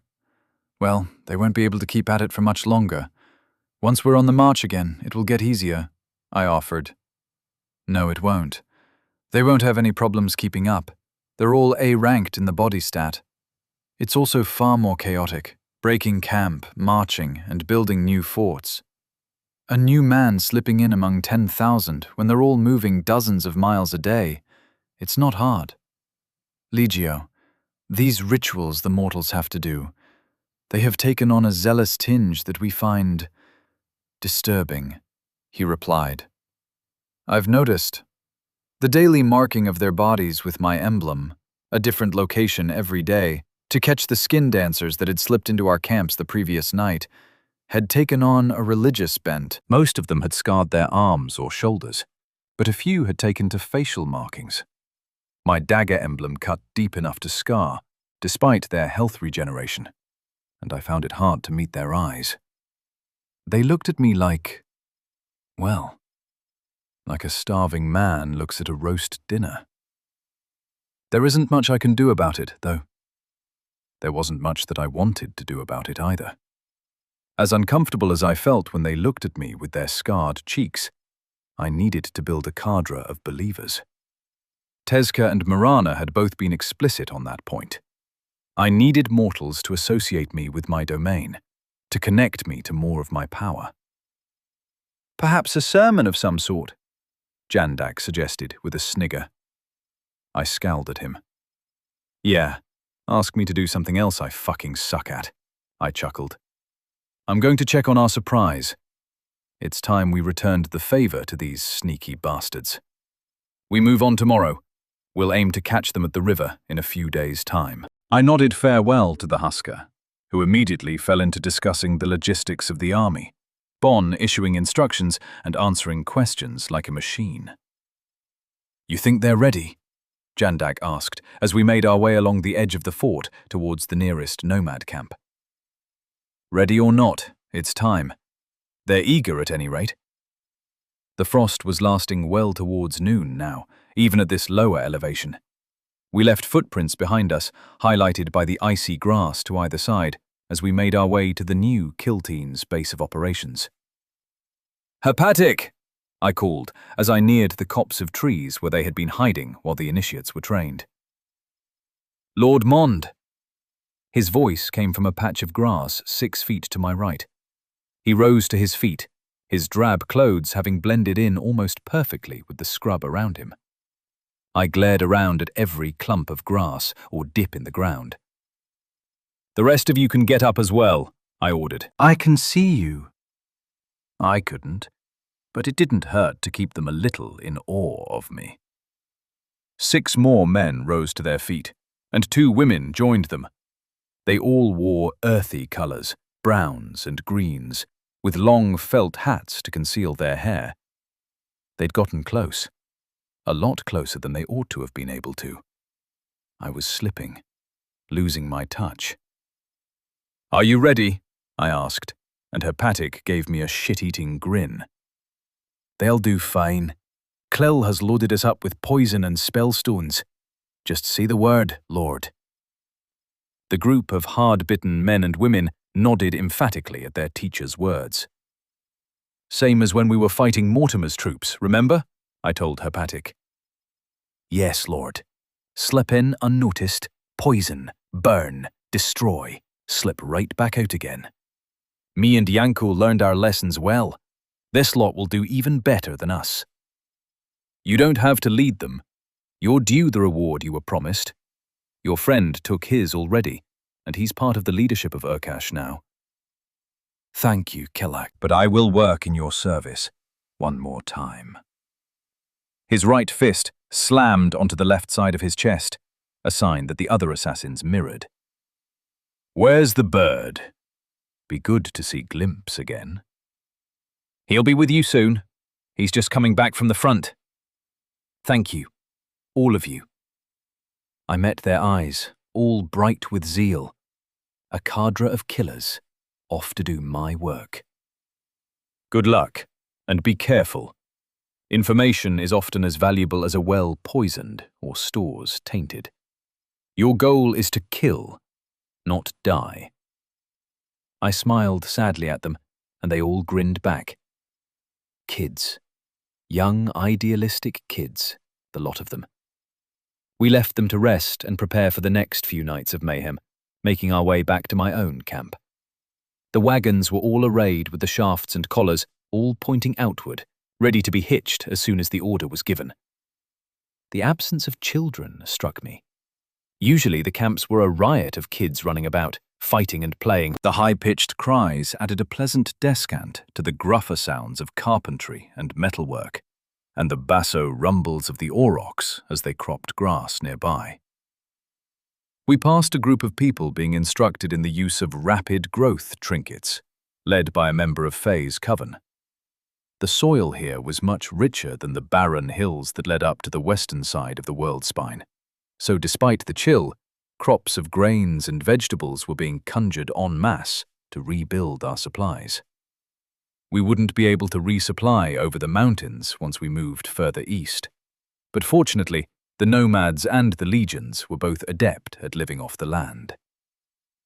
"Mond!" Kos approached us and offered a warrior's wrist clasp to Jandak and a short bow to me. "We march tomorrow. At last!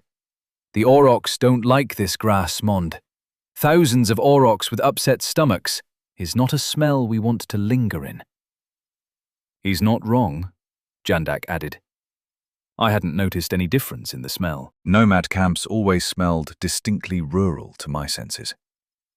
Was it a little more pungent than usual at the moment? Perhaps, but not so much that I'd noticed. Are they sick? That would be an issue. We could go without the wagons, but they were also an ambulatory food source, and as winter came on. "Is it time for a cull?" "Nah, we don't need to worry about the quantity of the feed, just the quality. They'll get used to it in a couple of weeks, but in the meantime, there's going to be some grumbling about the camps being ripe." Kos chuckled. "Still, we should have a symbolic cull and a feast before we march tomorrow. Traditions are important. I'll kill the animals myself."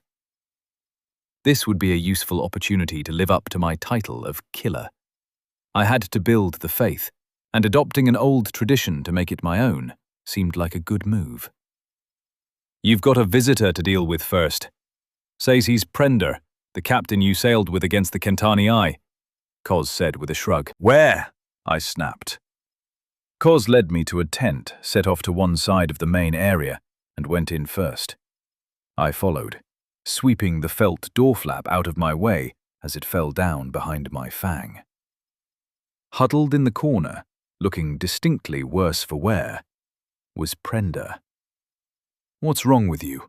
I asked as I strode over, stepping around the low fire in the center of the tent. He rose shakily to his feet and bowed deeply. "I pledge my life to the killer," he blurted out, his hands shaking where they rested on his knees. "Stand up, bloke. That's sweet of you, but why?" I wondered. "The Lady of the Waves." He straightened and looked me in the eyes. "She is changeable. Every wind was against us. Every reef had moved. Our charts were fucking useless," he snarled bitterly. I waved him over to the fire and sat down. "Kos, get us some York, will you?" "Sure, Mond. Looks like the kid is scared of me." "It's fine, boy. I'm one of Mon's fangs, but I'm still just a man." Kos smiled warmly as the shaking young man sat down opposite me. Then he left.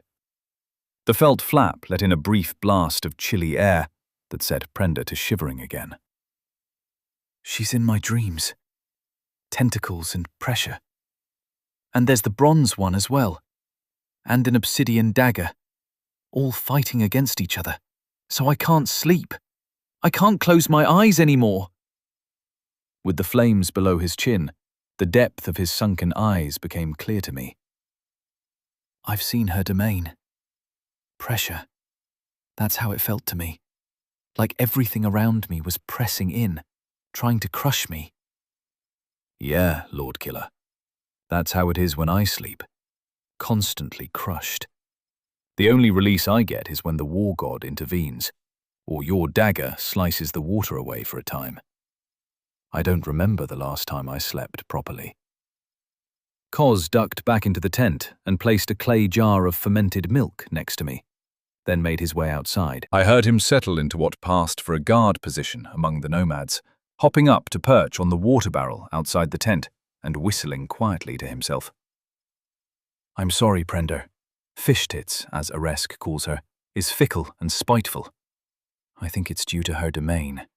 The waters shift and change, so their anthropomorphization does as well." I poured him a cup of York and passed it across. He took a long sip, then coughed. "It can catch your throat," I chuckled as I poured myself a cup. "What was that word?" "The big one," he asked, as some colour returned to his sallow cheeks. Oh, it means the thing made human, or something like that. It's probably not quite right for the gods. They aren't human versions of their sphere of influence. We're more like, I don't know, parasites. We become the thing we take control over. I never really studied theology, I said ruefully. Can you protect me from her? He whispered, looking down at his cup. Could I? I wasn't sure. I reached out with my aura, allowing it to carefully wrap around him, careful to keep the invisible blades intangible. There was something there, hiding under his skin. It felt like a taint to me, like Apollo's power contained around the source in my chest. Alien and out of place. I can try. She still has some connection to you. Her domain is there in your body. A domain is like... It's hard to explain. It's like a power and a place at the same time. It feels like a stain on your soul to me. I can try to help you, but first, I think you need to live up to your oath to me.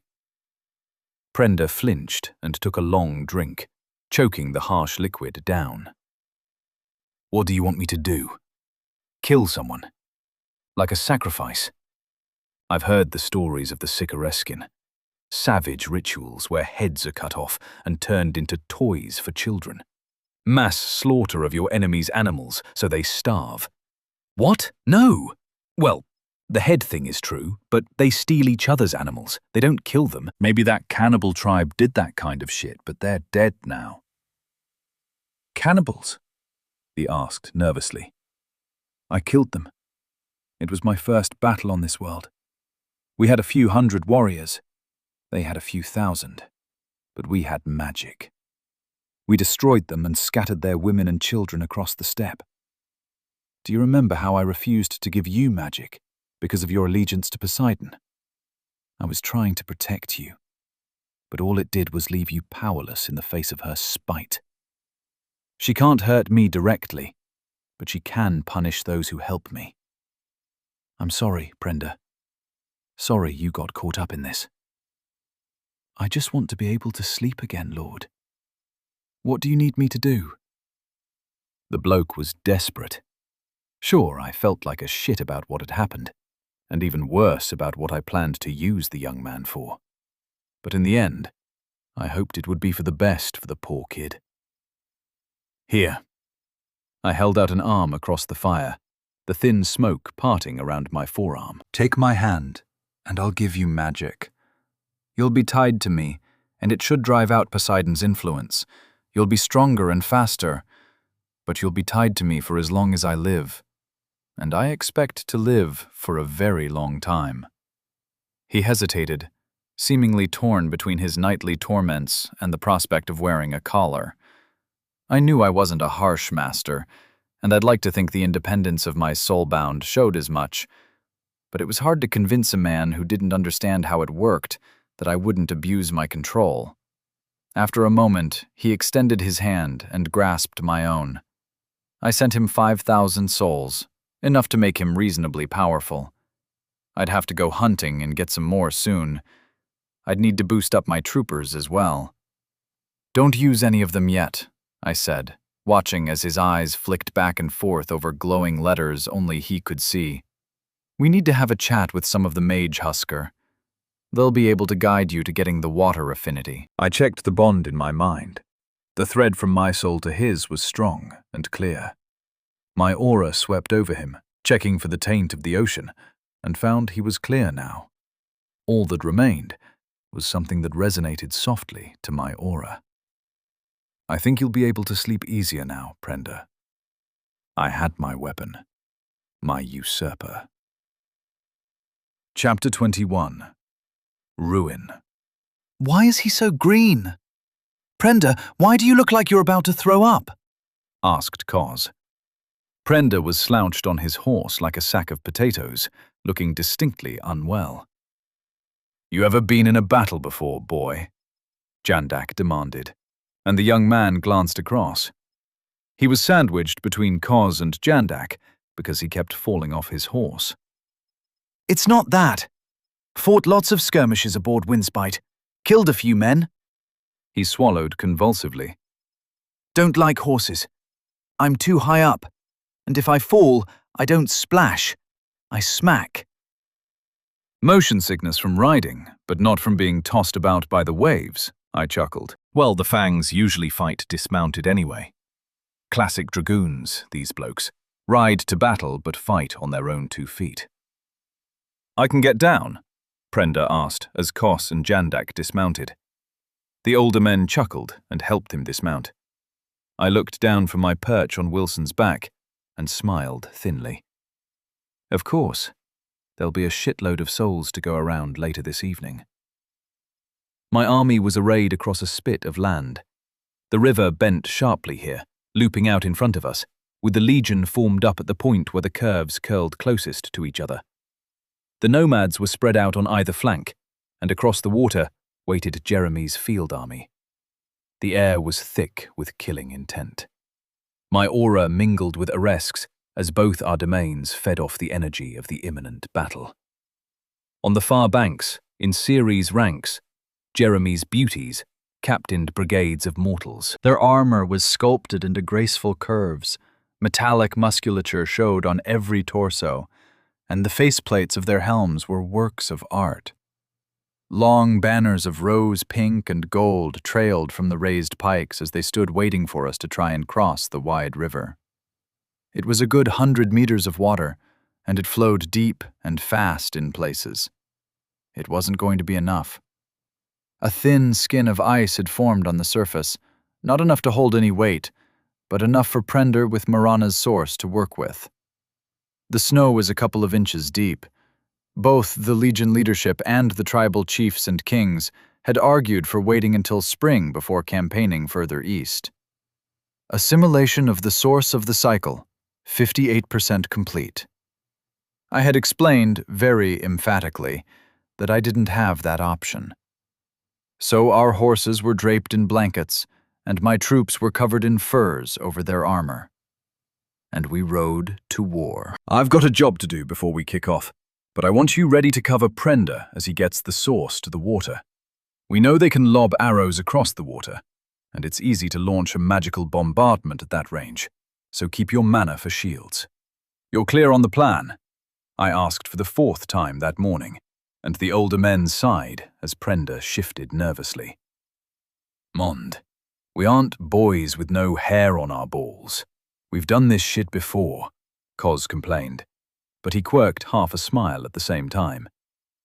Only difference is, these assholes use plant monsters instead of blobs of corpses. That's a significant bloody difference, Jandak grumbled as he spun his spear in one hand and rolled his shoulders to loosen the tension. Maybe the snow will help us out in that regard. The land slumbers in the cold. That was the idea, I said. We start when I get back. I sent my aura out around me, and I could feel the strength I was drawing from the imminent violence. The premeditation aspect was clearly part of my divine mandate, or whatever the hell it was that gave me my domain. My own troops roared as my presence spread among them, the fiercest of them bright lights in perception, with dagger markings cut into both their cheeks. Then I reached out across the water and had a markedly different effect. Officers glanced around nervously as their men grumbled and spear tips swung ever so slightly in their directions. Men scowled at each other, thoughts of being used as shields by their suddenly untrustworthy comrades running through their minds. The beauties weren't immune either, but as my influence passed over them, they began to sing eerie, lilting songs of love, loss, and revenge. Soon the entire force was singing along, the basso rumble of the troops a background to the high, piping voices of Jeremy's soulbound.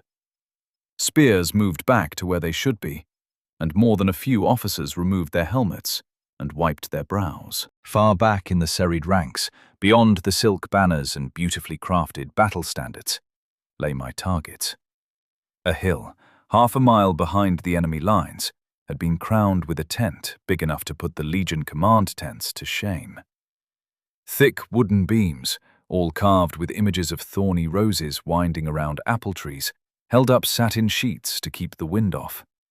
Inside, a dozen men and women, all thick with killing intent, examined charts and maps. None of them trusted any of the others. They all had their personal forces deployed along the riverbank, and they all knew that the others would throw them and their cadres to the wolves if it would save some of their own power. I focused my aura around myself and dissolved into tiny cubes, flashing across the distance and reforming, naked, unarmed, or armored, and alone behind the command staff of Jeremy's army. Words were unnecessary. As I appeared, a couple of them began to swing their heads in my direction. They died first, my aura solidifying, the semi-invisible blades flashing, turning them into mincemeat. I cast combustion and wildfire. As my body ignited, I stepped forward into their stunned group, over the fractal lines of burning incandescence that spiderwebbed away from my body. They screamed and snatched out their swords, lunging at me, but I turned their blows aside with the daggers of my domain, semi-tangible chips of obsidian flickering away to dissolve into the superheated air. Their skin crisped and blackened, but some of them fought back, glowing green as they poured their mana in self-heal spells, or triggered trinkets hidden in their rapidly burning silk underclothes.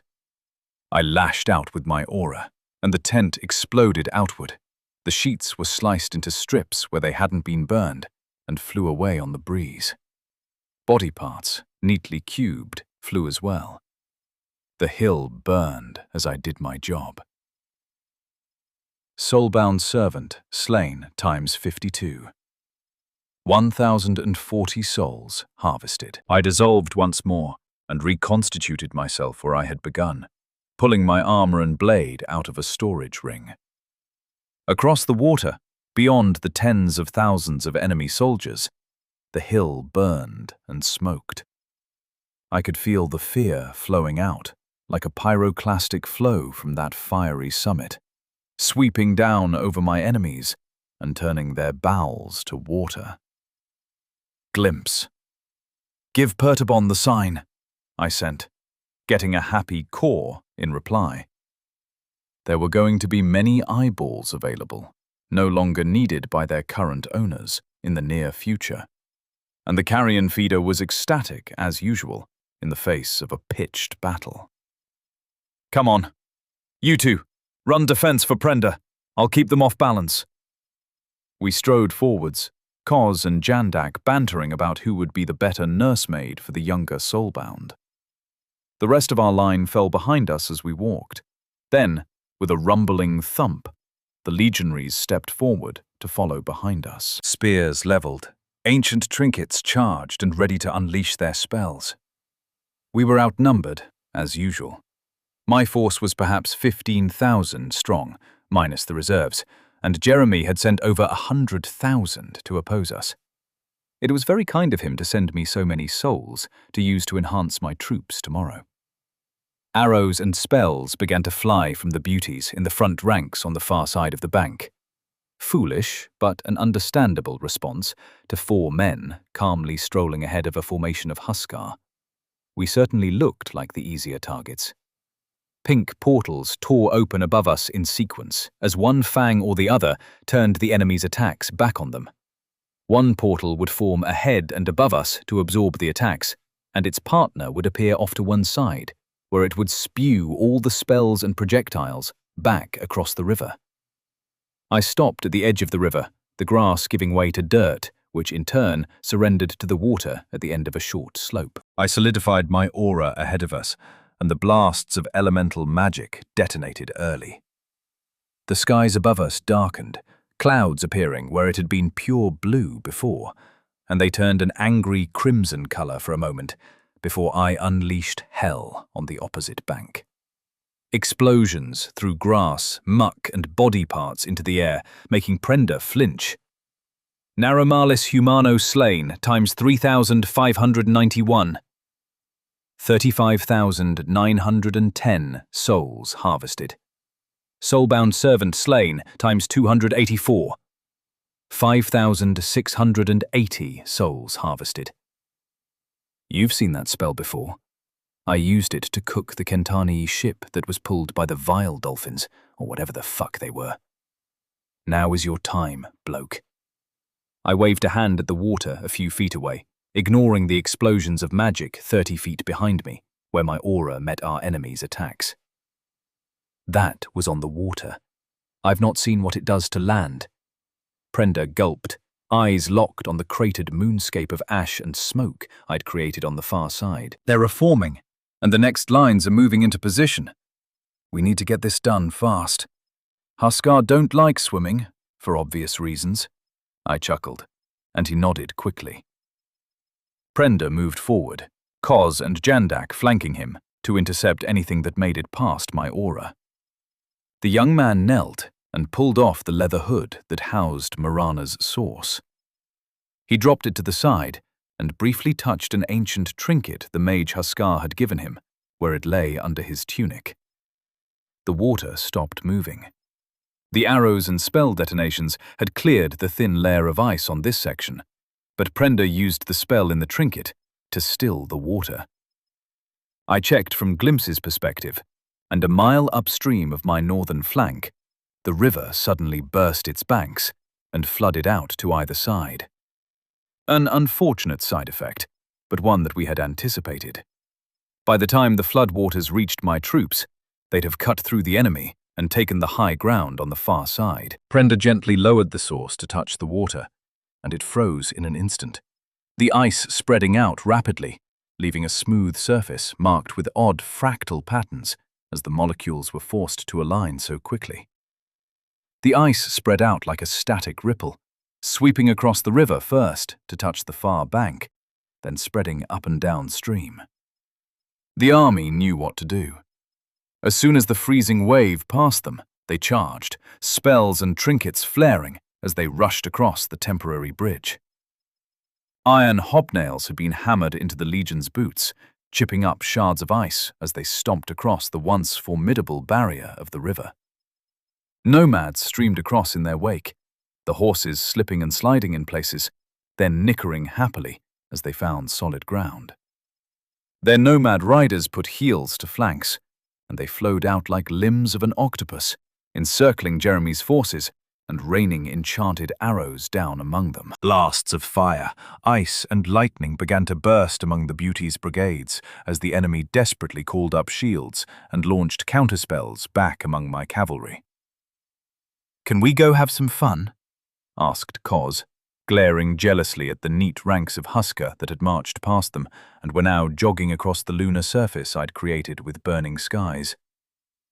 I think I'll pull back, if it's all the same to you," muttered Prenda as he gulped at the sight of the Legion rushing to battle.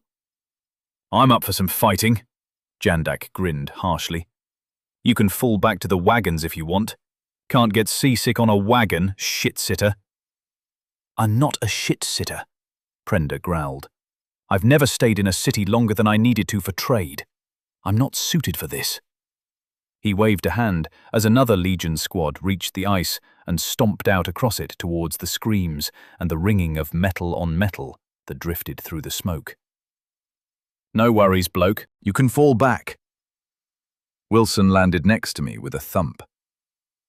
"I'm going to provide a little air support for the boys and girls." "Good job, Prenda. That was impressive control of the water." "It was the trinket. My spell can barely reach 50 feet. I'll go then." He bowed hurriedly and backed away a short distance before turning and sprinting back through the Legionnaires, using his enhanced physique and reflexes to slip between them without slowing. "You blokes enjoy yourselves. We need these arseholes to run, not die, so don't encircle them," I ordered as I jumped onto Wilson's back. "There are only 2 of us, Mond. We couldn't encircle them if we tried." Koz laughed, drawing his sword and giving it a couple of experimental swings.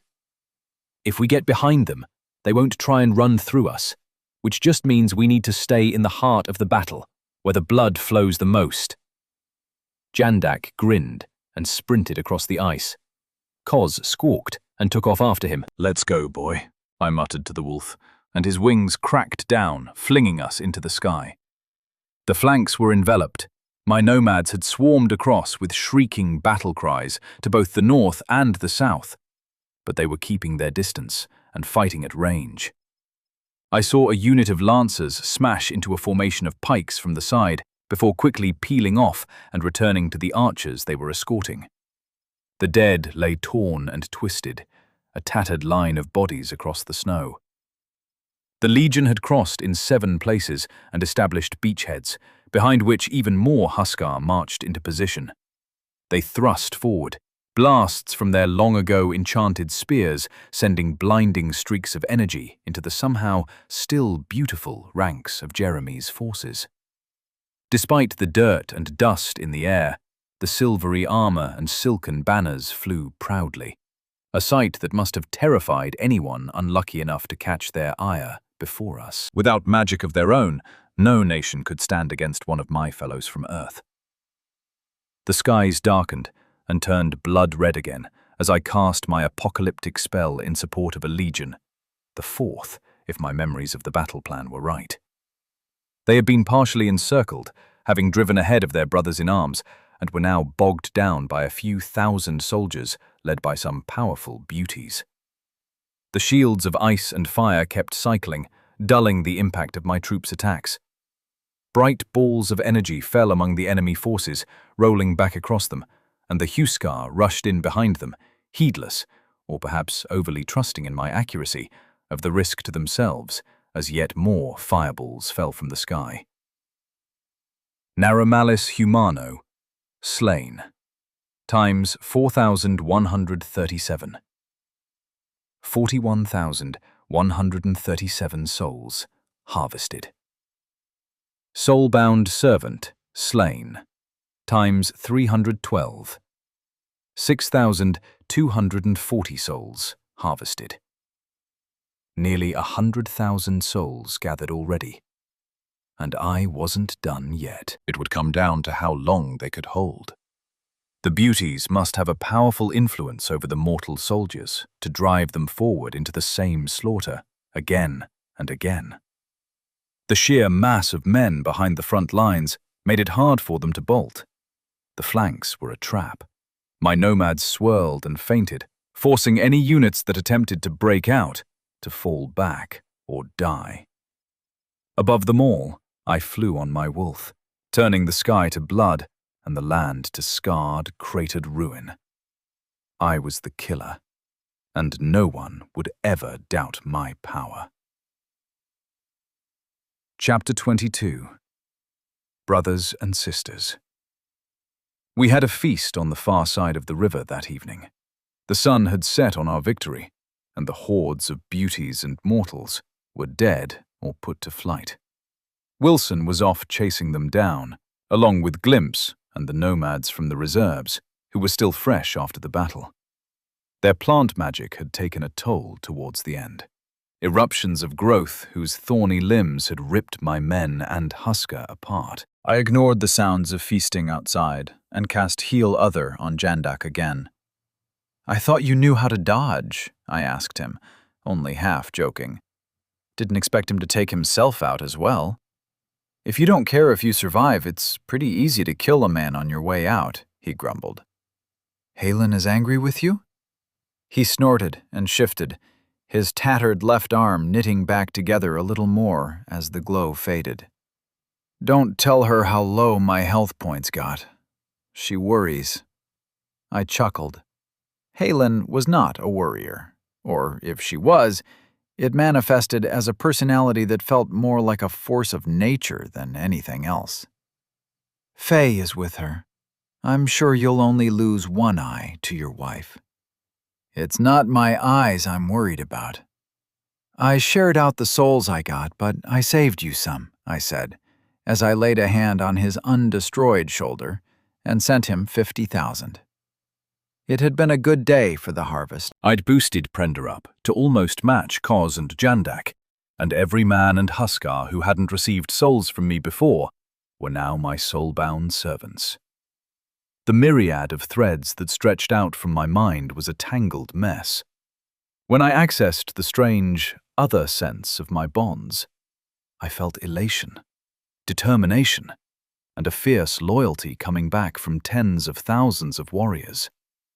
It would seem that the nascent god of killing had robbed the war god of his favorite people. "Where do we go next?" Jandak asked. "Tomorrow we rest. Then we march east again, into the rising sun. Jeremy must have another field army. The towns and cities this side of the world spine are huge. He has a massive population to draw on that we can't hope to match," I said glumly, sipping from a cup of ched. "Shit-sitters," Jandak sneered, shifting and raising his head. "They're nothing to us. If they won't come to us like the cowards they are, we can run for days and bring them down." Exactly what any brave warrior should say, said Krill as he slipped into the yurt. But perhaps not what a wise warrior would think. "Dreamer, they're chaff on the wind before us." For every trick we've learned from Mond, they'll have something similar from their lord. I've been questioning prisoners. His capital is a vast garden where everyone just eats the fruits from the trees and no one works. They paint and write poetry, dance and sing. "It sounds rather dull," said Krill. "No raiding, no struggle. What's the point?" Jandak snapped, hissing in pain as the movement pulled at his injuries. "It's ugly," I said. Aphrodite was all about love, or lust at least, and the aesthetics. War couldn't be beautiful, not to any sane mortal. The tribes understood the costs well and had limited themselves to low-level raiding among each other for generations. They only united when the southern cities gave them an offense to justify a warlord's rise to unite them. For all their savage brutality, they were more civilized than they liked to think. The austere, resource-poor lands they'd occupied had been more important to their character than their internecine fights. When you were permanently one misfortune away from your doom, the weak and the cowards were naturally weeded out. "Be that as it may, boy, my dreams have been troubled lately." Krill spat into the fire, making a hiss and a pop snap out from the embers. "Aresk is getting concerned about your independence, and starting a war between Mother Earth and Father Sun took him by surprise. Surprising the god of tactics and ruses isn't an easy feat." He stopped speaking for a second to give me a gap-toothed grin. "Well played, Mond." "My aura is blanketing this area, but don't speak about that outside of my presence. To anyone, Krill. It wasn't intentional." I sighed. I should speak to him, I suppose. I need to speak to a few other gods as well, see if I can get them on side. "The tribes are happy?" I asked. They had seemed pleased with the victory, but it wasn't that long since some of them had been baying for my blood. "Everyone likes a winner, lad. How is the... you know?" Krill pointed at my heart. Assimilation of the source of the cycle. 59% complete.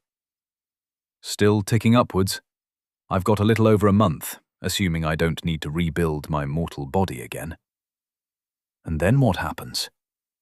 His eyes glittered as he sat down by the fire, partly from the dancing flames reflecting in them, but mostly from keen interest in my fate, I suspected. I don't know. I either become a full god, or I die. The first step is winning the game, that much I've been told. And then we all disappear, and you rise to the divine realm. I must confess I am not enthusiastic about our choices." Krill replied dryly. "We aren't just figments that can be cast aside," Jandak grumbled. "To the gods we are." All of them, except perhaps one, who hasn't quite completed his trials.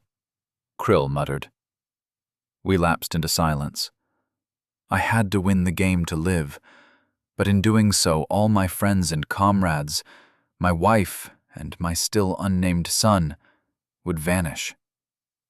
After a while lost in gloomy reflections, I excused myself and left Krill to continue healing Jandak. He'd be on his feet tomorrow, complaining about the sharp pains that lingered from his magically restored flesh. I walked out of the camp and wandered for a while, moving through the night like a ghost, and finally retired to my tent.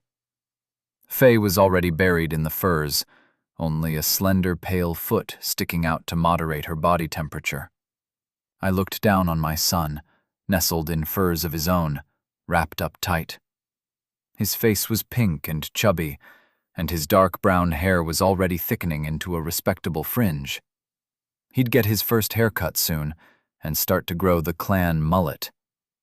I smiled wryly at the thought. All this, the beauty waiting for me in my bed, my firstborn child, my friends among the tribes and Huskar. I couldn't let it be destroyed. But if I didn't bring that to pass... I undressed and slipped under the furs next to Faye.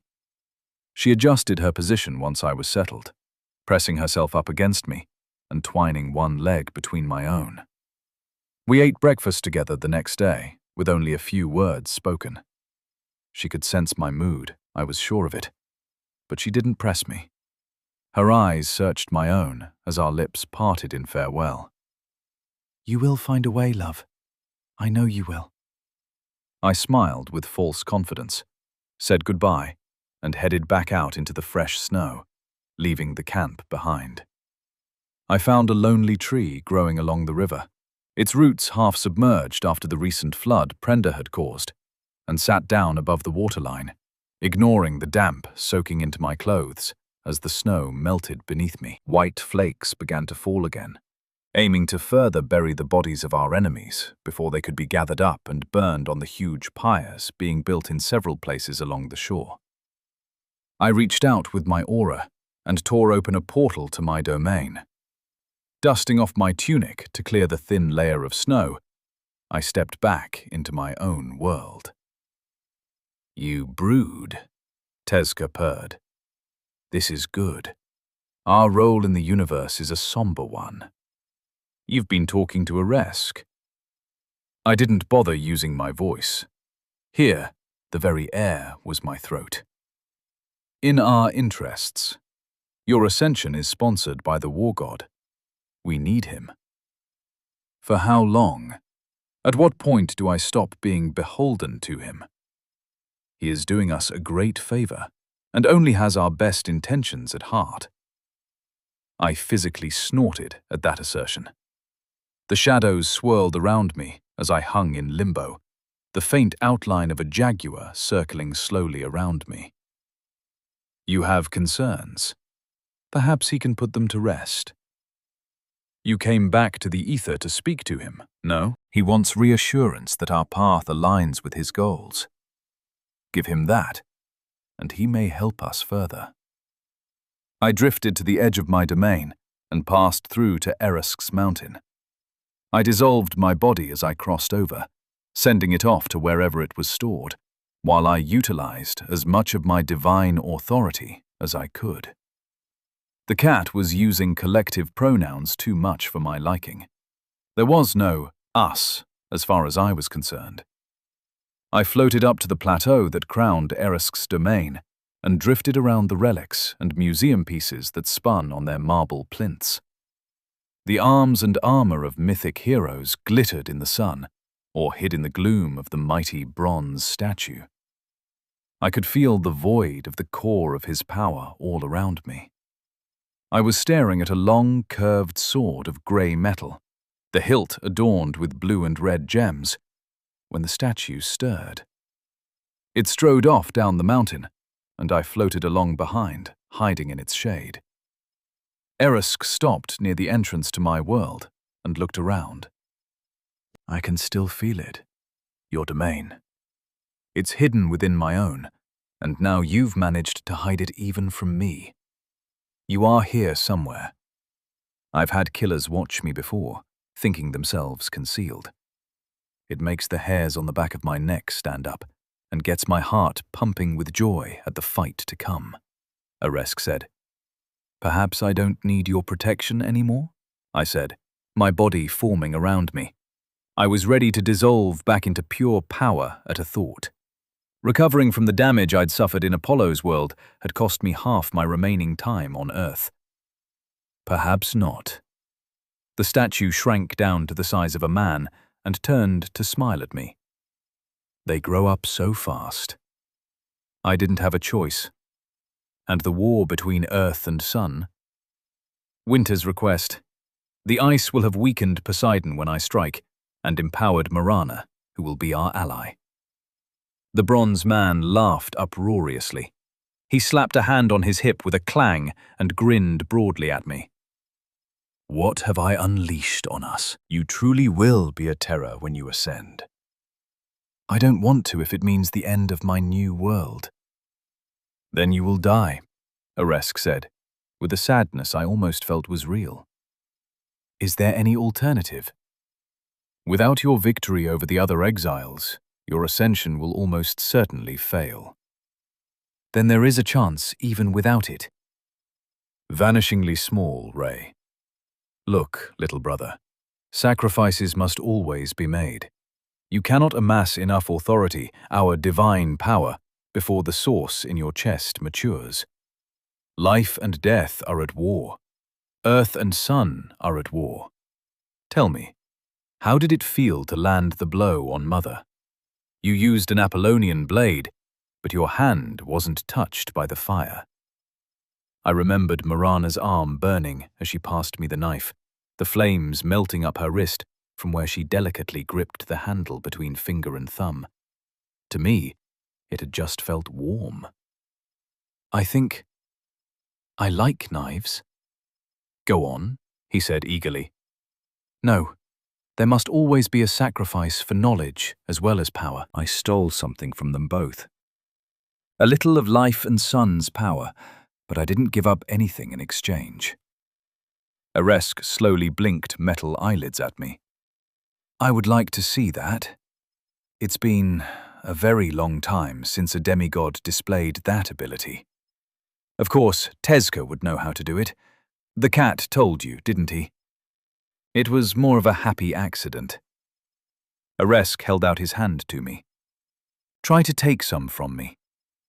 I rested a hand on his arm, the metal cold under my fingers, and sent the most elusive form of my aura through his limb.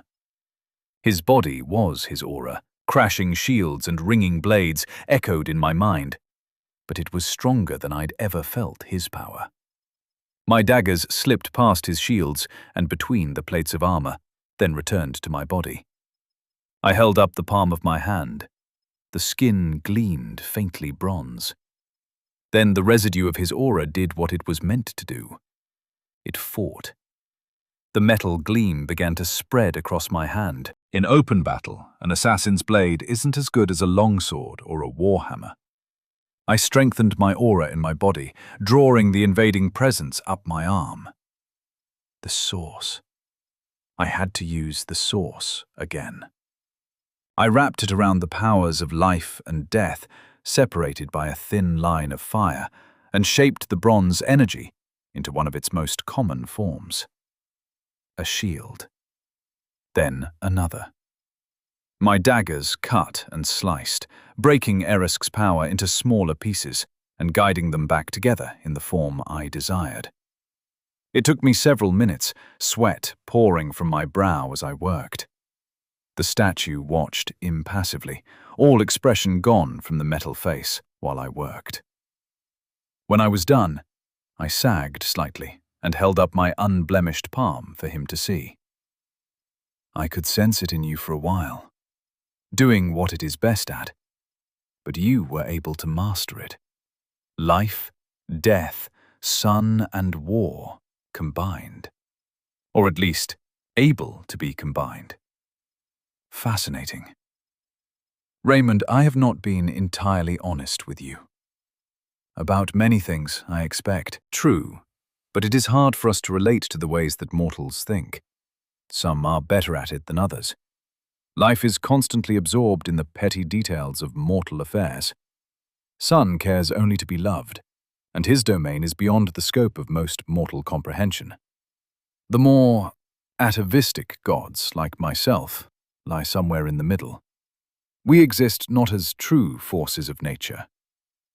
You're the product of intangible things, like war doesn't exist without men to fight. Yes, you are like me in that regard. There is another element.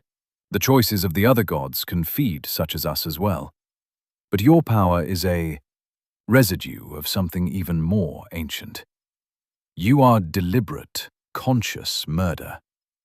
But life has many pets, and they have all gone to Hadesti in the end.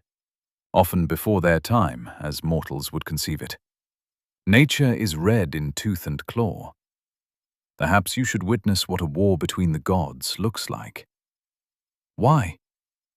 To see what your existence will become when you ascend. The war god's sudden confidence in my chances took me by surprise.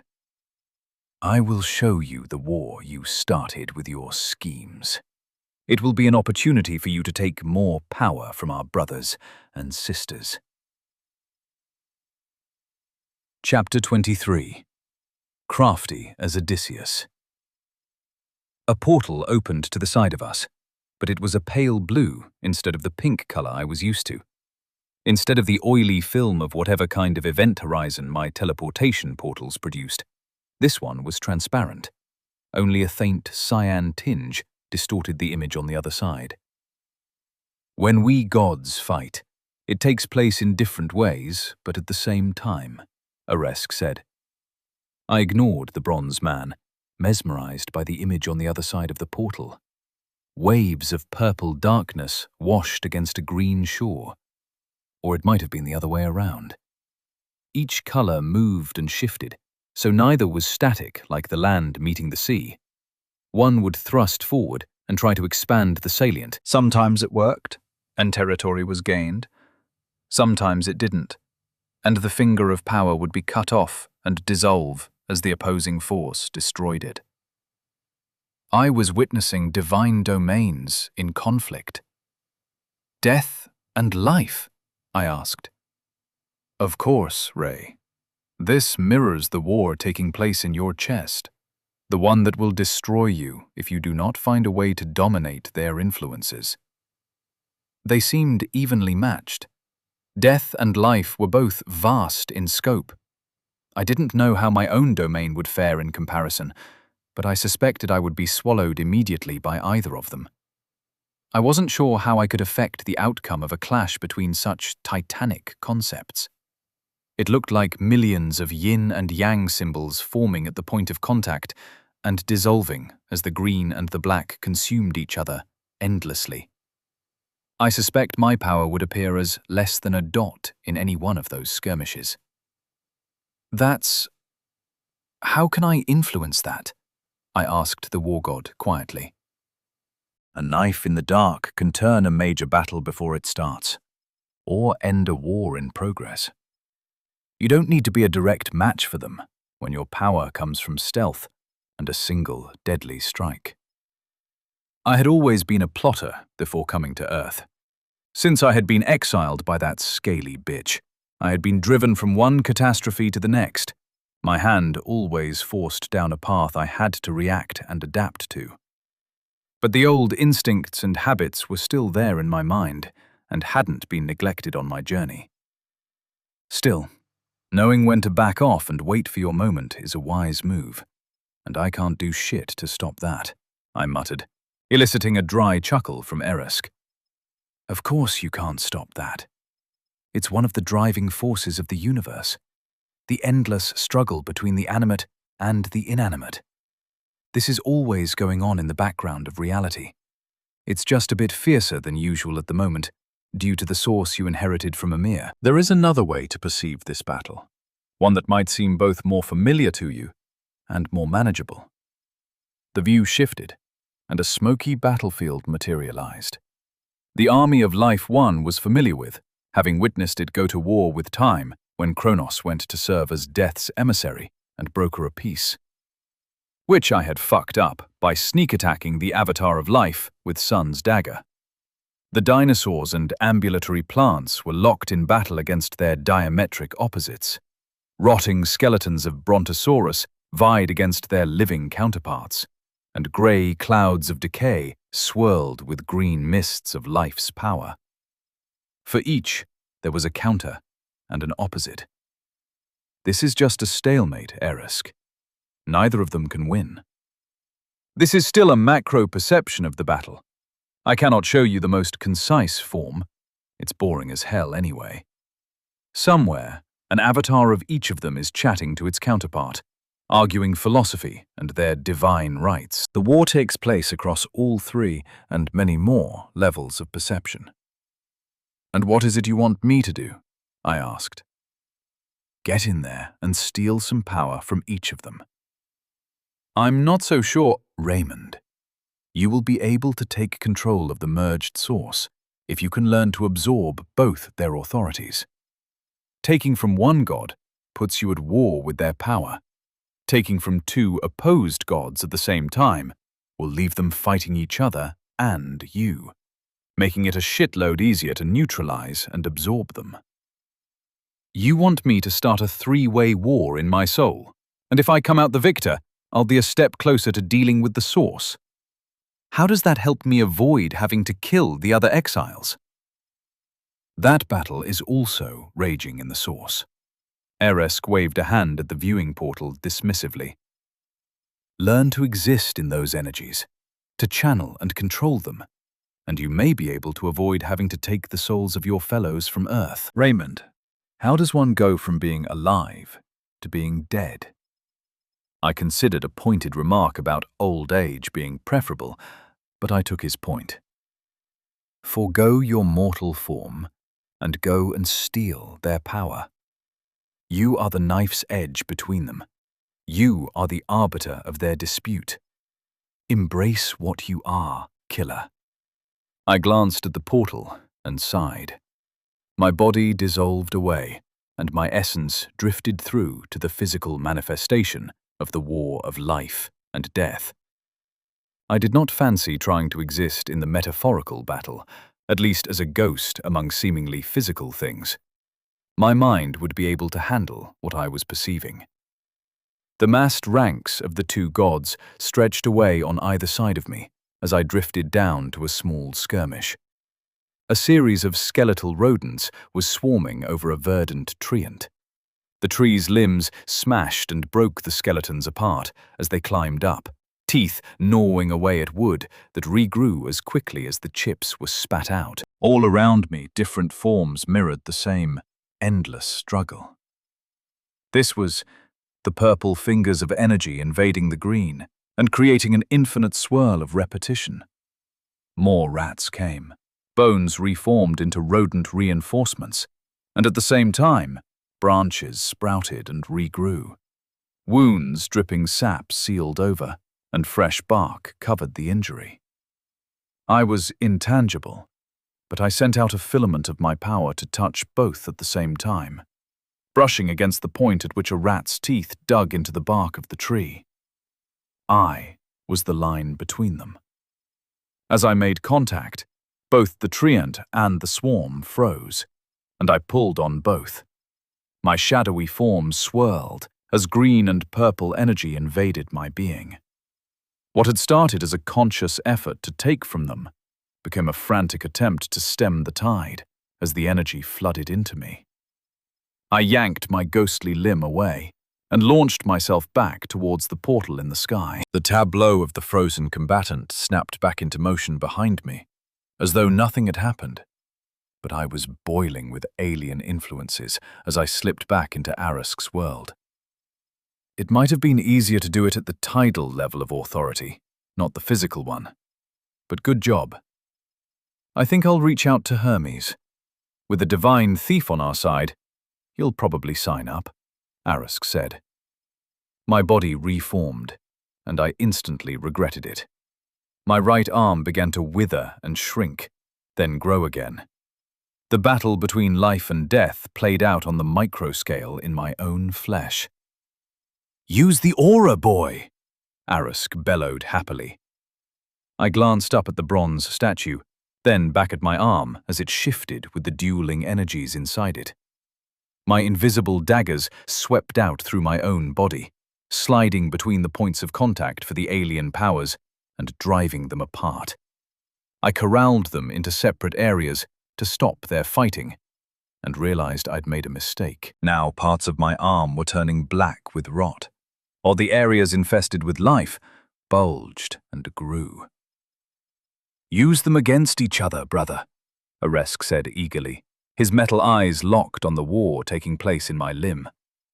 "Don't make them fight you. Make them fight each other." I grimaced, my left hand tightly gripping my right bicep, symbolically keeping the diabolical energies from spreading further into my body, and used my own aura to create an interface between the two pockets of the other god's power. Where I channeled them together, my flesh began to rot and grow at the same time again. I pulled all their power into one area, creating a line of contact between them that ran from my wrist, up my arm, and across my chest to the source by my heart. A slash of a knife opened a crack in the shield around the source, and I drove the alien power inside, along with some of my own power. It was a delicate process. I left a trail of death and life across my arm and lungs. Flesh died first, then healed as I pushed life's power along behind it. I drove the power into the source, using the sun's heat to merge them together as I forced it to blend with the power already there in my chest. My own aura stayed in the sphere as well, putting itself alongside the energy I'd stolen from Apollo, fusing with it and the source as well. Path of Divinity. Patron, Aresk. Foe Slayer. Divine Ichor, Level 6. Divine Physique, Level 4. Divine Intellect, Level 7. Assimilation of the Source of the Cycle, 65% complete. "You bastard," I gasped. My arm was one long bruise, and something bubbled in my left lung as I drew in a breath. "I didn't tell you to become mortal while you tried to do this. I assumed that would be obviously stupid. It worked. I felt you force it past my own authority when you merged it with the source. How do you feel?" "Like shit, Aresk. And it didn't work. The assimilation just jumped to 2/3 complete." "How does it feel in your chest, idiot?" In the source. I reached out, or rather in.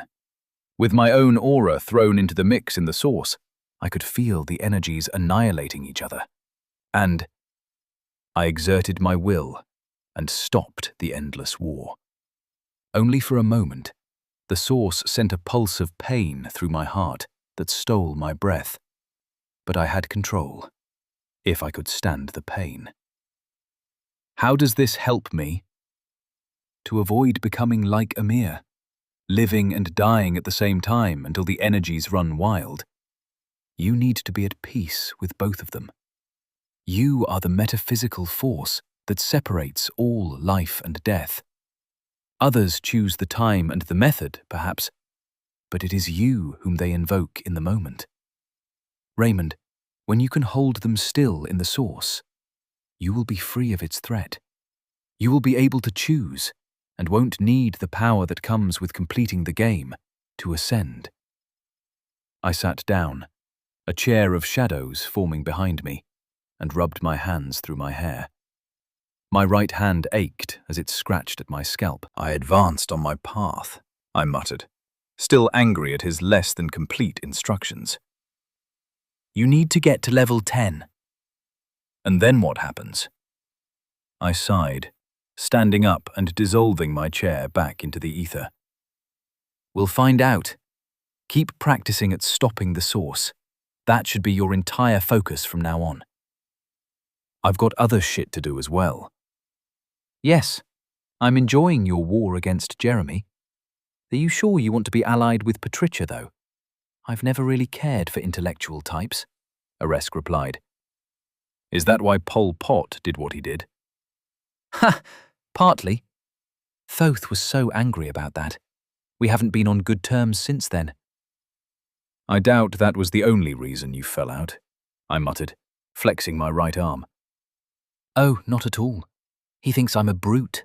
Most of them do, and in fairness, they aren't wrong. But I'm much more than just a thug, Raymond, as I hope you can tell. The statue grinned at me. Yeah, crafty as Odysseus. He did so little with his power when he got back to Earth. I was a little disappointed in the end. He played one of these games as well? I asked, raising an eyebrow. Sure. You don't think he spent decades sailing around a sea as small as the Mediterranean, do you? He wasn't that bad of a navigator. He went to a water world, and Fishbreath had some fun with the local denizens. He didn't have to face enhanced versions of Earth-normal creatures. He got real monsters. And when he got home, he reclaimed his life and settled down. Was he your, what's the right word, favorite in the game? Did he swear to you like I did?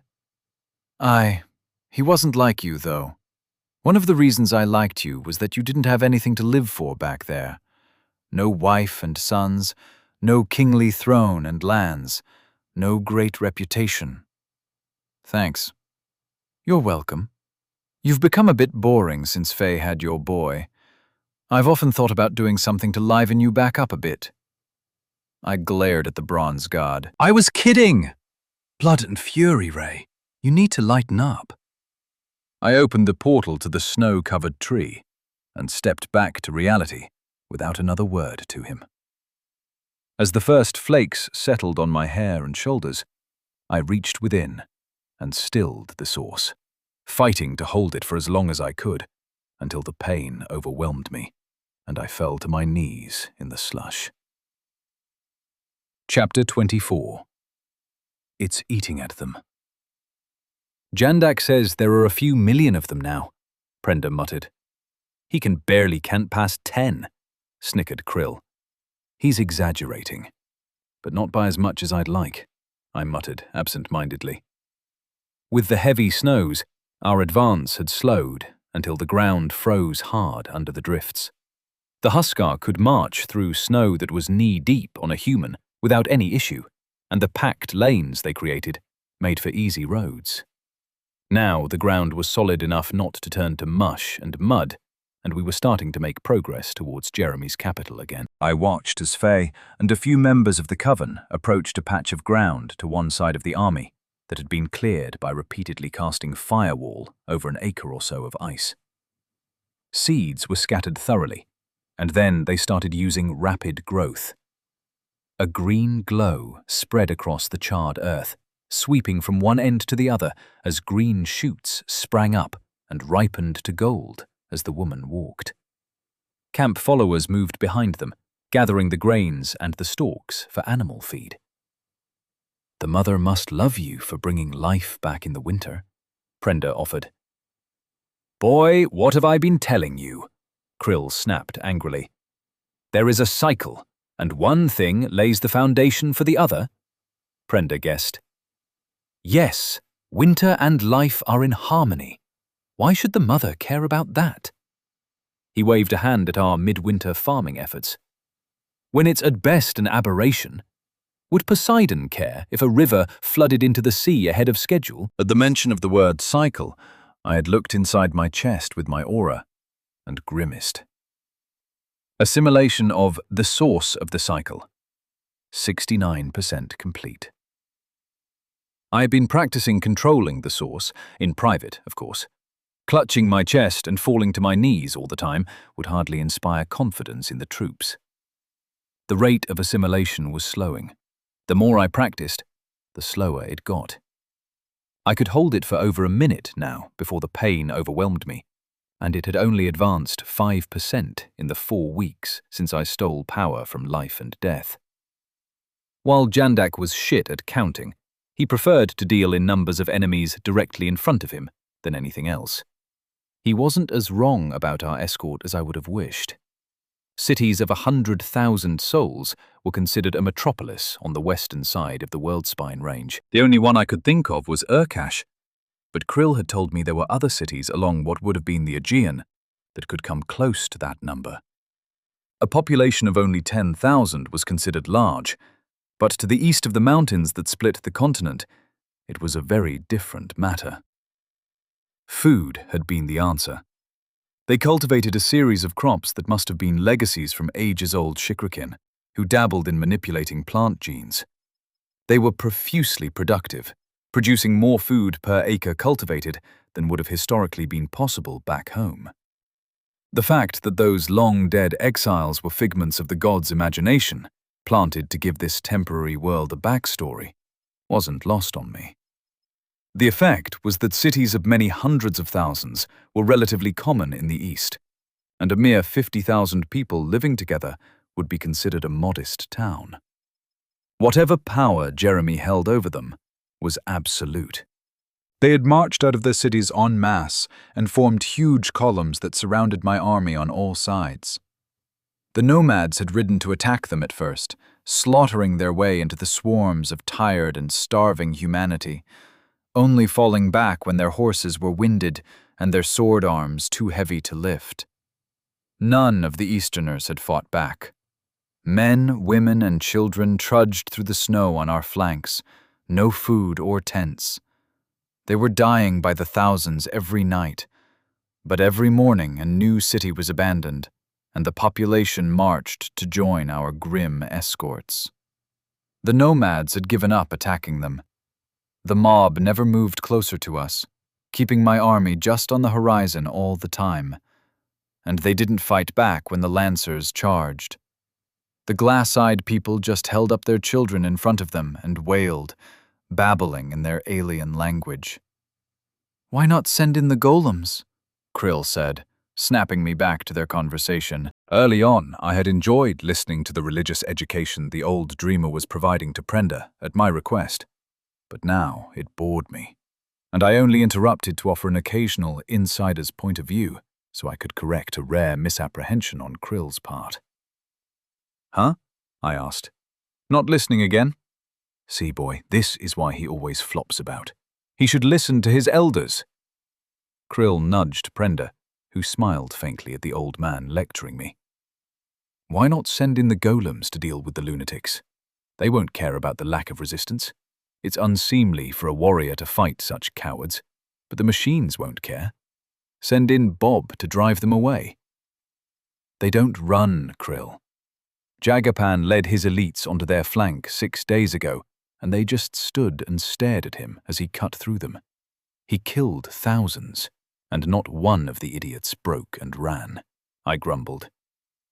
"So fly up on Wilson and burn them out. That's a lot of souls you're missing out on," Krill pointed out. He still wanted more power, despite the glowing S's floating over his head.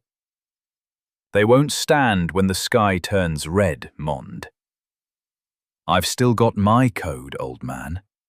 They aren't a physical threat. They're a moral one." "What?" Prenda asked in confusion. I sighed. The nomads, bloodthirsty as they are, won't fight them anymore. After the first few slaughters, the chiefs came to me. Warriors crave a worthy opponent, and murdering defenseless civilians is beneath them. We're surrounded by a sea of enemies my warriors don't want to fight. Krill, how many duels have there been in the 10 days? "A couple of hundred. The lads are restless," Krill said with a shrug. "They can see a threat, but they know it's not worth fighting. It's eating at them," I concluded. "So fireball the hell out of them and either drive them off at last or kill them all," Krill barked. "I am not indiscriminate. Or rather, I won't be," I growled. The harvest was being gathered and put into storage rings to preserve it. Another dozen such farmlands had sprung up along the leading edge of the army, and my troops would file through them, splashes of green among the blue and white of an early winter, until they made camp in the evening. Long lines of wagons and marching husker filled past on my left, wrapped up in furs against the biting wind. With magic, the weather was tolerable for us. For our escorts, it was a steady attrition. Without even fighting, we were leaving trails of bodies in our wake. "What about the kill team?" Krill asked. "Infiltrating the next field army," I replied, thankful for the change of subject. Glimpse is with them. This one is just too large for them to make much of a difference. Jandak would be right on his maths for Jeremy's second force. So many? Prenda asked. It won't matter. We've got a god on our side. And not one of the cuddly ones. Krill chortled, before turning to spit to one side. I've yet to meet a god that's cuddly. They view us as like we would view termites. Industrious little things, but not worthy of any attention from the gods unless they threaten the larger structure that forms their power. But they interfere in our lives all the time. Every sailor knows to respect Poseidon's capriciousness, Prenda objected. His religious education was necessary for his coming role in my plans, but explaining things I only half understood myself was getting challenging. Not really. The forces that drive humanity's belief are always present. While those forces are technically the gods, it's about the same as me saying I'm paying attention to my toenails growing. It's our belief and need to explain those forces that gave rise to the gods. My predecessor has slumbered for centuries, as his authority was broken up among other gods, but is now coming back together in me. There have been many gods of the oceans, and there'll be many more after Poseidon falls. But first, Mond, you've got the matter of the Shikrakin, Krill reminded me unnecessarily. I know. We turned and began marching toward the path cut through the snow by the husker. When we got there, I stamped my bare feet on the ice to clear the white flakes from my trousers. I can feel him out there. He isn't moving, but in another month, we should be at his gates, assuming he doesn't try and run. Then there will just be the scholars to deal with, I said, staring to the east and the beacon in my mind that represented Aphrodite's chosen. Where can he run to? Asked Prenda. North, south, across the sea? He might be the most technically useless of us exiles. Amir was a military expert, and Patricia was an academic and historian. I bet even Mortimer knew some shit about construction or something from his life as a slumlord. Gallagher was probably in the same boat as Jezza, a dangerous fighter, but too focused on that to be of much use in technological uplifting. You think he'll be strong in a fight? Krill asked with a raised eyebrow. If he gains souls the way I think he does, he'll be a very high level. But with my aura and other divine tricks, he won't be much of a threat if I just want to kill him. But I don't, which makes it trickier. You want to capture a man like that? Prenda wondered. I want to seal him up in a storage bead forever, so this world doesn't unravel when there's only one Shikrakin left. They'll grow old and die eventually. What about Thoth's pet? Wouldn't she do? I haven't made up my mind about her. We lapsed into silence. I would rather have 2 Shikrakin in storage stones, buried or hidden at opposite ends of the world and forgotten about so they could never be released. It would secure the future for my son and my friends. But Patricia had a lot to offer if she could actively contribute to the world.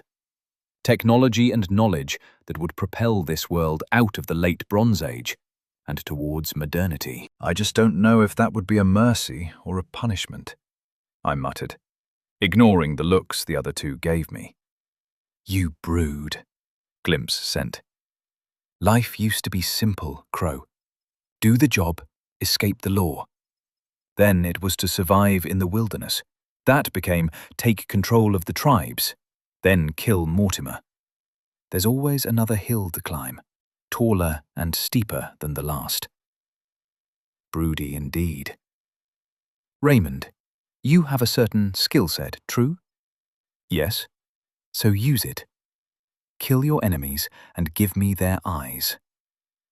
I cracked a smile at his desire for ever more eyeballs. Perhaps there was some wisdom in his direct and honest perspective. I stopped and closed my eyes, letting my perception shift to the divine one.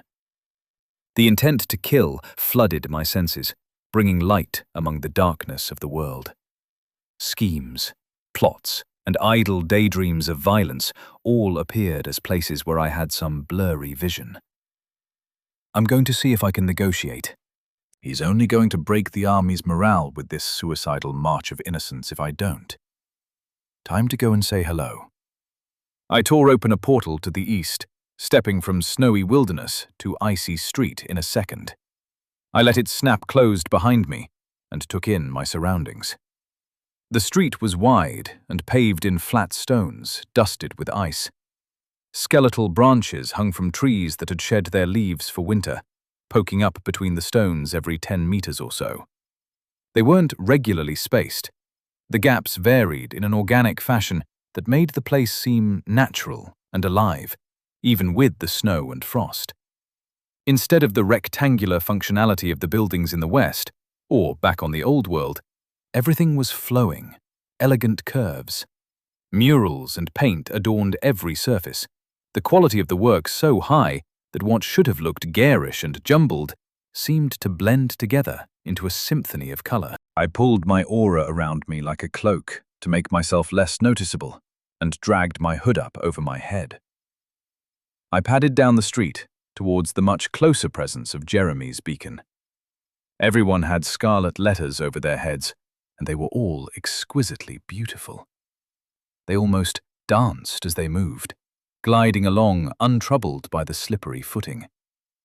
Refusing to allow myself to be distracted by the spectacle, I kept my head down. This might well be a very bad idea.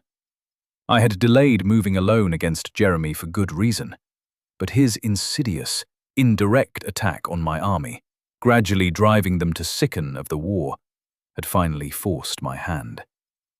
I followed the winding streets, and alien music, ethereal and melodious, spilt out from firelit houses to fill the roads with haunting tunes. Some were melancholy, but most were lilting and seductive. The people I passed paid me no mind, their gazes sliding off me like water off a duck's back. The beacon drew me onwards, and the last street let out onto the edge of a vast orchard. Trees and meadows mixed together and spread away as far as I could see. In the distance, a solitary tree stood towering over the rest, leaves still green. The frosty grass crunched against my naked feet as I stepped out towards my goal. Chapter 25. Matters of the heart are worse. More ethereal music echoed out around me as I strode through the woods. People danced and sang in the distance. "Where's the deadfall?" I muttered. There were no drifts of leaves, just short-cut grass that sparkled in the winter chill. Behind me, dark footprints showed where I had been, the warmth of my feet melting the heavy frost and snow. 2 women and a man, all 3 of them exquisitely beautiful, recited poetry in a lilting language I didn't recognize under a skeletal tree as I passed them by. They glanced over at me and smiled, waving for me to join them, but I walked on. Jeremy had the same issue I did before the ritualistic dagger markings became popular. When so many soulbound are in one place, you hardly notice the scarlet letters over their heads.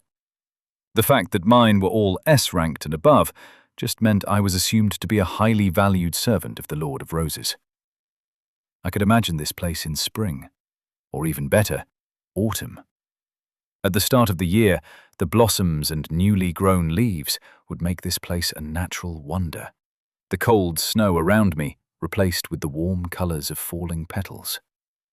The dancing and the singing would be more energetic, I supposed, with new life all around them. But in autumn, when the buds had turned to fruit and hung heavy on the branches above, waiting to be picked and eaten, that would be when it was the most divine. These lotus eaters would be occupied with their art and music, oblivious to the millions of corpses left behind by the poor bastards flanking my army through the winter. This was false, a mirage. For all the beauty I'd seen in the city and its inhabitants, it wasn't real. And not because of whatever flesh-sculpting magic they used to remove imperfections in their bodies, or the managed ecology of the orchard. but due to the incongruence with reality itself. My nomads were short, dirty, and violent. They washed themselves in barrels of water outside their yurts, the same water they would then drink from, or in the streams that ran across the steppe. Music involved simple instruments and atonal chanting, and dance was all about learning to move in a fight. Literacy was frowned upon, and generally only found among the high-caste women of a tribe. Their clothing was colourful, depending on what dyes were available, but that was about their only concession to aesthetics. They were function over form. Here, it was the other way around. Form was triumphant, and everything, first and foremost, must be easy on the eye. I had come to believe that Aphrodite was something closer to lust and desire, rather than pure aestheticism. But I wondered if I had been mistaken. Whatever happened here today, she would be my enemy afterwards, and would be joining whatever alliance Poseidon was forming against Eris and me. The heavenly battle lines were forming up. War, killing, and winter, against time, death, and ocean. I doubted the mother would officially join my side, but her battle with death that I had instigated with the Sunking's knife should at least weaken the otherwise primordial power of death when the time came. And I had my secret weapon against Poseidon, Prender and his rapidly growing control over the element of water. The big tree grew closer, dominating the sky. Redwoods had nothing on this thing. The beauties became fewer and farther between as I got closer to it. I passed the last of them as I dropped down a low rise and saw Jeremy's home for the first time. Mortimer had turned Urkash and half the shit-shitter cities north of the Black Sea into charnel houses to fuel his abominations. Amir had built a city of pirates and a fleet of ships. I supposed my own capital was Riverwheel, far in the north, filled with innovation and a blending of culture from the Huskar craftsmen and the artisans we forcibly relocated there to drag the nomads out of the Stone Age. But in reality, my capital was wherever my wandering army happened to be. Jeremy had built himself a lonely space in the midst of a gorgeous community. At the foot of the big tree lay a perfectly oval lake, a few 100 meters long, and to one side he had sculpted the tree into a home. The bark stretched out to form an elegant canopy, and roots had grown up through the soil and then been shaped into furniture. He lay stretched out on a couch lined with green moss next to the water. One hand propped up his chin as he stared into the water beside him. I pulled my aura in close. He probably wasn't a threat to me anymore, not since I gained access to my divine portals and the ability to chop people apart with invisible blades, but I still approached cautiously. I had no idea whether he had access to a source, or his patron would break the rules and actively intercede. He looked almost sad, a melancholy hanging over him as he stared at his own reflection. I was 20 meters away from him before he noticed anything amiss. He glanced up, looking around in confusion, before his eyes settled on me. "We need to talk," I said. He sat up, adjusting his silk toga and spinning the bracelets on his wrists as he glared at me. The bracelets were thorny rose stems, twisted into loops so there was always a flower facing away from his skin. "You've won. A fucking criminal, a murderer, and a villain, but you've won. Patricia will fight you, but I won't," he muttered, standing up and taking a goblet from a nearby table. He tipped it back and set it down, resting his fists on the shaped root table and turning his back to me. "If you won't fight, that is going to make this next part a lot easier. How are you controlling the people you've got stalking my army?" "Aphrodite's source. It's in the tree. Patricia has Thoth's. You were the oddity, not getting your patrons," he said, turning to face me. He looked younger than he had that night in Mortimer's home on Earth. He was a little taller as well, and the flesh of his arms was toned. He hadn't put on muscle mass. He had refined his body to appear as perfect as possible. You're just spilling everyone's secrets, eh? What's the point in lying now? You're here. I was wondering when you'd come. You can go anywhere now. Not quite. She told me I could become a god back at the start. I got sucked into her dreams. Such an odd clash. The carnal and the poetic merged into one. A bit like my beauties, really.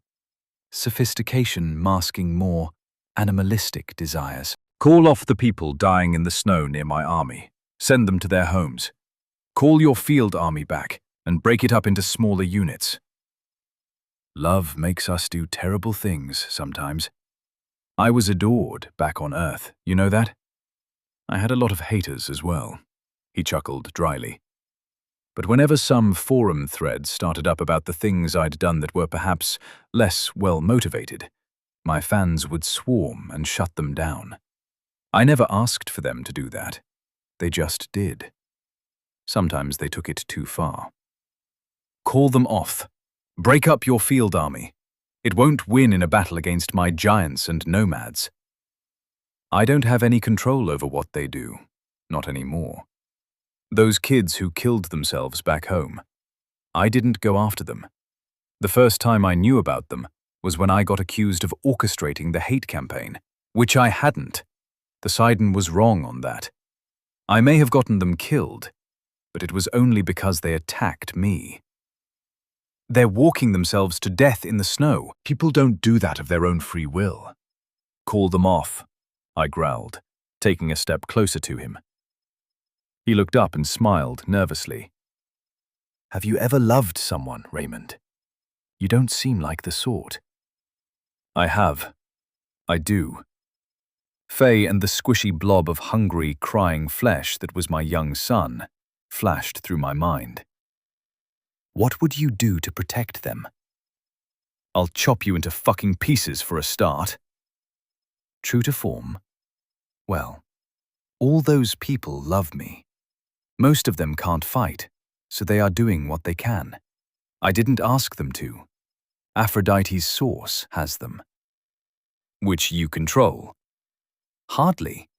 Do you think the water or war is easier to control? Well, matters of the heart are worse. It's happened again, here in this world, just on a much grander scale. Jeremy, whatever happens here and now, your life is mine. There is no reason to doom all those people out of spite. You aren't listening. Typical thug. It's partly your fault as well. Poseidon warned us of you. We were all terrified, except maybe Gallagher. And you killed him first. I do not control them. I made them love me, but that is all. I needed more souls, so I needed more love, more followers. Now they will do what their love demands of them. You can't stop them. It's not the cold that's killing them. It's you, I growled. I know, he said softly, and I must try to be worthy of their love. The grass around me erupted, green fingers reaching out to wind around my legs, lumpen fists of wood breaking out of the curb to hammer down at me. I stepped forward, ripping free of the grass as more tried to trap me again. The wooden clubs exploded as my aura turned them into chips and sawdust. Jeremy was backing away, his face locked in concentration as more parts of the huge tree behind him came alive and moved towards me. I'm not here to kill you, I ground out, sending my blades flickering around myself to protect my mortal form. I'm sure, he sneered. But I won't be a slave either. So this is how it has to be. He extended his arms towards me, and his bracelets squirmed to life. Thorny stems shot towards me, scattering rose petals in their wake. I slashed them apart with my aura. I don't even need magic anymore, bloke. But you've made your bed. Now you can lie in it. I reached through a portal I tore open beside me and stretched out an arm to snatch Jeremy up by his collar. The vines from his wrists writhed out, tightening around me and pricking through my skin, causing blue-gold blood to trickle out as I yanked him next to me and threw him to the ground. The wood and grass lurched towards him, beginning to form into a suit of living armor, but before the wood could close over his face, I made my move. A lunge, a jump, and a solid right hook knocked him out cold.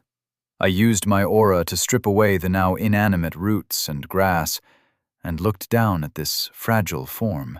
Stooping to brush the detritus off him, I scooped his body into a storage bead. There was nothing else in that space. It was to be Jeremy's eternal prison. Slipping into a pouch on my belt, I moved around the giant tree until I found what I was looking for. A tunnel, lined with gnarled roots leading underground. I took out an enchanted stone and activated the light spell, stepping into the darkness. Why were they always underground? Except for Poseidon's source, every one that I'd stumbled across had been deep in the damp dirt. With my earth-moving spells, it wasn't a big deal, but I would appreciate a little variety. Maybe Patrika had Thoths in some high tower over her academy. I could only hope. The tunnel turned several times before it let out onto a wide hall. Water dripping in the distance, and roots that had been carved with perfect depictions of animals and people, in various stances of lovemaking, held up a roof that was hung with silks. It was softly lit from behind the horizontal drapes above me. The light diffused and multicolored according to the material it passed through.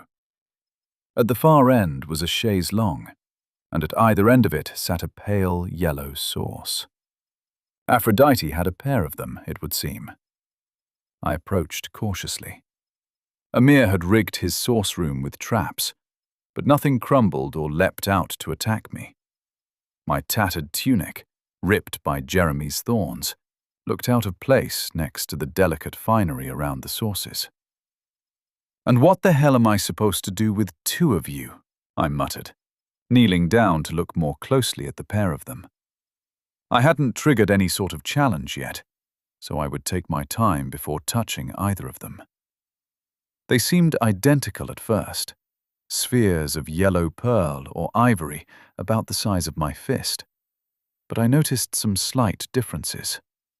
The one on the left had faint pink lines that swirled over the surface. The one on the right had green patterns. Two types of love. Eros and agape. Or possessive and selfless, perhaps. Green would imply jealousy, and pink, intimacy, perhaps? Before Faye, I'd been single for a long time, never letting anyone get too close to me due to my line of work. Even here, I doubted that habit would have changed, until I saw her hazel eyes at my first animal sacrifice. It wasn't the most romantic story by the standards of the old world, but among the nomads, it was probably Shakespearean. I snorted. What to do? Aphrodite was going to try and fight me for control of them. When I was immortal, it had always involved a struggle, one that threatened to kill me, at least up until death sat me down and played me my possible futures. I didn't see the god of love making me arm wrestle her for control, nor was I still merely mortal. Jeremy should have been impossibly powerful. He was SSS ranked in both body and mind, but it had been like fighting a toddler. I reached out and laid a hand on both sources at the same time. Emotions swirled through my usually stoic mind, and the world faded around me. Chapter 26. A familiar sight in a new light. Faye slipped her dress from her shoulders and turned away from me to walk towards our bed, lying down on her side and propping her chin on one hand. The light from the smoke hole in the yurt, mixed with the flickers from the central fire, washed over her pale skin, highlighting every curve and casting seductive shadows that accentuated her beauty. "Come to bed, Raymond," she said softly, a faint longing in her voice. We were in my tent, and I was dressed in a simple tunic that hung down to the middle of my thighs. I stepped forward without thinking, one hand reaching out towards her. Then I stopped. "You're not her. Stop wearing her face." I ground out as rage flooded through me and my aura spread out to slice away at the conjured surroundings. Felt split. The fire erupted in sparks as the logs and sticks were chopped apart. As my anger made itself plain, the world shifted. Gentle sunlight fell around me, and I was wearing the clothes I'd had on when I touched the god of love's sources. A warm breeze ruffled my mullet at the back, and the leaves above me threw gently moving shadows at my feet. An apple orchard, the trees heavy with golden fruit, and where Thay had been, the androgyne beauty of the Aphrodite I knew from before. "You're no fun. I hate people who are genuinely in love. It's like I've already won, and the game loses its charm," Aphrodite said, from the couch they were stretched out on. "Most of my tricks are pointless when I'm already inside someone's soul." I checked my body, running through it with my aura, but I found no trace of the alien authority that surrounded me. I reached out with my divine senses and felt it. Longing, lust, desire, and regret permeated the air. "I bet there aren't any dark places on Earth in your eyes," I muttered, conjuring a chair from shadows and sitting down slowly, not taking my eyes off the god before me. "The deep deserts where there is no life beyond bacteria are gloomy to me, Raymond. But wherever there are people is a bright place. The urge to bond and breed burns brightly in my senses, even among the lower forms of life." "I have your champion." "And yet you did not kill him and take his power. You could have claimed his magic, or earned a boon from me. Imagine all your descendants being blessed by me. Every heart would bend to their will." "I don't need that kind of power, and I wouldn't want them to be walked by it." "Do you ever feel that you aren't worthy of the adoration? If it's just a product of your power, isn't it false?" A tinkling laugh echoed out, and the trees swayed as the breeze picked up for a moment. "You who've fallen in love with an illusion, a construct we made for our own entertainment, would question whether the giver or the receiver of love needs to be real. Thay is real, as is your son, whom you barely dare to think about for fear of losing him.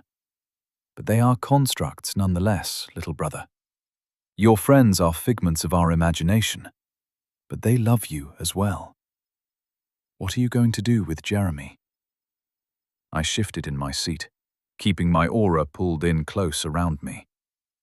Aphrodite held out a hand, and an apple, glowing like a miniature yellow sun, dropped from the tree above and landed in their palm. They took a delicate bite.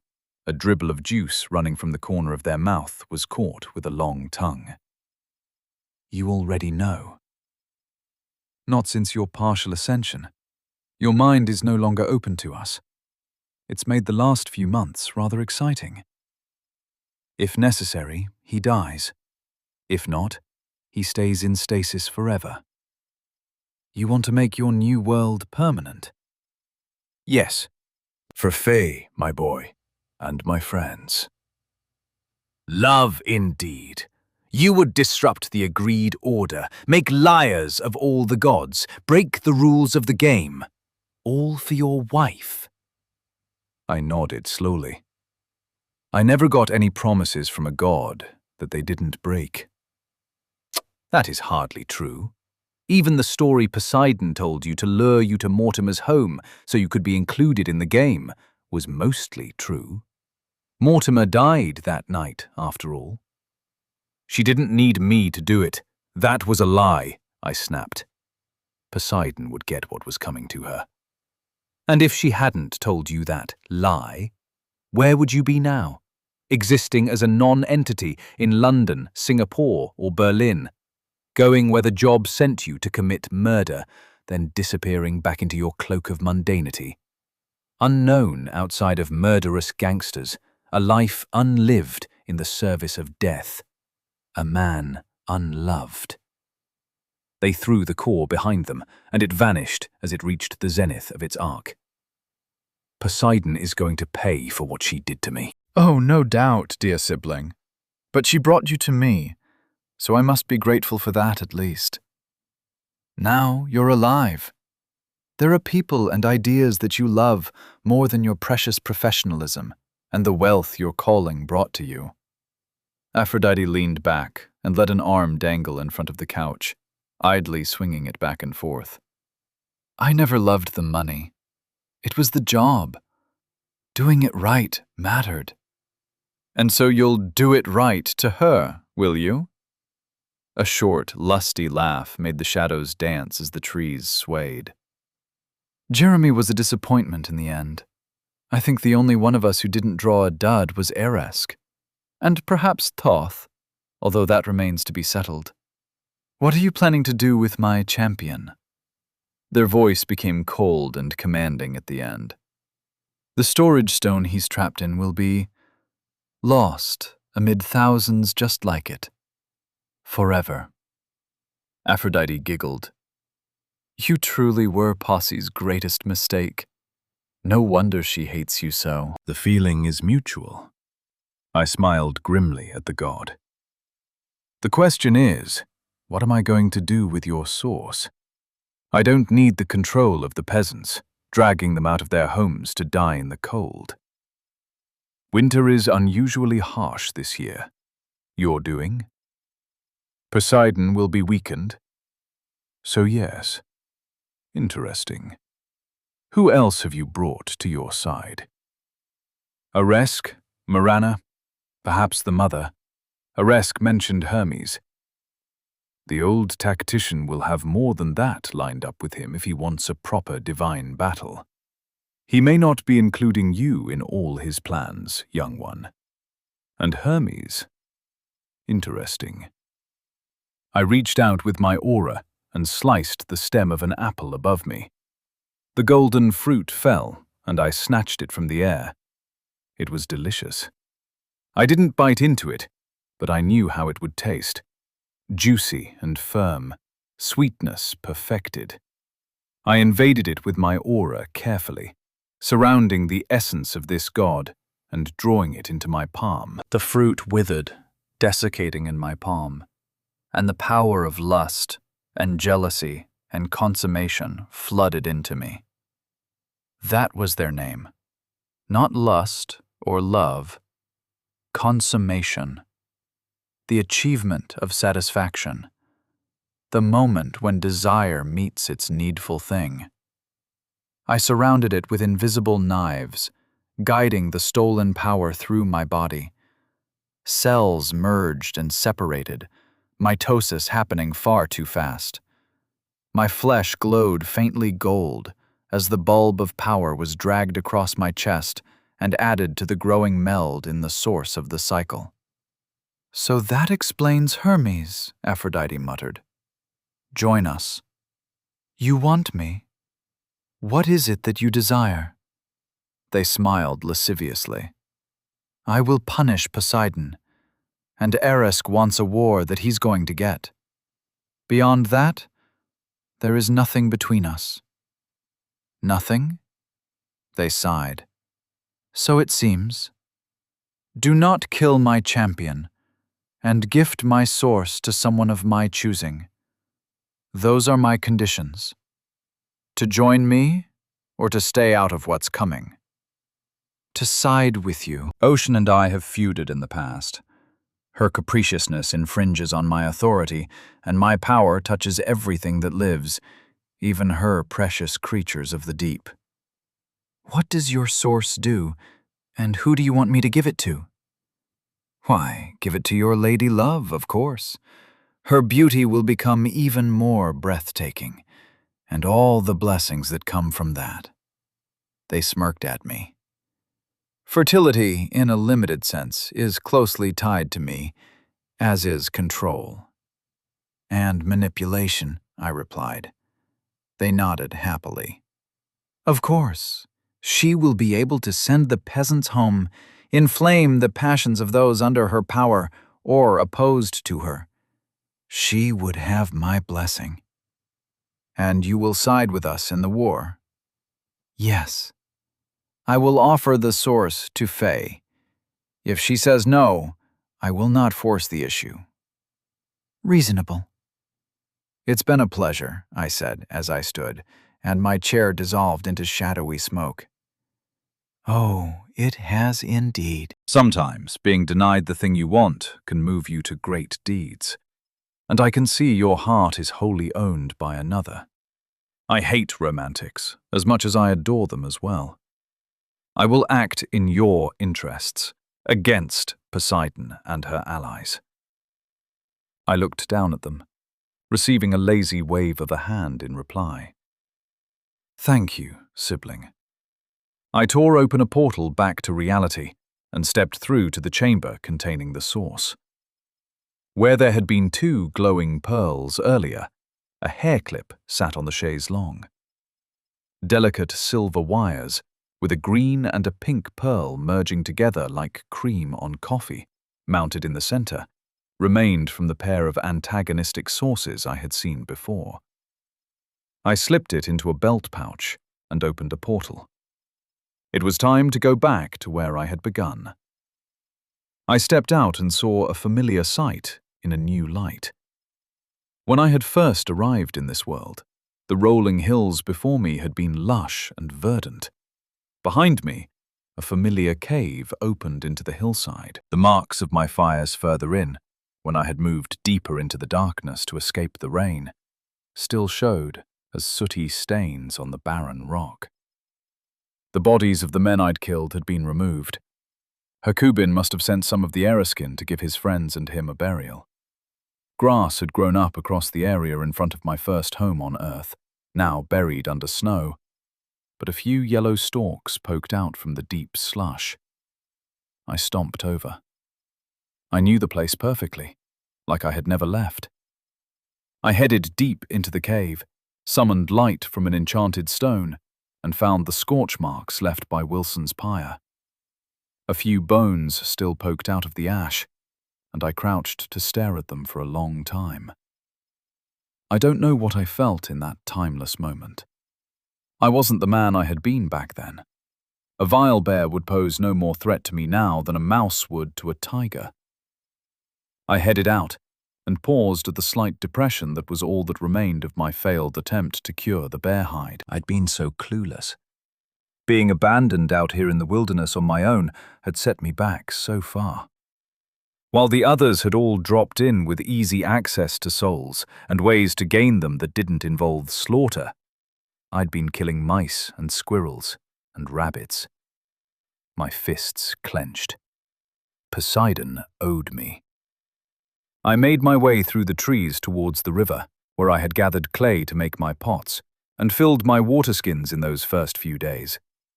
Some of the old animal runs were present, the ones I'd laid my traps in for food and souls. A few had vanished, maybe only hidden in the deep snow, but perhaps abandoned. The skeletal trees reached up around me, and I could see down the slope to the frozen river. I followed the familiar trail, passing the spot where I had dropped the deer I'd killed with Wilson, when I heard his yelp as the Coriolis killed him. I floundered for a moment. Graben. That had been his name. A fine young man, brave and honorable by the standards of his people. I arrived on the snow-covered banks of the river. I'd seen a vile stag across the water, but had no way to kill it or ferry the meat back across what had been a fast-flowing river at that time. Its horns had been damn near as tall as I was on top of its head. I pulled out the stone that now housed Jeremy, the fourth of my opponents exiled from Earth for the amusement of the gods. I weighed the bead of rock in my palm, tossing it lightly into the air and catching it several times. I cast wildfire, and the almost invisible flames spread out around me, clearing away the snow. It melted and formed pools on top of the frozen ground that flashed into steam as the fire didn't die. Marana had really gone to town this year. I moved from one glowing piece of slate to the next, the heat from the stone barely registering in my mind, and I flipped over one of the larger pieces. It was about 6 feet long and bulged beneath, leaving a deep hole in the mud. The top had been worn smooth by spring floods washing over it, but the part that had been buried was lumpy and angular. You'll stay here forever, Jeremy. An anchor to keep my world alive. It seems a harsh way to go out, I guess. I could moralize about what a shithead you are, or list off your faults. But what's the point, bloke? I won, and you lost. I dropped the storage stone into the mud and heaved the large rock back into place, and used Shape Earth to warp the rocks around me together, sealing them around the bead. It would take thousands of annual floods before that lump of rock was moved or worn away enough for the bead to be exposed, if it ever was. I was the only human who knew this place, the only one who'd ever have a reason to come here. I watched the far side of the river for a time, hoping to see that stag, to check if it was as magnificent as my memory told me it had been. But it didn't come. I opened a portal back to my army and stepped through, the weight of Aphrodite's source pulling at my belt. Chapter 27. Sheer bloody-mindedness. I don't think I want it, Ray, Faye said softly. Why not? Those people out there, they're worse than Mortimer's bandaged men. At least those poor souls were dead. That thing can do the same without killing. You can send them home. Will it change me? You've got a source in your chest that's killing you. I told you I think I've got that sorted.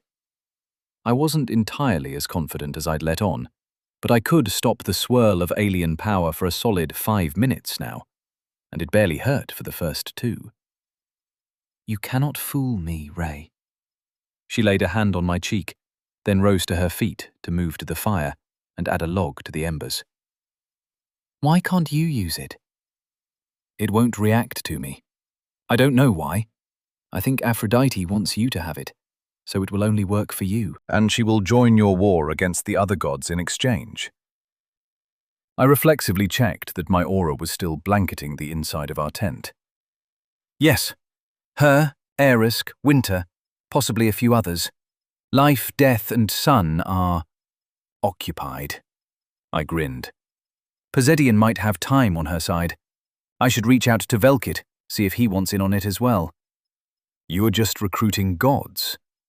Remember when Hakudan pelted you with shit after you'd been strung up on the back of a cart for 3 days? Yes. And when you fought the Vile Cats, you were forced to reveal your magic to us that day. I remember, Faye. Remember the first time I used this knife? She asked, fingering the hilt of the blade I'd given her on our wedding day. She had sliced the binding of her dress with it that night.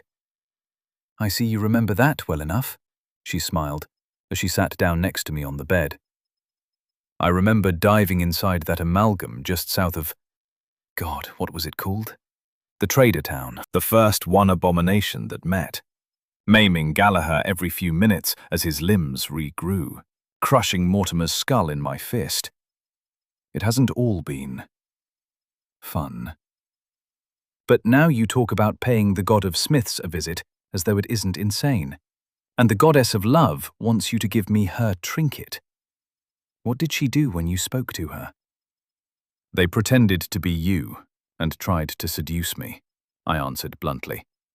I saw through it, and then we talked. They insisted I had to give you the source. Why?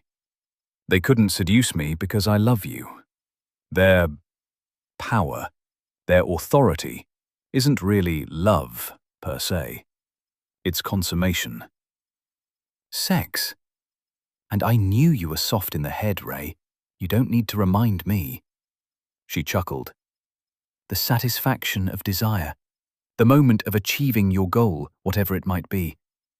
Climax. A god worth following, then, Faye said with a grin.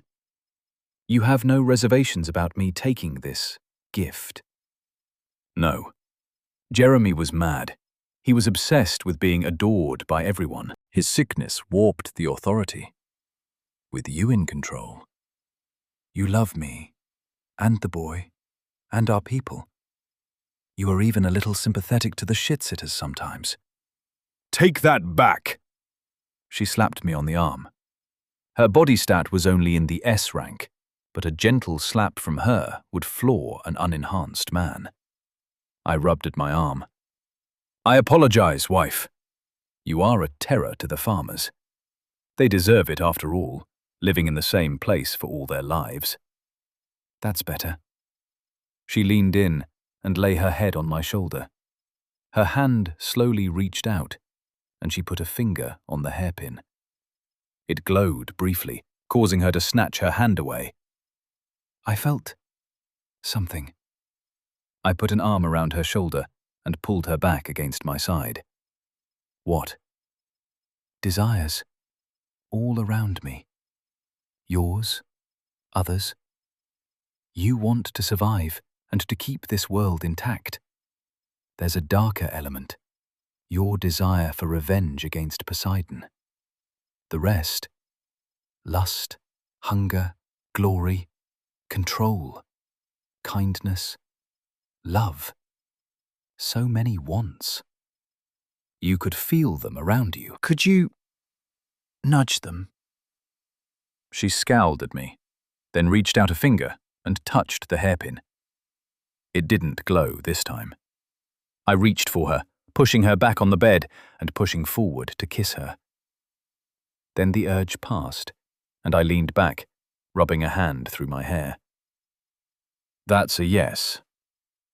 She reached out and took the hairpin, sliding it into her hair. At least now I'll know if you ever want to stray. Faye. I was joking, you fool. The hunger, it's from the living dead. I'm going to push it away. The fixation on the Shikrakin that's forcing them to just follow us. It won't be pretty. I can make them want to go home. That source is more powerful than the others, I muttered. Than Aresk's that produces the golem cores? Or Poseidon's that won the loyalty of the Huskar? I don't think so, love. It's just different, and I'm sure there are limits. She clipped the pin into her hair, the twin pearls gleaming in the firelight. You need to go. Not yet. She tapped the hairpin and smiled at me. Yes, you do. This is going to make our marriage extremely complicated, I grumbled. When I found him, Brenda was sitting surrounded by water tumbling through the air around him. 5 barrels were spaced evenly in a circle, and their contents were leaping and jumping from one to the next in complex patterns. You're getting better. Practice. Next time I go to sea, Poseidon will have to fear me. Would you like that? I sat down outside his training area so I didn't interfere or get soaked. It was a joke, Mond. At least he was past all the titles and whatnot. But if it wasn't, she has no reason to worry about me. All the water froze, locking itself into a web of arches. He stood up and sighed. Or does she? Come with me.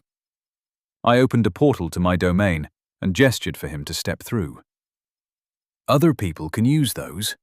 I thought it was just you. They can if I want. I want to talk to you about my plans. But even with my aura around us, I don't trust this place. He stepped through into my illusory yurt, and I followed behind him, closing the portal after me. Fresh meat. No, this one is for another purpose. Leave it, Tezka. The ghost of a jaguar slunk away into the shadows and vanished. Tezka? My predecessor. This is my domain, my own little world. It's very familiar. Ha, I like the tribes. This tent is my home. It's where I want to be. And the real version usually contains the person I want to be with. All of us have a place like this. Aresk's is a marble mountaintop, with armor and weapons on display around a giant statue of himself. What about the mother? I haven't really visited her properly. Poseidon's is a world of darkness and pressure. Like in the dreams I had? Probably. Pressure, irresistible movement, weight, and swirling depths. On my world, we had this idea called Davy Jones' locker. Sailors lost at sea, or ships that sank, all ended up in the deep dark beneath the waves. We have something similar. Different names depending on the people. Let me show it to you. I waved a hand, and a pale blue portal appeared, copied from the one I saw Eresk create. I knew where to open it. I'd been there myself a long time ago, when I took fish tits sauce. From the outside, it just looked like darkness. Occasional murky shapes drifted in the distance, but it might just have been a trick of the light. It hurts to be there. Or it did for me, I added. Prenda moved towards it, his face a mask of curiosity. He held up a hand and stopped, lowering it and backing away slightly. I can feel it. The thing. The power you pulled out of me to fix my dreams.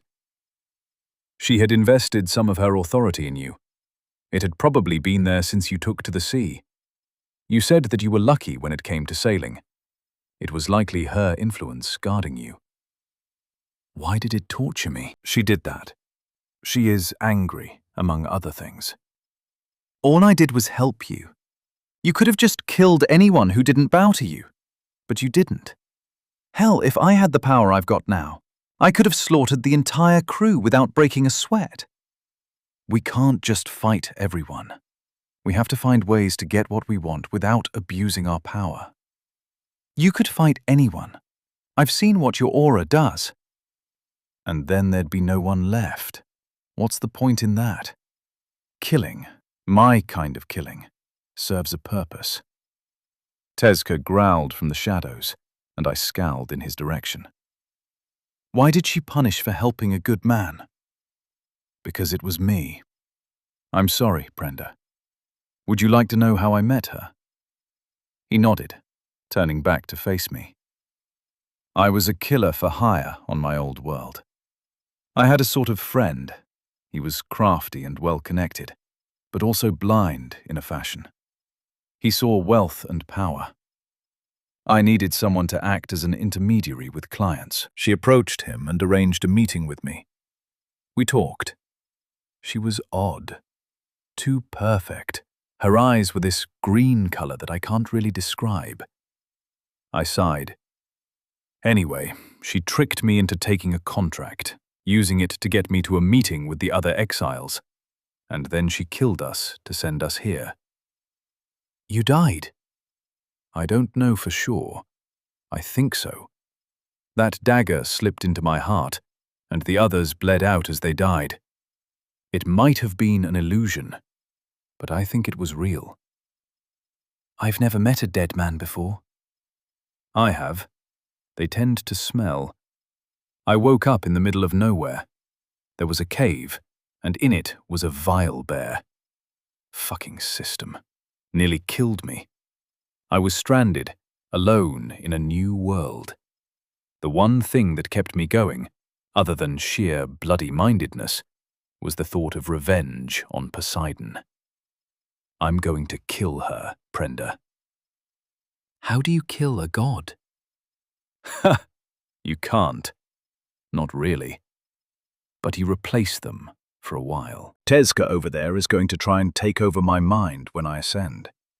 Some part of him is probably going to succeed. I want you to be the next god of the sea. I looked him straight in the eyes as I spoke.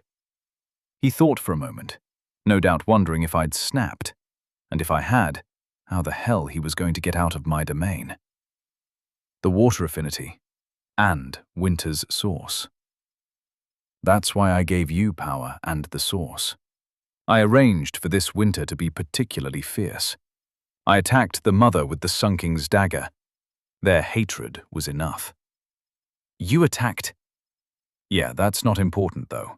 The harsh winter is what matters. Why? Poseidon has no power over ice, but flowing water, that's hers. I've weakened her. There is less sunlight to warm her waters, and the heavy freeze will also sap some of her strength. How much?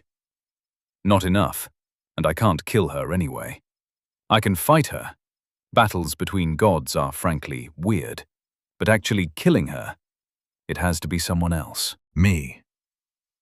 It wasn't a question. Yes. And the first step along that path is for you to take some of her power and make it your own. I can help, but it will come down to you. Are you willing? And are you strong enough? Chapter 28. You have the hand. Prenda's left hand was a mess. He had screamed, high and shrill, when he had cautiously pushed it through in Poseidon's domain. Then he had fallen back, and I'd summoned a chair that he collapsed into. I sent my aura out, pushing it carefully through his skin and corralling the sea god's power. Trying to cut water was a fool's game, but the domains and the auras didn't seem to mind. I did say it would hurt, bloke. You said it would sting.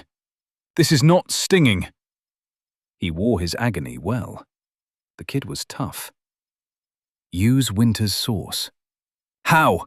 He snapped, clutching his other hand around his wrist. I had stopped the power from invading further up his arm, so it was a pointless gesture, but I could sympathize. I'd done exactly the same not so long ago. It's about willpower. Winter and water are antagonistic. I'm keeping it contained, but you need to figure out how to do this shit on your own. How to? Just how to move the power. That's all you need to figure out for now. Here. I sent a shard of my own authority into him and willed it over to him. The kid wasn't a cold-blooded killer, but he'd taken men's lives before. It gave me some measure of influence over him, and he had sworn his soul to me. I blinked slowly as I guided his first fumbling attempt to take control of Poseidon's essence. It was mundane now that people would swear a blood oath to serve me. I gave him a snippet of my own domain, and it didn't fight him. He began using it to control the invasive energy, forcing it together into one place. I wasn't exactly a harsh taskmaster. Admittedly, my adoptive people had been at war more or less since I took over, but that wasn't a bad thing as far as they were concerned. But thousands had sworn fealty to me. The nobles of half a dozen minor nations bowed their heads to the nomad chiefs I'd left in charge of them. That's it. You're getting the... Oops, never mind. I intervened in the metaphysical battle and helped him nudge a wayward strand of pressure back into the bubble he had formed in his fist. You know about the ocean, right? Better than I can imagine. The swells, the tides, and the... coral reefs? That thing in your hand is her. We, the gods, are our power. We've weakened Poseidon with the cold. If she were at her peak, I don't think this would work. It hurts, Prenda groaned, but his eyes were closed, and I could feel him using magic to heal himself.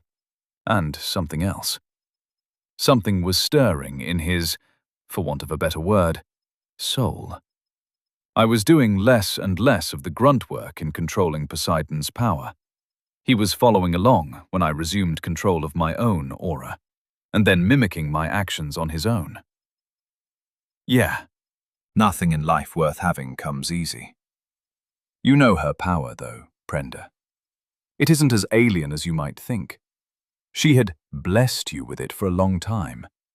You know this power, even if you couldn't sense it before. So, water, the ocean, waves, beautiful and treacherous. Prenda hissed as he fought to control the snippet of power he had stolen with my help. Go further. What does it mean? Life, freedom, danger. It is inexorable. You didn't see the tidal wave fish tits sent at my army. No force in the world could have stopped it. Power. Poseidon's power surged inside his flesh, making the skin contract and expand as his fingers curled in pain. Yes, power. Power that ought to be yours. I'm just a sailor. She loved you. You were one of the ones she gave her power to. She doesn't do that for everyone. You are close to her heart, and that means close to her power. Being loved by her is as much a curse as a blessing, Prenda grunted with a scowl as he wrangled the power again, more fluidly this time. It's the same with all of them, I think. We're just toys to them. You were a figure on a sailboat. I was a weapon. But we can rise above and spit in their eyes. You want me to kill her? We can't kill her, but we can replace her. Whatever gestalt of personalities that governs her, you can replace it. But you'll need to learn to control her domain before that. Get it out, Mond. It hurts. Not yet. Use the source. Water is about freedom, about movement. Ice is the opposite. He grasped Winter's source in his crippled hand, and it went blue, ice and rime forming on his skin as he took the frozen heart of Winter into his flesh. My aura retreated before Marana's, curling around the essence of the ocean. Then I withdrew it, gradually, as it became clear he no longer needed my assistance. It's not healing, he grunted. And it won't. You needed a hand to wield the blade, and Raymond has given you one. The ghostly jaguar appeared to one side and sat back on his haunches. Midnight fur and gleaming green eyes, sitting and watching a pair of humans. Go away, Tezca. This was your plan, Prenda muttered. I need to kill someone, Prenda, but I can't do it myself. You're the not yet I'm not. And even if I was, I couldn't kill her. It has to be someone right. You. You want me to become a god. You said kill the gestalt, whatever that means, and that she can't be killed. So I'm killing her. I'm taking her place. Something like that, I muttered. Why? You know what the people in ports call me? What they say about me? The warlord. You led to steppe people south and laid waste to half the world. The world's a lot bigger than that, Prenda. I've barely conquered a fraction of it. I used to have a code. What does that have to do with this? You were asking for my motivations, and I'm trying to explain. It's not easy, though. I was a murderer back in my old world. Just a killer for hire, and I was good at my job. But I had rules. I didn't have any illusions about not killing women, but I did charge extra. I didn't kill innocents, though. If someone hated you enough to pay me to come by and say hello, you were a piece of shit and deserved it. I took a slow breath. The first town I visited, I ran into one of Mortimer's soulbound, running the place, and a bunch of his walking corpses.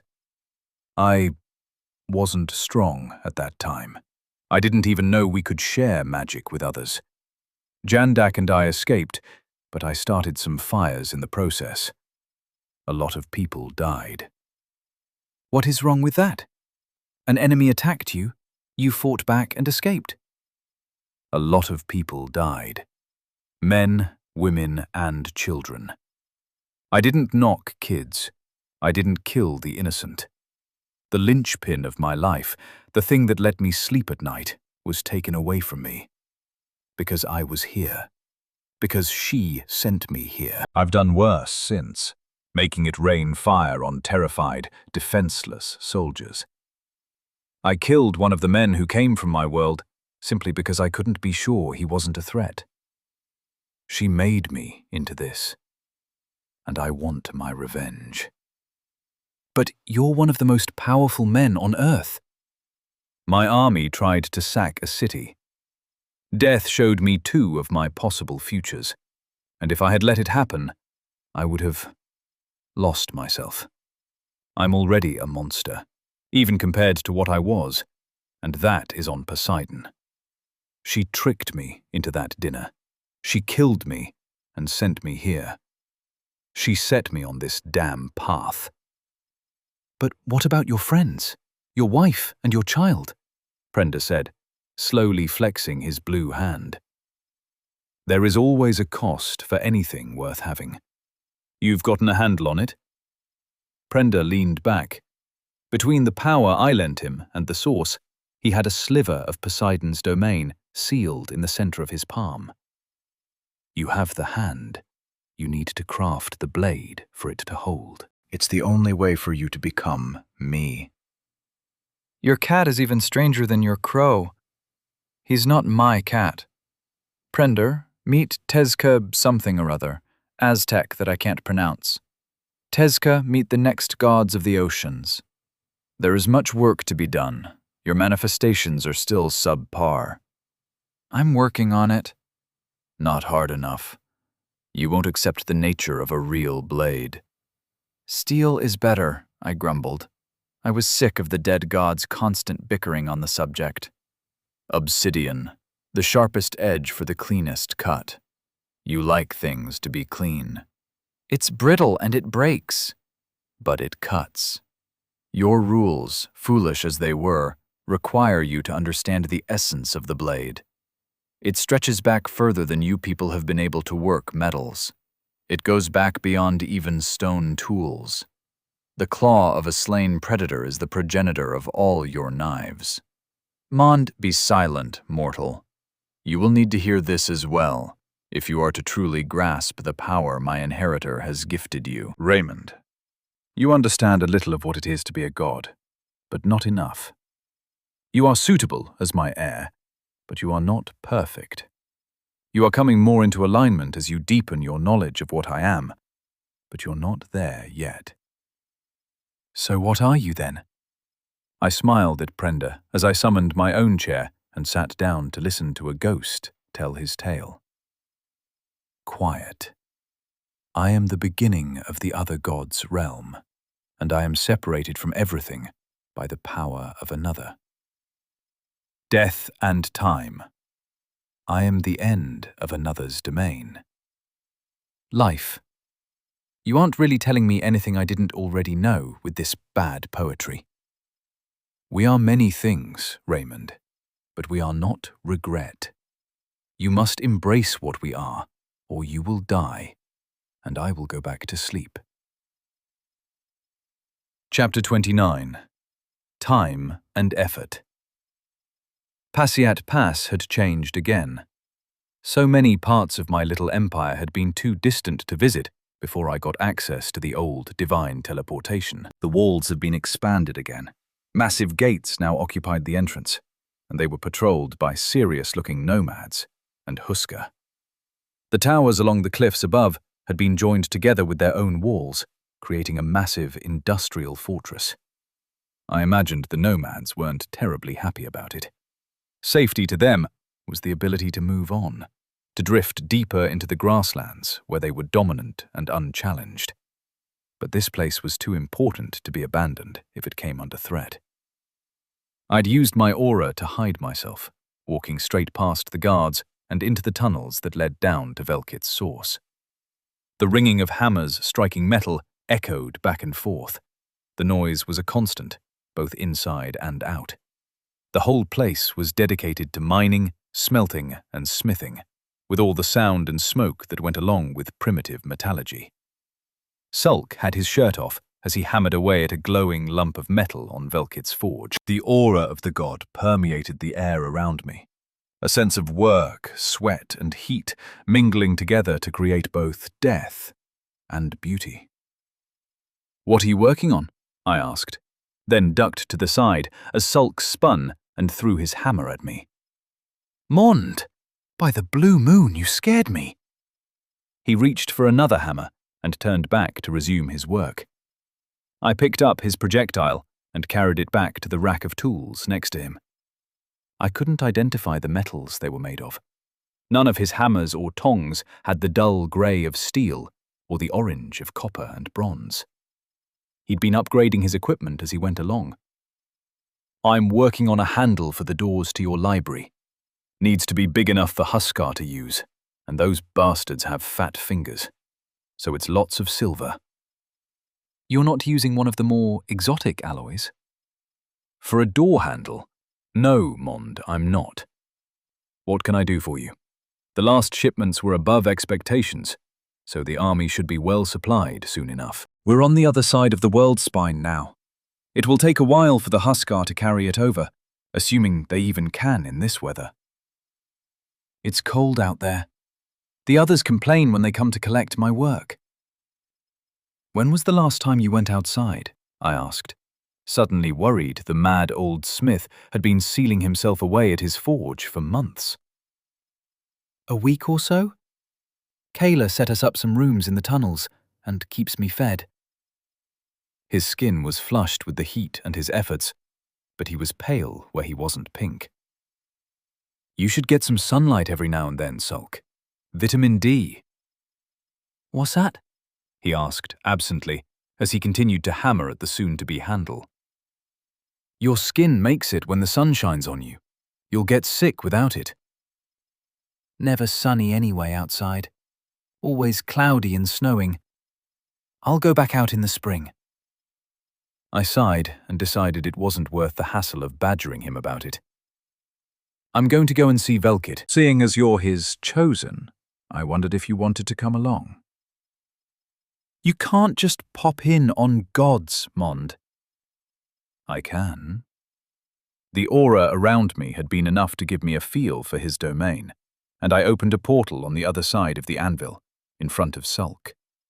A wave of heat and power rolled out, and the sense of hammers striking glowing metal filled the air. Want to come say hi? I can't. Sure you can. Come as my guest, please. Sulk shifted uncertainly, his hammer held hovering over the work in progress. His discomfort was clear. He didn't think he was worthy. Perhaps it was something else, something that frightened him. I can keep the fumes off you. You won't go mad. He nodded hesitantly, setting the tongs down on the anvil and sliding his hammer into a loop on his belt. Then I'll come.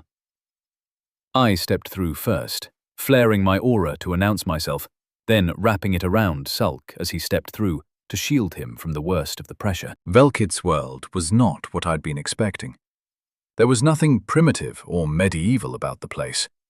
Mechanized assembly lines and forges were hard at work as far as I could see.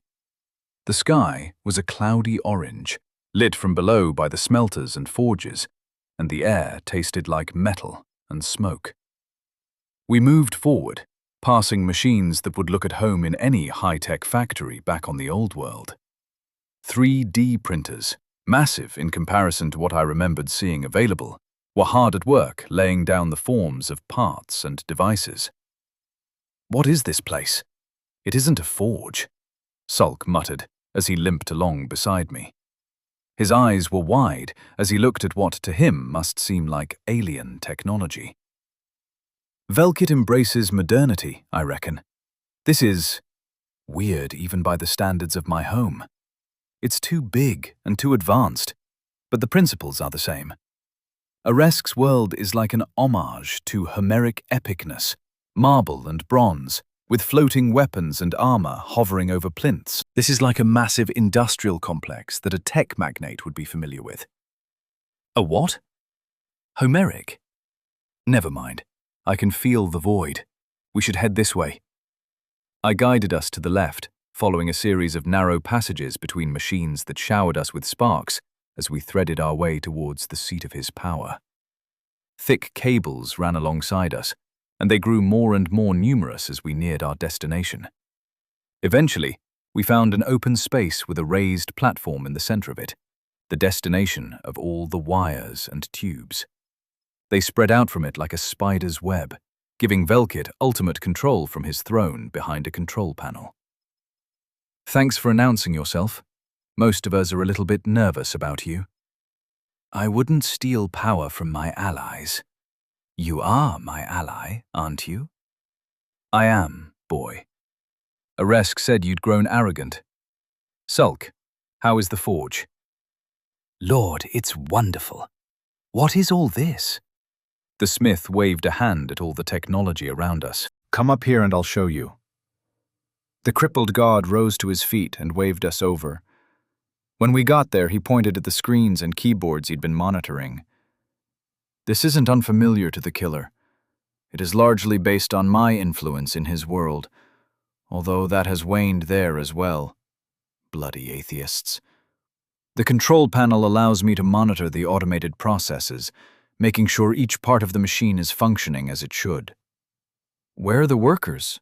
The men to work the bellows, carry the ore and the finished pieces, Sulk muttered as he stared at the flickering screens in wonder. I would have thought you'd have gone for a more medieval vibe, personally, I added.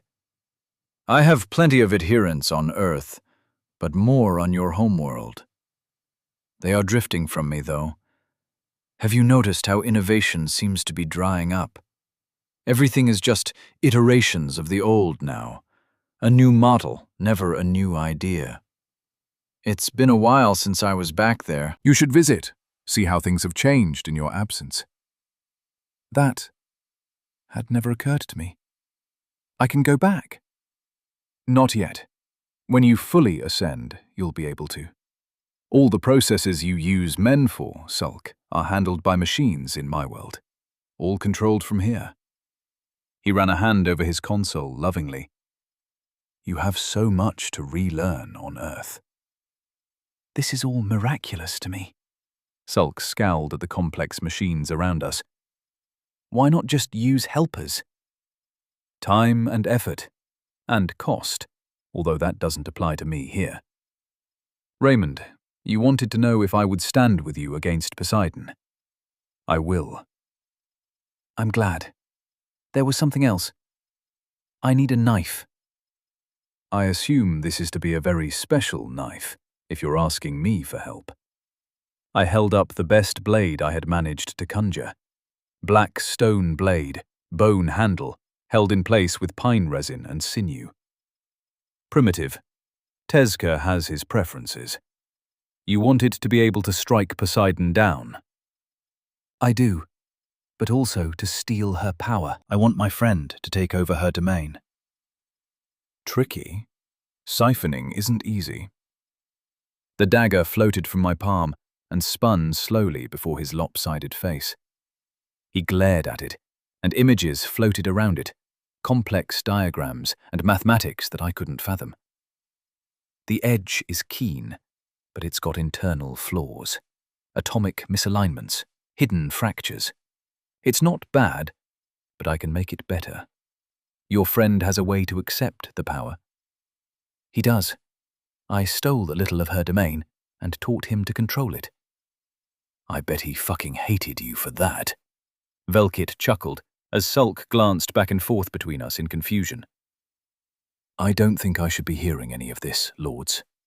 He was suddenly deferential to me in a way he had never been before. I was chatting with his god like we were equals, which was probably a shock, but the angry old smith had been nothing if not irreverent. Now he was another person who would never laugh and drink with me in comfort. He would always see me as different. It's fine. Just don't talk about it outside of the Source Forge. You've got his domain in you, as well as my own. They'll guard your mind from the others, Velkit said, still looking at the dagger I'd made. I can effect a siphoning on it, once I fix the molecular structure. It will take me some time. Days or weeks? I asked. I had a deadline. Assimilation of the source of the cycle, 72% complete. It had slowed considerably, and now I was able to hold it for nearly half an hour before the pain overwhelmed me. But it was still ticking up day by day, and I hadn't mastered it yet. My gains had become incremental, improving by only fractions of a second. It felt like I was close, nearly there, and soon I'd be able to take control of the new source completely. But the final step eluded me. Days. I'm the god of smiths, lad, not some amateur. No offense, Sulk. Sulk just blinked. I think he was realizing that he knew very little of the craft he had considered himself a master of. That works. Do you want to have a chat with Sulk in private, or should I take him back? I'll return him after we talk shop for a while.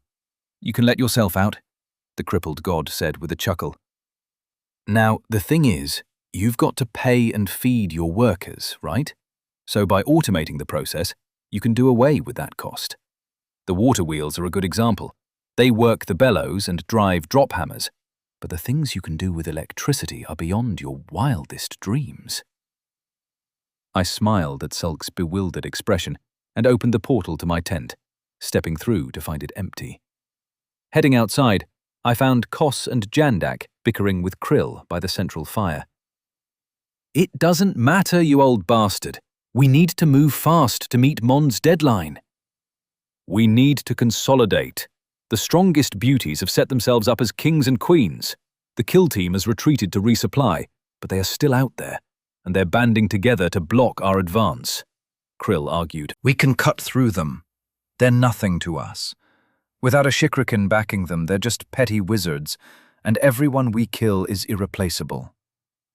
Jandak, they have the home advantage, and they're sneaky. The infiltrations have increased.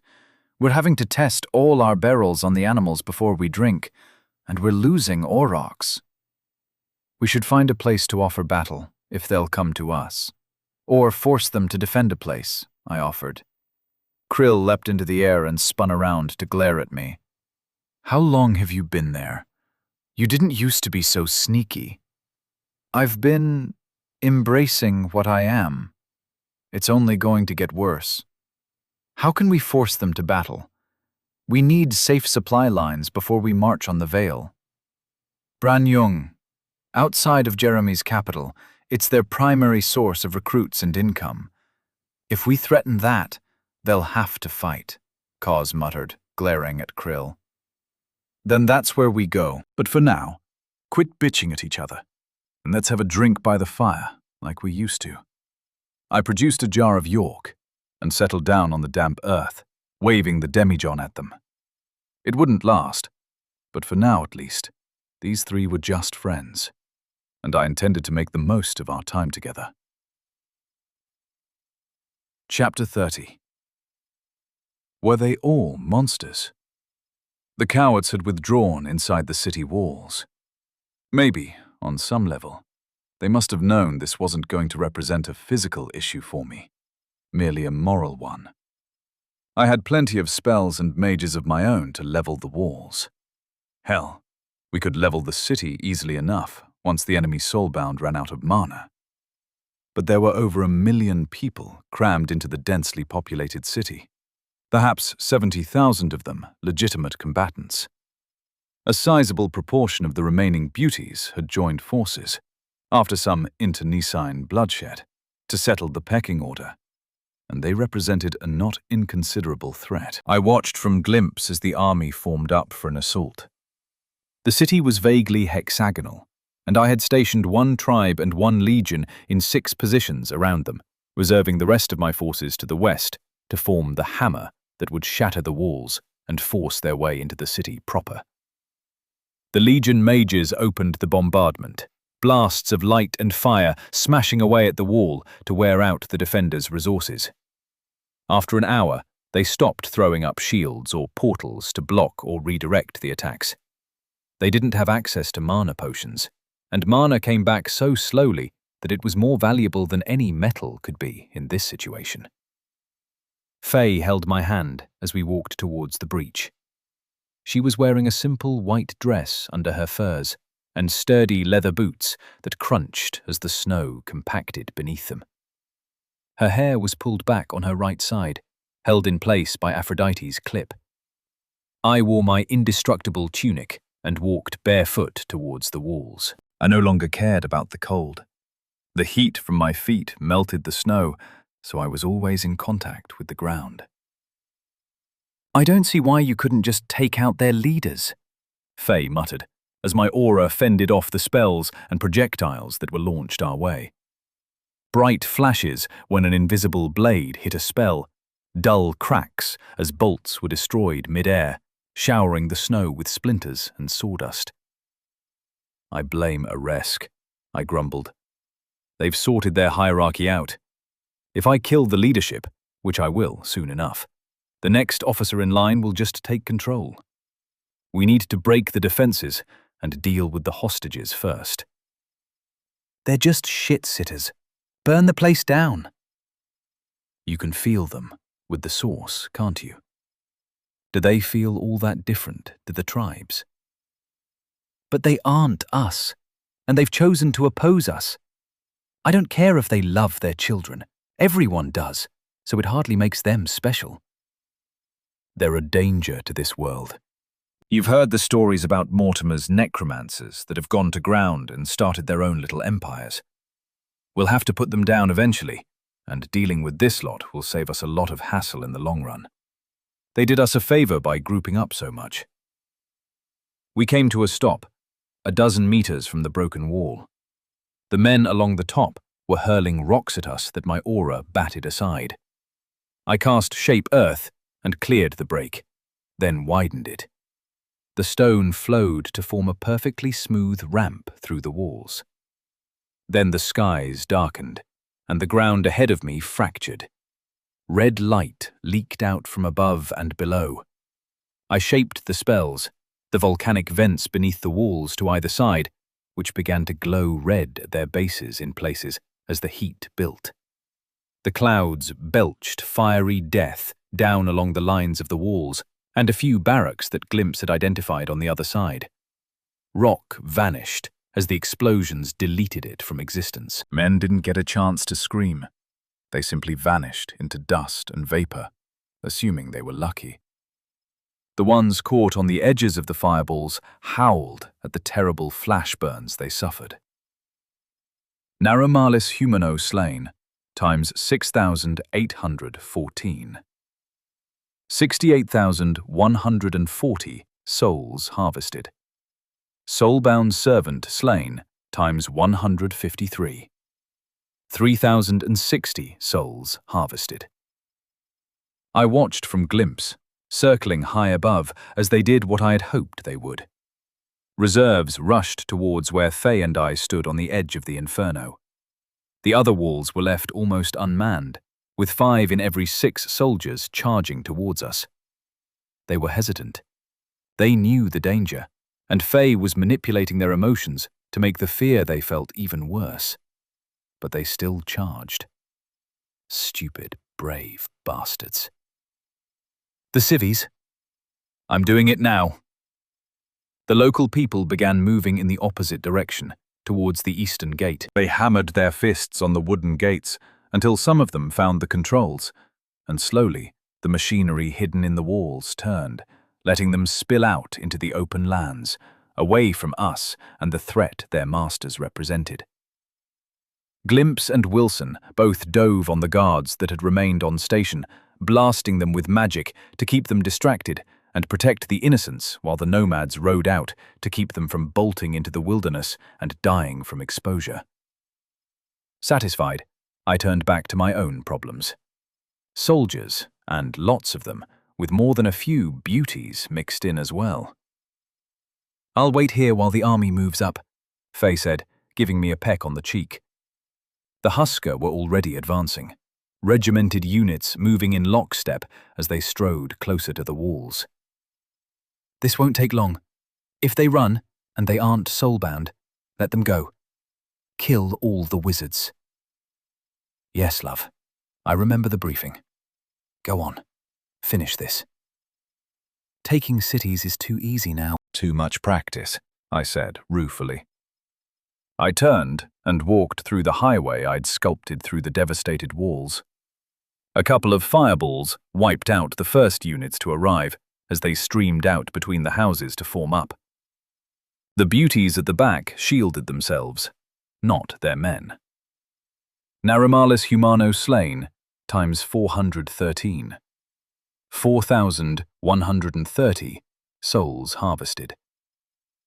They backed away, terror marring their perfect features, and the wooden beams of the houses began to send out tendrils of green wood, forming a barricade.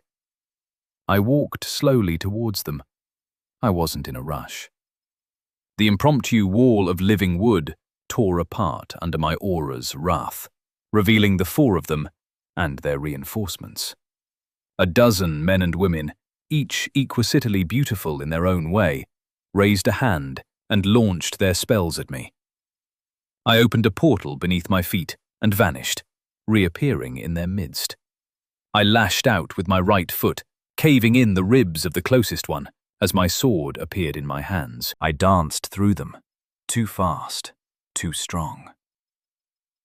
Soulbound servant slain, times 13. 260 souls harvested. Bodies and parts of them lay scattered around. I rubbed my jaw where one of them had landed a hit with a mace that managed to ring my bell. Then I reached out with my divine senses. The Huskar were almost at the breach, Faye moving to one side to let them march past with a cheery wave.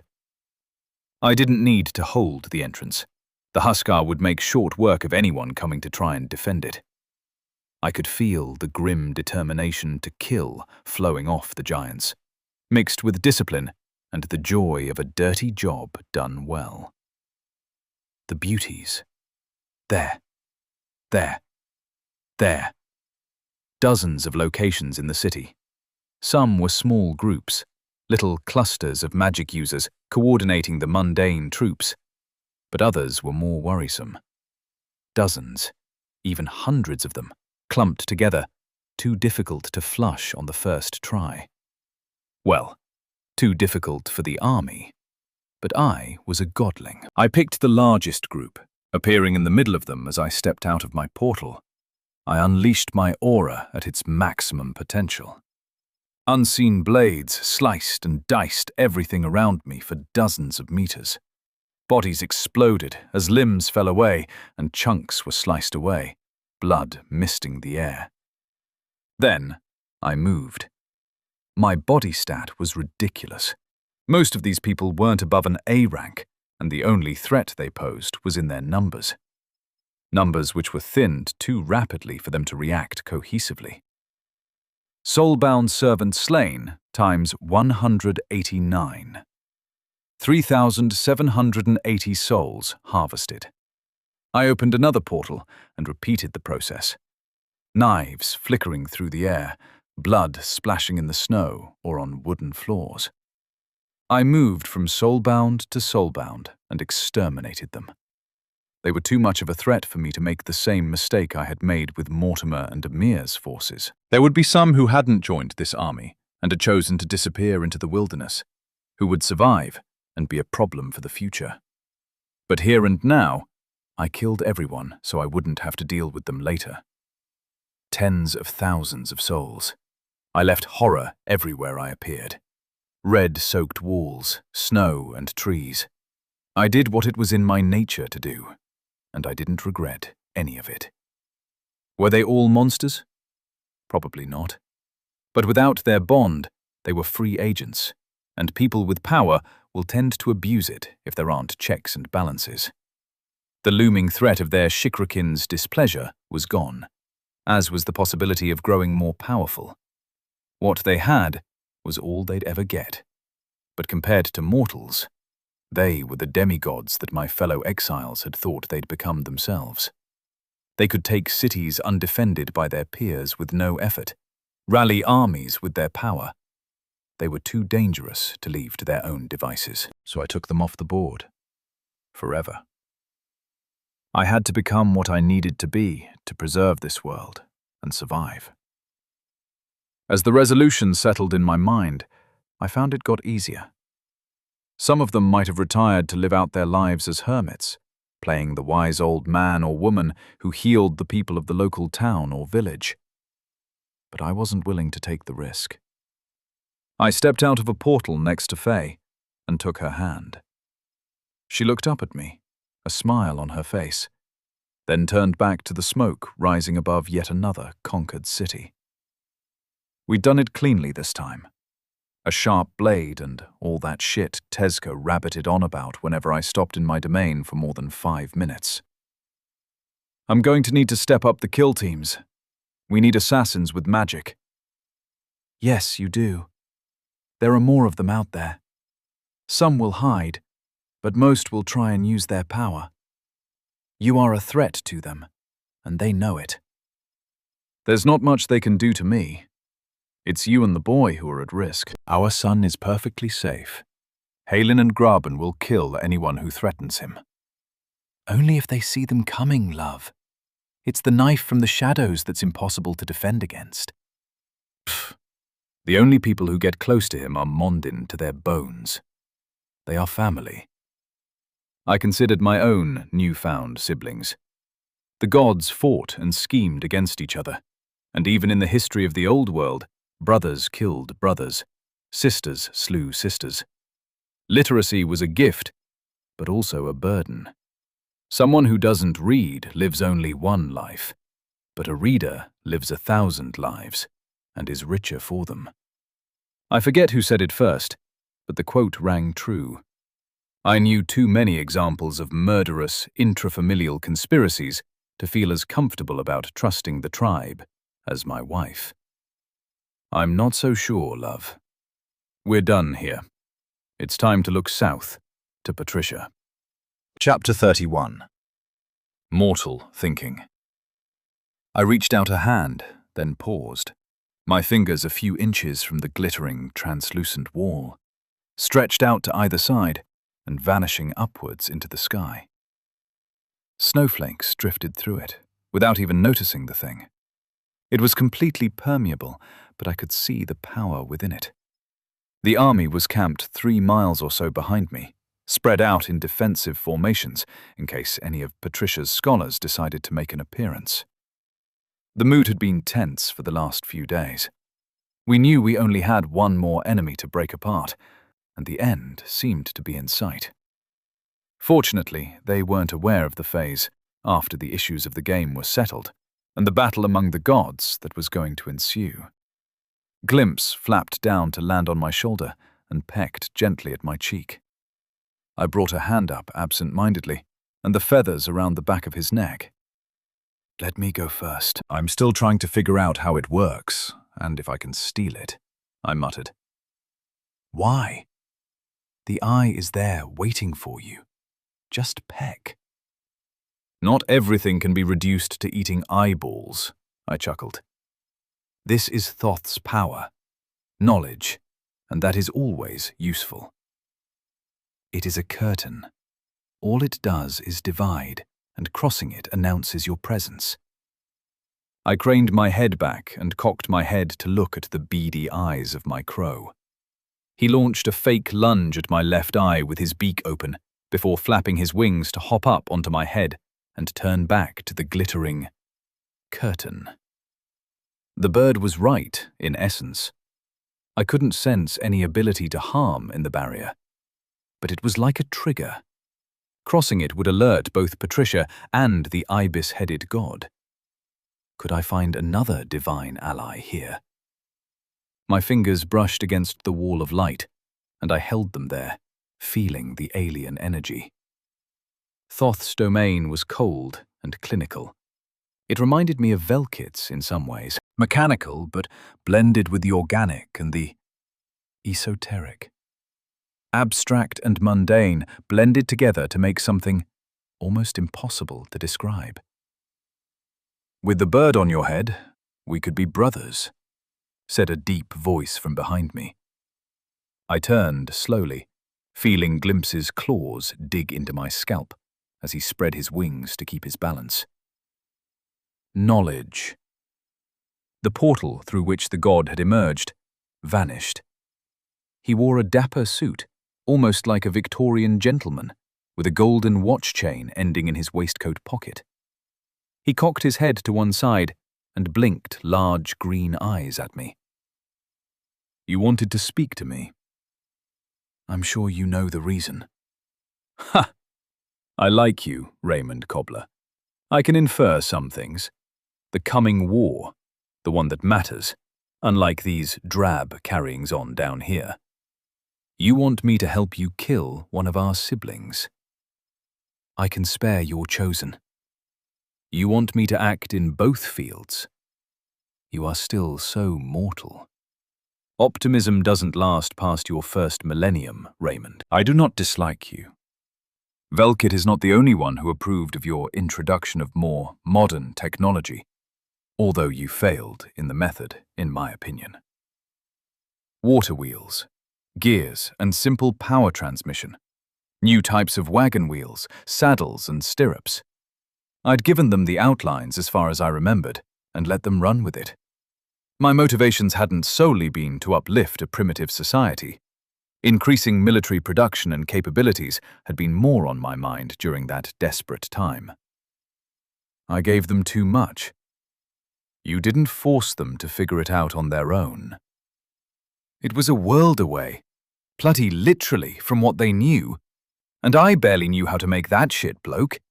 I just pointed them in the right direction and let them run with it. Your sole redeeming decision. Patricia has done things a little differently. Her academy was created as a space for discussion and debate.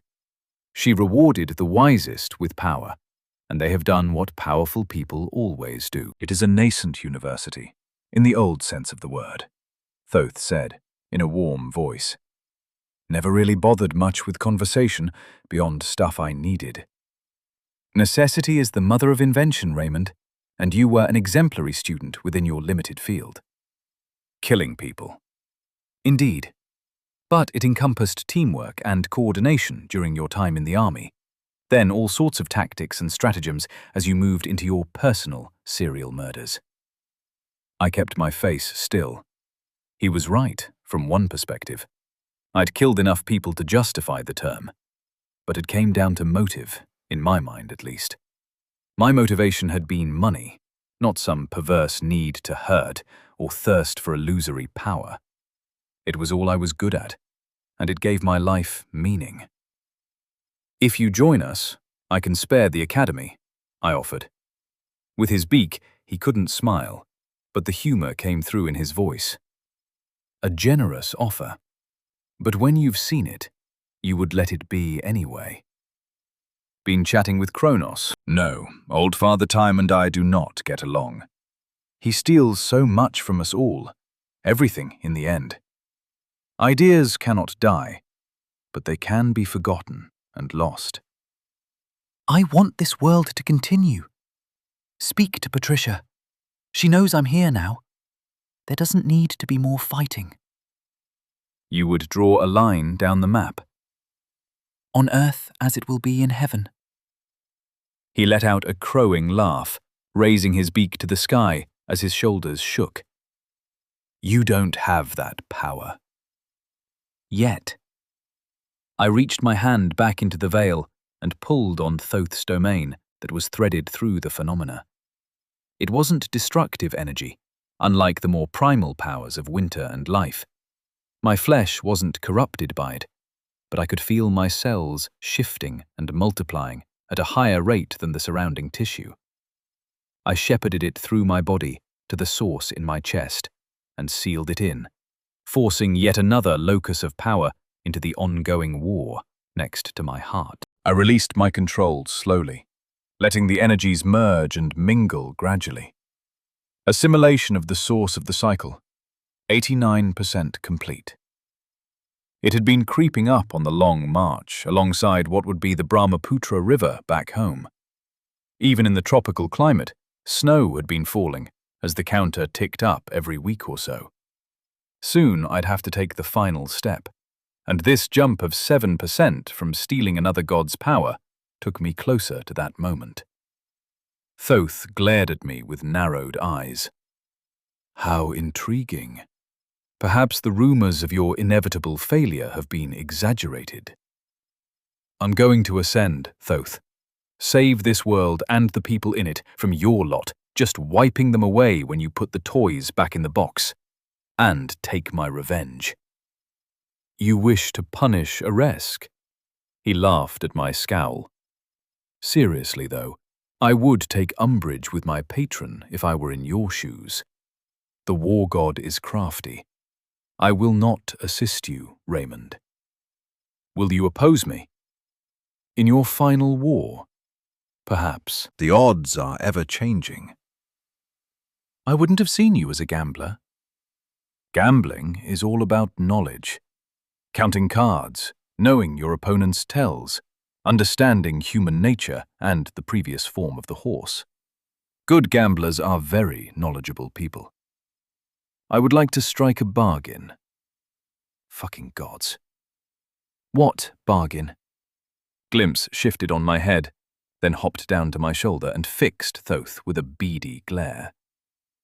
Spare my chosen, as you've done for consummation. You want her locked in storage for all time? Again, you remind me you are still a mortal. Stone wears away over time. So does metal and wood and bone. Nothing lasts forever. Water, wind, time. There is no escaping it. Damn it. Maybe I'd acted too hastily in hiding Jeremy's timeless tomb. Was there a secret there? The storage dimensions didn't seem to allow time to pass.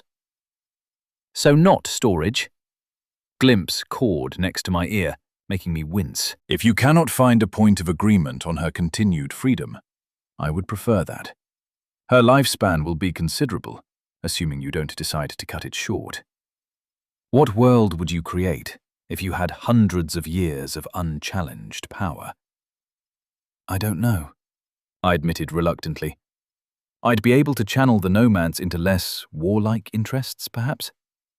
But Faye would die. And eventually my children. I'd expect a couple of decades of peace would let us expand our nascent family. How long would my interest and restraint last when I'd seen my grandchildren grow old and die? Honesty is a virtue. I doubt it would be as bad as you are imagining, but I would bet a third of my domain that it would be worse than what Patricia envisions.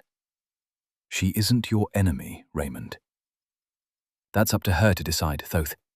If she chooses to be an enemy, I can't stop her. She doesn't know what you've done to Jeremy. She watched you break the last of the beauties, and she followed your march south closely. She hasn't brought an army to the gates of your kingdom. You have invaded hers. Not yet, I haven't. Her lands are small, and have remained so. Students come and go as they please, and take the Academy's wisdom out into the world. She is not expansionist. You had good relations with her soul-bound servants while you were at sea. There is the possibility of mutual respect and exchange, if you will give it a chance. Which side will you be on in the real war? My voice was flat and cold. My own. Threatening an innocent woman to force my hand will not work. Again, mortal thinking. What do you care for a mayfly? He was lying about something. I knew that much, but I couldn't figure out exactly what. His interest in sparing Patricia could be due to the power and energy he had sunk into her.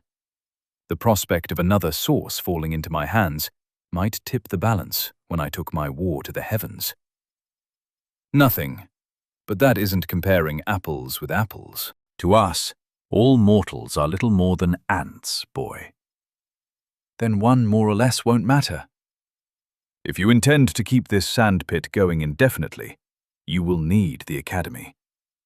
Think on it, Raymond. He cocked his head to one side. You will be an interesting addition to the Pantheon. A portal opened, and he stepped backwards into his own world without another word. Glimpse flapped his wings and fluffed his feathers on my shoulder. Do me a favor, Crow. Keep an eye on this place for a while. I need to go do something. What have you decided? That stone left alone won't last. The bird took wing and circled up above me, passing back and forth across the veil. I imagined the confusion caused by whatever kind of alarm was going off in Patricia's inner fortress, and smiled as I opened a portal back to that riverside I had known so well at the beginning. I levered the rock I'd buried the storage bead under out of the way, tossing it aside and jumping down to scrabble in the thick clay until my fingers landed on a familiar stone. I walked out onto the ice and stamped a foot to shatter it, dropping up to my waist in the frigid waters, rinsing both my trousers and the bead off. I held up the glistening stone and grimaced. Where the hell could I hide this thing? Chapter 32. Victories bring their own curse. I left the bead within my domain with Prenda. I didn't get any notifications for removing Jeremy's souls from Earth, so I figured this was probably okay. Then I turned my sights on my next job, Patricia. The army marched south and west, having skirted around the Himalayas, and where they joined the seemingly artificial World Spine mountain range, around where Pakistan should be. Even on the subcontinent, winter had bitten hard, and everywhere was ice and snow. How many had I killed by starting a war between life and sun? The numbers. Even by the most jaded and cynical assessment of humanity, I'd killed more innocents through that action than the worst mass murderers from the old world. Pol Pot, Stalin, Hitler. Had I surpassed them all? No field army came out to meet us, and we weren't harassed as we advanced. I could feel her, pulsing in my perception whenever I bothered to use Hunter's gaze, but she never moved as far as I could tell. She must have known we were coming for her. What Thoth might have told her about my intentions remained a mystery, so perhaps her lack of action boded well. As the days passed, we neared her academy. She had built a bloody ivory tower, which made me chuckle as I saw it creeping closer over the horizon. Around it lay a sprawling city, sun-baked bricks crumbling under the unusual assault of the cold. Not designed for anything other than tropical weather, the freeze-thaw cycle, as the winter took hold, had caused significant damage that was still being repaired. We treated the locals with respect, sharing food and supplies where we could. Soon enough, another train of hopeless souls trailed after my army, this time of their own volition. We stopped a few miles from the outskirts of her city and set up camp. As the legionaries and the nomads made the area secure, trouble naturally flared up. I sat in front of the chief's fire, Faye to one side, and Krill standing behind me like an evil vizier. The complainant knelt before us, on the other side of the flames, then rose to his feet. Dark eyes flashed in the flickering light as he glared at me. "Lord, a little more would save so many!" he exclaimed. "Shit-sitters. Mond, we've been more than generous," Krill muttered. "They shouldn't have followed us." "We didn't stop them," I said softly, admiring the fierceness of the representative the camp followers had sent to meet with me. "We bloody couldn't! We chased off the first few thousand, but they kept coming." They don't understand the real world, sitting in their hovels rather than being free, called Jagapan from his seat off to my right. "Victories bring their own curse," Faye said, so quietly that only I could hear her. She wasn't wrong. "Your army isn't lacking for food or heat. You have more than you need, and we are suffering for want of things you don't require." Something was off about this man. He seemed to be noble and neat and tidy, but some part of me was scratching at an itch, and I'd long since learned to trust my instincts. "They shouldn't have left their towns," I said. "Now they have, of their own free will. It's my problem?" I asked coldly. "It's their problem that you can alleviate, if you choose." "What's your name?" "Hargitson. Lord." "Pardon?" "Lord. I've yet to meet a local who didn't bow and scrape and call me Lord." "Who are you really?" I asked. I saw the fangs tense and inch forward from the corner of my eye. "You don't remember me? I wonder where your ship's captain has gone." "We tracked him as far as the World Spine. Then, shortly after he joined you, something changed." You were the emissary.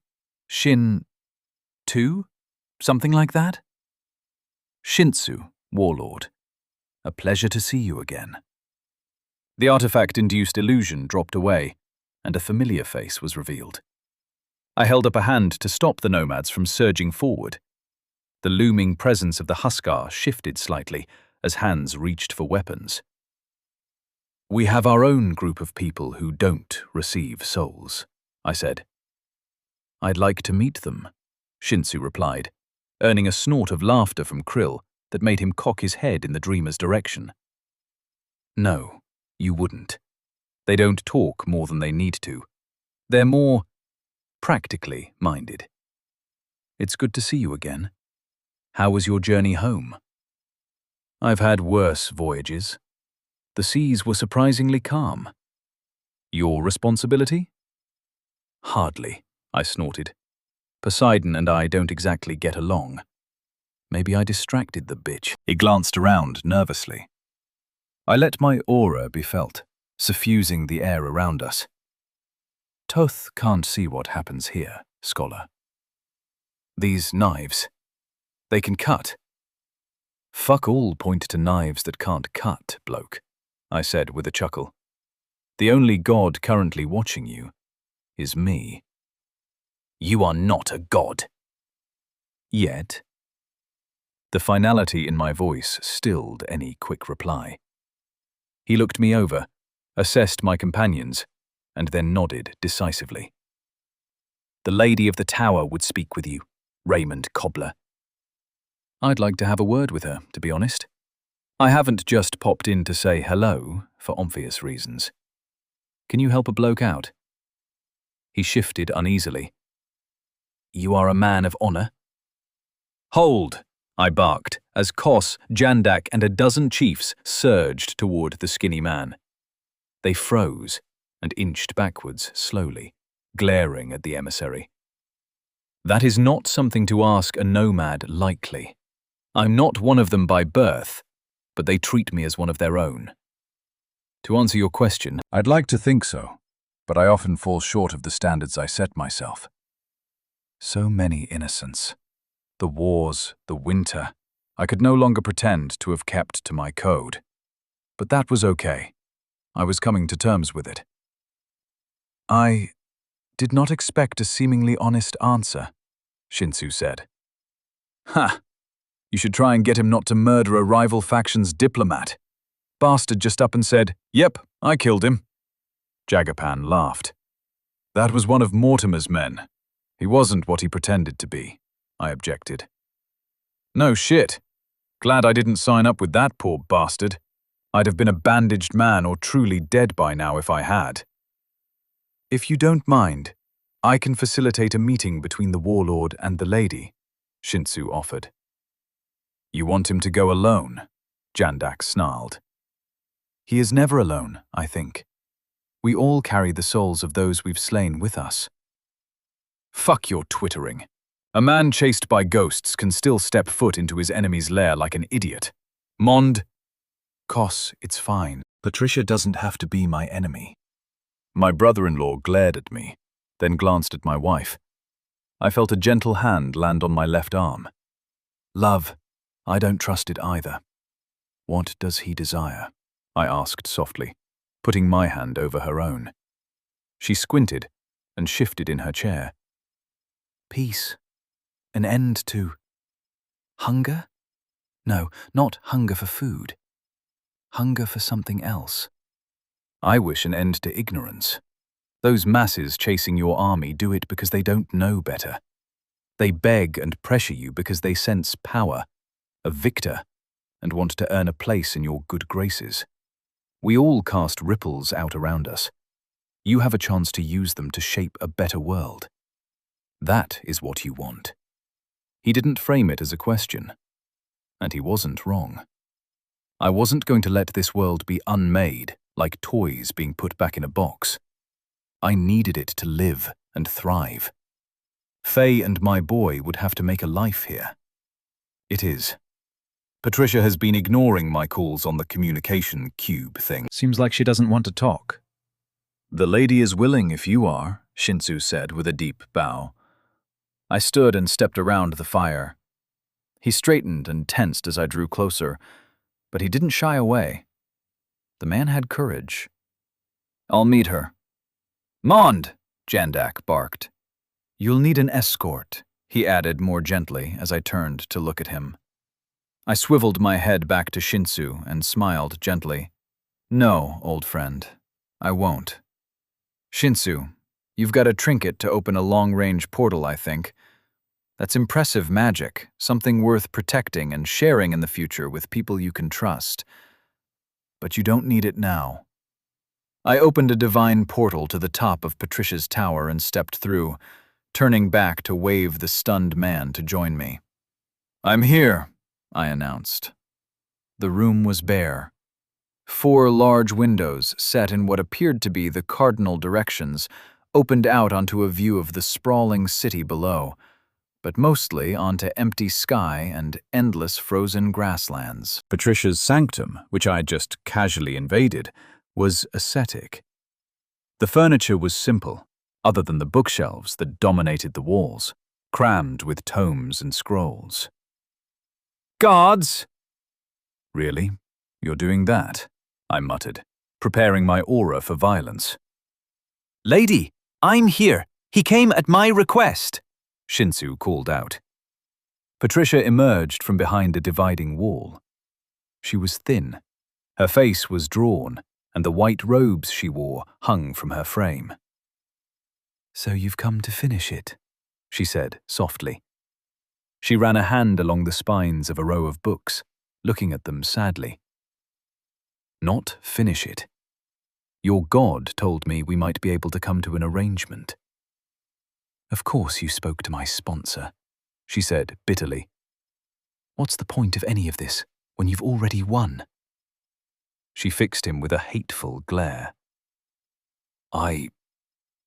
This world doesn't have to die. Yes, Raymond, it does. You've made that inevitable. She pulled a scroll down and unrolled it gently. This is a native thesis on crop rotation. All their own work. You didn't nudge them along a bit? I asked, stepping away from the portal and closing it. My aura was pulled in close around my body, ready to defend against a sudden attack. No, not directly. But you helped someone who helped them.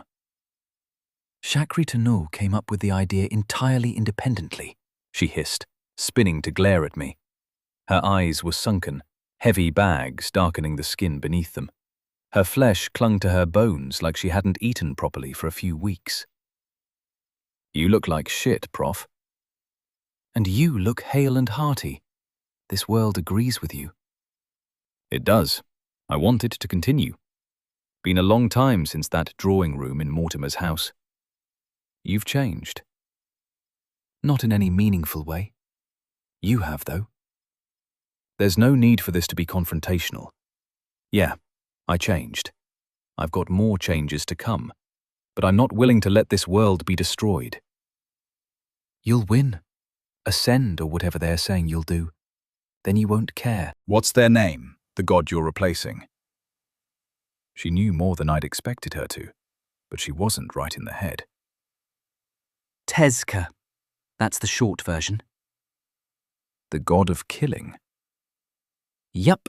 If you were expecting shame, you'll be disappointed. No shame, Raymond. It's what you are.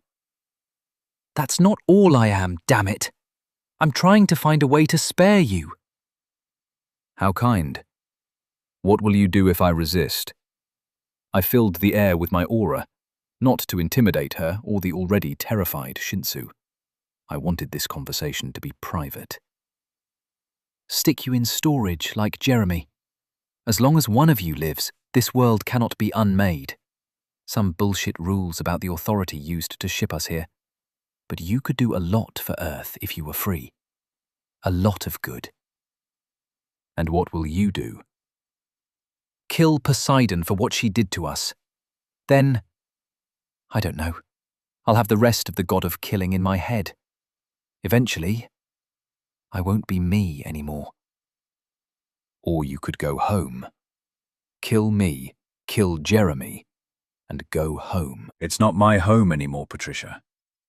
I don't think it's where you want to be either. Chapter 33. An Odd Apology. I could do so much here if I got the chance. Patricia glared at me. But I won't bend the knee to a savage. I'm not a savage. The nomads aren't savages. They're what their environment has made them. Rough edges, no frills.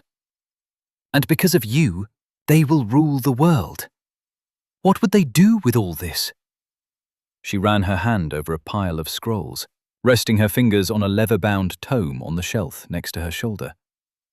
Probably sneer at them, then ignore them. They would burn them, or use them as toilet paper, she snapped. Maybe. I shrugged. Literacy isn't considered manly, but a lot of the noble women are able to read and write. And are not allowed to. They can, though. No one stops them. I'm building a goddamn library at Riverwheel. I threw up my hands in frustration. Built by slaves you've kidnapped, terrorized into serving you, or be fed to your giants. What? I expressly forbade them from eating people. And yet your monsters have. The Titans? They've only eaten dead people. Your library is built by slaves, she repeated. So we're leaving that argument behind, then. This was going to be annoying. Do you want to see it? I opened a portal next to me onto the steps leading up to the front of the largest building in Riverwheel. You want to strand me away from my acolytes, she accused. Patricia, I swear I will return you immediately after we take a tour of the library. I swear on my son's life. He matters to you? What sort of fucking question is that? Of course he does. He and Faye are the reasons I won't let this world be undone. I believe you. A selfish motive makes sense. It's selfish not to want your wife and son to die. That's twisted. She pushed back a strand of hair, tucking it behind her ear and away from her face. Shinsu can accompany us? I glanced over at the trinket-armed man. Not having magic of his own meant I had no way to gauge the power of the spells he might be able to call on.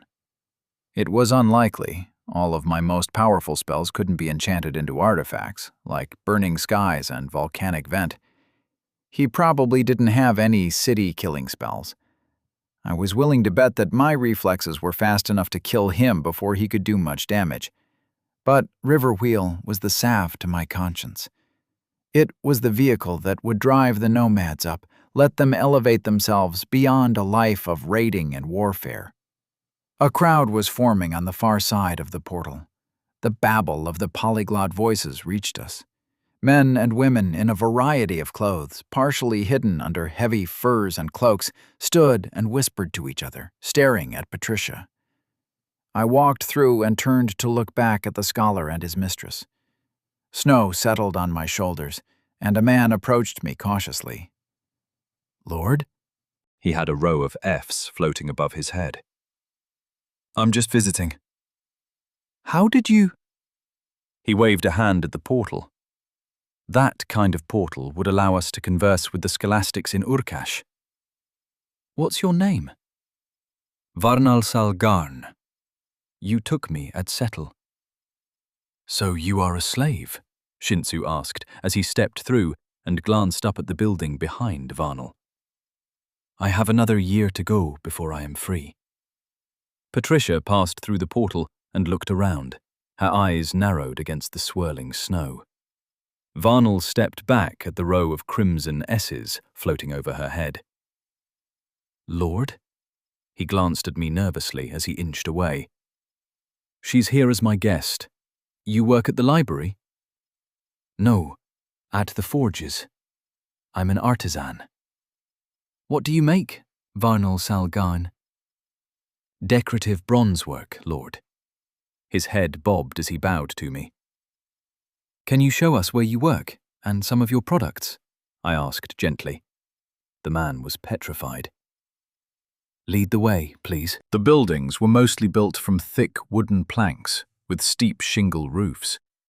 A few were made with cut stone, and as we wended our way through the busy streets, the sounds of industry filled the air. Even in the dead of winter, the growing city was booming, with hammers falling, saws cutting, and people arguing over prices. Varnal led us to a long stone building and pushed at a heavy wooden door. He moved over to a large hearth and added some wood to stoke the embers back to life. Here, close the door. He shucked off his furs and moved over to a heavy chest, scrabbling around in it for a few seconds, before emerging with a cloth bag the size of a clenched fist. He carried it as if the thing inside were made of glass and could break at any moment. Carefully tipping it out onto his palm, I had to admit I was impressed. Shintsu stepped forward and looked closely at the delicate filigree of bronze. It was shaped into a wolf, the eyes picked out with tiny emeralds, judging from the green glow when the firelight caught a facet. It was perhaps 3 inches from snout to tail and composed of dozens of twisted orange wires. He held it up proudly, and Patricia moved forward to peer down at it. Varnal nudged it with a finger, and the orange light of the fire made the bronze shimmer. It's beautiful. Thank you, lady. Please, take it. He glanced at me, and I nodded slightly. He passed it over to Patricia and handed her the bag as well, but she shook her head. Is it valuable to you? It's my journeyman piece. If the council decides it is good enough, I will be permitted to move on to more complex work. This is just a practice piece. Yes. How long did it take you? Shintsu asked. 2 moons. This is impressive for apprentice work. I used to think myself a master. He closed the lid of his trunk and added more wood to the fire. In Setal, I was a famous smith. Here, I am no one. Because you are enslaved? Patricia asked. No, I didn't come here of my own free will, and I look forward to going home again. But I will be taking so much back with me that I would regret never having come. He looked over at her, the flames below his face throwing dancing shadows across his cheeks and brow. And now I have magic. Nothing compared to you, I'm sure. I wasn't aware Lord Mond had elevated anyone else so high as you. I didn't give her any souls. She took her own. His eyes went wide, then he backed away slightly. He had only just calmed down, and now the man was frightened again. Another harvester? Yes, but we aren't enemies. I hope. I met Patricia's eyes, but her face was unreadable in the half-light. I cannot accept your gift. I trust your masters will be suitably impressed. It is beautiful. What will you be taking back to settle with you? Patricia said, carefully passing the tiny sculpture back to Varnal. Skills and experience. I've learned so much. Most of us are, transplants. It was a polite way of saying kidnapped, I supposed. So we have shared our traditions. Smiths are usually unwilling to give anything away to our competition, but here there's none of that. Well, there's a little, but that is human nature. Perhaps another gift. Let me look. It's very kind of you, Varnal, but please don't. Thank you for your time, I interjected, and he stopped, turned and bowed deeply. You are welcome to stay in my forge as long as you like. I would like to see the wheels, Patricia announced. Varnal showed us to the door, bowing as he went, and we set off towards the towering water wheels that dominated the center of the city. There had been 2, on opposite banks of the river the last time I was here. Another pair had been ready to drop into the water and put to work upstream. They had now been lowered into their cradles, with construction underway on a 5th further downstream. The wheels had axles that led into small huts from one side, and from the other 3 they emerged. The power of the wheel was split and sent to 3 workshops, where each was split again to power various machines via complex arrays of steel cogs. They really had taken the idea I gave them and run with it, innovating and improving it at every step of the process. With the river frozen solid, the wheels didn't turn, and all the work was being done by hand, or aurochs, in heavy harnesses, walking steadily in circles to power some of the lighter equipment. It robbed some of the effect I had hoped to convey, but perhaps it also helped. Huskar worked alongside men and women from a dozen cities, arguing good-naturedly and producing simple items that were themselves almost works of art. "This is my way of saying sorry," I said, as the 3 of us watched a Huskar wielding a hammer on a glowing piece of metal held in place by a pair of strong men with tongs. They worked as one, the men shifting the metal as the hammer rose, then locking it in place as it fell. "An odd apology," Shinsu said, "but I can see the grace in it." If you'd kept to your step, you wouldn't have anything to apologize for, Patricia added. Mortimer didn't give me a choice. Perhaps not. I'm sure this is all very impressive when the river isn't a block of ice. But showing me how efficiently you can make swords and arrowheads seems a little on the nose.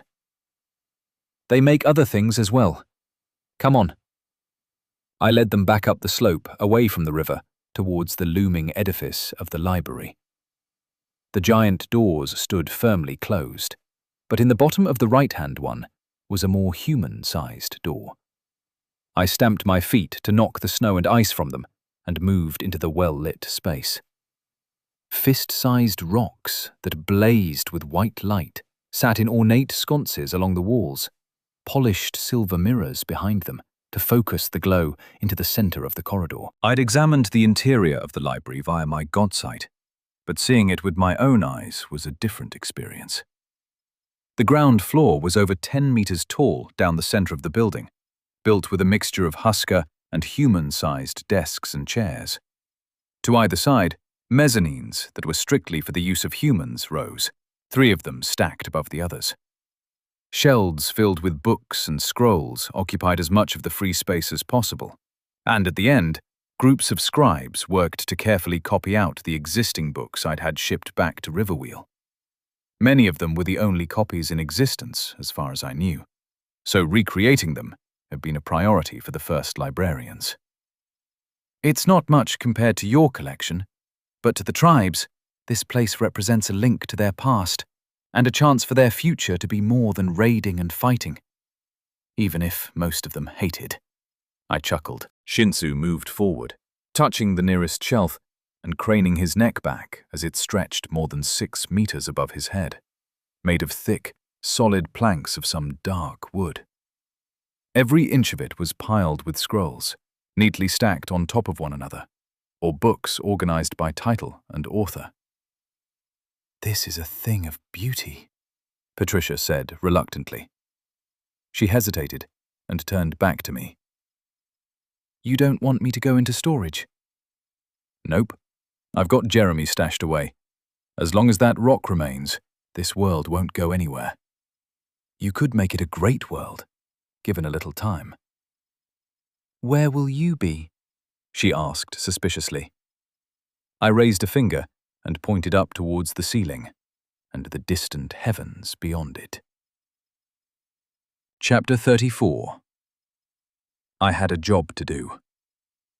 I was tense and uncertain. I had one more thing to do before I could ascend properly, and my progress had slowed to a crawl. "It's not that hard, Raymond," Prenda said.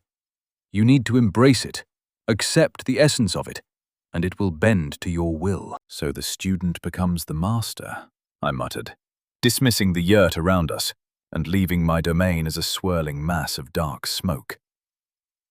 "That's not it. Look." Prenda held out a hand, and water flowed out of his paws to form a small globe over his palm.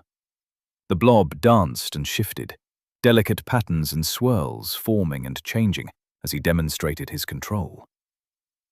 You've got the hang of it. It isn't strength or power. Water is impermanent. It doesn't last, and yet it's always there, Mond. You told me to understand the power, but you've not done it yourself. He refuses to embrace the consequences. Shut up, Tezka, I grumbled, as I reached inward to still the locus of power next to my heart once again.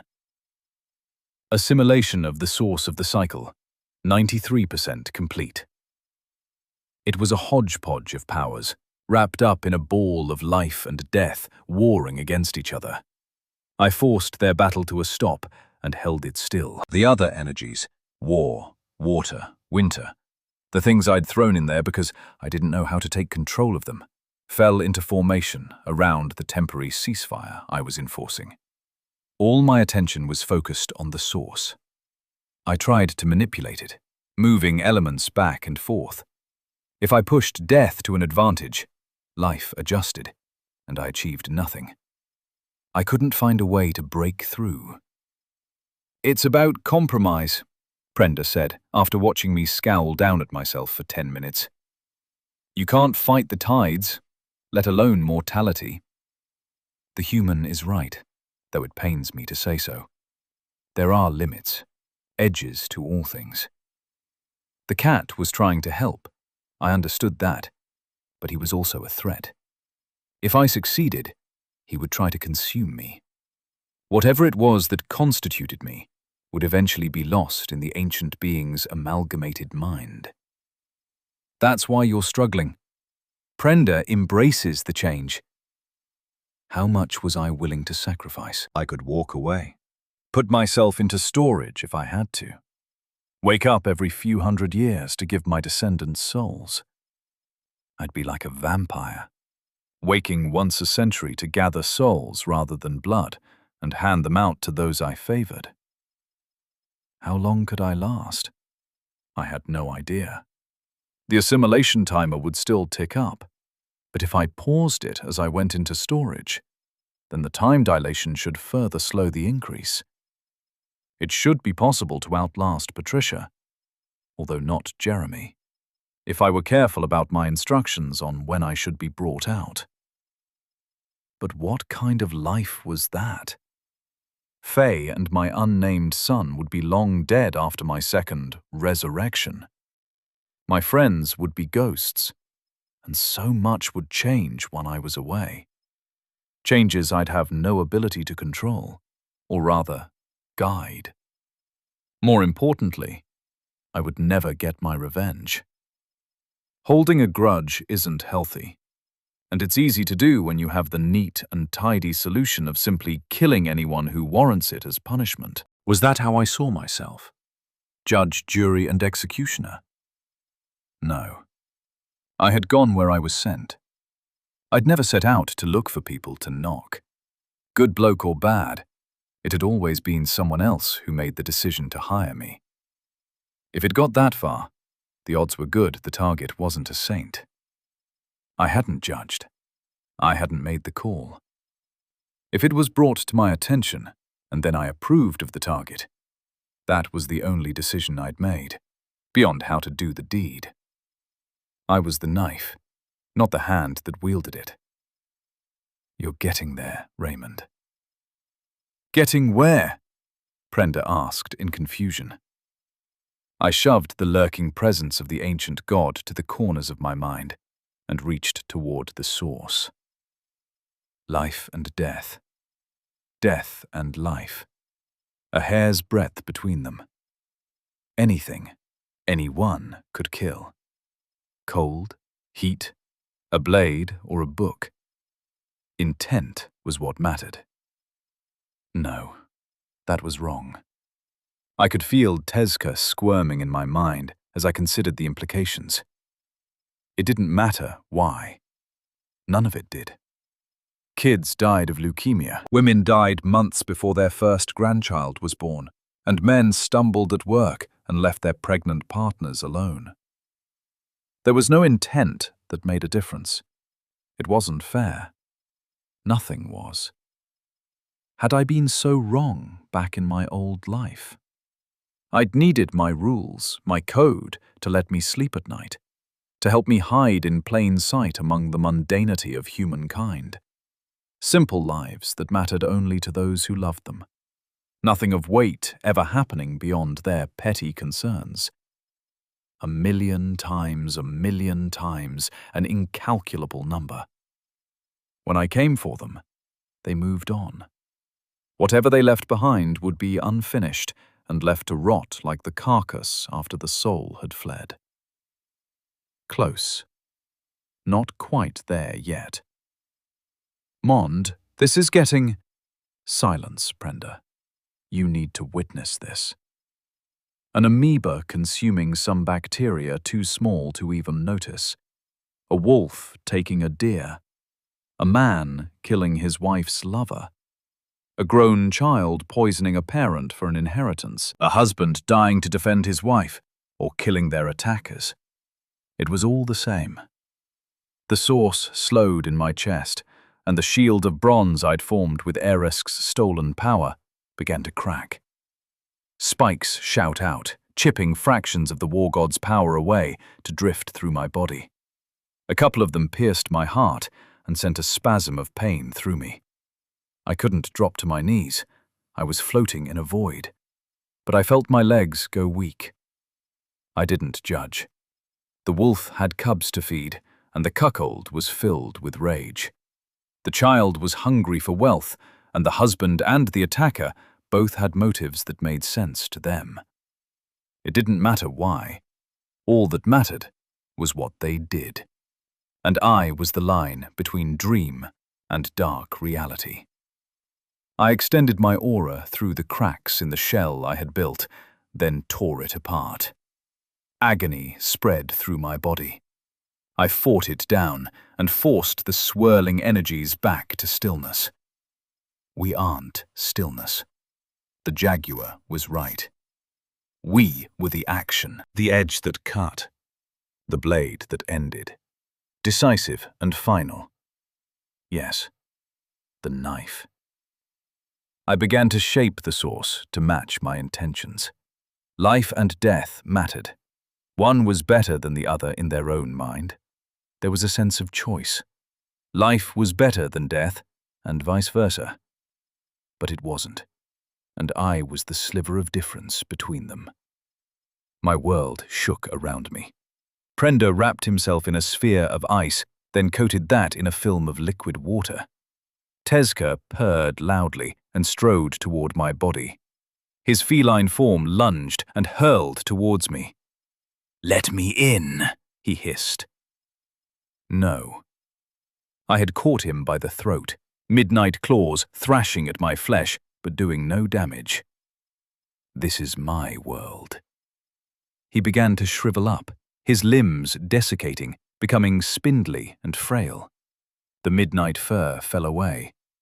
Cats always looked weird without their fur, but this was worse. Emaciated, weak, and delicate. Fine bones that were barely padded out with strings of muscle. I drove the dagger of my mind into the source and broke it apart. My body rebelled. Life and death dueled across my flesh. Growths expanded and contracted as they rotted when death's power washed through them. The pain was intense, but pain was a choice to me in that moment. I lifted Tezka up and stared into his face as he dangled from my fist. Whiskers twitched, some of them falling away with every movement. We are not one. You need me. Not like you think. I pulled on his essence. The domain jumped as I began to inhale the forgotten god. I sucked his being in through the pores in my skin. They darkened for a moment, then returned to normal. As the true power of the god spread through my body, life and death began to butt up against his, my power. The source was broken, but with the knowledge I pulled from Tezka, I began to reform it, rebuilding it in my own image, all the stolen power blurring together and becoming my own. I held out a hand, and on my palm a new pearl began to form. Obsidian black, mottled with the ripples you see in volcanic stone, it sat against my skin, and the color began to flow across my skin. Glancing down, I realized there was a hole in my chest where the original source had been pulled out of my body. It healed with a thought. "Mond?" Prender said uncertainly. "It's still me," I grunted. All my focus was on battering two unwilling forces back into what they used to be. My power had been broken up and reforged, like a knife that became a spoon, then was melted down for arrowheads. Life and death didn't belong to me, but I had always decided what separated them. I was the line between them. The new source coalesced in my hand, and I closed my fist around it. "Did you?" "Yeah." "So you're a—" "Yeah. I'm a god now." I could feel Tezca in the back of my mind, howling at being caged. And my eyes were different. Faint outlines and delicate brushstrokes separated everything around me. My domain wasn't smoke. It was a tangle of filaments, linking millions of souls to even more intentions. Hundreds flowed out from Prender alone, limited to this domain. I opened my hand and looked at the new source. My source. Source of the edge. My body shivered as I let the power run through me. My mind expanded. Prender was just a puppet, a creature with no value beyond my ability to choose its continued existence or how it might serve my goals. Looking back down the earth, they were all so small, so petty and insignificant. What did any of their lives matter? I skipped across the world, taking snippets from people's lives as they contemplated murder. Not just humans, although there was little enough difference between them and the wildlife. Everywhere the thought of taking a life was considered. I was there. So many. None of them mattered. How could anything with that much redundancy matter at all? An image of Faye flickered before my myriad eyes. "Our boy," Jandak teased Koz, Krill spitting to one side when giving me a lecture. "What mortal could dare to give me a—" Mune smiled sadly at me. Killed by Gallagher so many months ago. The way Mortimer's mad eyes had rolled back as I tore apart his undead construct to kill him. Poseidon.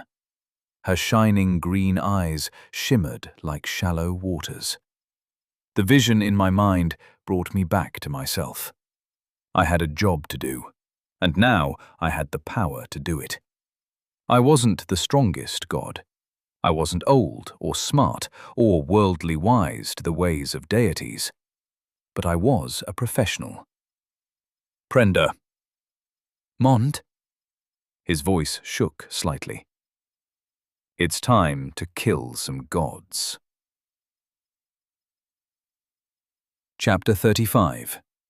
The Beginning of the End. I stepped through a portal in front of Arask's bronze statue, high above his marble plateau. The statue's eyes were closed, a faint smile on its lips. "It's time." Arask shrank down to the size of a normal human and looked up at me. "Ha! I thought you'd do it. Little brother no more. How does it feel?" I moved with the thought, stepping out of his shadow without crossing the intervening distance, and he spun to face me. Strange. Tezca must be angry. The buzzing at the back of my mind, the occasional impulse that I knew came from somewhere, something else. "I retain control, for now," I admitted. "Who were you before you ascended?" "Not who. What? I was a legend, but you wouldn't know my name. It was never written down, and memory fades quickly when time loses most of its meaning. I was selected for a game back when human empires involved a dozen primitive tribes, and I've survived ever since. I produced my source, and rolled it across my palm. Does this have to go to Earth? Eventually, it will, Ninth. Don't call me that. You must embrace what you are. Just call me Mond. Are all the gods winners of the games? These days? Pretty much, Mond. A few of the primals have never been usurped. Amusingly enough, time is the only one that is active. I think we need to be reinvigorated periodically. Gain a fresh sample of a mortal perspective. You saw Velkit's realm. The people who gave him that name, thought-shaped flint, was the height of technology. I pulled the source into the skin of my palm and sent it through my body to hover next to my heart. With it inside me, I felt more connected to my divinity. I didn't become weaker when it was gone, but I felt reduced. I destroyed life and death's sources. And that is why we will triumph. Aphrodite thinks we operate on a metaphorical level as much as a divine or physical one. Their view of the world is truly bizarre. I was surprised they agreed to ally with you. The pair of you are somewhat opposed. Lovers killing lovers is more normal than you might think. Puppy, don't try and lecture your elders. You're no longer a child, but you're still naive, and innocent. A lamb among wolves, Aresk said with a metallic grin. He crossed his arms and looked me up and down. Don't be precocious, Mond. Aren't we all at the beginning? I asked, unmoved. He couldn't kill me. I was the killer now. His power was dependent on mine to an extent. There are many ways to make war on someone. Economic, emotional, psychological. Killing didn't have to be involved. But at the crudest level, he needed me. And I need you as well. For all the reasons to kill, war is still the most common. Hardly, Mond, but our connection runs deeper than you think. That first dream, when Krill used the powder on me. Did you know then? The statue rocked backwards with laughter, slapping his thigh and causing a clanging noise. Not at all. You weren't bloody chosen, you arrogant ass. You've stumbled your way to somehow not dying. It's rare for a contestant to succeed. This is all a way for you to keep going. We need human belief. The games, the fake worlds, the heroes you send back to Earth.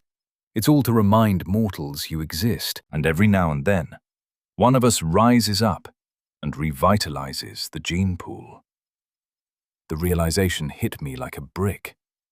This was how gods reproduced. No, not reproduced. It was how the gods extended their lifespans. We're desperate. We don't need them. We're a fucking fertility clinic to you. We? That hit me as well. They. I wasn't one of them anymore. I'd steered clear of Fae since ascending. It wasn't unusual.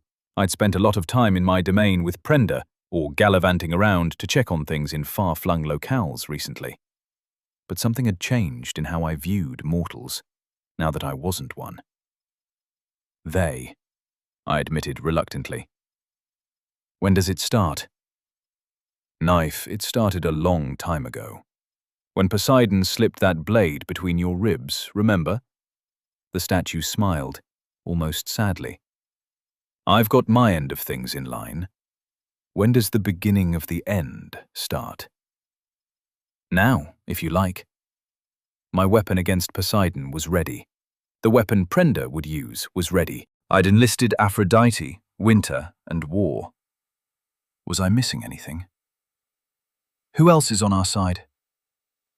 Hermes opted to bow out, but he is going to pay particular attention to your career. It will just be the four of us, outnumbered, outmatched. Like Leonidas at Thermopylae, we will hold the gates and triumph in the end.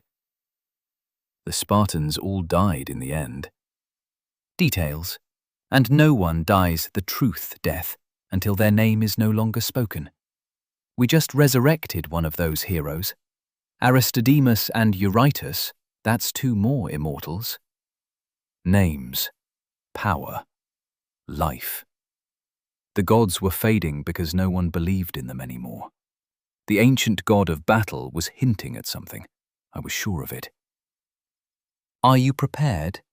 Arisk asked in a serious voice. Yes. "I'm already there." A portal appeared on a windswept expanse of snow and ice. Beyond it, chaos ruled.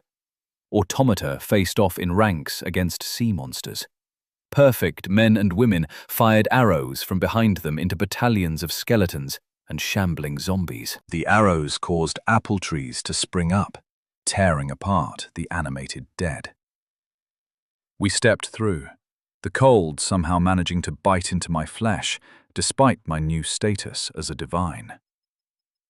First times are always uncomfortable, but try to have fun, Aresk told me, as his statue resumed its titanic scale and strode forward towards the front lines. On the left flank, shaggy white shapes charged against beings that glowed bright enough to make most people look away. Apollo had chosen to get involved and joined Poseidon's side. On the right side were my friends. My titans stomped forward as nomadic cavalry swept around the edge of the battle and peppered the enemy with enchanted arrows. Husker legions marched in clean lines to swat at burning beings with their spears and swords. Above, I felt Glimpse keeping a watchful eye, and Wilson slammed to the ground in front of a line of skeletons, shaking them to pieces with his jaws. But it wasn't them. They were manifestations of my power, not the real thing. The Coven launched barrages of spells that cut through ranks that reformed almost as quickly as they were destroyed. I saw Pertabon barking orders as his unit charged into close combat. A sea creature, all tentacles and parrot-like beak, sliced off his right arm and tore him apart. Then he reformed in the rear, his original body dissolving as the new one began driving his huskar forward again. The gods themselves were in the thick of the battle. Aresk was now dueling with a giant Grim Reaper, spear against scythe. The ghostly skeletons spun, and the pale blue scythe blade moved almost fast enough that I couldn't follow it. But the bronze spear caught it. Then the statue stepped in close and drove his left fist into the grinning skull. Marana was facing off against Apollo, a less than ideal matchup. Blasts of solar light melted at the ice goddess, parts of her body flashing to steam even as a cold blue aura wrapped around Apollo's body. The sun god was stunning to look at. Wings, fire, light. No human form. Perhaps a hint of a chariot at the heart of the glow. Aphrodite stepped forward and slammed something into the ground at Apollo's feet. A tree sprang up and twined into and around him, locking him in place as Marana drove a spear of ice towards the center of his being. I condensed my power into a dagger. Crude black stone, chipped and worked to give it a slightly serrated, razor-sharp edge. A killing blade. I stepped through space and time, appearing behind the sun god, and lashed out. It was a controlled move. Whatever passed for my muscles drove the blade through the dozens of wings to strike something vital. I vanished as bright, harsh light spilled out of the injury, and the god began thrashing and lashing out. Winter fell back, the beams hurting more than they did Aphrodite. The god of love was not averse to fighting up close, and as their fists flew, the tree trapping Apollo twisted and tightened. I appeared in Mulius's shadow and fought against the undead on the right flank for a moment. Daggers appeared in my hands when I needed them, and I danced through them. Stats no longer mattered. My divinity had pushed me beyond anything a minion could manifest. I really was too fast, too strong. The words of the long-dead Araskin prince echoed in my mind. The cap-like titan charged back and forth, crushing everything under his feet. But they reformed and rejoined the battle within seconds. On the other side of the battle, Marana's ice creatures were actually making headway against the avatars of light under Apollo. Arisk whirled, his laughter booming out and knocking over the lesser beings around him and Death. The giant skeleton was unaffected. The handle of his scythe scooped out and swept one of the statue's feet out from under him. The ice cracked as Arisk slammed down into it on his back, crushing dozens of golems that bore an uncanny resemblance to Bob, and more than a few skeletons. He spun his legs around like a breakdancer and rose back to his feet, the spear left behind, and drove a short sword that he'd snatched from his belt into the core of Death.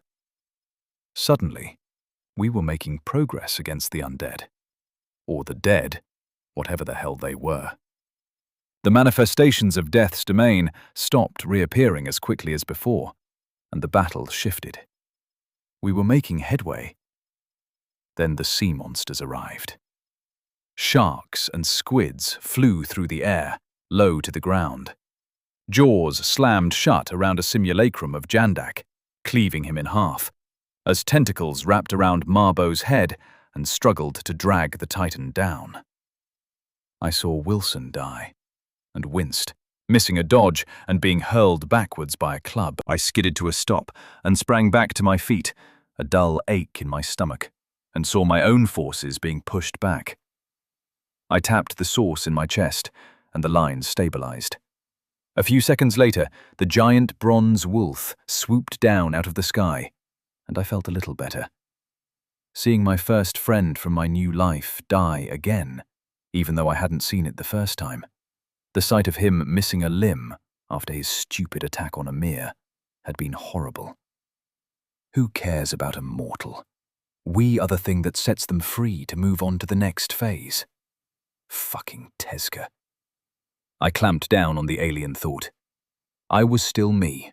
Mortals, people, were still important. Poseidon appeared a whirl of water that slapped away anything lesser than a god and lunged for Arisk. She didn't have a trident, just a harpoon linked to a length of chain that was attached to her wrist. The bronze statue dodged backwards, attacked by Death at the same time. His spear was a blur, but it was only for defense. Blocking and deflecting were all that he could manage against two gods. Aphrodite and Marana were engaged with Apollo and couldn't help. A pair of daggers appeared in my hands, and I stepped sideways through time and space to make it an even fight. Chapter 36. The End of the Beginning. Even Aphrodite and Marana had swelled to gigantic proportions now. The battle between the minions was merely a backdrop to the real fights occurring. Winter and the sun couldn't be driven apart. It was a grudge match between former lovers, which I suspected was why Aphrodite was involving herself in it. I interceded as I could. A dagger cut here, then I'd vanish to avoid the blast of solar radiation from the wound, only to reappear and deflect a burning wing from one of my allies with a thrown knife. Most of my attention was spent moving through the ranks of the minions. I couldn't pull myself away from the simulacrums of my friends, and I burned mana to call down fire or tear apart the earth in their defense. Which was stupid. I watched them reform whenever they died, but I still fought like a lunatic to protect them. All the while, though, I kept an eye on the one fight that mattered. Arisk was losing. The bronze statue had taken multiple wounds, rents left behind in its metal flesh that slowly knitted back together as the spear blurred. Arisk could fight. He was fast and powerful. Every blow was executed with a mechanical perfection that only highlighted the organic fluidity of his moves. He was smart as well. Aside from the way he maneuvered around the pair of opponents, he made sure the bulk of the damage to the minions fell on his enemy's side. I was also conscious that he was splitting his attention, keeping some part focused on me. He never did anything so blatant as to look in my direction, but I knew he was waiting for me to make my move. But with Hadaste, the giant bloody skeleton, and Poseidon, the tentacled nightmare from the deep in play, I couldn't make my move. I would need several seconds to carry out the hit, and he wasn't able to occupy the pair of them alone. "Munius! Marbo! Attack the gods!" I bellowed, and my titans turned dutifully and charged towards the fray. I ran in the shadow of Marbo as he bounded along, broken tusks swinging through the air. With a scream, they threw themselves at Hadesti, managing to snag one of his arms for a second. Aresk moved, spear flashing forward to slot between Death's exposed ribcage and twist. At the same moment, Hadesti glared at my minions, his blue eyes flaring, and they began to decay where they were. They never let go, even as bits of them fell away, revealing bones and putrid flesh underneath. I appeared behind his skull, but I didn't lash out with a dagger. My source rose up out of my palm, and I slammed it into the back of the god's head. Then I pulled on his power, sucking it away. "I made this source from your own," I growled, the imbalance in energies becoming difficult to manage. "I spared you the worst visions of your future, brother," the skeleton moaned. "I didn't show you what comes after this." "That was Time's power you used."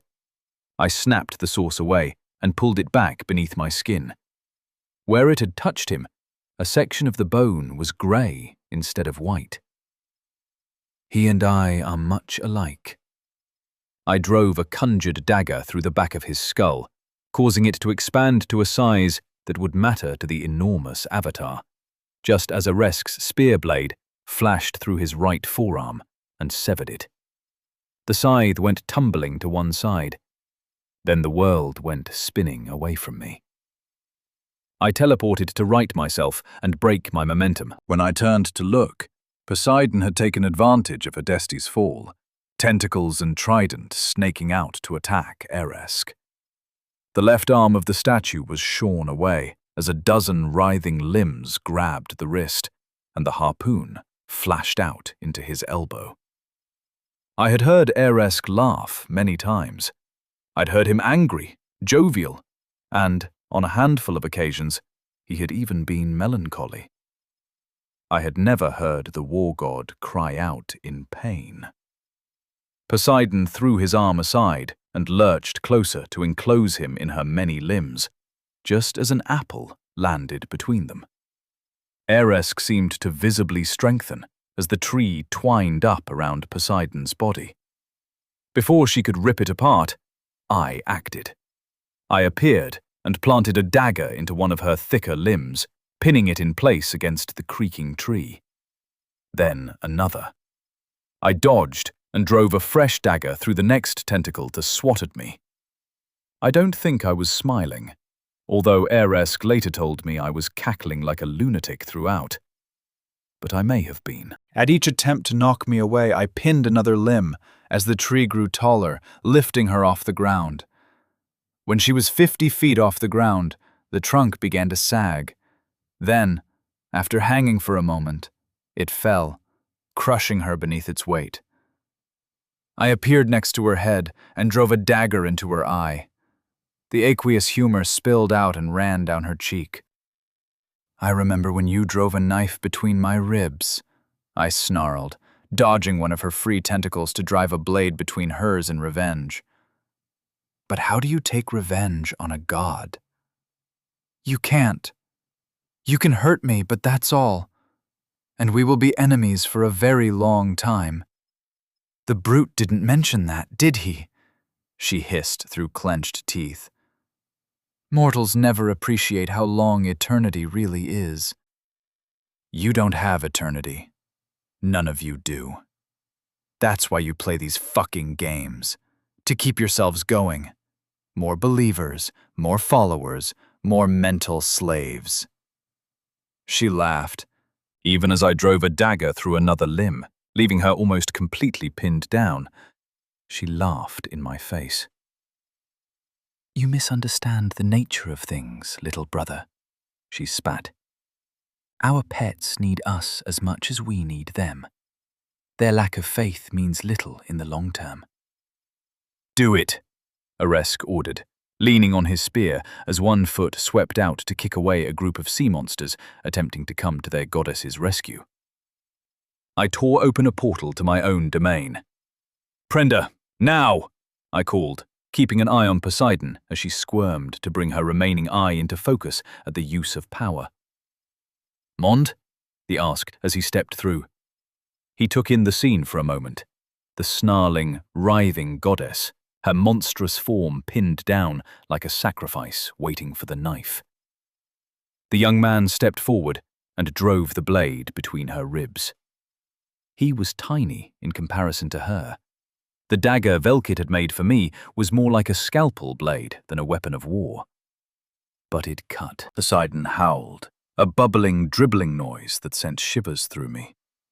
Prenda recoiled, but I moved to his side and shoved his arm forward. At some point, I'd grown to more than 3 times my normal size, and I dwarfed him like the Huskar used to do to me. I felt him siphoning her power, his own faltering control, sustained only by my intervention.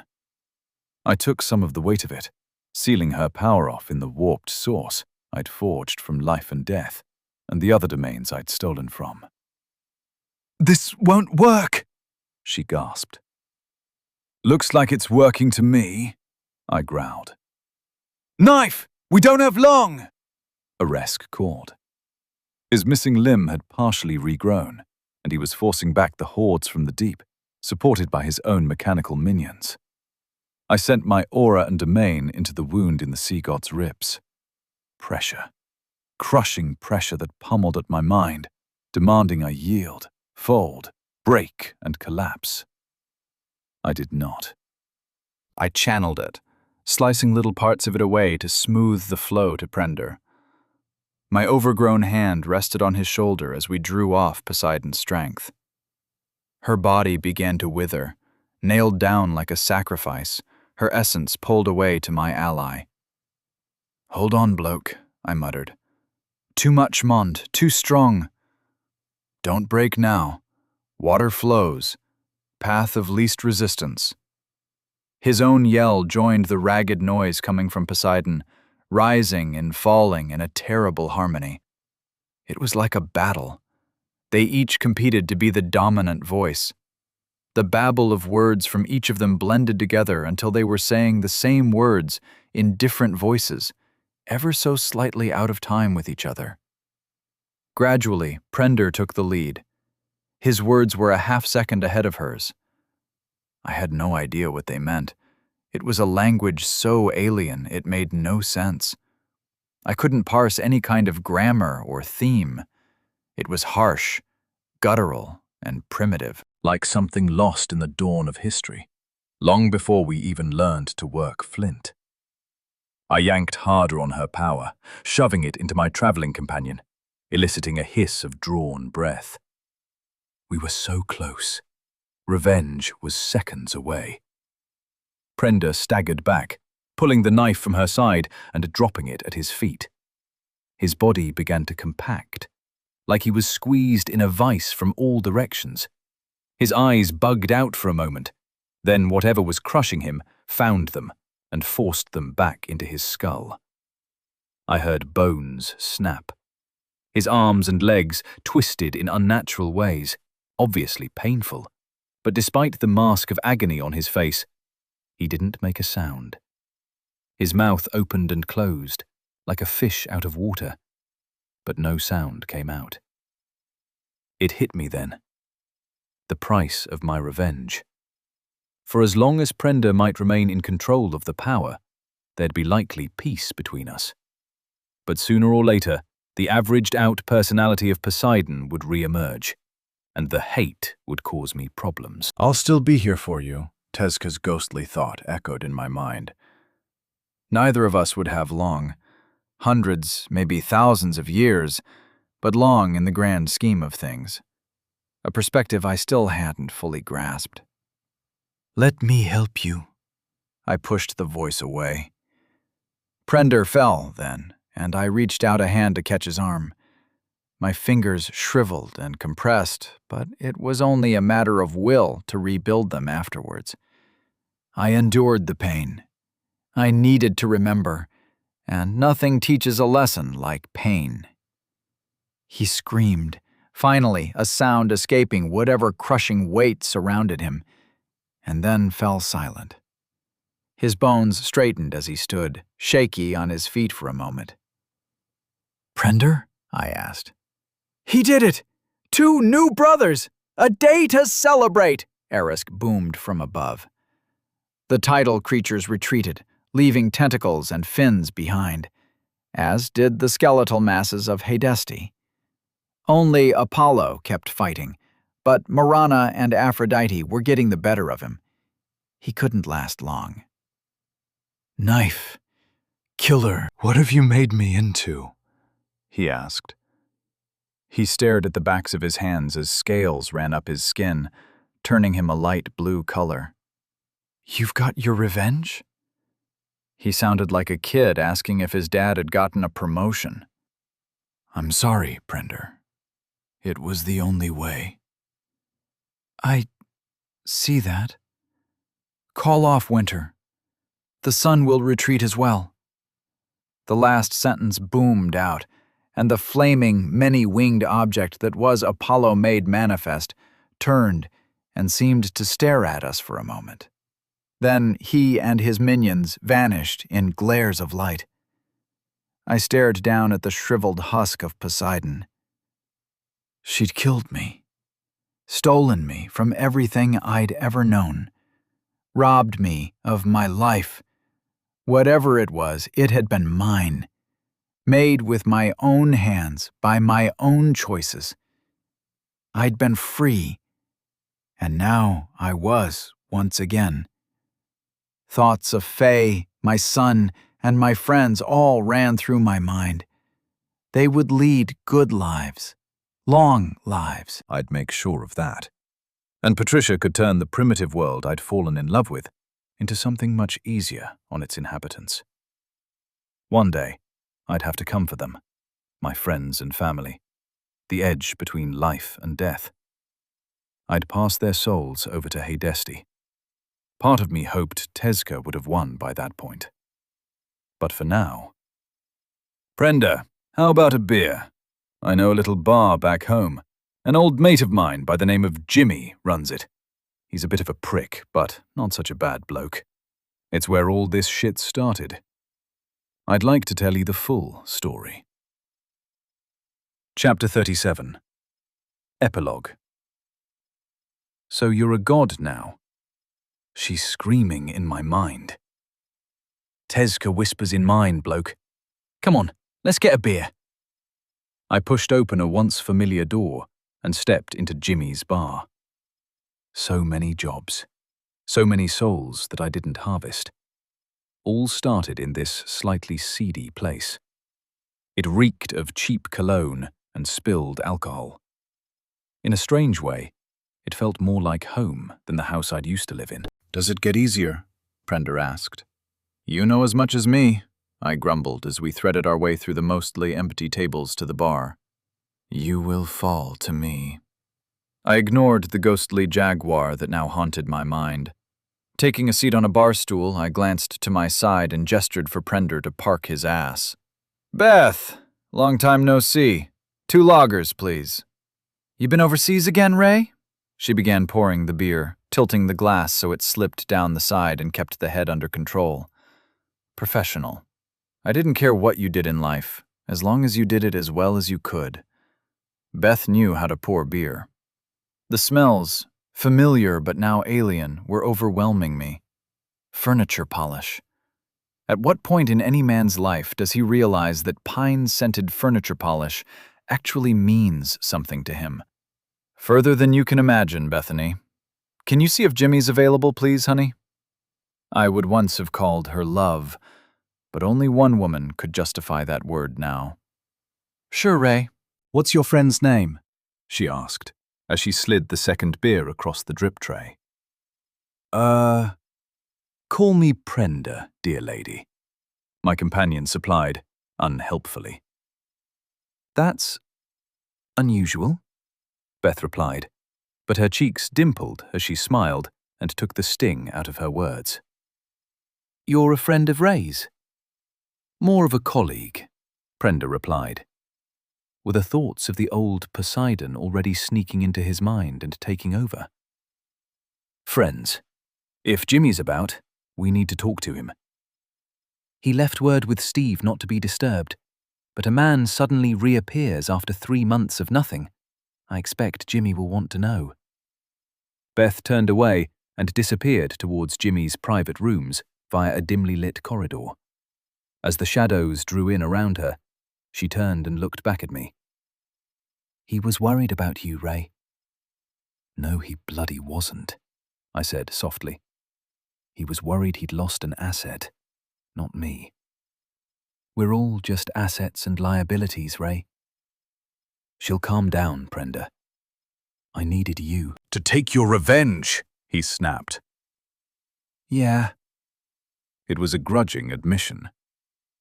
but it was your revenge too. She punished you for doing fuck all wrong. I helped you, my enemy. I glanced across, the pint an inch from my face and frozen in place, but he just chuckled and reached for his own drink. Not funny.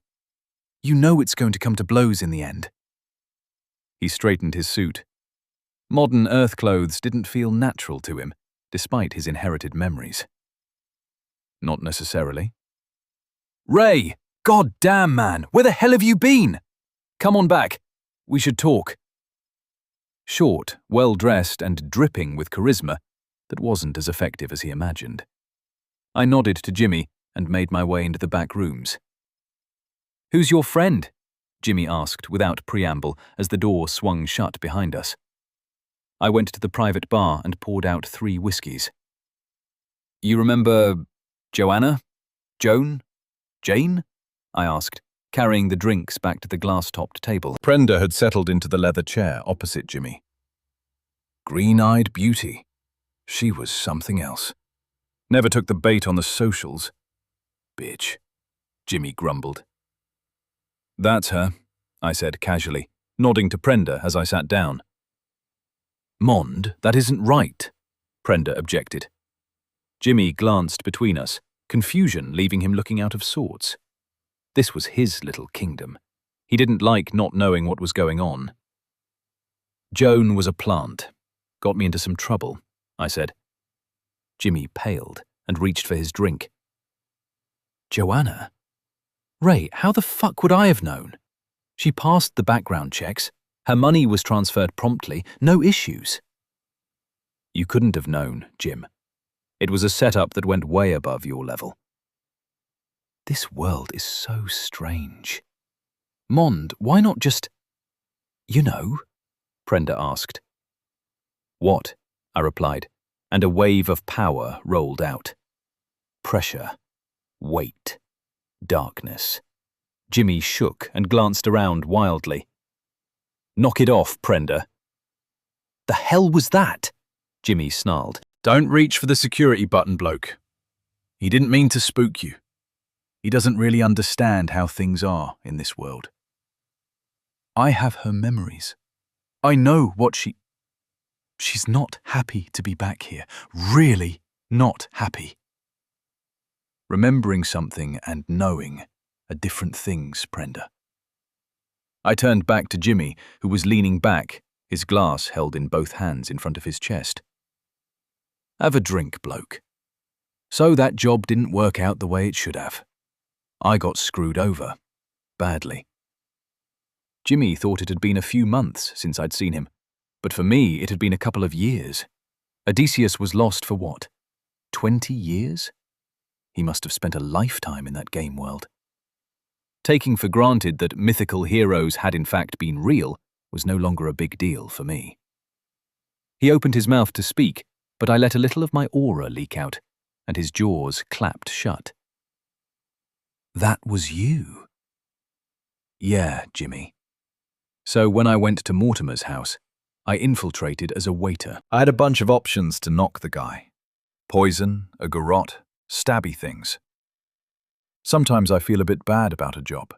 Did you know that? Every arsehole has some redeeming quality, you know? Mortimer didn't. And what he did on the other side, he should have died harder.